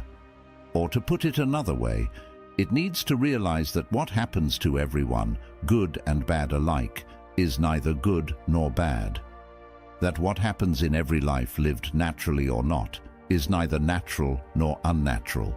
He who does not prevent a crime when he can, encourages it. It's time to realize that you have something in you more powerful and miraculous than the things that affect you and make you dance like a puppet. What is in my thoughts at this moment?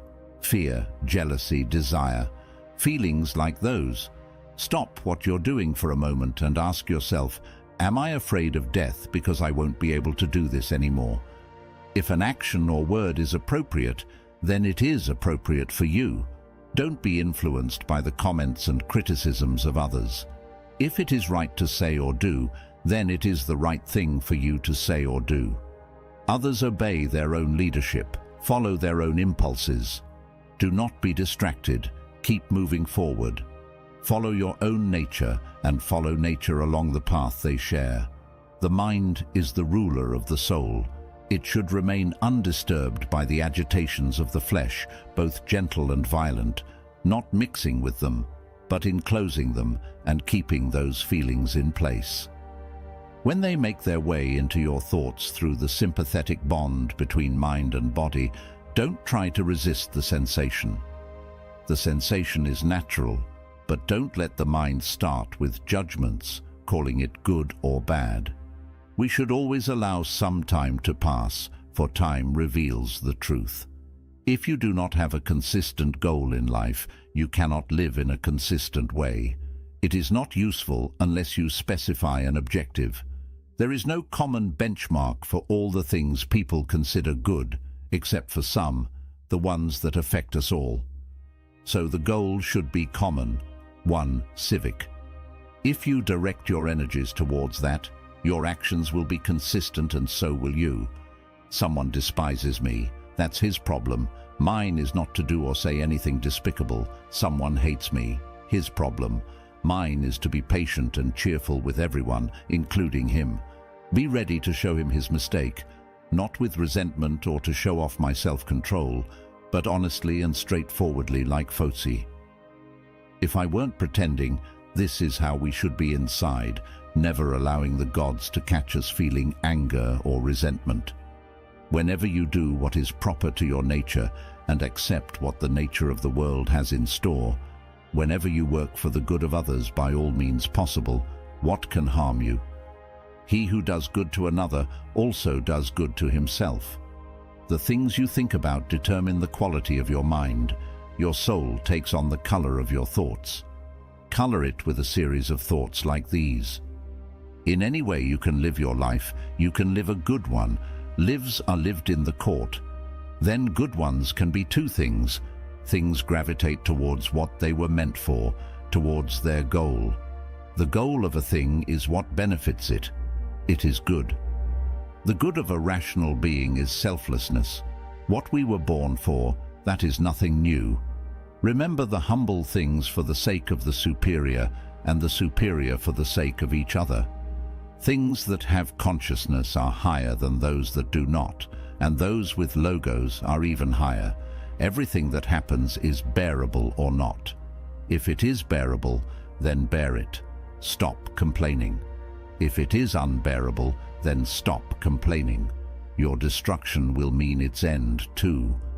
Just remember that you can enjoy anything your mind can make bearable by treating it as in your interest to do so, in your interest or in your nature.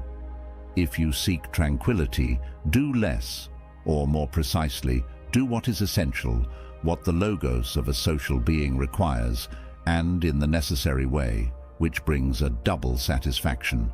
Doing less better, because most of what we say and do is not essential. If you can eliminate it, you will have more time and more tranquility. Ask yourself at every moment, is this necessary? But we also need to eliminate unnecessary assumptions, as well as the unnecessary actions that follow. Don't let your imagination be crushed by life as a whole. Don't try to imagine everything bad that could happen. Focus on the present situation and ask, why is this so unbearable? Why can't I endure it? You will be embarrassed to answer. Then remind your mind that neither the past nor the future has any power over you, only the present, and even that can be minimized simply by setting its limits. And if your mind tries to assert that it cannot resist that, then keep it ashamed. We become wiser through adversity. Prosperity destroys our appreciation of what is right. Difficulties strengthen the mind as labor does the body. It is normal to feel pain in your hands and feet if you are using your feet as feet and your hands as hands. And for a human being, feeling stress is normal if he is living a human life. And if it is normal, how can it be bad? There is no pleasure in having something that is not shared. To erase false perceptions, tell yourself, I have within me the capacity to keep my soul away from evil lust and all confusion, to see things as they are and treat them as they deserve. Do not overlook this innate ability. While we postpone, life speeds by. Now, if any part of this message has been helpful to you, leave us your like and comment, helping the algorithm recommend it to someone who needs it at this time. Don't forget to subscribe so you don't miss new videos. And if you look through the videos we've already uploaded, you're sure to find something to take with you. Have a good day. Have you ever encountered a difficult person? Someone who always thinks they are right, who considers themselves smarter or superior to everyone else? And what about when that person is in our circle or part of our family? Sometimes we can't simply walk away or abandon the situation. And to live well, we have to learn to manage these relationships without allowing ourselves to be contaminated and without caring, that is, bringing within ourselves the depreciative view that these people may have of us and others, to maintain this pattern of always being right. The answer can be found in Stoic philosophy, which offers tools to prepare us for life. Often, the knowledge we learn in school does not prepare us for life situations. The early Stoics said that the sole function of this philosophy was to facilitate and improve the lives of all who practiced it. Regardless of our age, social class, physical or financial condition, we can progress in our lives and move forward. We just need the will and the tools to teach us how to improve. Now, if you are new here, please like the video and subscribe. Statistics show that only 15% of my audience is subscribed to the channel, so if this content has helped you in any way, I ask you to subscribe and hit the notification bell. Now let's start this transformative journey together. Are you ready? 1. Understand what you will find. Epictetus used the example of public bathrooms in his lectures to teach an important lesson about mental preparation. In ancient Rome, these places were frequented by people of all social classes, where not only physical needs occurred, but also social interactions and debates. And people behaved in various ways. Some respected the space, while others splashed water, left their belongings scattered on the floor, and still others attended only to commit petty thefts and misdemeanors. Epictetus emphasized that by knowing what to expect and mentally preparing for it, we can maintain calm and emotional control, even in potentially stressful or unpleasant situations. Even though public bathrooms no longer exist, the advice is valid and applicable in many situations in our lives. People who always think they are right are insecure and generally need constant affirmation of what they say and think to sustain their self-image. Being right is the foundation they need to feel secure about themselves. For these people, being right comes first and becomes more important than the truth, than an easier way to do something, or the common good, because this feeling of always being right reinforces their sense of security. Therefore, when you contradict them, present something new, or somehow disagree with what the person says or thinks, even on simple matters, it already causes so much discussion and friction. The need to feel good and secure must come from looking at ourselves and not from others. Epictetus tells us that true happiness comes from not worrying about things we cannot control, such as the opinions of others. We do not control other people's opinions, but we control our own. We have the ability to control what we think and how we react. When dealing with people who always want to be right, it is useful to understand that they need this approval very much. This helps us not to take it personally and to maintain our calm. For these people, being right is more important than the truth itself. It is more important to be right than to learn a new way of doing something or to know a new point of view. That is, even if you use an argument or present an easier way to get results, they will not listen to you.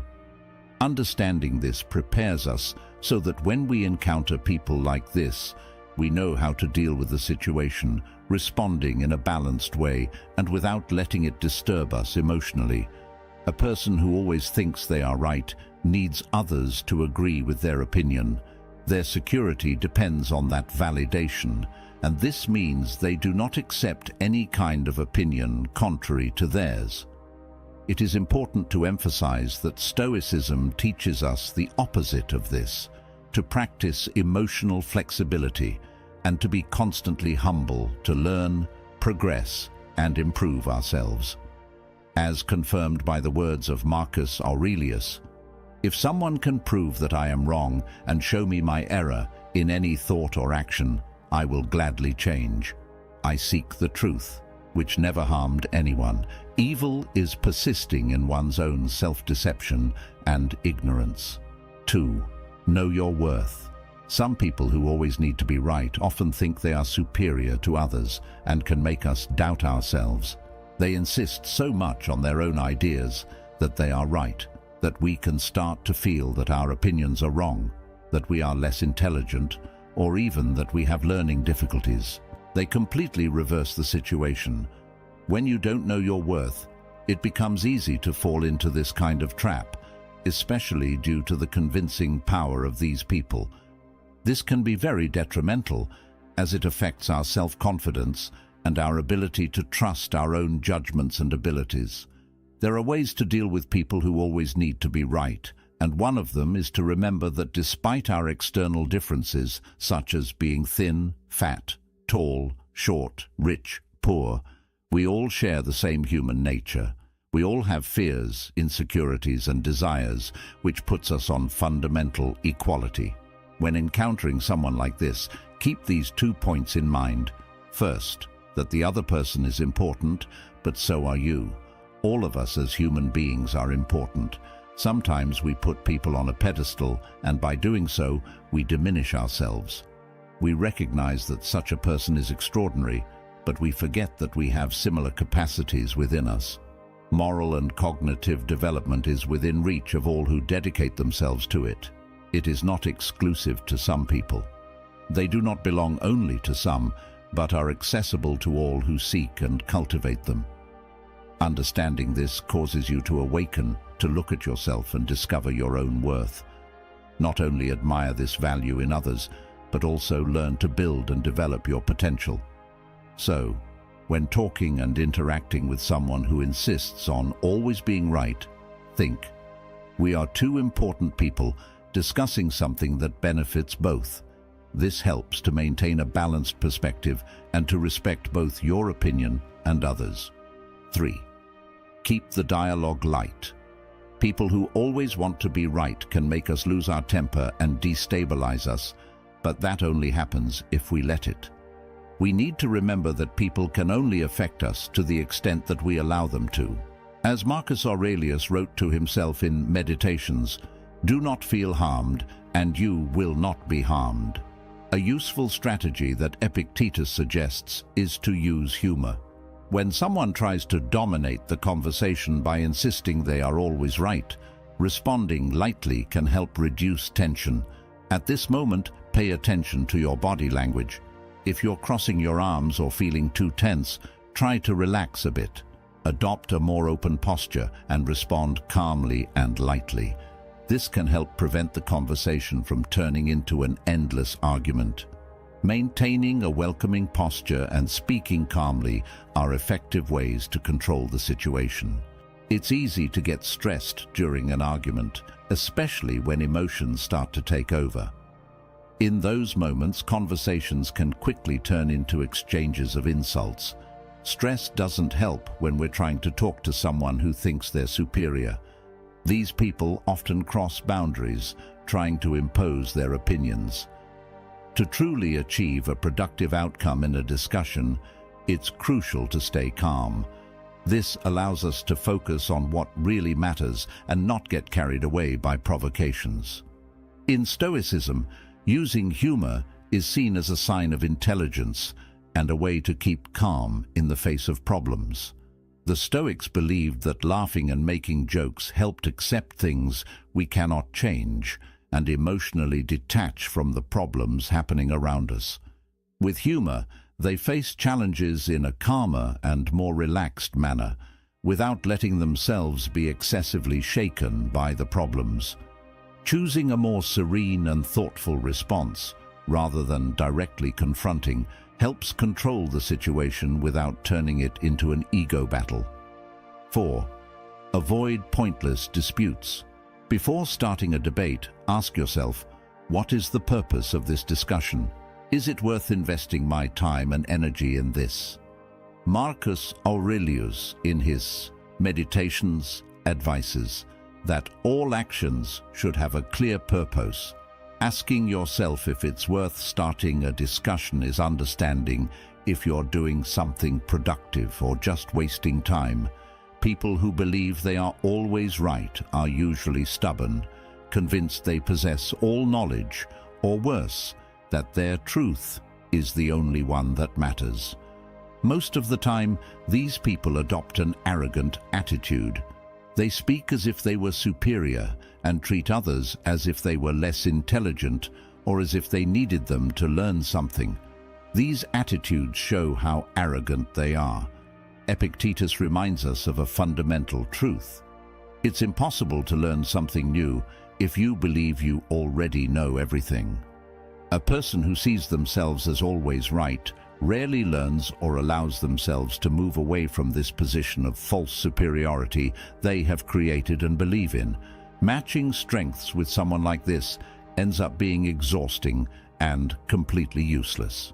And it's important for us to understand that just because someone thinks they're better than others doesn't make it true. It's just their opinion, and probably unfounded.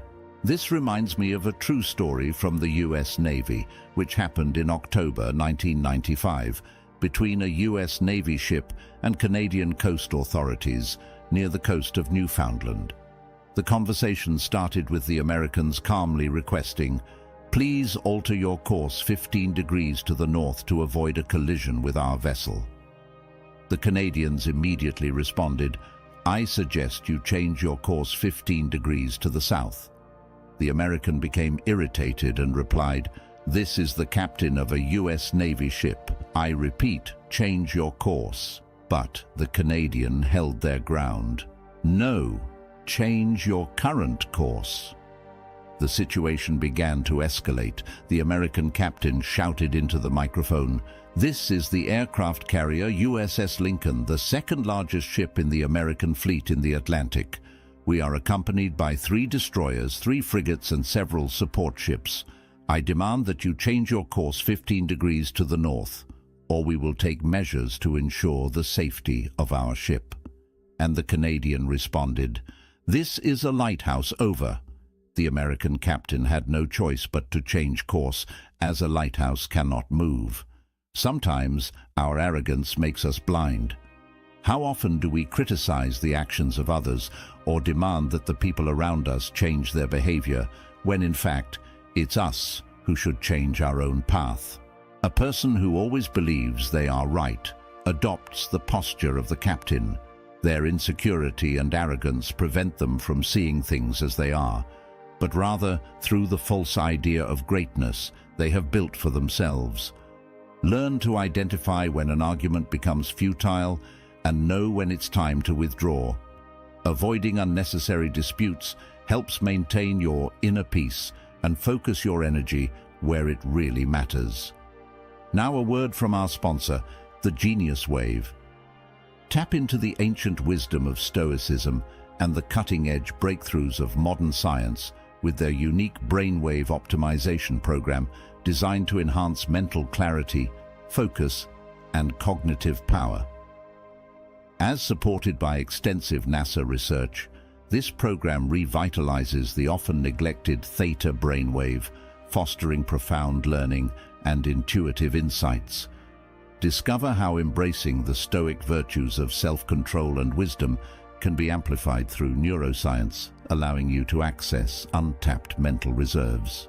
By clicking on the link in the comments section, you not only journey towards personal growth, but also gain exclusive access to this transformative tool. Unlock the secrets to heightened brain function.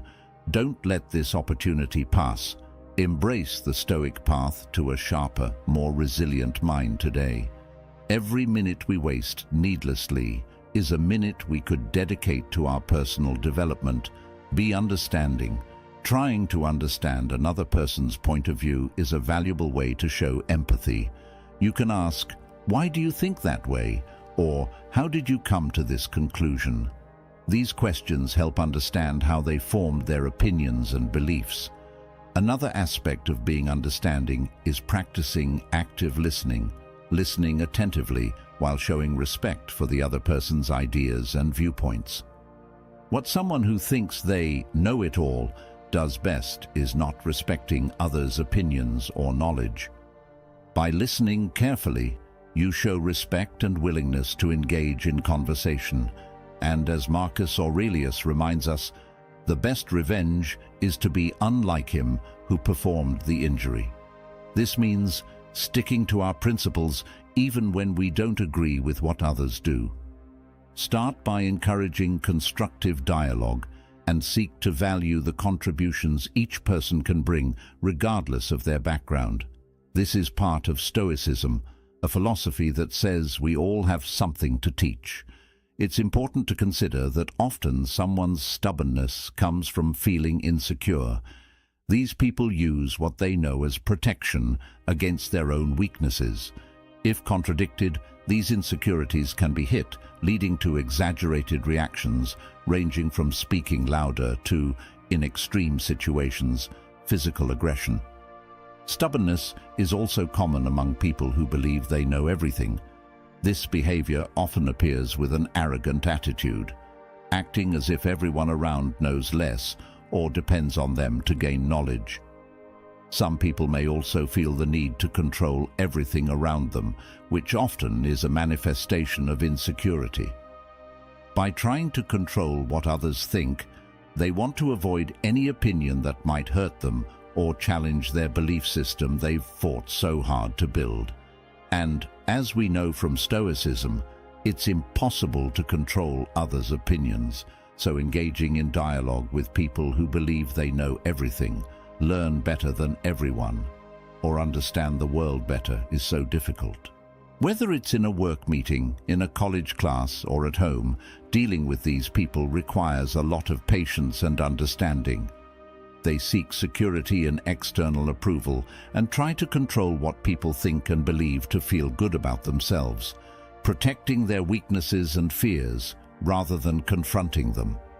Every time we look within ourselves, we gain the opportunity to know ourselves better, to understand and learn to deal with our emotions, our depressive feelings, our anger.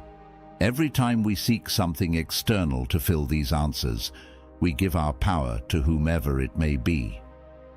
Finally, it's important to consider whether it's worth arguing with people like this. Often, it's better to recognize when the conversation won't lead to anything and step back, maintaining peace of mind and using your energy more effectively. Reflect on your own beliefs. Sometimes we learn wrong and continue doing something wrong for a lifetime. As Epictetus told us, there are two ways to see the same situation.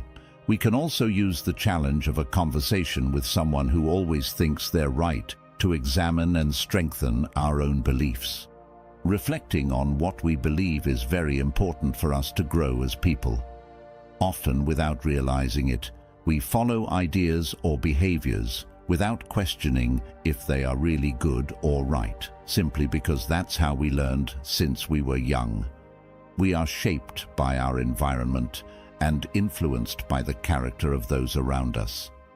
When we talk to someone who always thinks they are right, we can use this situation as an opportunity to rethink our own ideas. The philosopher Epictetus taught us that we can see the same situation in different ways. This means that even if someone seems not to change their mind, we can take the chance to review and strengthen what we ourselves believe. Listening to what the other person has to say and thinking about it can help us see if we are wrong in any aspect or if there's something we can improve. It's good to keep an open mind and always be willing to learn from others.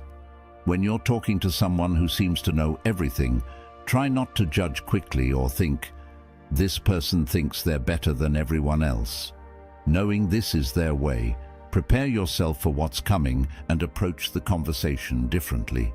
Listen carefully and see if there's something useful you can learn or understand better during the discussion. Even though it may seem difficult, this approach can bring valuable insights and help you grow. It's also essential to know when our beliefs are right and need to be defended. Talking to someone who believes they are always right serves not only to doubt our ideas or test our judgment, but also can be a confirmation of our values and principles. If after thinking and debating with a know-it-all, you see that your ideas still make sense, it reinforces our confidence in them. Ultimately, being open to changing your mind when necessary shows that we are mature and have emotional intelligence.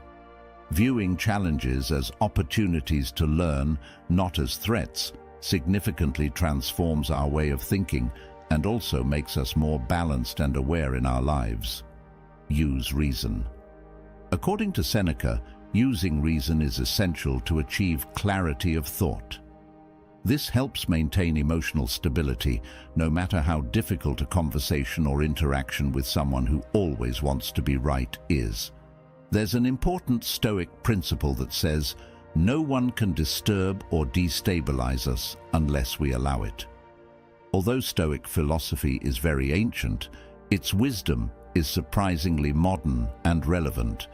It helps us build resilience and strength to face the challenges of everyday life, and it can help you become emotionally resilient so you don't let external events disturb you nor allow anyone to irritate you.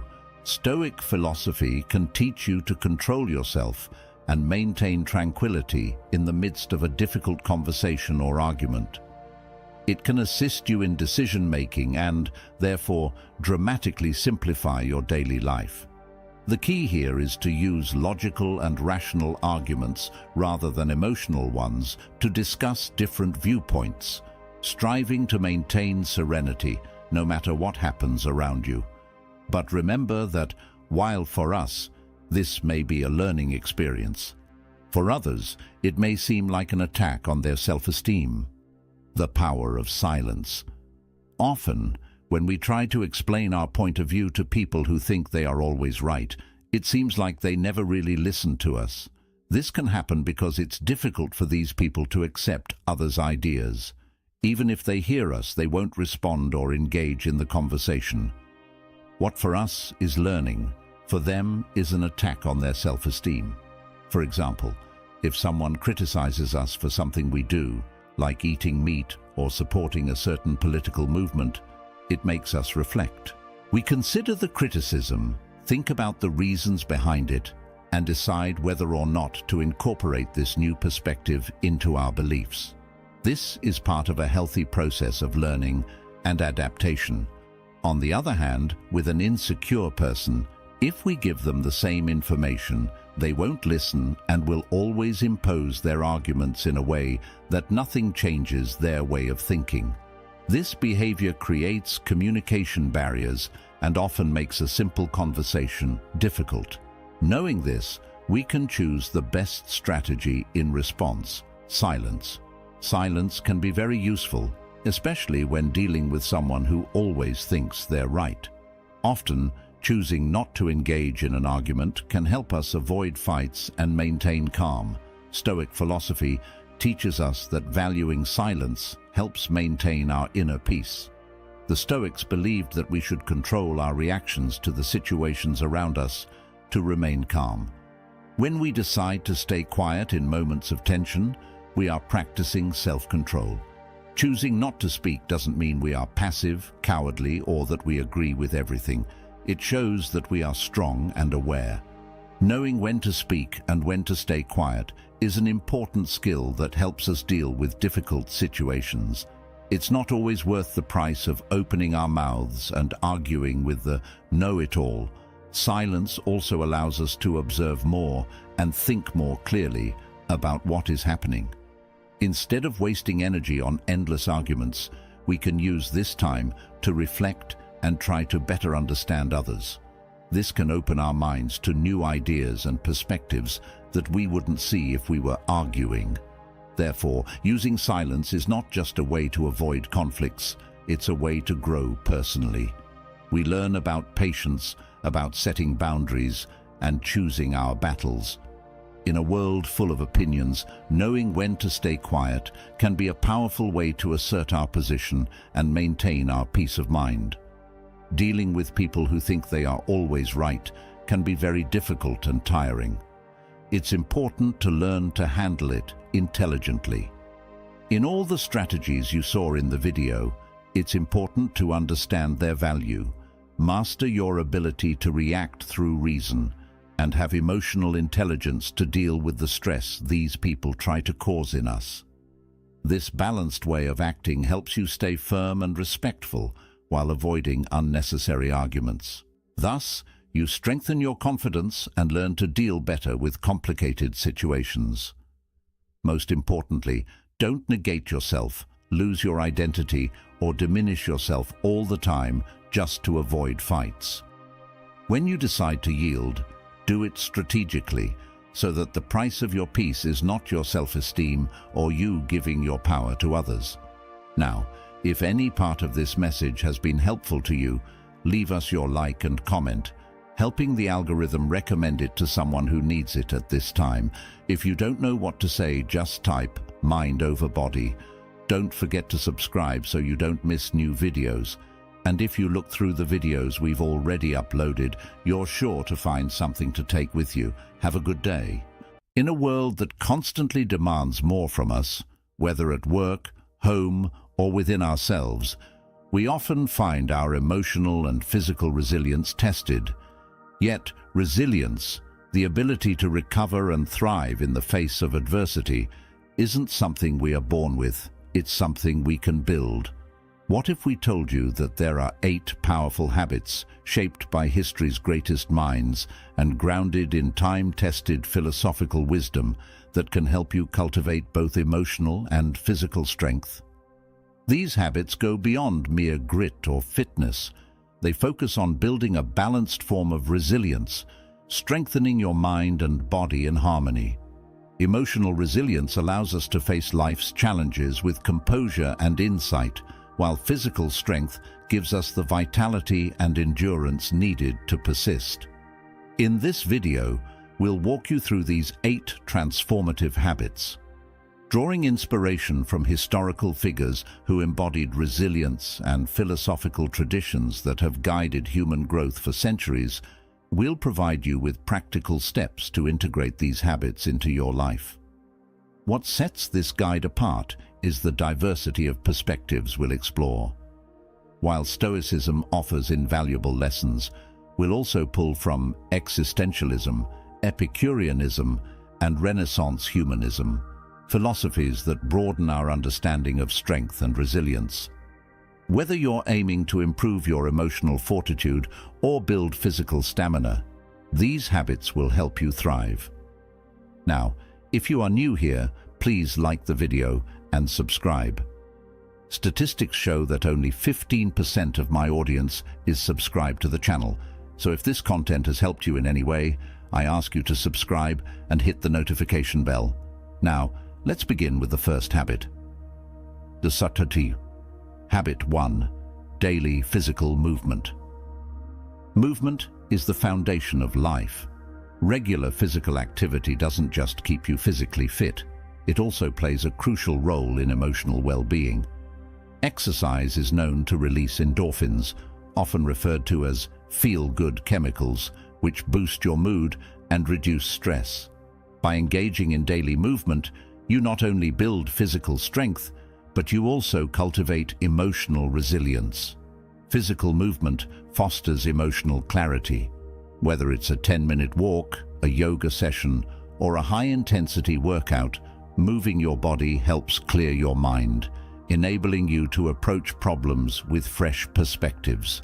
Studies have shown that regular exercise reduces the risk of depression, anxiety, and stress, and helps build a more resilient mind.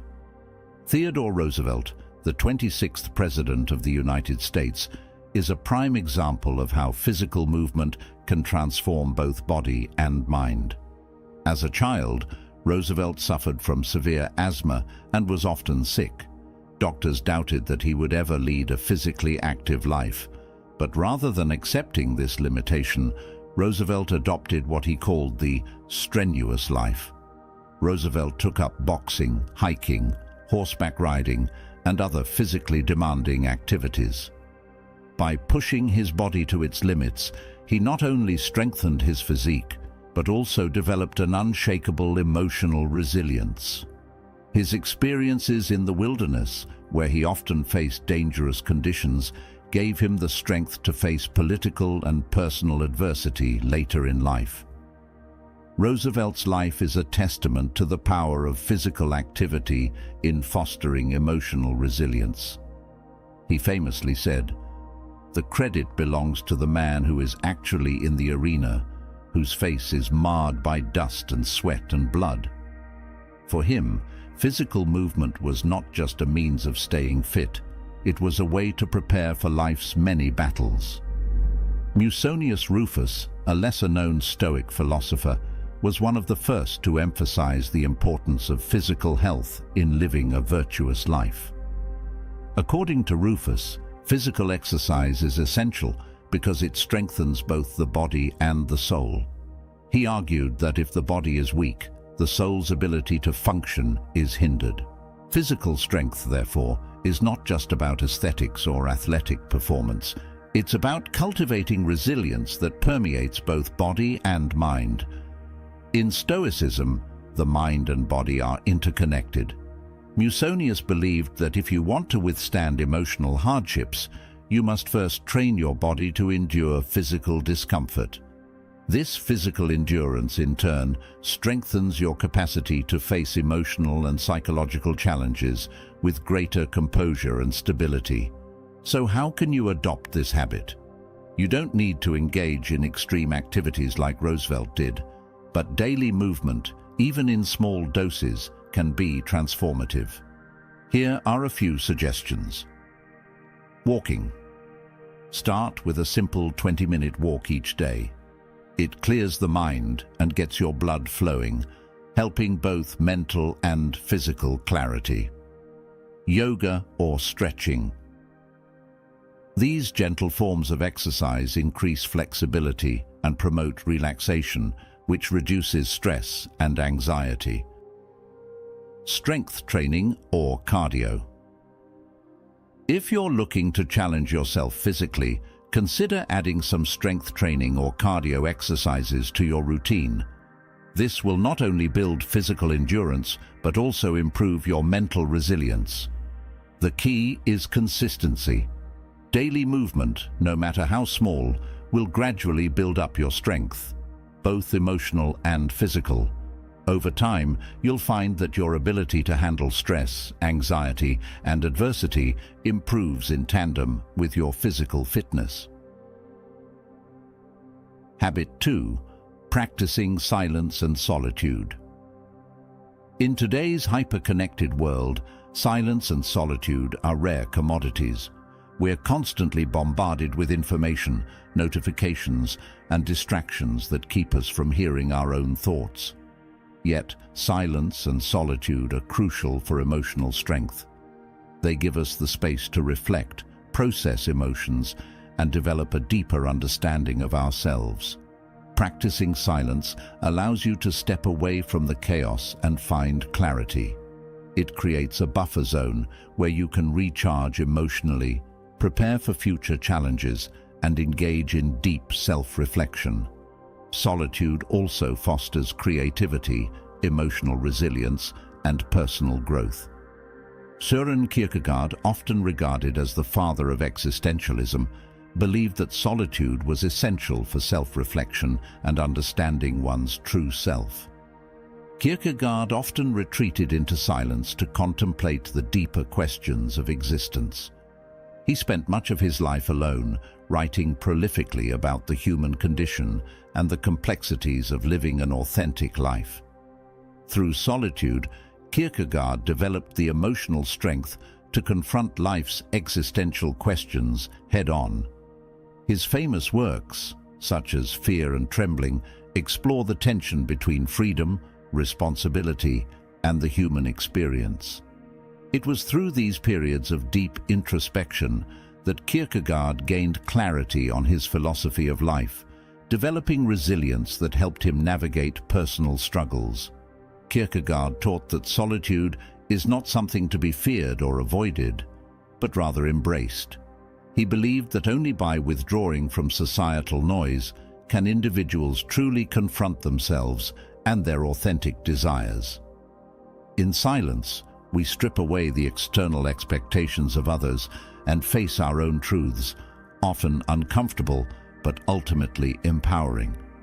For Kierkegaard, silence was an essential tool for cultivating emotional resilience. By giving yourself the space to think deeply, you can confront fears, overcome emotional obstacles, and gain a better understanding of your own purpose. To integrate this habit into your life, you don't need to retreat to a remote cabin like Kierkegaard, but you can create moments of silence and solitude in your daily routine. Digital detox. Set aside specific times each day to disconnect from all digital devices. This creates space for uninterrupted reflection. Meditation. Even 5 to 10 minutes of meditation in silence can help center your thoughts and emotions, giving you mental clarity. Solo walks. Take a walk by yourself without any distractions, such as music or podcasts. Use this time to reflect on your thoughts or simply enjoy the quiet.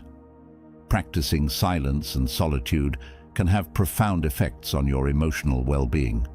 It gives you the mental space to process challenges, confront your fears, and develop a deeper understanding of yourself, making you emotionally stronger in the process.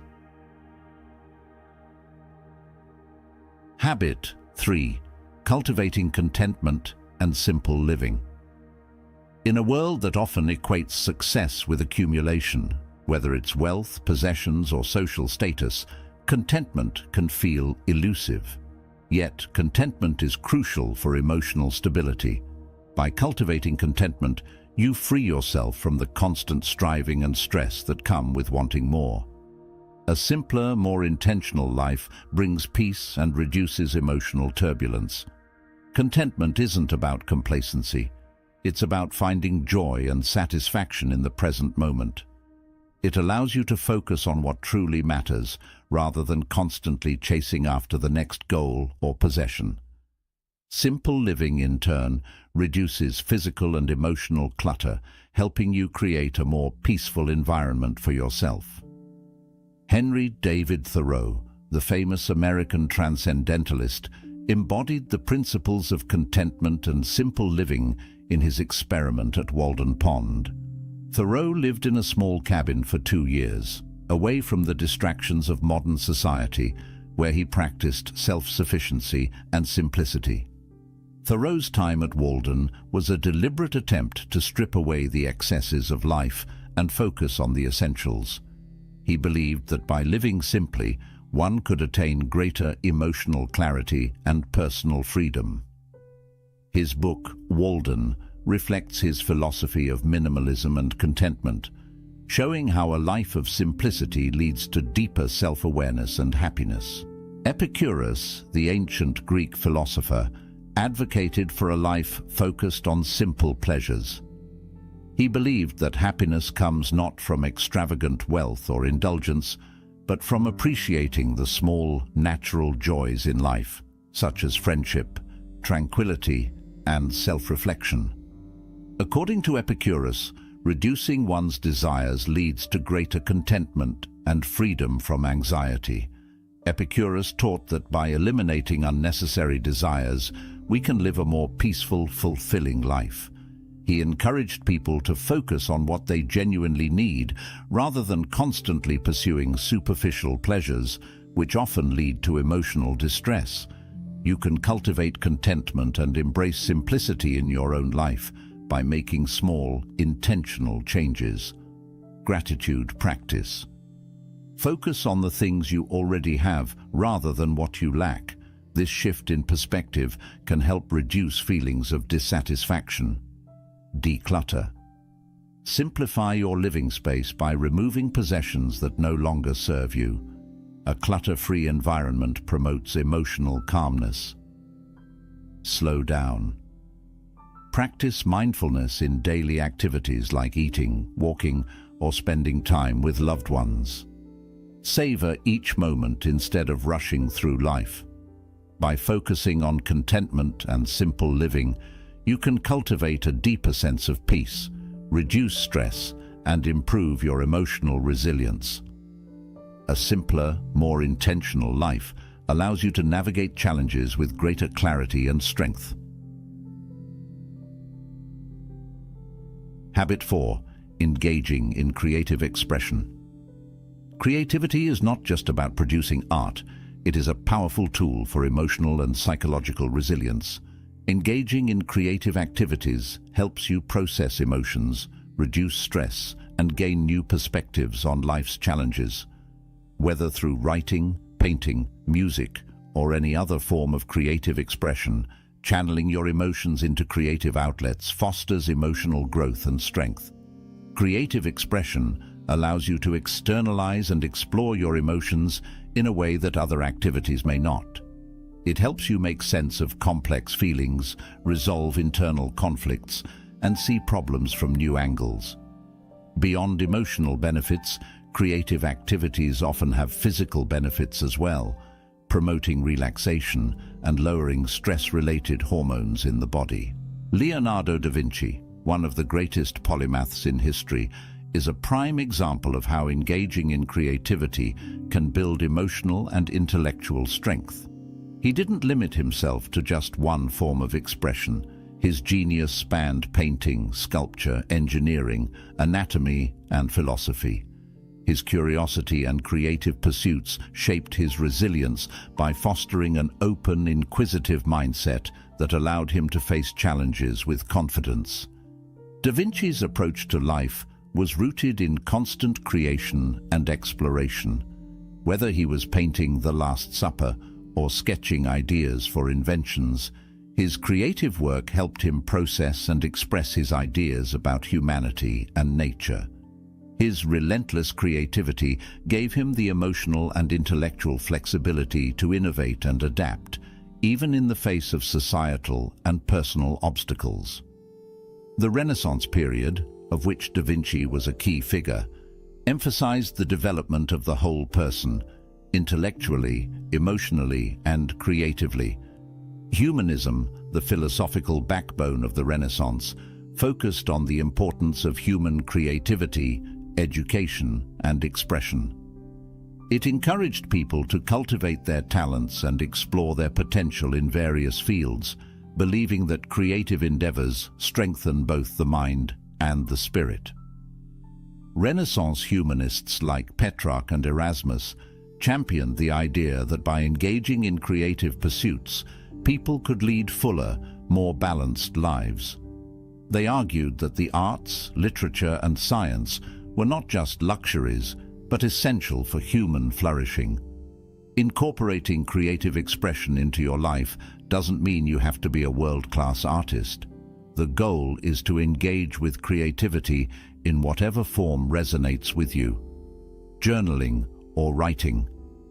Writing down your thoughts, ideas, or feelings can be an excellent way to process emotions and clarify your thinking. Whether it's poetry, storytelling, or just a reflective journal, writing is a powerful tool for emotional expression. Artistic hobbies. Painting, drawing, or sculpting are all great ways to express creativity. You don't need to be skilled at it. What matters is the process of creating and expressing emotions through art. Music or dance. Playing an instrument, singing or dancing are all forms of creative expression that can help release pent-up emotions and foster joy. By regularly engaging in creative activities, you give yourself the opportunity to process your emotions in a healthy way, reducing stress and promoting emotional resilience. Creative expression isn't just about making art. It's about making sense of the world and your place in it. You have now reached the halfway mark of the video. I congratulate you for trying to become a better version of yourself, and I also humbly ask you to leave a comment, as it helps my channel immensely. If you do not know what to comment, just write "better every day" so I know you reached this far. And don't forget to subscribe for more content like this. Also, I've linked some books on Stoicism that helped me become the man I am today, and will also help you achieve a Stoic mindset. Habit 5. Continuous learning and curiosity. Lifelong learning and curiosity are essential for maintaining emotional flexibility and intellectual resilience. The more you learn, the more adaptable you become, and adaptability is key to emotional strength. A curious mind is an open mind, ready to face new challenges, absorb different perspectives, and grow in understanding. Continuous learning helps keep your brain sharp, increases your ability to solve problems creatively, and enhances your emotional intelligence. By constantly seeking new knowledge, you expand your capacity to understand both yourself and the world around you. This process of discovery and growth equips you to handle adversity with a balanced, thoughtful approach. Leonardo da Vinci was not just a master of creative expression, he was also a lifelong learner. Da Vinci's curiosity was boundless, and his intellectual pursuits spanned numerous fields, from anatomy to engineering to botany. His insatiable desire to learn kept him emotionally and intellectually resilient. Da Vinci's learning was not just academic, it was hands-on, immersive, and deeply connected to his creative work. Da Vinci's notebooks, filled with sketches, notes, and ideas, are a testament to his relentless curiosity. Whether dissecting a human body to better understand anatomy or studying the flight of birds to design flying machines, Da Vinci never stopped learning. His intellectual resilience allowed him to innovate and think outside the box, traits that contributed to his lasting legacy. Zeno of Citium, the founder of Stoicism, emphasized the pursuit of wisdom as a lifelong endeavor. In the Stoic tradition, knowledge and virtue are deeply intertwined. Stoics believe that wisdom, the ability to navigate life's challenges with reason and integrity, is the highest virtue. Continuous learning is essential to developing wisdom and living a resilient, virtuous life. Stoicism teaches that no matter how much we think we know, there is always more to learn. This humility and commitment to growth help build emotional strength by fostering an adaptable mindset that is open to change and new perspectives. Integrating lifelong learning into your daily routine is easier than you might think. Here are some practical ways to stay curious and engaged. Read daily. Whether it's books, articles, or blogs, reading is one of the easiest ways to expand your knowledge and expose yourself to new ideas. Listen to podcasts or audiobooks. If you're short on time, listening to educational podcasts or audiobooks while commuting or exercising can keep your curiosity alive. Take online courses. There are many free or affordable online courses that cover a wide range of topics, from philosophy to science to art. Engage in conversations. Talk to people with different perspectives and experiences. Asking questions and being genuinely curious about others' lives can help you see the world in new ways. By fostering a habit of continuous learning, you become more adaptable, emotionally flexible, and intellectually resilient. Curiosity not only makes you more knowledgeable, but also strengthens your ability to handle life's uncertainties with grace and poise. Habit 6. Reflective journaling. Reflective journaling is a powerful tool for developing emotional self-awareness, processing feelings, and building resilience. By regularly writing down your thoughts and experiences, you create a space to reflect on your actions, emotions, and challenges. This habit allows you to see patterns in your behavior, track your progress, and develop strategies for improvement. Journaling is particularly effective for emotional resilience because it gives you a way to externalize your thoughts. When emotions remain internalized, they can become overwhelming and difficult to manage. Writing them down helps clarify those feelings, making it easier to process and understand them. Benjamin Franklin was an avid journaler, using the practice as a tool for self-improvement. Every day, Franklin would write about his experiences, goals, and virtues, carefully tracking his progress toward becoming a better person. His journal served as both a record of his personal growth and a way to reflect on his emotional and intellectual challenges. Franklin's commitment to self-reflection helped him cultivate emotional resilience. By regularly assessing his actions and emotions, he developed a deeper understanding of his strengths and weaknesses, allowing him to navigate both personal and professional obstacles with confidence. Marcus Aurelius, the Roman emperor and Stoic philosopher, is another great example of the power of journaling. His book, Meditations, is essentially a personal journal where he reflected on his thoughts, emotions, and challenges. Through his writing, Aurelius sought to remind himself of Stoic principles, such as the importance of virtue, the inevitability of change, and the need for emotional control. For Marcus Aurelius, journaling was not just a way to vent or record his thoughts, it was a tool for self-improvement. His reflections helped him stay grounded during the immense pressures of ruling an empire, and his writings continue to inspire people today. Here's how you can start a reflective journaling practice to build emotional strength. Set aside time. Daily. Even just 10 to 15 minutes of journaling each day can have a significant impact.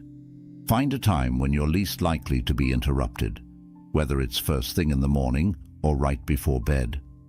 Write freely. Don't worry about spelling, grammar, or structure. The goal is to get your thoughts and feelings on paper not to produce polished writing. Ask yourself questions. To deepen your reflection, ask yourself questions such as, what challenges did I face today? How did I respond? What can I learn from this experience? Track progress. Look back on past entries periodically to track your emotional growth and recognize patterns in your behavior. Reflective journaling gives you the opportunity to pause, take stock of your emotions, and learn from your experiences. This self-awareness is key to developing emotional resilience, as it allows you to better understand and navigate your internal world. Habit 7. Serving others and practicing empathy. Serving others and practicing empathy are essential for building emotional resilience. When you focus on helping others, you shift the focus away from your own problems and gain a broader perspective on life. Acts of kindness and service foster a sense of purpose and fulfillment, which in turn strengthens your emotional well-being. Empathy, the ability to understand and share the feelings of others, deepens your emotional intelligence and helps you build stronger, more meaningful connections. This social support is crucial for emotional resilience, as it provides a network of care and understanding that you can draw on during difficult times. Mother Teresa dedicated her life to serving others, particularly the sick and poor. Despite the immense emotional and physical challenges she faced, Mother Teresa's commitment to helping those in need gave her a sense of purpose and emotional strength. Her ability to empathize with others, even in the most difficult circumstances, allowed her to remain resilient in the face of suffering. Mother Teresa's legacy of service is a testament to the power of helping others.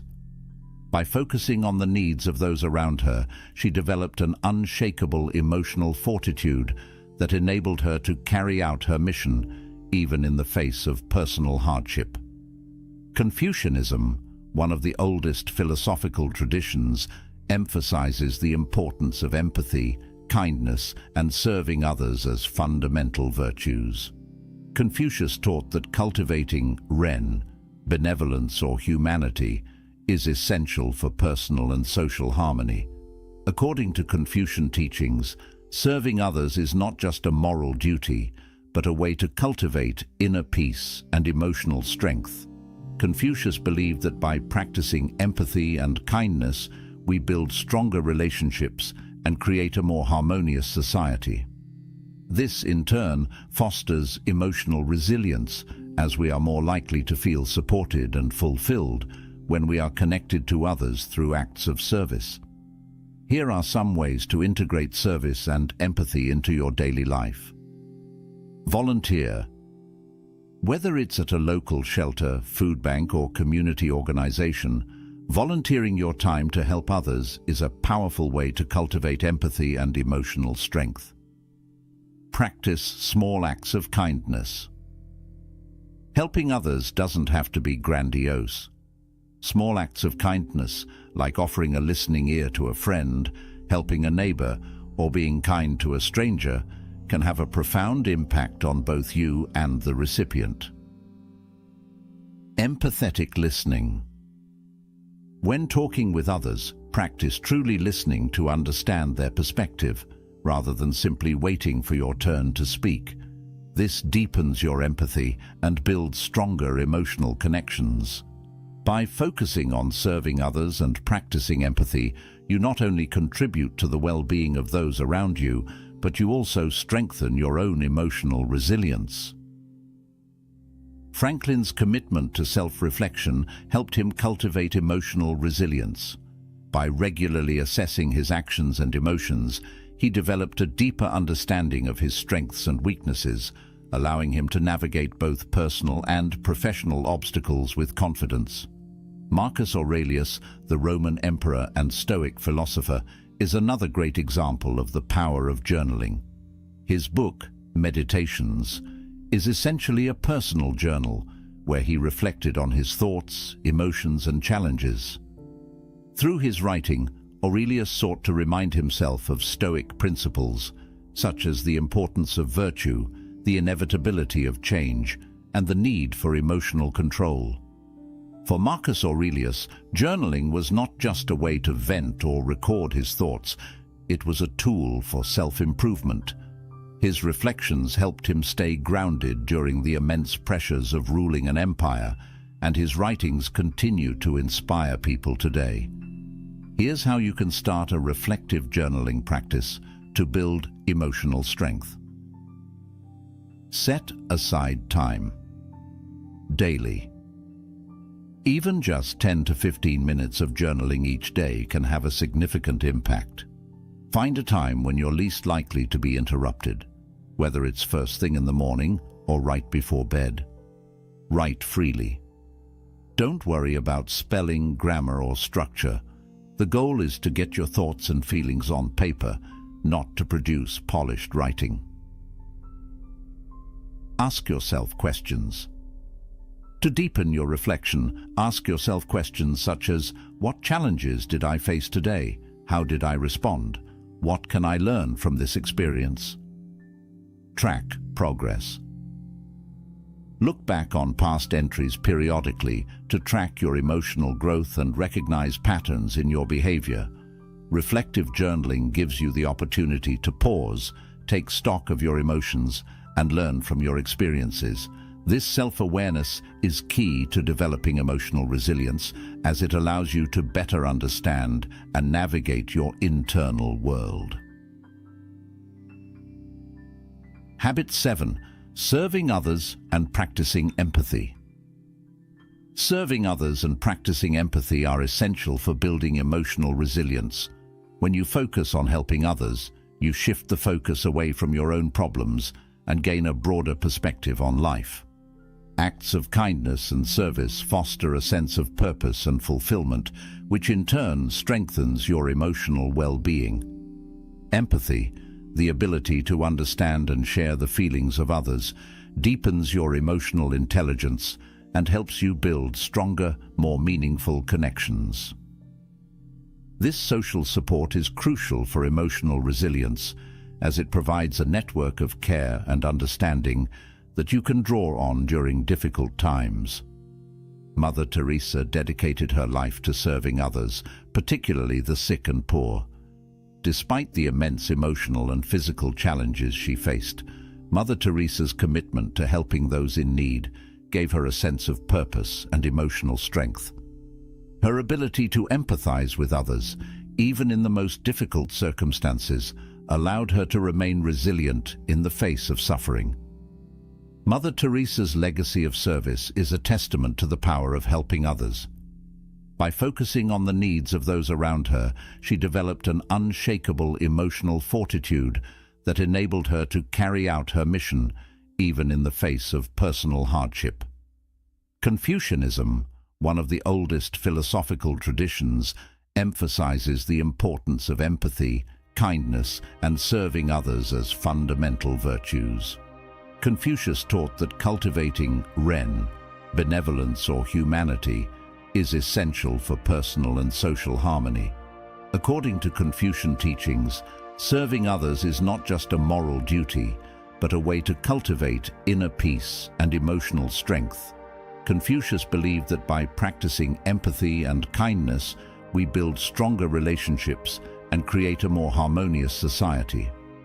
This, in turn, fosters emotional resilience, as we are more likely to feel supported and fulfilled when we are connected to others through acts of service. Here are some ways to integrate service and empathy into your daily life. Volunteer. Whether it's at a local shelter, food bank, or community organization, volunteering your time to help others is a powerful way to cultivate empathy and emotional strength. Practice small acts of kindness. Helping others doesn't have to be grandiose.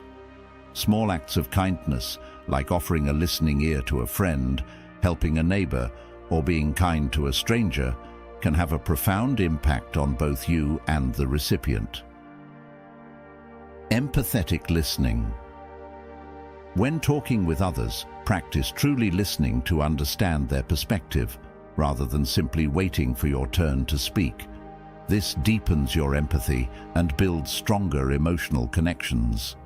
By focusing on serving others and practicing empathy, you not only contribute to the well-being of those around you, but you also strengthen your own emotional resilience.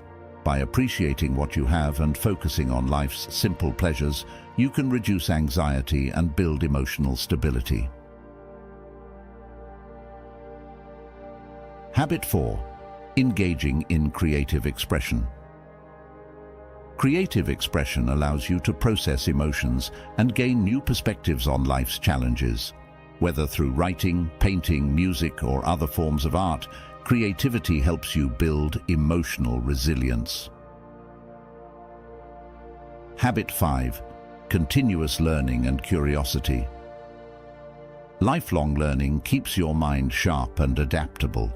Curiosity helps you face uncertainty with an open mind, allowing you to learn and grow from every experience. Habit 6. Reflective journaling. Reflective journaling gives you a space to process your emotions, track your progress, and develop self-awareness.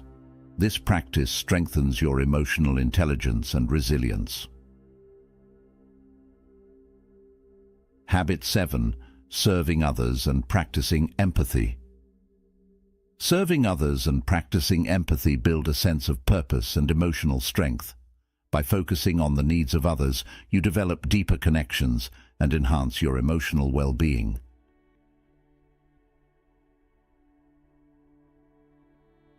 Habit 8. Acceptance and letting go. By accepting what you cannot control and focusing on what you can, you free yourself from unnecessary emotional turmoil. Letting go of attachment to outcomes helps you build inner peace and emotional resilience. Building emotional and physical strength is a lifelong journey. These 8 habits, inspired by the wisdom of great historical figures and the teachings of ancient philosophy, offer a roadmap to becoming more resilient, both mentally and physically. As you integrate these habits into your daily life, remember that progress is gradual. The key is consistency, patience, and self-compassion. As you start your journey, consider focusing on just one habit at a time. Slowly, you'll begin to see how these practices reinforce each other, creating a stronger, more balanced version of yourself. Emotional resilience isn't something you're born with. It's something you build, brick by brick, through intentional action and reflection. Which habit resonates with you the most? Share in the comments below how you plan to incorporate one of these habits into your life. And if you found this guide helpful, don't forget to like, share, and subscribe for more content on personal growth and resilience. Thank you for watching, and remember, resilience is within your reach. You have the power to cultivate both emotional and physical strength, no matter where you are on your journey. Now, if any part of this message has been helpful to you, leave us your like and comment, helping the algorithm recommend it to someone who needs it at this time. Don't forget to subscribe so you don't miss new videos. And if you look through the videos we've already uploaded, you're sure to find something to take with you. Have a good day. Welcome to this video, where we'll be exploring 9 life-changing philosophies that every man and woman should hear before they die. In our fast-paced world, it can be easy to lose sight of what really matters, living with intention, wisdom, and purpose. And while many of us may be familiar with Stoicism, there are many other philosophical systems that have just as much to offer, each with its own unique way of guiding us through the challenges of life. Philosophy isn't just abstract theory, it's a practical tool to help us live better lives. Over the centuries, some of the greatest minds have developed ideas and principles that can shape the way we approach our day-to-day decisions, our relationships, and even how we view our place in the world. These philosophies, when applied, can help us live more fully, make better decisions, and find deeper meaning. Today, we'll be diving into 9 essential philosophies that, if embraced, can transform the way you see the world. From ancient wisdom to modern thought, these philosophies have shaped the lives of many great historical figures, and they can help you too. Let's begin. Now, if you are new here, please like the video and subscribe. Statistics show that only 15% of my audience is subscribed to the channel, so if this content has helped you in any way, I ask you to subscribe and hit the notification bell. The term 1. Existentialism, embracing freedom and responsibility. Our first philosophy is existentialism, a philosophy that might sound intimidating, but it offers profound insights into human freedom and responsibility. Existentialism is often associated with philosophers like Jean-Paul Sartre, Simone de Beauvoir, and Friedrich Nietzsche.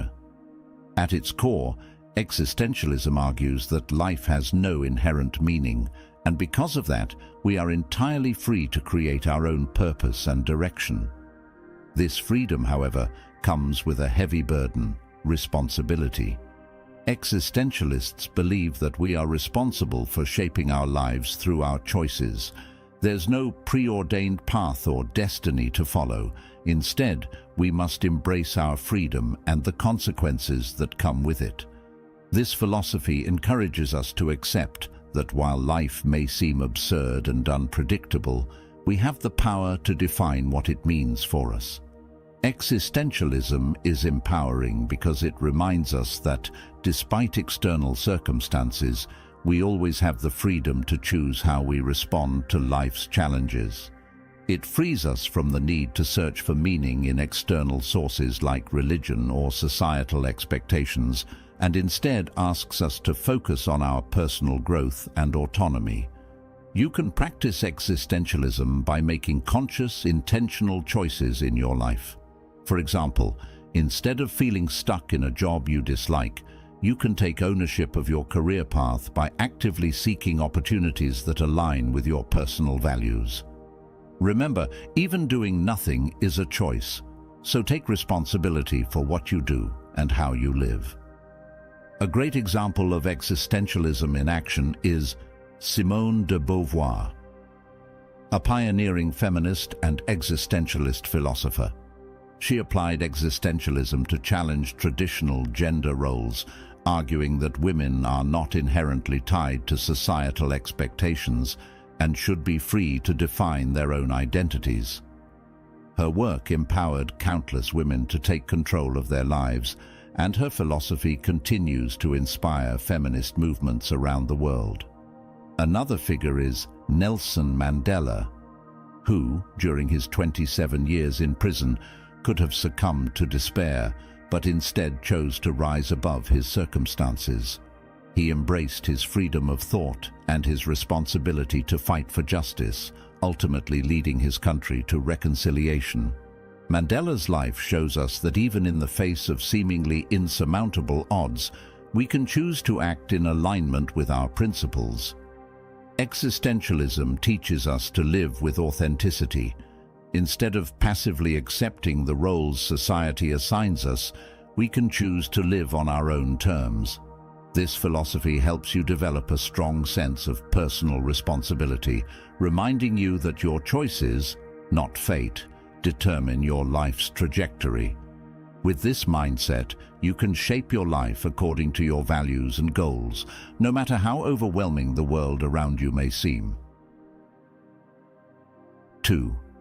Taoism, going with the flow of life. Next, we turn to an ancient Eastern philosophy, Taoism, which is attributed to the sage Lao Tzu. Taoism is all about harmony with the natural world and aligning with the flow of life, often referred to as the Tao or the Way. Central to Taoism is the principle of Wu Wei, which translates to non-action or effortless action. Contrary to how it sounds, Wu Wei doesn't mean doing nothing. Instead, it means allowing things to unfold naturally without forcing outcomes or fighting against the current of life. Taoism encourages a deep sense of trust in the universe, teaching that the more we try to control and manipulate everything, the more we disrupt the natural flow of life. Instead of forcing our will on situations, we should learn to let go and adapt, flowing like water around obstacles rather than breaking ourselves against them. In today's high-stress, fast-paced society, Taoism offers a refreshing perspective that helps reduce anxiety and frustration. By learning to go with the flow, you can cultivate inner peace and resilience.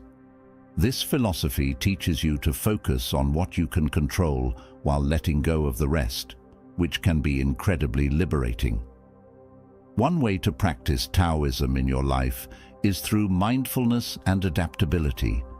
If you find yourself stressed out at work or in a relationship, instead of trying to control every little detail, try taking a step back.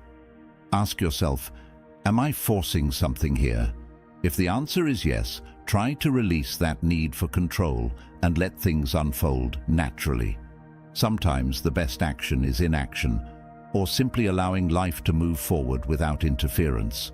A great example of Taoism in practice is Bruce Lee, the martial artist and philosopher who famously said, "Be water, my friend." Lee believed that, like water, we should adapt to the situations we encounter without resistance. He applied Taoist principles not only in martial arts, but also in his personal philosophy, advocating for flexibility and open-mindedness. Another figure influenced by Taoist ideas was Alan Watts, a British philosopher who helped popularize Eastern philosophy in the West. Watts often emphasized the importance of accepting life as it is and flowing with it rather than against it, which resonated deeply with people seeking peace in an increasingly complex world. Taoism teaches you to live in harmony with the natural rhythms of life. Instead of constantly fighting to achieve your goals through force, you learn to trust the process and let things unfold in their own time. This reduces stress and creates a sense of inner peace, making it easier to navigate life's challenges without getting caught up in anxiety or frustration. 3. Epicureanism, the pursuit of simple pleasures. Moving on to our third philosophy, we explore Epicureanism, founded by the ancient Greek philosopher Epicurus. Though often misunderstood as a philosophy of indulgence, Epicureanism actually teaches the pursuit of modest, sustainable pleasures as the key to a happy life. Epicurus believed that true happiness comes from simple pleasures like friendship, self-reflection, and a life free from unnecessary pain or anxiety. He advocated for moderation in all things, arguing that excessive indulgence leads to suffering. Epicurus's idea of pleasure was not about materialism or hedonism, but about living a life of tranquility, ataraxia, and freedom from fear. He encouraged people to seek out pleasures that would lead to lasting contentment rather than temporary satisfaction. By focusing on the small, simple joys in life, Epicureanism promotes a peaceful, happy existence. In a consumer-driven world that encourages us to constantly seek more money, more success, more material things, Epicureanism offers a refreshing alternative. This philosophy helps you focus on what really matters: your health, relationships, and inner peace. By seeking satisfaction in moderation and simplicity, you can avoid the emotional roller coaster that comes with excessive desires and unattainable goals. Practicing Epicureanism means learning to find joy in everyday moments rather than constantly chasing after the next big thing. For example, instead of always striving for a higher salary or a bigger house, focus on cultivating deep, meaningful relationships with friends and family. Enjoy a simple meal, take a peaceful walk, or spend time reflecting on the things you're grateful for. These small pleasures lead to a more content and stable life. One of the most notable historical figures influenced by Epicureanism was Thomas Jefferson, one of the founding fathers of the United States. Jefferson was a devoted follower of Epictetus and famously wrote that the pursuit of happiness was a fundamental right. For Jefferson, happiness wasn't about wealth or luxury. It was about personal fulfillment, freedom, and the enjoyment of life's simple pleasures. Another historical figure who embodied this philosophy was Lucretius, a Roman poet and philosopher who wrote about Epicurean principles in his famous work, On the Nature of Things. Lucretius championed the idea that a life of moderation, intellectual reflection, and simple pleasures was the best path to true happiness. By embracing Epicureanism, you can break free from the endless cycle of consumerism and find joy in the present moment. This philosophy teaches you to prioritize relationships, health, and inner peace over material wealth, leading to a more balanced, fulfilling life. Instead of constantly striving for more, you learn to appreciate what you already have and find contentment in life's simple pleasures. 4. Pragmatism, focusing on what works. Our next philosophy is pragmatism, which originated in the United States in the late 19th century. This philosophy was developed by thinkers like Charles Sanders Peirce at William James and John Dewey at. Pragmatism is all about focusing on what works in practice rather than getting bogged down in abstract theories or ideals. It emphasizes that the truth or value of an idea is determined by its practical effects and usefulness. Pragmatism challenges the notion of absolute truths and instead argues that ideas are valuable only if they prove effective in solving problems or helping us achieve our goals.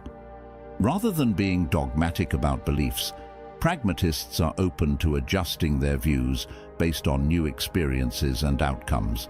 It's a philosophy that prioritizes flexibility, problem-solving, and results. Pragmatism helps you cut through unnecessary complexity and focus on what actually works in your life. It encourages you to be adaptable, open-minded, and solution-oriented, which is especially useful in our constantly changing world. Pragmatism is a practical approach to life, helping you make decisions that lead to tangible, positive outcomes without getting lost in theoretical debates. In daily life, you can apply pragmatism by focusing on solutions rather than problems. If you encounter a challenge at work or in your personal life, ask yourself, what actions can I take right now that will lead to the best result? Instead of clinging to preconceived ideas, be willing to experiment and adapt based on what actually gets results. For example, if you're struggling with a project at work, don't be afraid to try new approaches until you find what works best. One of the best-known advocates of pragmatism was William James. A pioneering psychologist and philosopher, James applied pragmatic thinking to areas like psychology and religion, arguing that beliefs are valuable if they positively affect our lives. For example, he believed that religious faith could be true if it provided individuals with meaning, comfort, and motivation, regardless of whether its metaphysical claims could be proven. Another famous pragmatist was John Dewey, who revolutionized education by applying pragmatic principles to learning. Dewey believed that education should be practical and experiential, emphasizing problem-solving and critical thinking rather than rote memorization. His ideas helped shape modern education, promoting learning that is both engaging and applicable to real-life situations.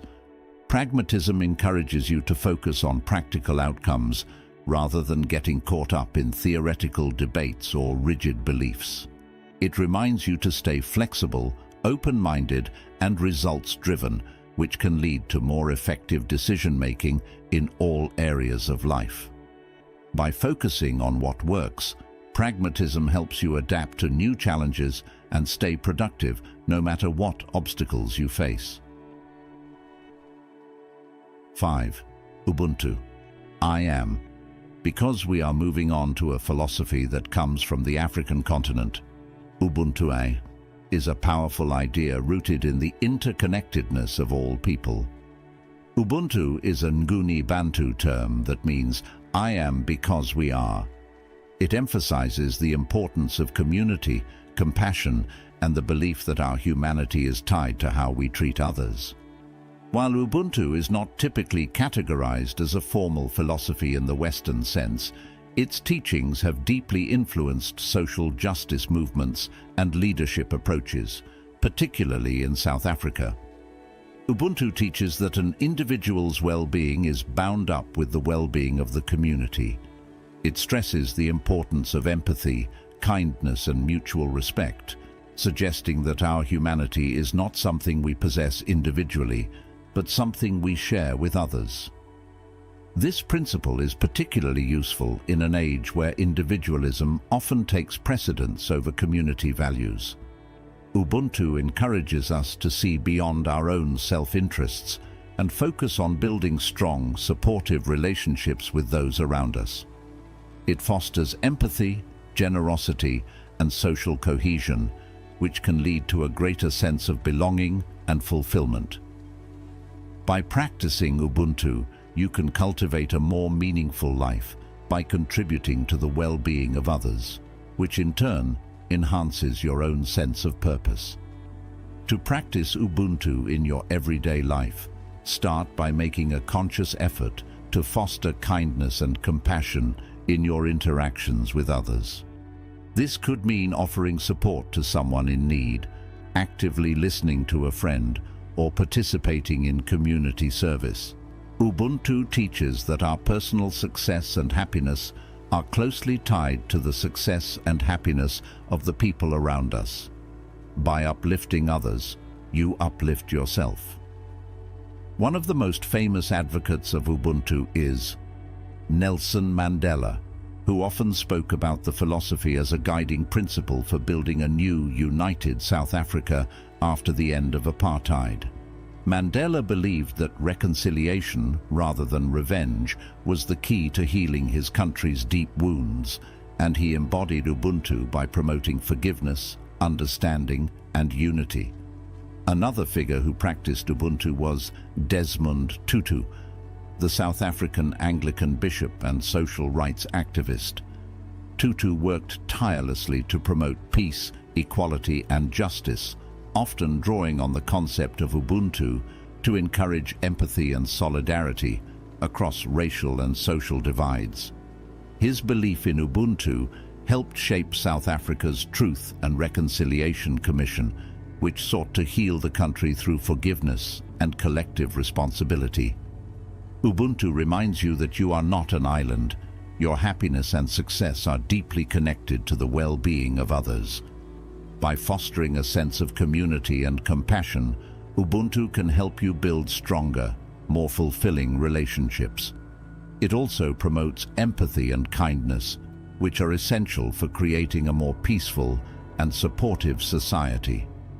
In a world that often values individualism over community, Ubuntu teaches us the importance of lifting each other up. You have now reached the halfway mark of the video. I congratulate you for trying to become a better version of yourself, and I also humbly ask you to leave a comment, as it helps my channel immensely. If you do not know what to comment, just write "better every day," so I know you reached this far, and don't forget to subscribe for more content like this. Also, I've linked some books on Stoicism that helped me become the man I am today, and will also help you achieve a Stoic mindset. 6. Transcendentalism, finding truth in nature and the self. Our sixth philosophy, Transcendentalism, originated in 19th century America and was spearheaded by thinkers like Ralph Waldo Emerson and Henry David Thoreau. Transcendentalism is rooted in the belief that truth and meaning are found not in organized religion or societal norms, but in nature, intuition, and the inner self. It advocates for personal independence, self-reliance, and a deep connection with the natural world, as a path to enlightenment. Transcendentalists believe that each individual has the capacity for profound spiritual insight, and that true knowledge comes from within. They argue that societal conventions and materialism often obscure our true nature, and by distancing ourselves from these external distractions, we can connect more deeply with our inner selves and the universe. In today's hyper-connected, materialistic world, Transcendentalism offers a refreshing reminder to slow down, look inward, and reconnect with nature. This philosophy encourages you to trust your instincts, prioritize your inner wisdom, and live authentically. It also promotes self-reliance and independence, helping you become more confident and self-sufficient. You can apply transcendentalism in your daily life by setting aside time for quiet reflection and spending time in nature. Whether it's taking a walk in the woods, meditating by the water, or simply sitting in your backyard, connecting with nature can help you clear your mind and find deeper meaning. Additionally, practice trusting your intuition and making decisions that align with your true self, even if they go against societal expectations. One of the most famous advocates of transcendentalism was Henry David Thoreau, who lived in solitude for 2 years at Walden Pond to explore the deeper truths of life through simplicity and nature. His experience formed the basis for his classic work, Walden, which encourages readers to live deliberately, reject materialism, and find spiritual fulfillment in the natural world. Ralph Waldo Emerson. Another key figure in the Transcendentalist movement, wrote extensively about the importance of self-reliance and individualism. Emerson believed that each person has the capacity for spiritual insight, and that by trusting ourselves, we can live more authentically. His famous essay, Self-Reliance, encourages individuals to trust their inner voice and not conform to societal pressures. Transcendentalism teaches you to prioritize your inner wisdom and personal growth over external approval or material success. By cultivating a connection with nature and practicing self-reliance, you can gain clarity, reduce stress, and live a more authentic life. This philosophy reminds you to trust yourself and seek truth within, rather than being swayed by societal expectations or distractions. Certainly. Let's continue with the remaining philosophies in the video script. 7. Taoism, embracing the flow of life. Taoism, or Taoism, is an ancient Chinese philosophy that emphasizes living in harmony with the Tao, often translated as the way.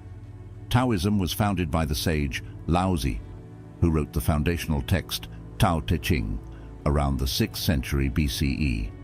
The Tao is the natural order of the universe, a force that flows through all life, and Taoists believe that by aligning with the Tao, we can live a peaceful and fulfilling life.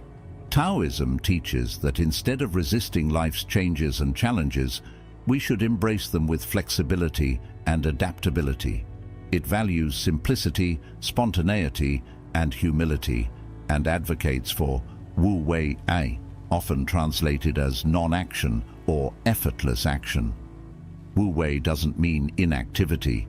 Rather, it's about aligning your actions with the natural flow of things, acting in harmony with the world rather than against it. Taoism provides a powerful antidote to the stresses of modern life. By practicing Taoist principles, you can learn to go with the flow, letting go of the need to control everything and allowing life to unfold naturally. It teaches you how to find balance, embrace change, and reduce stress by accepting things as they are. In daily life, you can apply Taoism by practicing cat acceptance. When faced with challenges, instead of fighting against them, ask yourself how you can adapt and flow with the situation. This could mean finding creative solutions to problems or simply adjusting your mindset. Practice letting go of the need to control every detail and trust in the natural order of things.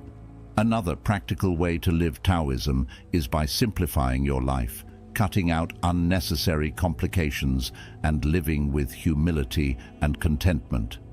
One of the most well-known figures in Taoist history is Lao Tzu himself, whose teachings have influenced countless generations. His idea of living in accordance with the Tao has helped people reduce stress, find inner peace, and live in harmony with the world around them. Another influential figure is Zhuangzi, a Taoist philosopher who expanded on Lao Tzu's teachings. Zhuangzi used parables and stories to illustrate the importance of embracing change, finding joy in spontaneity, and not taking life too seriously. His teachings emphasize the value of humor and humility, reminding us that life is unpredictable and the best approach is to stay flexible and open to whatever comes. Taoism teaches you to let go of the need for control and embrace the natural flow of life. By practicing acceptance and aligning with the Tao, you can reduce stress and find a sense of peace and balance, even in difficult times.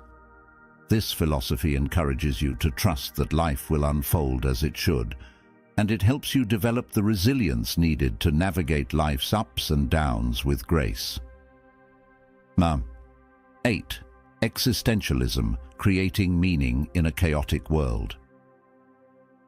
Existentialism is a modern philosophy that arose in the 19th and 20th centuries with key figures like Jean-Paul Sartre, Simone de Beauvoir, and Friedrich Nietzsche. Existentialism explores the meaning of life in a world that can often seem chaotic, meaningless, or indifferent. It emphasizes individual freedom, choice, and responsibility, teaching that life has no inherent meaning except for what we create ourselves. Existentialists argue that while life may not come with a predetermined purpose, we have the power and the responsibility to define our own purpose.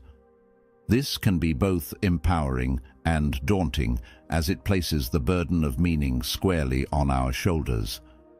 Existentialism challenges us to confront uncomfortable truths about existence, such as death, isolation, and freedom, and to find ways to live authentically despite them.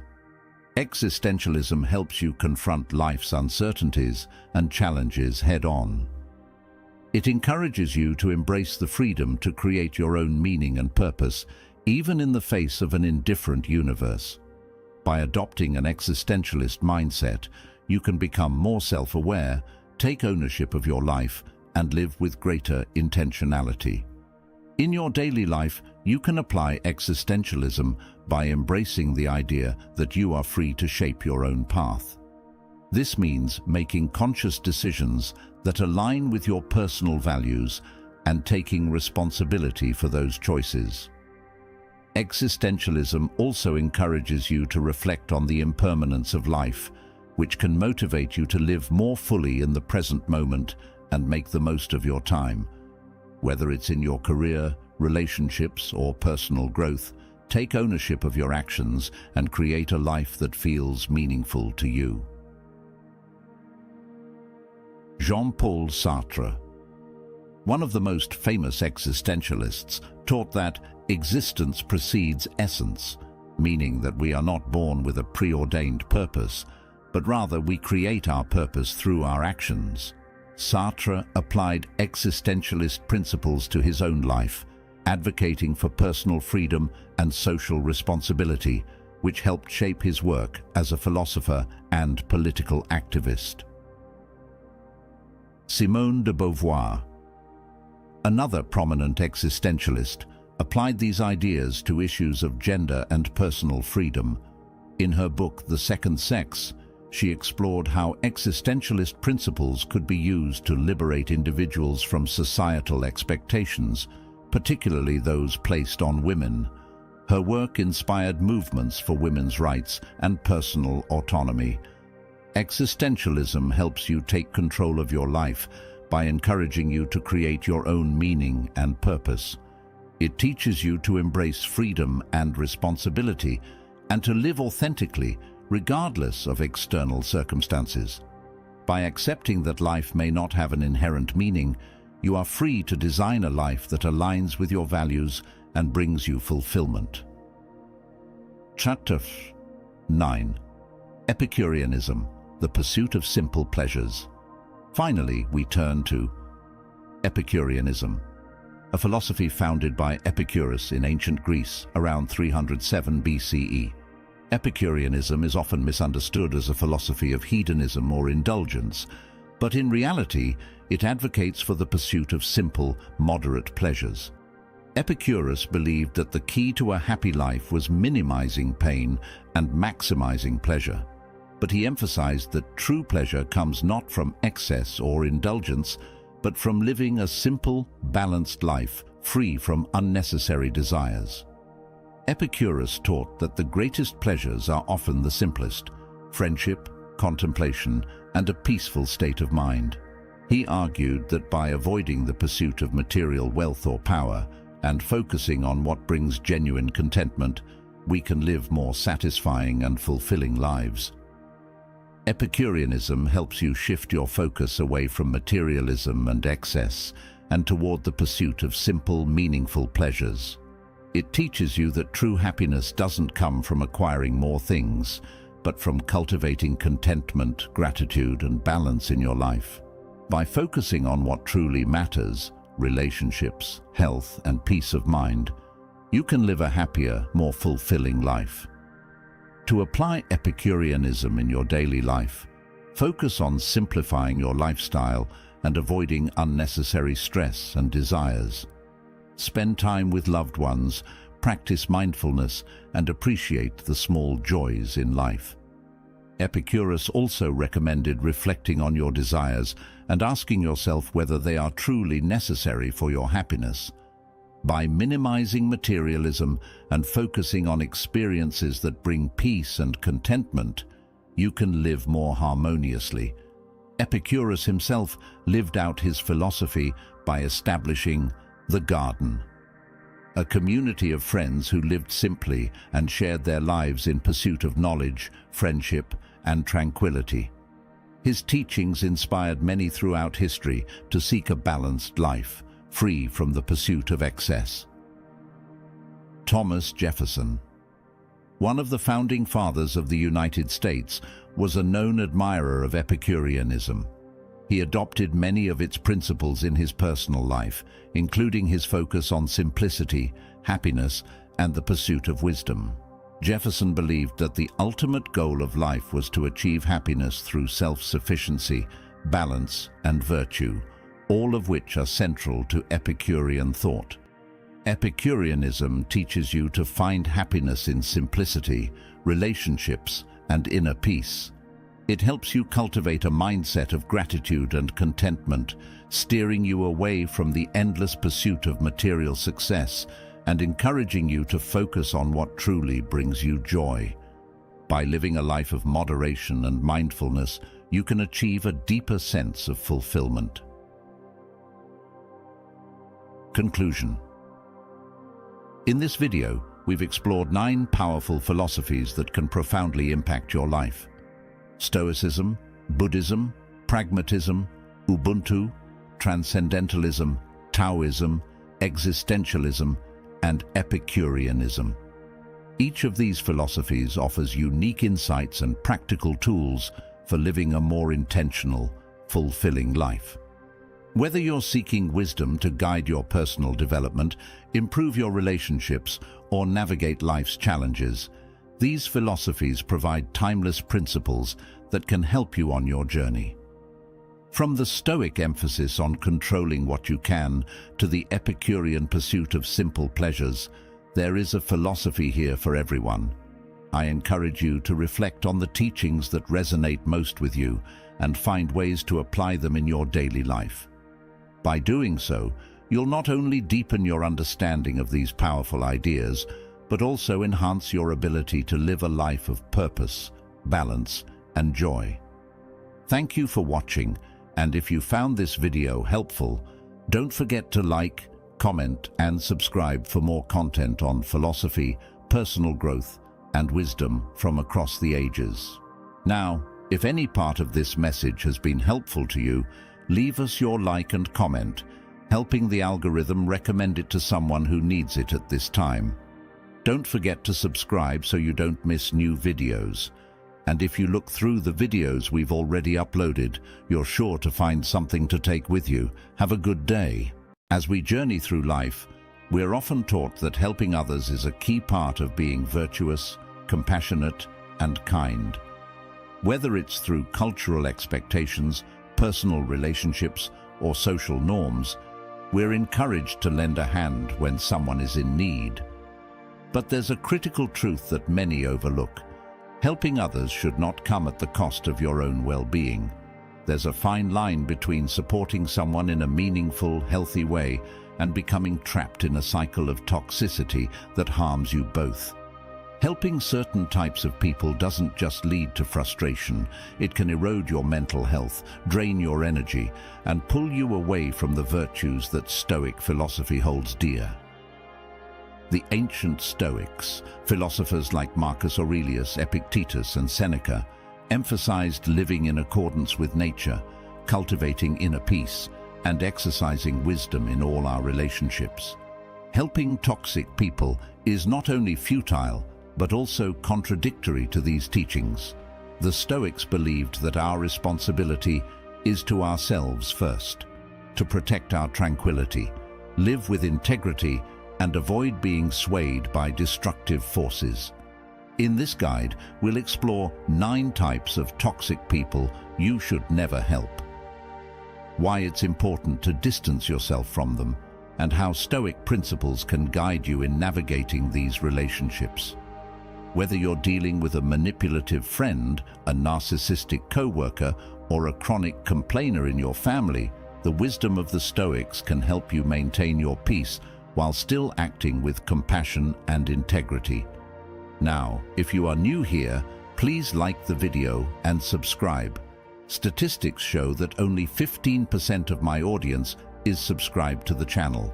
So if this content has helped you in any way, I ask you to subscribe and hit the notification bell. Before diving into the specific types of toxic individuals, let's take a moment to understand how Stoicism views relationships and the boundaries we should set. Stoicism is grounded in the idea that our happiness and inner peace come from within. We can't control external circumstances, whether it's the behavior of others, misfortune, or the opinions of society, but we can control our reactions and how we engage with the world. When dealing with toxic people, Stoicism doesn't encourage passivity or avoidance of responsibility. It teaches discernment. Helping someone should come from a place of virtue, not obligation or fear of how others might perceive us. Toxic individuals drain our emotional resources, disrupt our peace of mind, and violate the Stoic principle of self-mastery. As Marcus Aurelius said, "Waste no more time arguing about what a good man should be. Be one." Helping toxic people doesn't make you a better person, it simply traps you in their dysfunction. Tantu. The emotional manipulator, 2,500 words. The emotional manipulator is skilled at exploiting the feelings of others to get what they want. They twist situations, play the victim, and use guilt or fear to control those around them.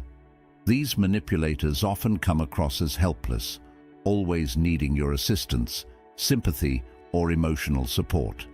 However, beneath the surface, they are experts at steering the narrative to keep you in their orbit of dependency. They thrive on making you feel responsible for their happiness, sadness, or the problems they encounter. Take the example of a friend who consistently creates situations where you feel obligated to help, even when you have your own problems to handle. They might say, "If you were a true friend, you'd be here for me right now." Or, "I just don't know what I'd do without you. No one else understands me." The emotional manipulator never outright demands help, but makes you feel guilty for not offering it. Stoicism teaches us that we must cultivate self-discipline and not allow others to control our emotions. The Stoics emphasize the importance of emotional resilience, and emotional manipulators challenge this principle by forcing us into emotional entanglement. Marcus Aurelius wrote, "You have power over your mind, not outside events. Realize this, and you will find strength." Emotional manipulators thrive when we forget this truth, when we allow their external drama to cloud our judgment and inner calm. The emotional manipulator's behavior is the opposite of Stoic rationality. Stoicism encourages self-control and the ability to navigate life's challenges with serenity. In contrast, emotional manipulators seek to destabilize those around them, creating a world of anxiety, dependency, and guilt. For the Stoic, helping such individuals is not a virtuous act, but rather a distraction from one's own pursuit of tranquility and wisdom. Helping an emotional manipulator is like trying to fill a bucket that has a hole in the bottom. It's never enough. No matter how much emotional support you provide, it will never fill the void they have created within themselves. By continuously offering help, you reinforce their belief that they cannot solve their own problems, leading to a cycle of dependency where they rely on you for validation, emotional stability, and decision-making. From a Stoic standpoint, this type of help is damaging not only to them, but also to you. Helping them pulls you away from your own growth, peace of mind, and virtuous living. Stoicism teaches us to take responsibility for ourselves and our emotions, not for the emotions of others. Each time you give in to their manipulations, you weaken your own emotional boundaries and strengthen their toxic behavior. Moreover, emotional manipulators are skilled at making you feel guilty for maintaining boundaries. But remember Epictetus's words, "No man is free who is not master of himself." You are responsible for your emotional well-being, and allowing someone else to dictate how you feel, think, or act is a form of emotional enslavement. The Stoic solution to dealing with emotional manipulators is rooted in emotional detachment and clear boundaries. First, recognize that their emotional state is not your responsibility. You can offer support, but only in ways that align with your principles and do not compromise your emotional balance. If they continually ask for more, gently but firmly reinforce your boundaries. For instance, if they guilt-trip you into staying late on the phone to listen to their problems, you can respond with empathy, but limit the interaction. "I understand you're going through a tough time, but I also need to take care of myself. I'm available for a conversation, but it can't be right now." This affirms their feelings without allowing them to control your time or emotional energy. Epictetus also said, "Make the best use of what is in your power and take the rest as it happens." Focus on what you can control, your reactions, your emotional state, and how much time you're willing to offer. By maintaining this mindset, you avoid becoming entangled in the manipulator's emotional web. In more extreme cases, emotional manipulators may need to be removed from your life altogether. The Stoics understood that there is no virtue in sacrificing your inner peace for the sake of those who refuse to help themselves. Seneca once wrote, "It is not that we have a short time to live, but that we waste a lot of it." Helping someone who constantly manipulates you wastes your time and prevents you from living fully according to your values. Helping an emotional manipulator is like trying to carry someone who insists on walking with crutches, even though their legs are perfectly fine.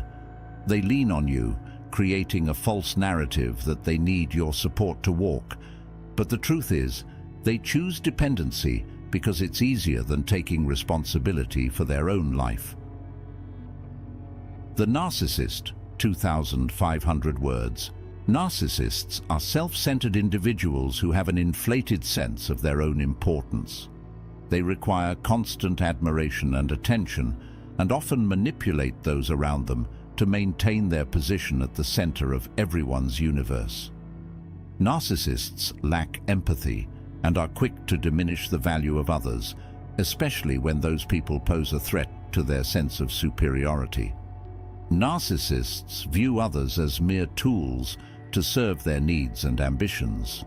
They are expert charmers, initially drawing people in with their charisma and confidence, but over time they reveal their true nature. Their relationships are one-sided, and they have little interest in the feelings or needs of others unless those needs align with their own desires. A classic example of narcissistic behavior is the boss who takes credit for a team's hard work, or a friend who only reaches out when they need something, never reciprocating the emotional or practical support they receive. Narcissists will always find ways to position themselves as the hero or the victim, and everyone else becomes a supporting actor in their personal drama. In contrast to the narcissist's obsession with external validation, Stoicism teaches the importance of humility and self-improvement. The Stoics believed that one's worth comes from within, not from the praise or recognition of others. Epictetus once said, "Wealth consists not in having great possessions, but in having few wants." Narcissists operate from the exact opposite perspective. They want more admiration, more attention, more validation, and their happiness depends entirely on these external sources. Helping a narcissist goes against Stoic principles because it reinforces their need for validation and feeds their unhealthy ego. Marcus Aurelius, one of the greatest Stoic philosophers, wrote, "How much more grievous are the consequences of anger than the causes of it?" This statement holds true for narcissists who, when faced with criticism or the withdrawal of attention, often lash out in anger or emotional manipulation to regain control. From a Stoic perspective, narcissists represent an extreme attachment to the external, constantly chasing the opinions of others and building their identity on shaky foundations. Helping them only perpetuates this destructive behavior, preventing them from developing the inner strength and self-awareness that Stoicism encourages. Helping a narcissist is like feeding a monster that never gets full. The more you give, the more they'll take, and they'll never show genuine gratitude. Narcissists are incapable of forming meaningful, balanced relationships because they see everyone as inferior.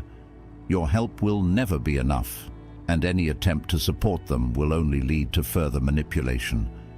Narcissists are quick to discard those who no longer serve their needs.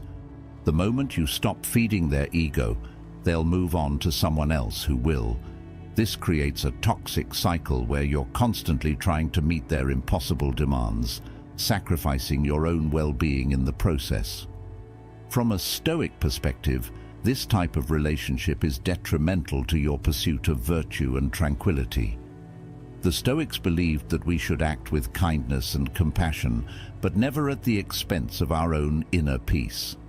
Helping a narcissist erodes your peace because it keeps you locked in a cycle of validation, fear, and frustration. Setting boundaries is crucial when dealing with narcissists. The Stoic approach to dealing with such individuals is to maintain your integrity without being drawn into their manipulative games. Marcus Aurelius reminds us, "The best revenge is not to be like your enemy." In other words, don't allow the narcissist's self-centeredness and manipulation to drag you down to their level. Instead of reacting emotionally or trying to appease them, stay grounded in your own values. Narcissists thrive on emotional reactions, so one of the most effective ways to disarm them is through calm detachment. When they try to manipulate you or demand more than you're willing to give, respond with rationality and composure. This might sound like, "I understand that you feel this way, but I'm not able to help with that right now." Stay firm in your boundaries, and don't engage in their attempts to provoke or guilt you. Epictetus also said, "It is not things that disturb us, but our interpretation of their significance." Remember that a narcissist's demands, insults, or manipulation only have power over you if you allow them to. By viewing their behavior through a Stoic lens, you can detach emotionally and see their tactics for what they are: empty attempts to control others. If a narcissist refuses to respect your boundaries or continues to manipulate you, it may be time to remove them from your life entirely.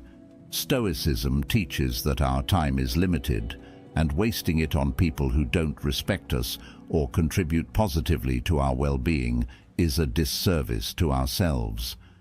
As Seneca wisely said, "Associate with people who are likely to improve you."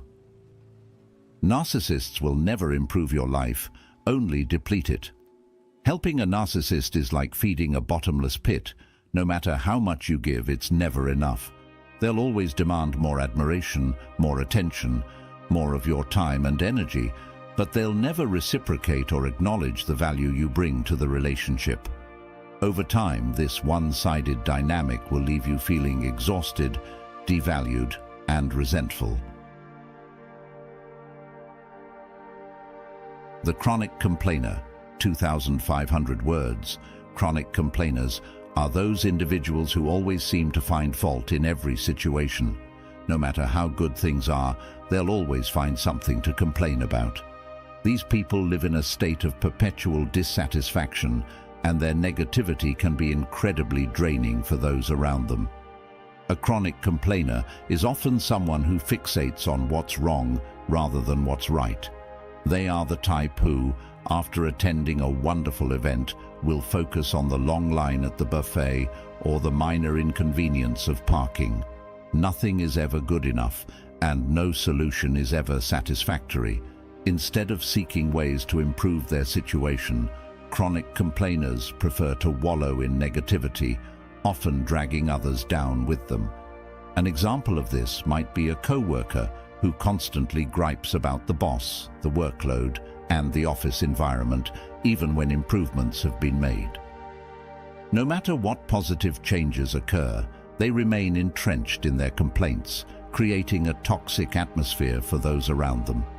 Stoicism teaches us that we should focus on what is within our control and accept what is beyond it.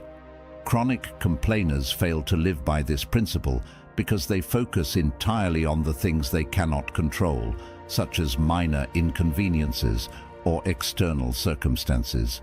Instead of adopting a Stoic mindset of acceptance and resilience, they allow themselves to be consumed by negativity. Epictetus said, "We suffer more often in imagination than in reality." Chronic complainers live in a state of imagined suffering, where they magnify every small discomfort or challenge into something far greater than it actually is.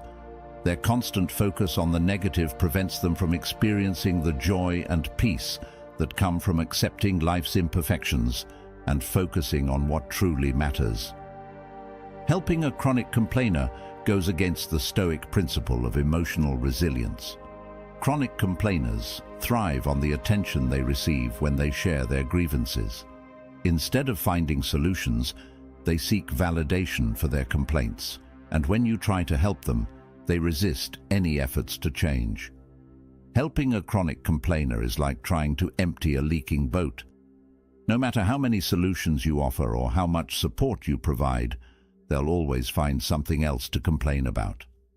Their negativity is a bottomless pit, and any attempt to alleviate their complaints will only lead to more dissatisfaction.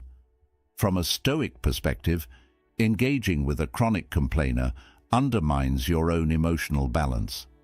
The Stoics believed that maintaining a calm and rational mind is essential for living a virtuous life.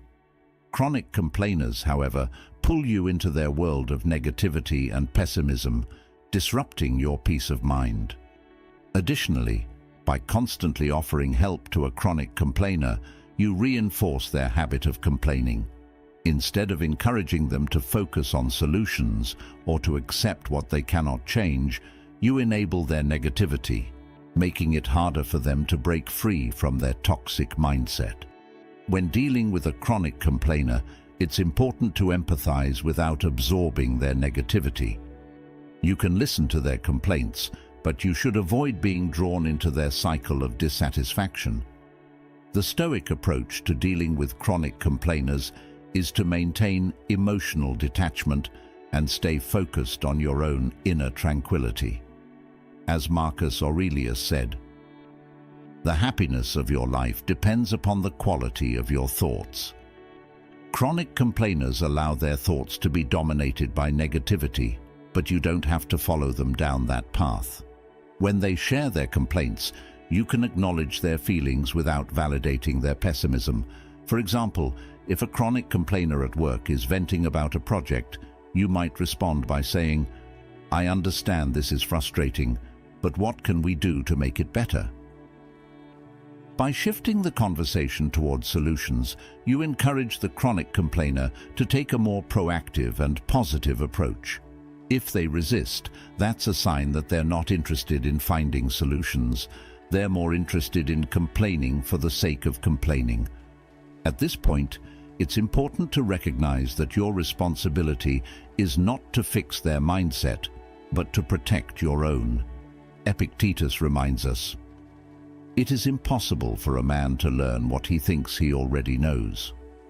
Chronic complainers often believe that they are justified in their negativity, and no amount of logic or problem-solving will change that. In such cases, the best course of action is to limit your exposure to their complaints and focus on maintaining your own emotional balance.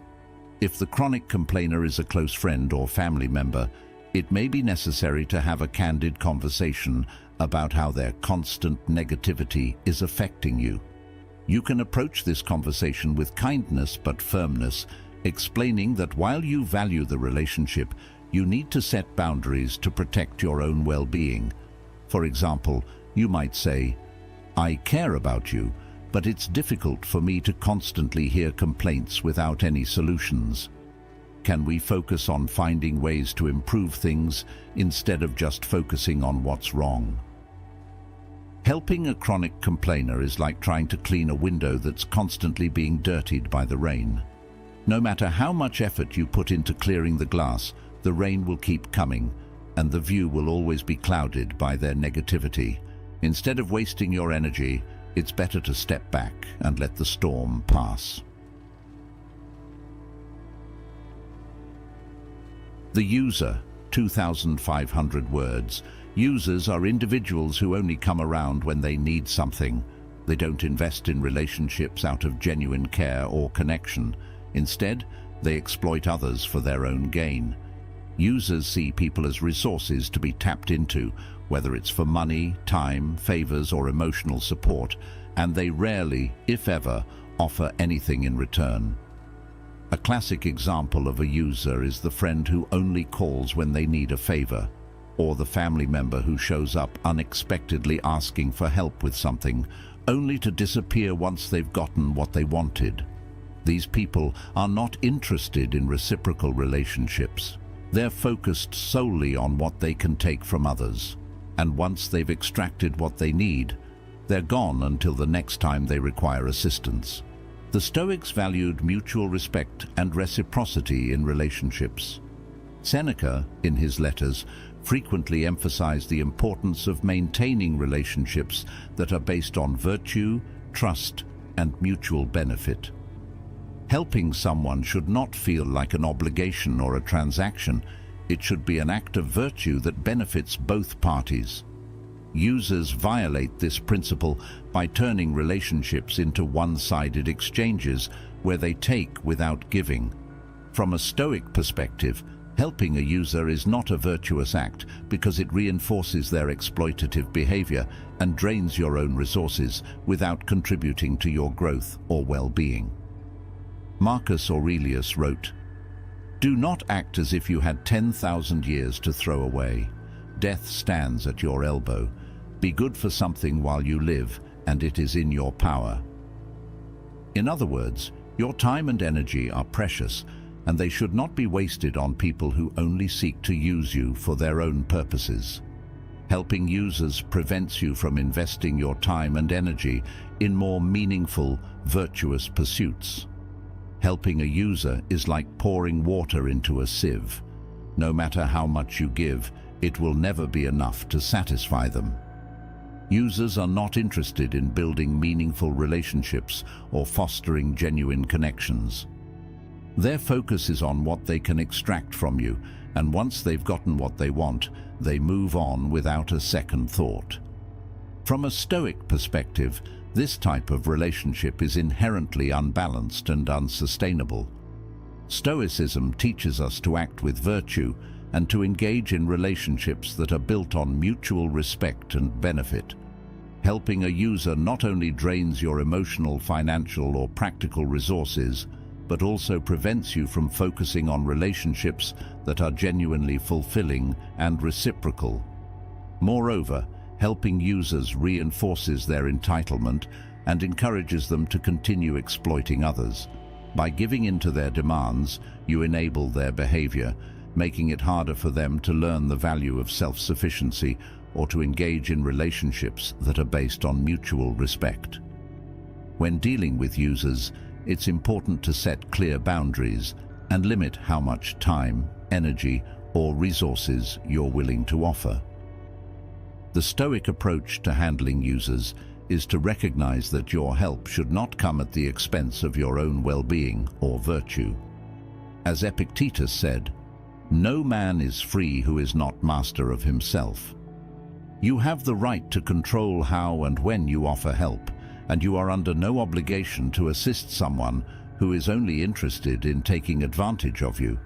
For example, if a user friend constantly asks for favors without ever offering anything in return, you might respond by saying, "I've noticed that you often ask for help, but I don't feel like there's a balance in our relationship.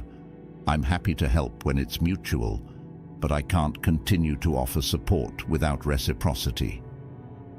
This sets a clear expectation that you value mutual respect and will not allow yourself to be used. If the user continues to ask for help without making any effort to reciprocate or change their behavior, it may be necessary to distance yourself from the relationship. Seneca said, "True happiness is to enjoy the present without anxious dependence upon the future." Users create anxiety and stress by constantly making demands on your time and resources. Removing them from your life can bring a sense of peace and allow you to focus on more meaningful relationships. Helping a user is like planting seeds in barren soil. No matter how much effort you put into nurturing the relationship, it will never bear fruit. Users are not interested in cultivating a garden of mutual support and care. They're only focused on taking what they can for themselves. The drama magnet, 2,500 words. Drama magnets are individuals who seem to thrive on chaos and conflict. They constantly create or attract drama, blowing minor issues out of proportion and stirring up unnecessary conflict wherever they go.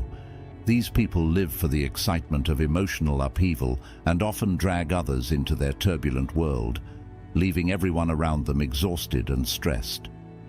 A drama magnet might be the friend who is always involved in some kind of crisis, whether it's a relationship drama, a work dispute, or a family feud. They exaggerate the importance of every problem and expect others to drop everything to help them resolve their latest catastrophe. The truth, however, is that drama magnets are not interested in finding solutions. They're interested in maintaining the attention that comes with being at the center of the storm. The Stoics valued emotional stability and inner peace above all else. Stoicism teaches us to remain calm in the face of adversity and to avoid being swept up in external events that are beyond our control.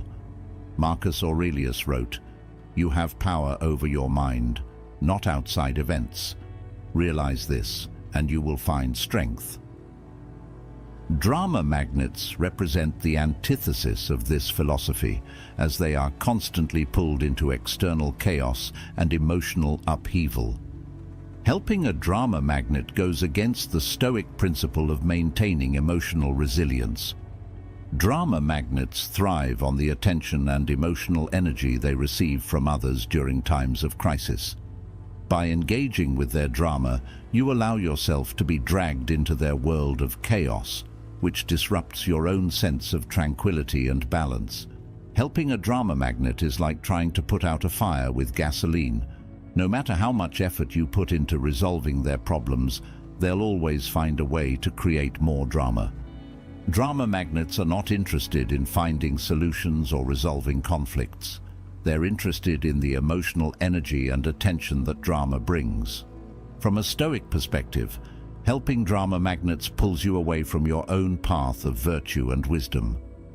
The Stoics believed in focusing on what truly matters, living a life of integrity, emotional balance, and rationality. Drama magnets, however, are constantly distracted by trivial conflicts and emotional outbursts, which prevents them from engaging with life in a meaningful or virtuous way.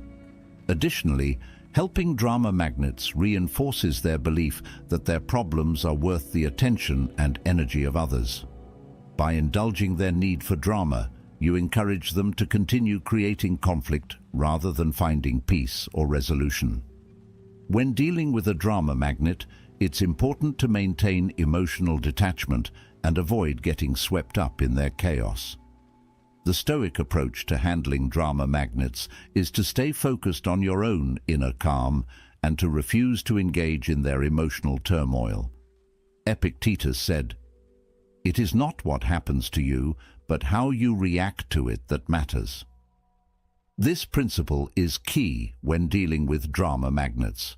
You cannot control their behavior, but you can control how you respond. When a drama magnet tries to pull you into their latest crisis, respond with calm detachment and avoid getting emotionally involved. For example, if a drama magnet friend calls you in a panic about a minor issue, you might respond by saying, "I understand that this is upsetting for you, but I'm not able to get involved right now. I hope you can find a solution soon." By refusing to engage in their emotional outbursts, you protect your own peace of mind and discourage them from relying on you for attention during times of crisis. Over time, drama magnets will learn that you are not a source of emotional fuel for their chaotic behavior. In some cases, it may be necessary to distance yourself from a drama magnet altogether. If their constant need for attention and conflict is causing significant stress or disruption in your life, it may be time to cut ties and focus on relationships that are more balanced and supportive. Marcus Aurelius reminds us, "The happiness of your life depends upon the quality of your thoughts." Drama magnets cloud your thoughts with their constant turmoil, preventing you from finding the peace and clarity that Stoicism encourages. Helping a drama magnet is like trying to calm a raging storm with a paper fan. No matter how much effort you put into bringing order to their chaos, the storm will continue to rage, and your attempts to help will be futile. Drama magnets live for the emotional energy that comes with conflict, and they'll continue creating drama as long as they have an audience. You have now reached the halfway mark of the video. I congratulate you for trying to become a better version of yourself, and I also humbly ask you to leave a comment, as it helps my channel immensely. If you do not know what to comment, just write "better" every day, so I know you reached this far. And don't forget to subscribe for more content like this. Also, I've linked some books on Stoicism that helped me become the man I am today, and will also help you achieve a Stoic mindset. The Victim, 2,500 words. Victims are individuals who never take responsibility for their own actions or circumstances. They constantly blame external factors, other people, bad luck, or unfair situations, for their problems, and they refuse to acknowledge their own role in the challenges they face. Victims live in a state of perpetual helplessness, and they expect others to fix their problems for them. A classic example of a victim is the co-worker who constantly complains about not being promoted, despite never taking initiative or improving their skills. Instead of recognizing their own role in their lack of progress, they blame the company, their boss, or their co-workers for holding them back. Victims often feel entitled to help and support from others, believing that their problems are not their fault and that someone else should fix them. Stoicism teaches radical accountability, taking responsibility for your own thoughts, actions, and circumstances. And the Stoics believed that while we cannot control everything that happens to us, we can always control how we respond to challenges. Victims, however, reject this principle by placing the blame for their problems on external forces and refusing to take ownership of their lives. Marcus Aurelius wrote, "The impediment to action advances action. What stands in the way becomes the way." In other words, the challenges we face in life are opportunities for growth and self-improvement. Victims, however, see challenges as obstacles that prevent them from living the life they want, and they expect others to remove these obstacles for them. Helping a victim goes against the Stoic principle of personal responsibility. By taking on their burdens and trying to fix their problems, you reinforce their belief that they are powerless and that others are responsible for their well-being.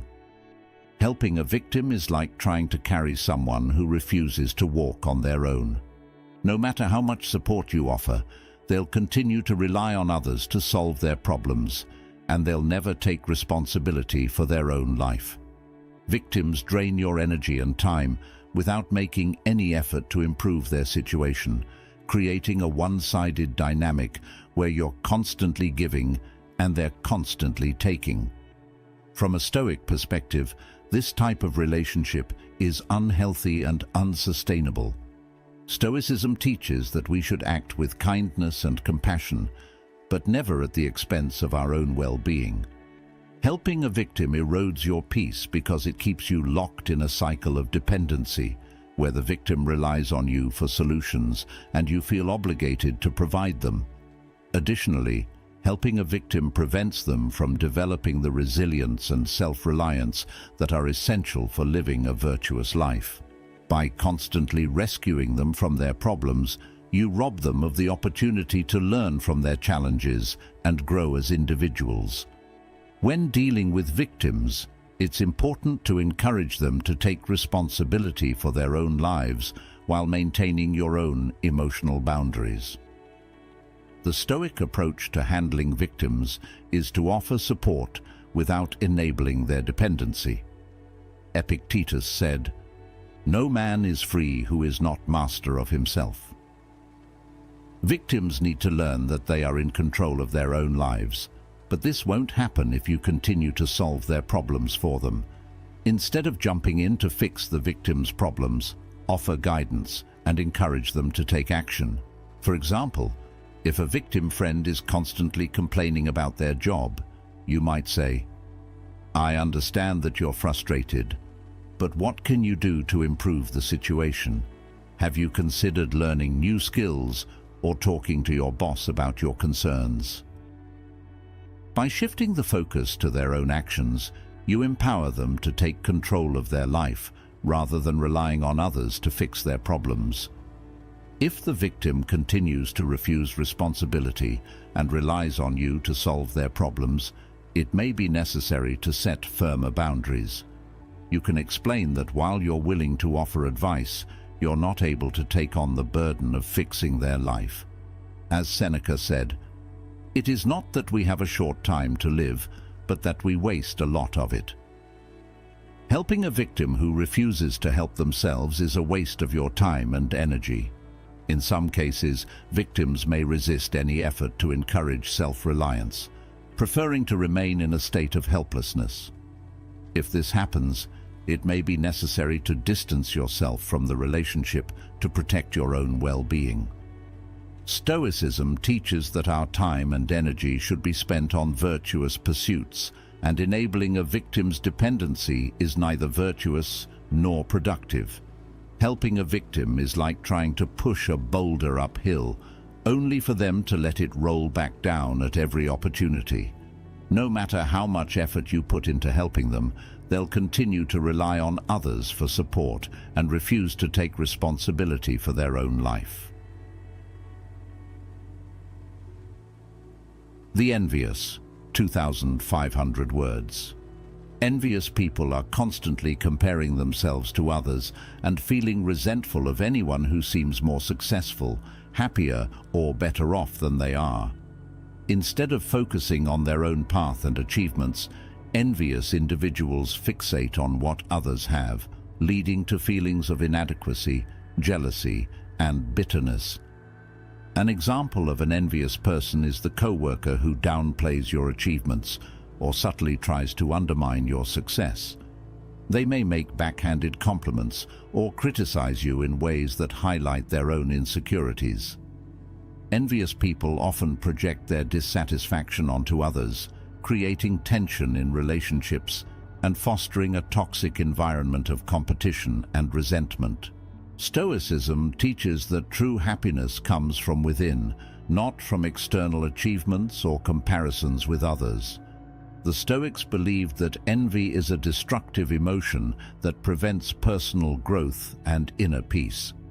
Epictetus said, "He is a wise man who does not grieve for the things which he has not, but rejoices for those which he has." Envious people, however, do the opposite. They focus entirely on what they don't have, which fuels their resentment toward others. Helping an envious person goes against the Stoic principle of focusing on your own path and avoiding unnecessary comparisons. Envious people are trapped in a cycle of dissatisfaction because they measure their worth by external factors, such as wealth, status, or success, rather than cultivating inner contentment and self-acceptance. Helping an envious person is like trying to fill a void that can never be filled. No matter how much success or happiness they achieve, they'll always find someone else to compare themselves to, and their feelings of inadequacy will persist. Envious people are never satisfied because their sense of self-worth is tied to external validation, and helping them only reinforces their unhealthy obsession with comparison. From a Stoic perspective, envy is a toxic emotion that clouds one's ability to experience gratitude and peace. By helping envious people, you encourage their focus on external achievements rather than helping them cultivate inner contentment. This dynamic is harmful to both the envious person and yourself, as it creates an environment of competition and resentment rather than mutual support and growth. Additionally, envious people often project their insecurities onto others, leading to tension and conflict in relationships. Helping them can lead to feelings of guilt or inadequacy as they subtly undermine your success or try to bring you down to their level. When dealing with envious people, it's important to maintain emotional boundaries and avoid engaging in their comparisons or insecurities. The Stoic approach to handling envy is to focus on gratitude and self-acceptance, rather than getting caught up in the envious person's negative mindset. Epictetus said, "Wealth consists not in having great possessions, but in having few wants." This principle is key when dealing with envious people. Instead of trying to help them achieve more external success or validation, encourage them to focus on what they already have and to cultivate gratitude for their own accomplishments. For example, if an envious friend constantly compares themselves to others, you might respond by saying, "I understand that you feel this way, but have you thought about focusing on your own strengths and achievements? Comparing yourself to others will only bring you more frustration." By shifting the conversation towards self-acceptance and gratitude, you help the envious person move away from their destructive comparisons and focus on their own path. If the envious person continues to project their insecurities onto you or undermines your success, it may be necessary to distance yourself from the relationship. Stoicism teaches that we should associate with people who elevate our thoughts and actions, not those who bring us down with negativity and resentment. As Seneca said, associate with people who are likely to improve you. Helping an envious person is like trying to climb a ladder with someone constantly pulling you down. No matter how high you go, they'll always try to bring you back to their level because they're not focused on their own progress. They're obsessed with yours. The liar, 2,500 words. Liars are individuals who deceive others to manipulate situations, protect themselves, or gain an advantage. They create webs of lies that eventually entangle everyone around them, leading to confusion, mistrust, and emotional harm. Liars often justify their dishonesty by claiming that they're protecting others or avoiding conflict, but in reality, their lies serve to protect themselves or manipulate those around them. An example of a liar is a co-worker who takes credit for someone else's work, or a friend who lies about their whereabouts to avoid confrontation. Liars create an environment of distrust, where it's impossible to know whether they're being honest or manipulating the truth to suit their own agenda. Stoicism teaches that truth is a core value in any virtuous life. The Stoics believed that honesty and integrity are essential for maintaining genuine relationships and living in accordance with nature. Marcus Aurelius wrote, "If it is not right, do not do it. If it is not true, do not say it." Liars, however, violate this principle by distorting reality and creating confusion. Helping a liar goes against the Stoic principle of integrity. By enabling their dishonesty or overlooking their lies, you contribute to an environment of deception and mistrust, which ultimately undermines your own emotional well-being and moral integrity. Helping a liar is like building a house on a foundation of sand. No matter how much effort you put into supporting them, their dishonesty will eventually cause everything to collapse. Liars create an environment of mistrust, where you can never be sure of their true intentions or whether they're manipulating you for their own gain. From a Stoic perspective, helping liars compromises your own integrity. Stoicism teaches that we should act with honesty and virtue, and enabling a liar's deceit goes against these values. Additionally, helping liars often means becoming complicit in their lies, which not only damages your own reputation, but also prevents the liar from facing the consequences of their actions. Furthermore, helping a liar often leads to emotional harm, as their dishonesty creates confusion and mistrust in relationships. Over time, you may find yourself questioning their every word and wondering whether you can truly trust them, which disrupts your own peace of mind and emotional stability. When dealing with liars, it's important to maintain your own integrity and refuse to engage in their deceit. The Stoic approach to handling liars is to practice honesty in all interactions and to distance yourself from individuals who repeatedly lie or manipulate the truth. Marcus Aurelius reminds us, "The best revenge is to be unlike your enemy." In other words, don't allow the liar's dishonesty to drag you down to their level. Instead, stay committed to your own principles of truth and integrity, even when dealing with someone who lacks these values. For example, if a friend repeatedly lies to you about small things, you might say, "I value honesty in my relationships, and it's important to me that we can trust each other. If you're not willing to be truthful, I'm not sure this friendship can continue." By setting this boundary, you make it clear that honesty is a non-negotiable value in your relationships. If the liar continues to deceive you or refuses to take responsibility for their dishonesty, it may be necessary to end the relationship. Stoicism teaches that we should associate with people who share our values and contribute to our personal growth. As Seneca said, associate with people who are likely to improve you. Liars do the opposite. They undermine your emotional stability and create an environment of mistrust. Helping a liar is like trying to navigate a maze where the walls are constantly shifting. No matter how hard you try to find your way, their lies will continue to confuse and mislead you, making it impossible to build a relationship based on trust and honesty. The Control Freak, 2,500 words. Control freaks are individuals who need to dominate every situation and expect everyone around them to conform to their expectations. They manipulate, micromanage, and impose their will on others, leaving little room for autonomy or individuality. Control freaks often justify their behavior by claiming that they're simply trying to help, or that they know what's best. But in reality, their need for control stems from their own insecurities and fear of uncertainty. An example of a control freak is the boss who insists on overseeing every minor detail of a project, or the friend who constantly tries to dictate how you should live your life.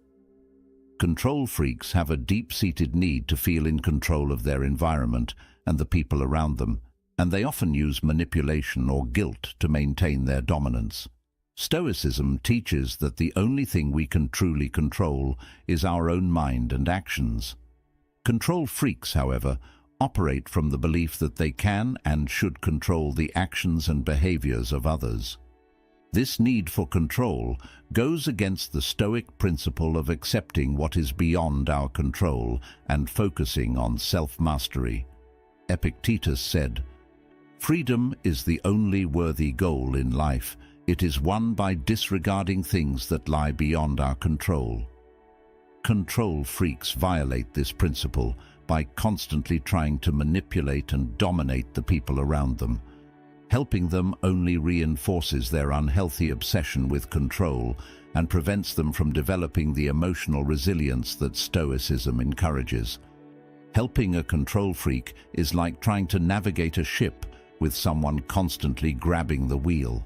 No matter how capable you are, they'll never trust you to do things your way.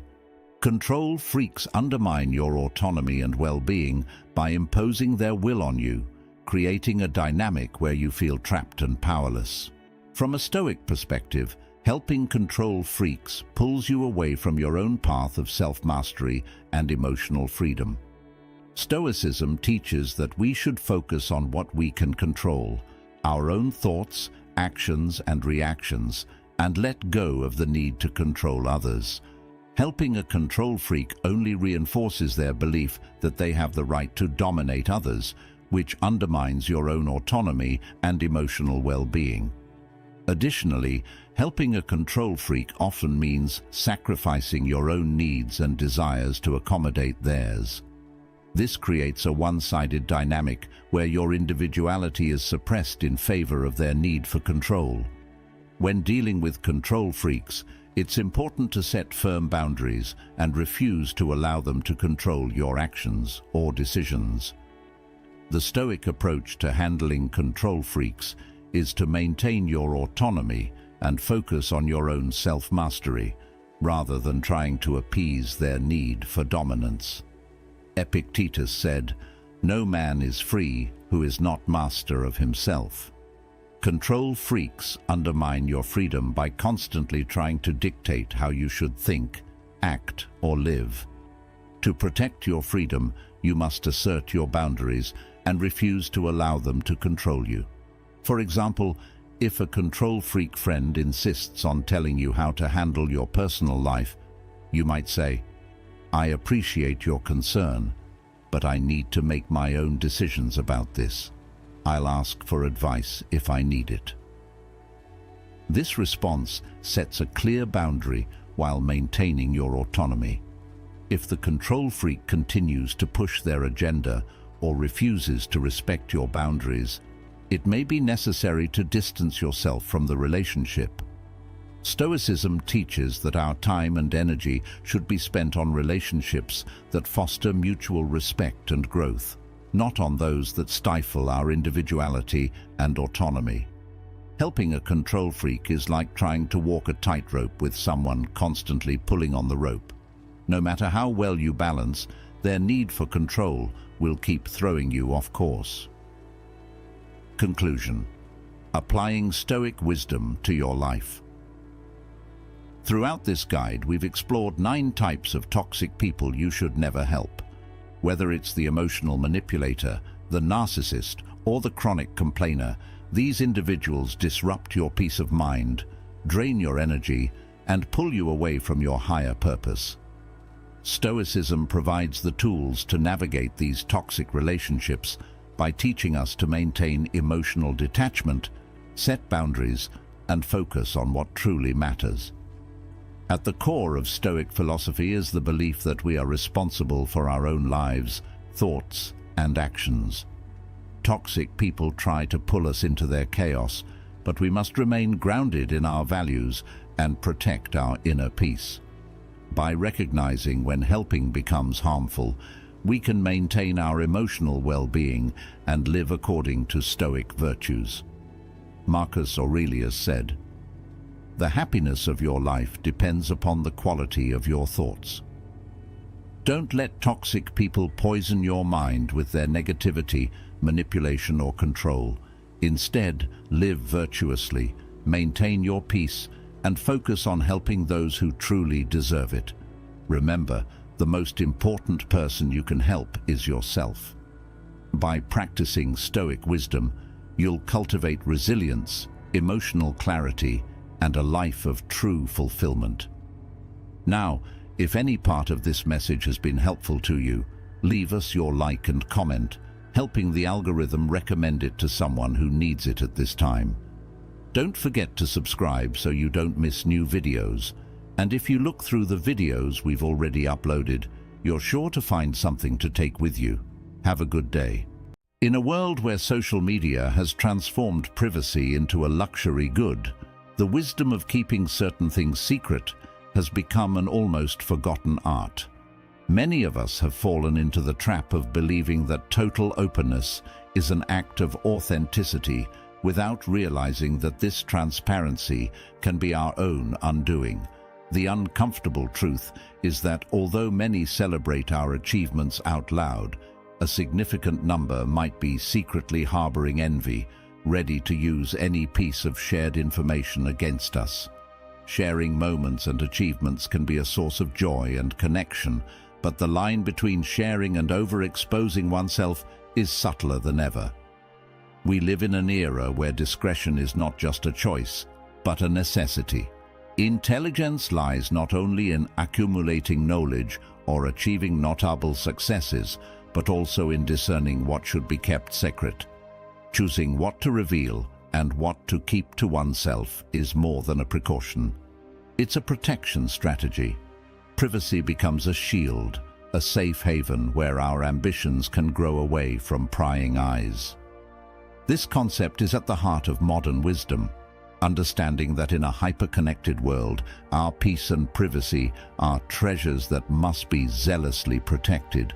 So, what do truly intelligent people do to protect their peace, security, and personal progress? Get ready, because in this video, we will explore the 9 things that a truly wise person never reveals to the world. Before we dive in, if it's your first time on my channel, please help me by subscribing and liking the video. This way I can continue creating more content like this in the future. Now let's start this transformative journey together. Are you ready? 1. Financial details. Venturing into the topic of financial details means entering a territory where prudence and discretion become your best allies. Openly discussing your bank account balance, your smart investments, your perhaps not-so-prudent debts, or your ambitious future financial plans may seem like a genuine way to connect with those around you. However, this financial transparency carries risks not so evident at first glance. Stoic philosophers advocated for moderation and prudence in all areas of life, including finances. For them, discretion in economic matters was essential to maintain inner tranquility and avoid the dangers of envy and greed. For example, Seneca stated that true wealth lies in the self-sufficiency of the soul, not in the accumulation of material goods. By inadvertently revealing details about your financial situation, you are providing ammunition for envy. This corrosive feeling, often hidden under layers of smiles and congratulations, can undermine relationships, turning mutual respect into veiled rivalry, even among close people. Personal financial success can be interpreted as a mirror reflecting their own insecurities or failures, leading to toxic comparisons and resentments. Discretion in this case is not just a safety measure, but armor against these invisible threats. On the other hand, talking about debts can be delicate territory to tread. Revealing financial struggles can lead to hasty judgments, creating an image of oneself that might not be accurate. Although sharing can provide some emotional relief, the cost may be excessively high, impacting how others perceive and treat us. Lastly, our future financial plans represent our most valuable assets, ideas that, when prematurely exposed, can be misunderstood, devalued, or even sabotaged. Stoics also addressed the importance of prudence and moderation in finances. For example, Epictetus emphasized the need to handle money carefully and avoid excessive spending. Keeping financial details private is not so much about hiding information as it is about wisely choosing what to share, thus protecting our financial path from envy, scams, and unwanted judgments. This discretion is crucial for successfully navigating the complex world of personal finances. 2. Future plans. Revealing future plans is like opening a book whose pages are still being written. Every dream and goal is like seeds that, if exposed prematurely, might not germinate under the critical or envious gaze of others. Revealing them too soon can lead to unwanted interference, diluting the magic of surprise and the impact they hold when they finally blossom. We live in a world where others' opinions often weigh more than they should. As Stoic philosophers like Marcus Aurelius pointed out, prudence in managing our future projects is essential. Keeping them secret until they are well underway is a way to preserve our inner peace and avoid the interference of external opinions. By sharing your future plans, you are unwittingly inviting all kinds of energy to the party, from the good to the truly toxic. There are people who, even with good intentions, can project their own insecurities and fears onto you, questioning or discouraging your plans before they have a chance to take off. Then there are those driven by envy or the desire to compete, who may try to sabotage or surpass your plans with the information you inadvertently provided. In an ideal world, we would share our aspirations without fear of negative repercussions. However, the reality is that while some wish for our success, others see our ascent as a threat to their own sense of worth. Keeping future plans secret until they are solidly on the path to realization is a strategy for preservation and strength. This approach not only protects your aspirations from unnecessary external influences, but also gives you space to adjust and change direction without the burden of public judgment. The power of surprising by revealing your achievements when they are ready and not before is a powerful tool in building a personal narrative that is entirely yours. Moreover, there is something deeply gratifying about working in silence, allowing your actions to speak louder than your words. This is where the true magic happens, behind the scenes, away from the spotlights, where your plans can grow and develop without interference, preparing to blossom at the right time. In summary, protecting your future plans is protecting the essence of your journey. It's a declaration of faith in yourself, and your ability to turn dreams into reality, far from the shadows of doubts and discouragement from others. Keep your eyes on the guiding star of your dreams, and when the right time comes, the world will be amazed at how far you have come. 3. Family problems. Navigating the complexities of family problems is like walking a tightrope over an abyss of emotions and expectations. Sharing these challenges outside the intimate circle may seem like a quest for support and understanding, but it often ends up exposing vulnerabilities that can be misinterpreted or worse, exploited. Family problems are delicately intertwined with deep stories and intense emotions, being part of the fabric of our existence, shaping who we are and how we relate to the world. When these challenges are exposed to the public, we run the risk of them not being seen through the lens of understanding, but through glances of judgment, morbid curiosity, or even sensationalism. Moreover, the exposure of family problems can open the door to unsolicited and intrusive advice, where each opinion can add more confusion to an already complex family dynamic. Every family has its own set of unwritten rules, dynamics, and ways of resolving conflicts, making well-intentioned but often inadequate advice more of a burden than a help. Even more alarming is the potential for exploitation of these vulnerabilities. In a world where privacy is increasingly scarce, intimate details about family problems can become ammunition for those with malicious intentions, manipulating information for their own purposes, or using acquired knowledge to inflict harm. Furthermore, public exposure of family problems can complicate the possibility of resolution and reconciliation within the family circle. Conflicts and challenges, though painful, are often opportunities for growth and collective strength. The solution and healing often come from within, from the family's ability to unite, face their challenges, and grow stronger through them. Therefore, when facing family problems, discretion is a form of respect, maintaining that solid foundation by protecting it from external storms, and you will find not only the resolution of the challenges, but also renewed union and strength. 4. Health issues. Addressing health issues.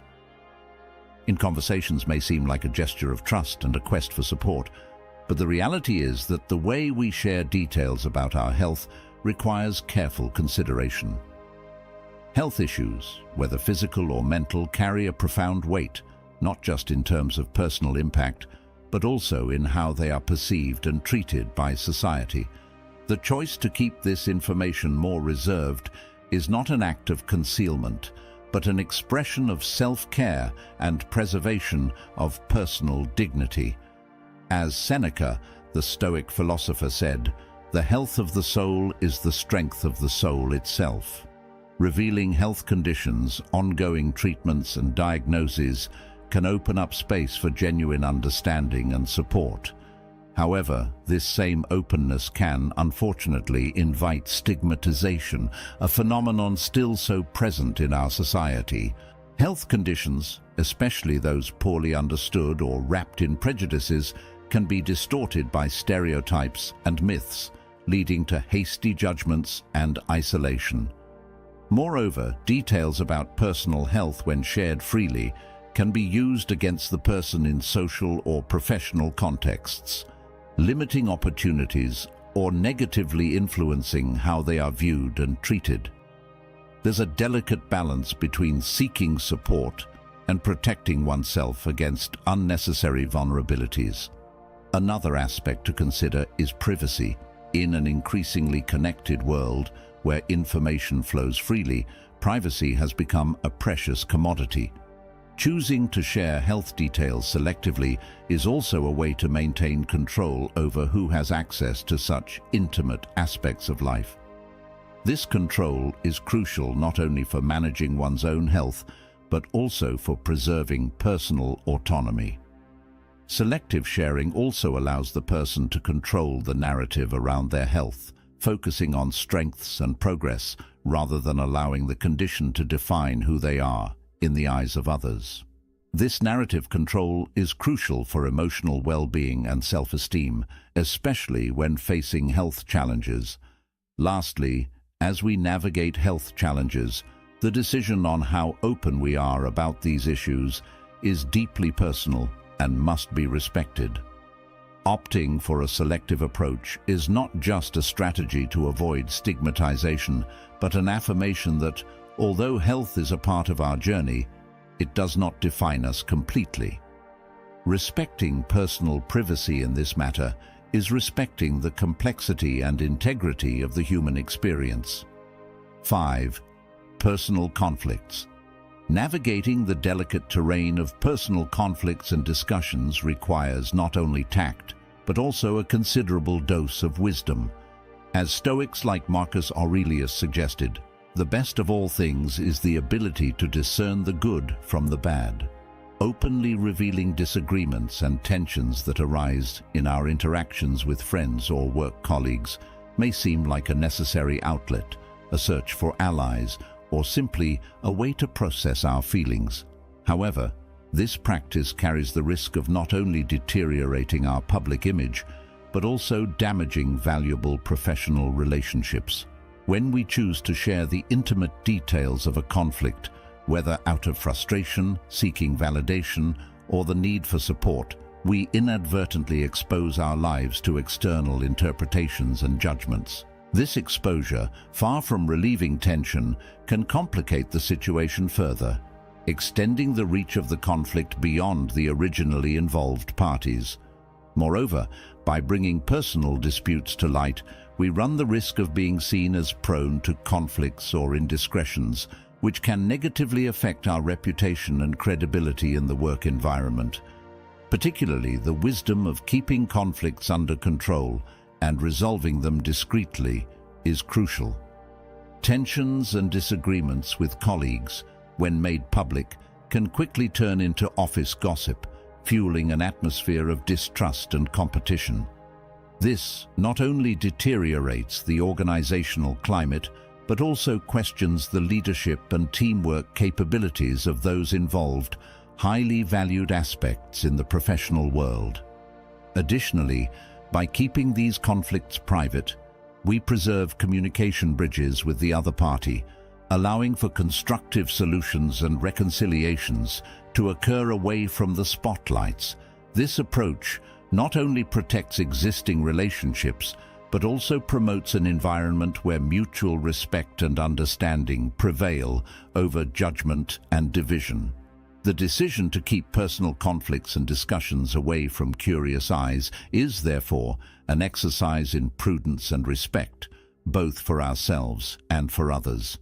This strategy not only allows us to resolve disagreements more effectively, but also helps build and maintain a solid public image characterized by maturity and the ability to navigate the complexities of human relationships with dignity and integrity. 6. Acts of generosity. In the fabric of our lives, acts of generosity and charity create a weave of kindness and compassion that illuminates the darkest corners of human existence. However, the true essence of these actions does not reside in the search for applause or recognition, but in the purity and sincerity with which they are carried out. As Epictetus said, true generosity is doing something good without expecting anything in return, not even praise. Ostentatiously revealing our good deeds can, paradoxically, diminish their value, turning altruistic gestures into currency for admiration or social status. Genuine generosity flourishes in discretion. When we choose to keep our acts of charity anonymous, we reinforce the principle that the main goal is to help, not to be seen helping.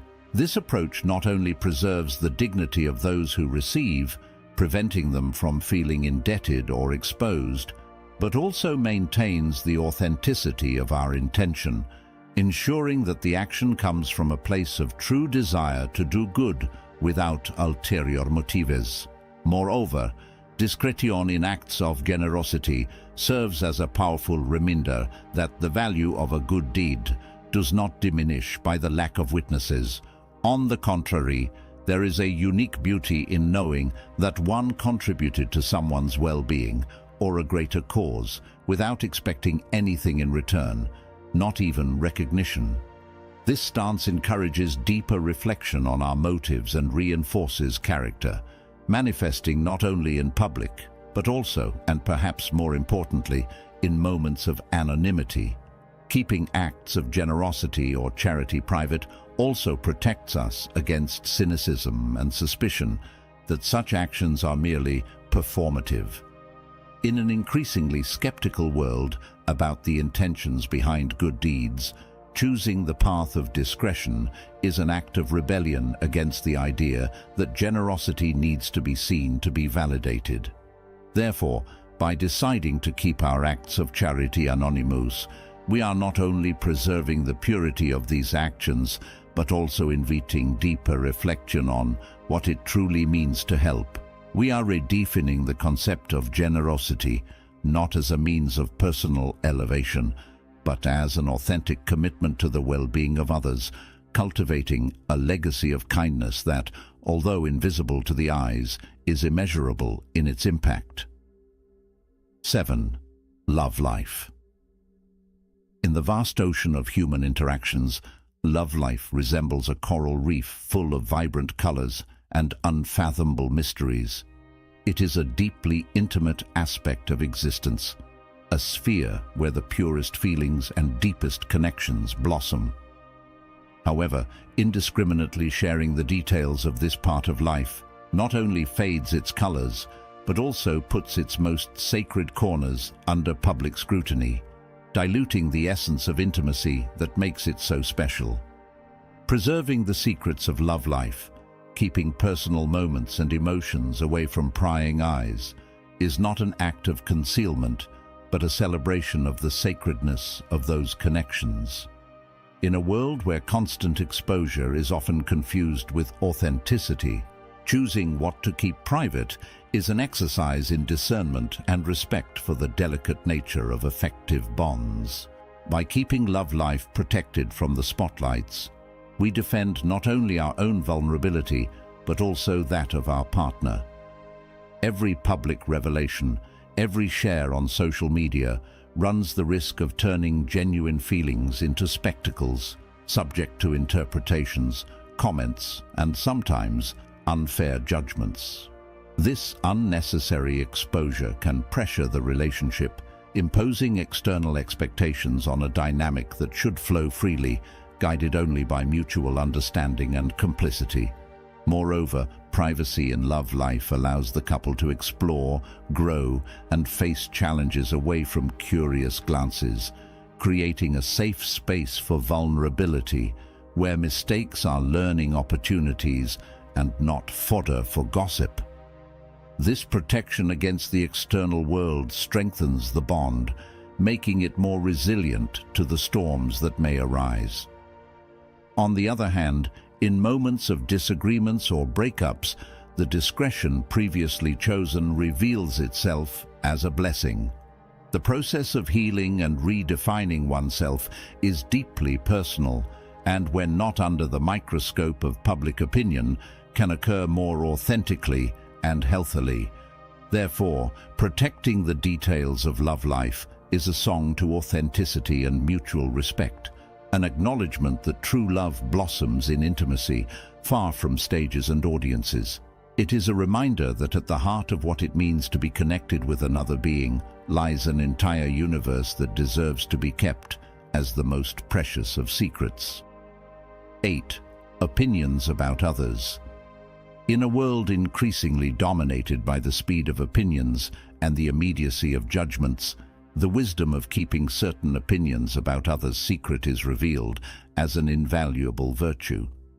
Openly sharing criticisms or negative evaluations of someone may seem like an act of sincerity or alignment with the truth.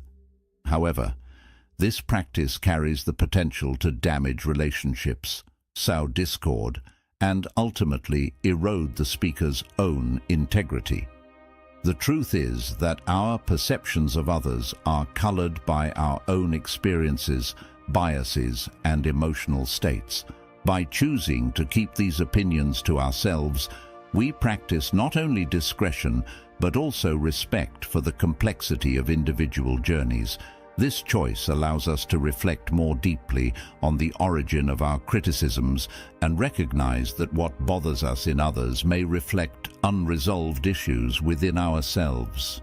Or preserving the privacy of our negative evaluations of others is also a way to nurture and protect relationships in social and professional settings. The spread of unfavorable opinions can create unnecessary divisions and antagonisms, affecting the dynamics of groups and teams. By choosing the path of prudence, we avoid becoming catalysts for conflicts and misunderstandings, thereby strengthening our position as trustworthy and mature individuals. Moreover, this approach encourages us to seek more constructive solutions.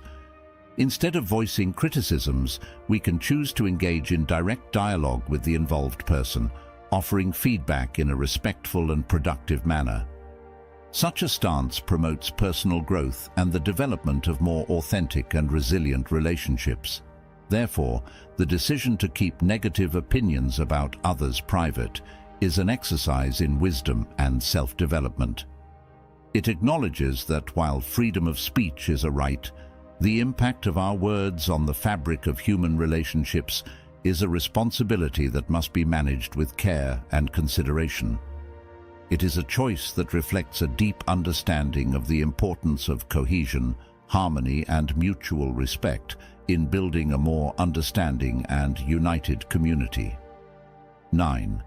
Spiritual beliefs. One way to understand the importance of keeping our spiritual beliefs private is to consider how different cultural and social contexts can influence the perception of such beliefs. For example, in certain work or academic environments, openly revealing our religious affiliations or spiritual practices can lead to biases or prejudices from colleagues or superiors. Stoics like Epictetus advocated for living according to reason and virtue, regardless of external religious beliefs.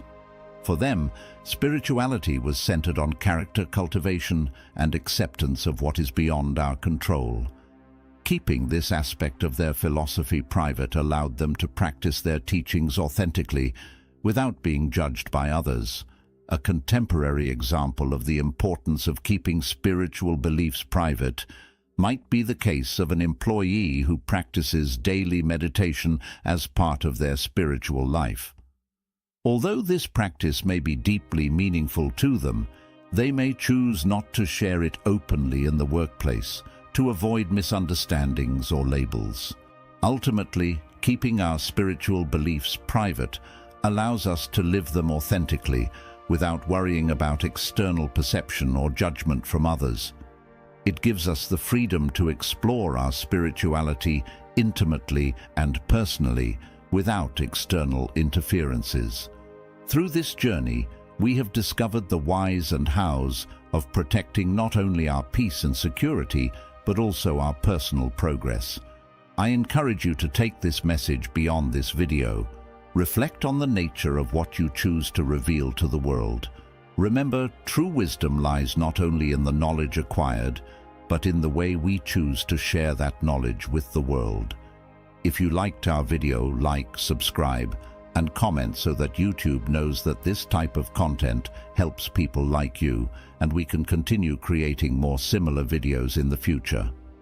If you don't know what to comment, simply write "Silence is power" to show that you have surpassed our session. I leave you with 2 more videos here so that you can continue learning for your personal development. Thank you, and until next time. Have you ever felt ignored by someone even as you try your best to deeply care for them, loving them with all your being, yet it seems they don't grasp the value of your presence, often neglecting you, leaving you feeling that despite prioritizing them in the depths of your heart, you receive little in return in your life? You wonder what you gain from giving so much, often returning alone with the feeling of being overlooked and neglected. If you allow this pattern to repeat, you are once again giving permission for them to destroy your self-esteem and insult you, but it's time to stand up to this. In this video, I share lessons to resist falling into this harmful cycle. To oppose this lesson means to act as if they don't exist, for by doing so, you deny them the power to affect your happiness and feelings. It's crucial to remember that the way they treat you is a reflection of their character, not yours. So, if you are new here, please like the video and subscribe. Statistics show that only 15% of my audience is subscribed to the channel, so if this content has helped you in any way, I ask you to subscribe and hit the notification bell. If you constantly wonder why you're being ignored, you're wasting precious time. Free yourself from this cycle by acting as if their attention doesn't exist. This simple yet powerful action means not giving them control over your emotions. Remember, your worth is not defined by their attention or lack thereof. You're not here to be noticed by them. Focus on yourself. Channel your energy towards your personal growth and goals, making their negligence irrelevant to your path to success and security. You don't need their acknowledgement to succeed. You are your own source of motivation. Let their lack of attention fuel your drive to achieve more and show them that their ignorance doesn't define you. It's their loss if they can't see your worth. In that case, cut them out of your life. Focus on directing your thoughts and building a life where their attention or absence doesn't affect you. You're busy growing and reaching your goals while they're busy ignoring. Ultimately, remember their choice to overlook you only highlights your ability to surpass them, and someday they'll realize they missed the chance to know someone as incredible as you. Stop waiting for sympathy. It's time to move beyond waiting for sympathy and love from those who keep you at the margins. Falling into the trap of seeking their compassion is like giving away your power. You don't need others' sympathy to validate your feelings or existence. Start trusting logic over emotions. When you're ignored, it's not a cue to get emotional, but to think logically. Ask yourself what their behavior says about them. Can I move on without them? Clear your judgment through logic, rather than diving into an emotional cloud of sadness or anger due to the indifference you experience. Look at the facts they've chosen to overlook and think about your next step. Being ignored doesn't stop your world, nor diminish your abilities. Your worth isn't tied to their acknowledgement. Take control of your reactions, and don't let their indifference dictate your self-esteem. When you start to think logically, others' ignorance becomes a minor issue in your life, not a major one. Build your life on your own terms, with your rules. Sympathy or the lack thereof shouldn't be the compass guiding your decisions. Make choices that propel you forward and make you a better person. In the end, your growth and success are what truly matter, not others' validation. Remember, your strength lies in your ability to think logically and act accordingly. Keep your focus on bigger achievements and don't be held back by the lack of sympathy or empathy from those who don't understand your path. Don't depend on them.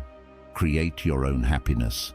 It's crucial to understand that happiness shouldn't depend on others, but you must create it yourself.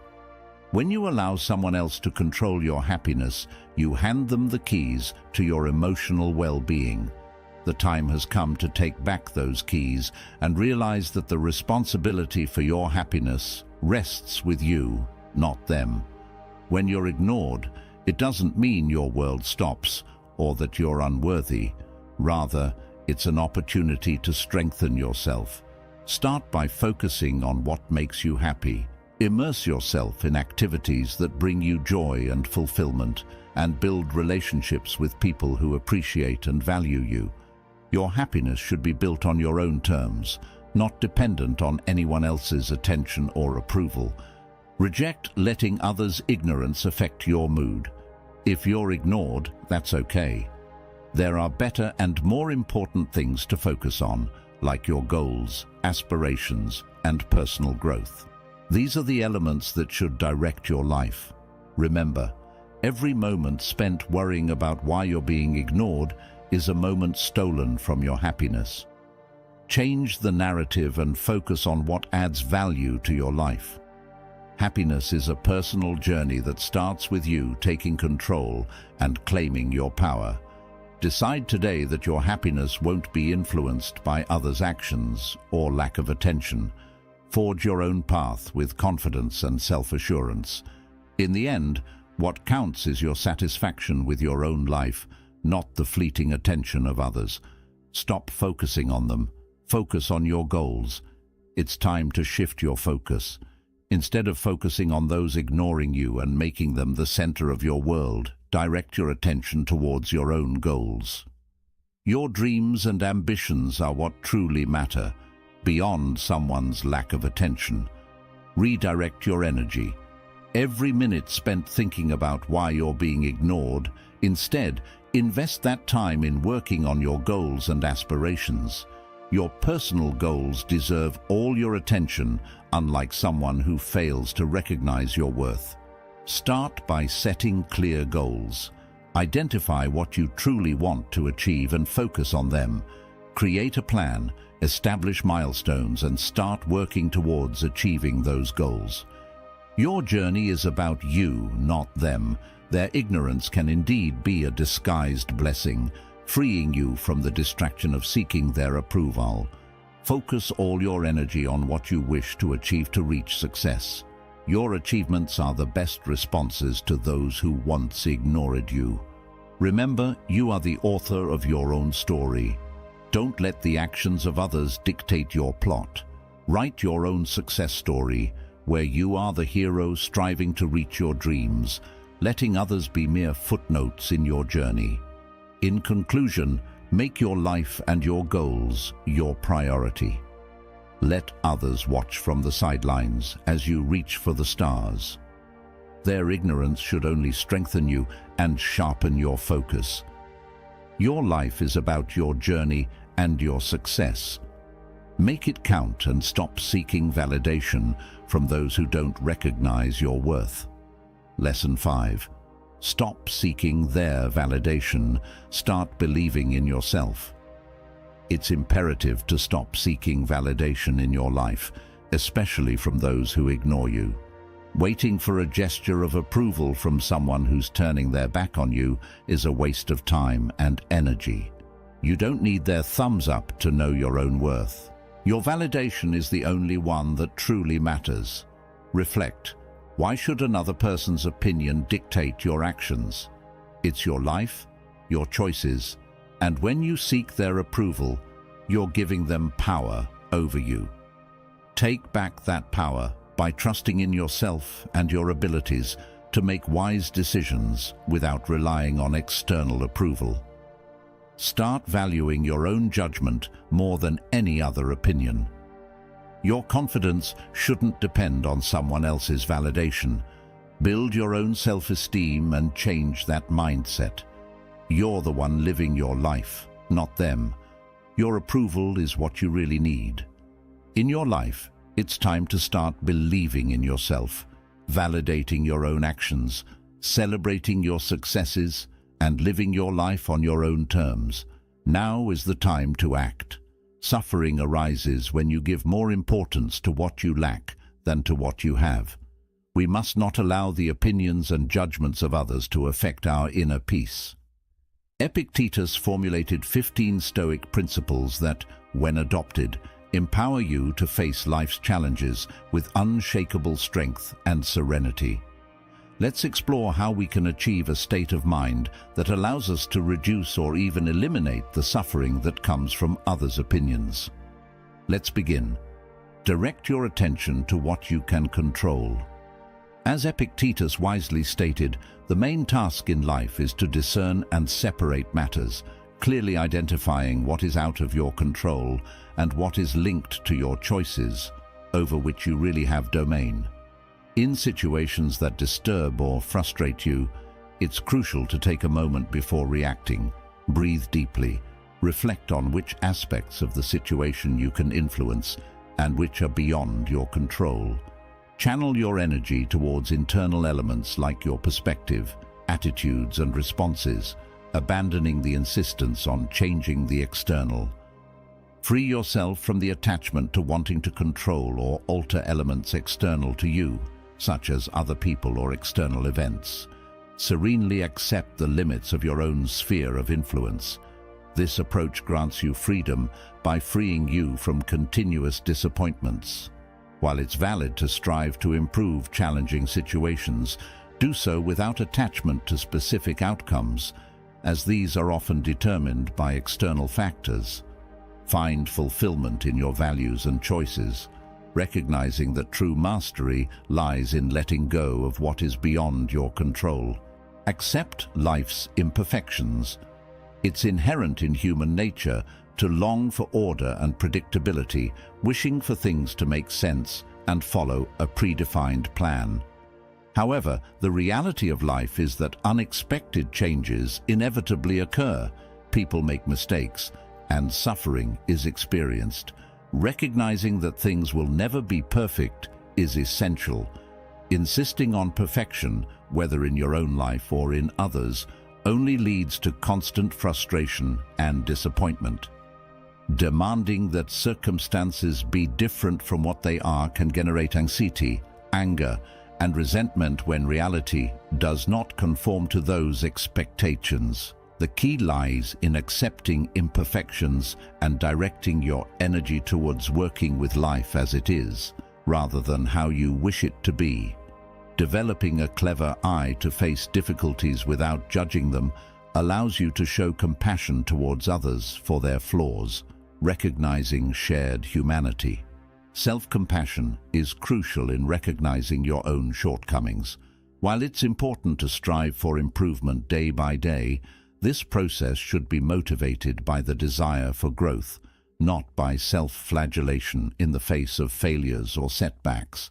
Progress is gradually achieved as you adapt and reconcile with the intrinsic human condition of being prone to errors.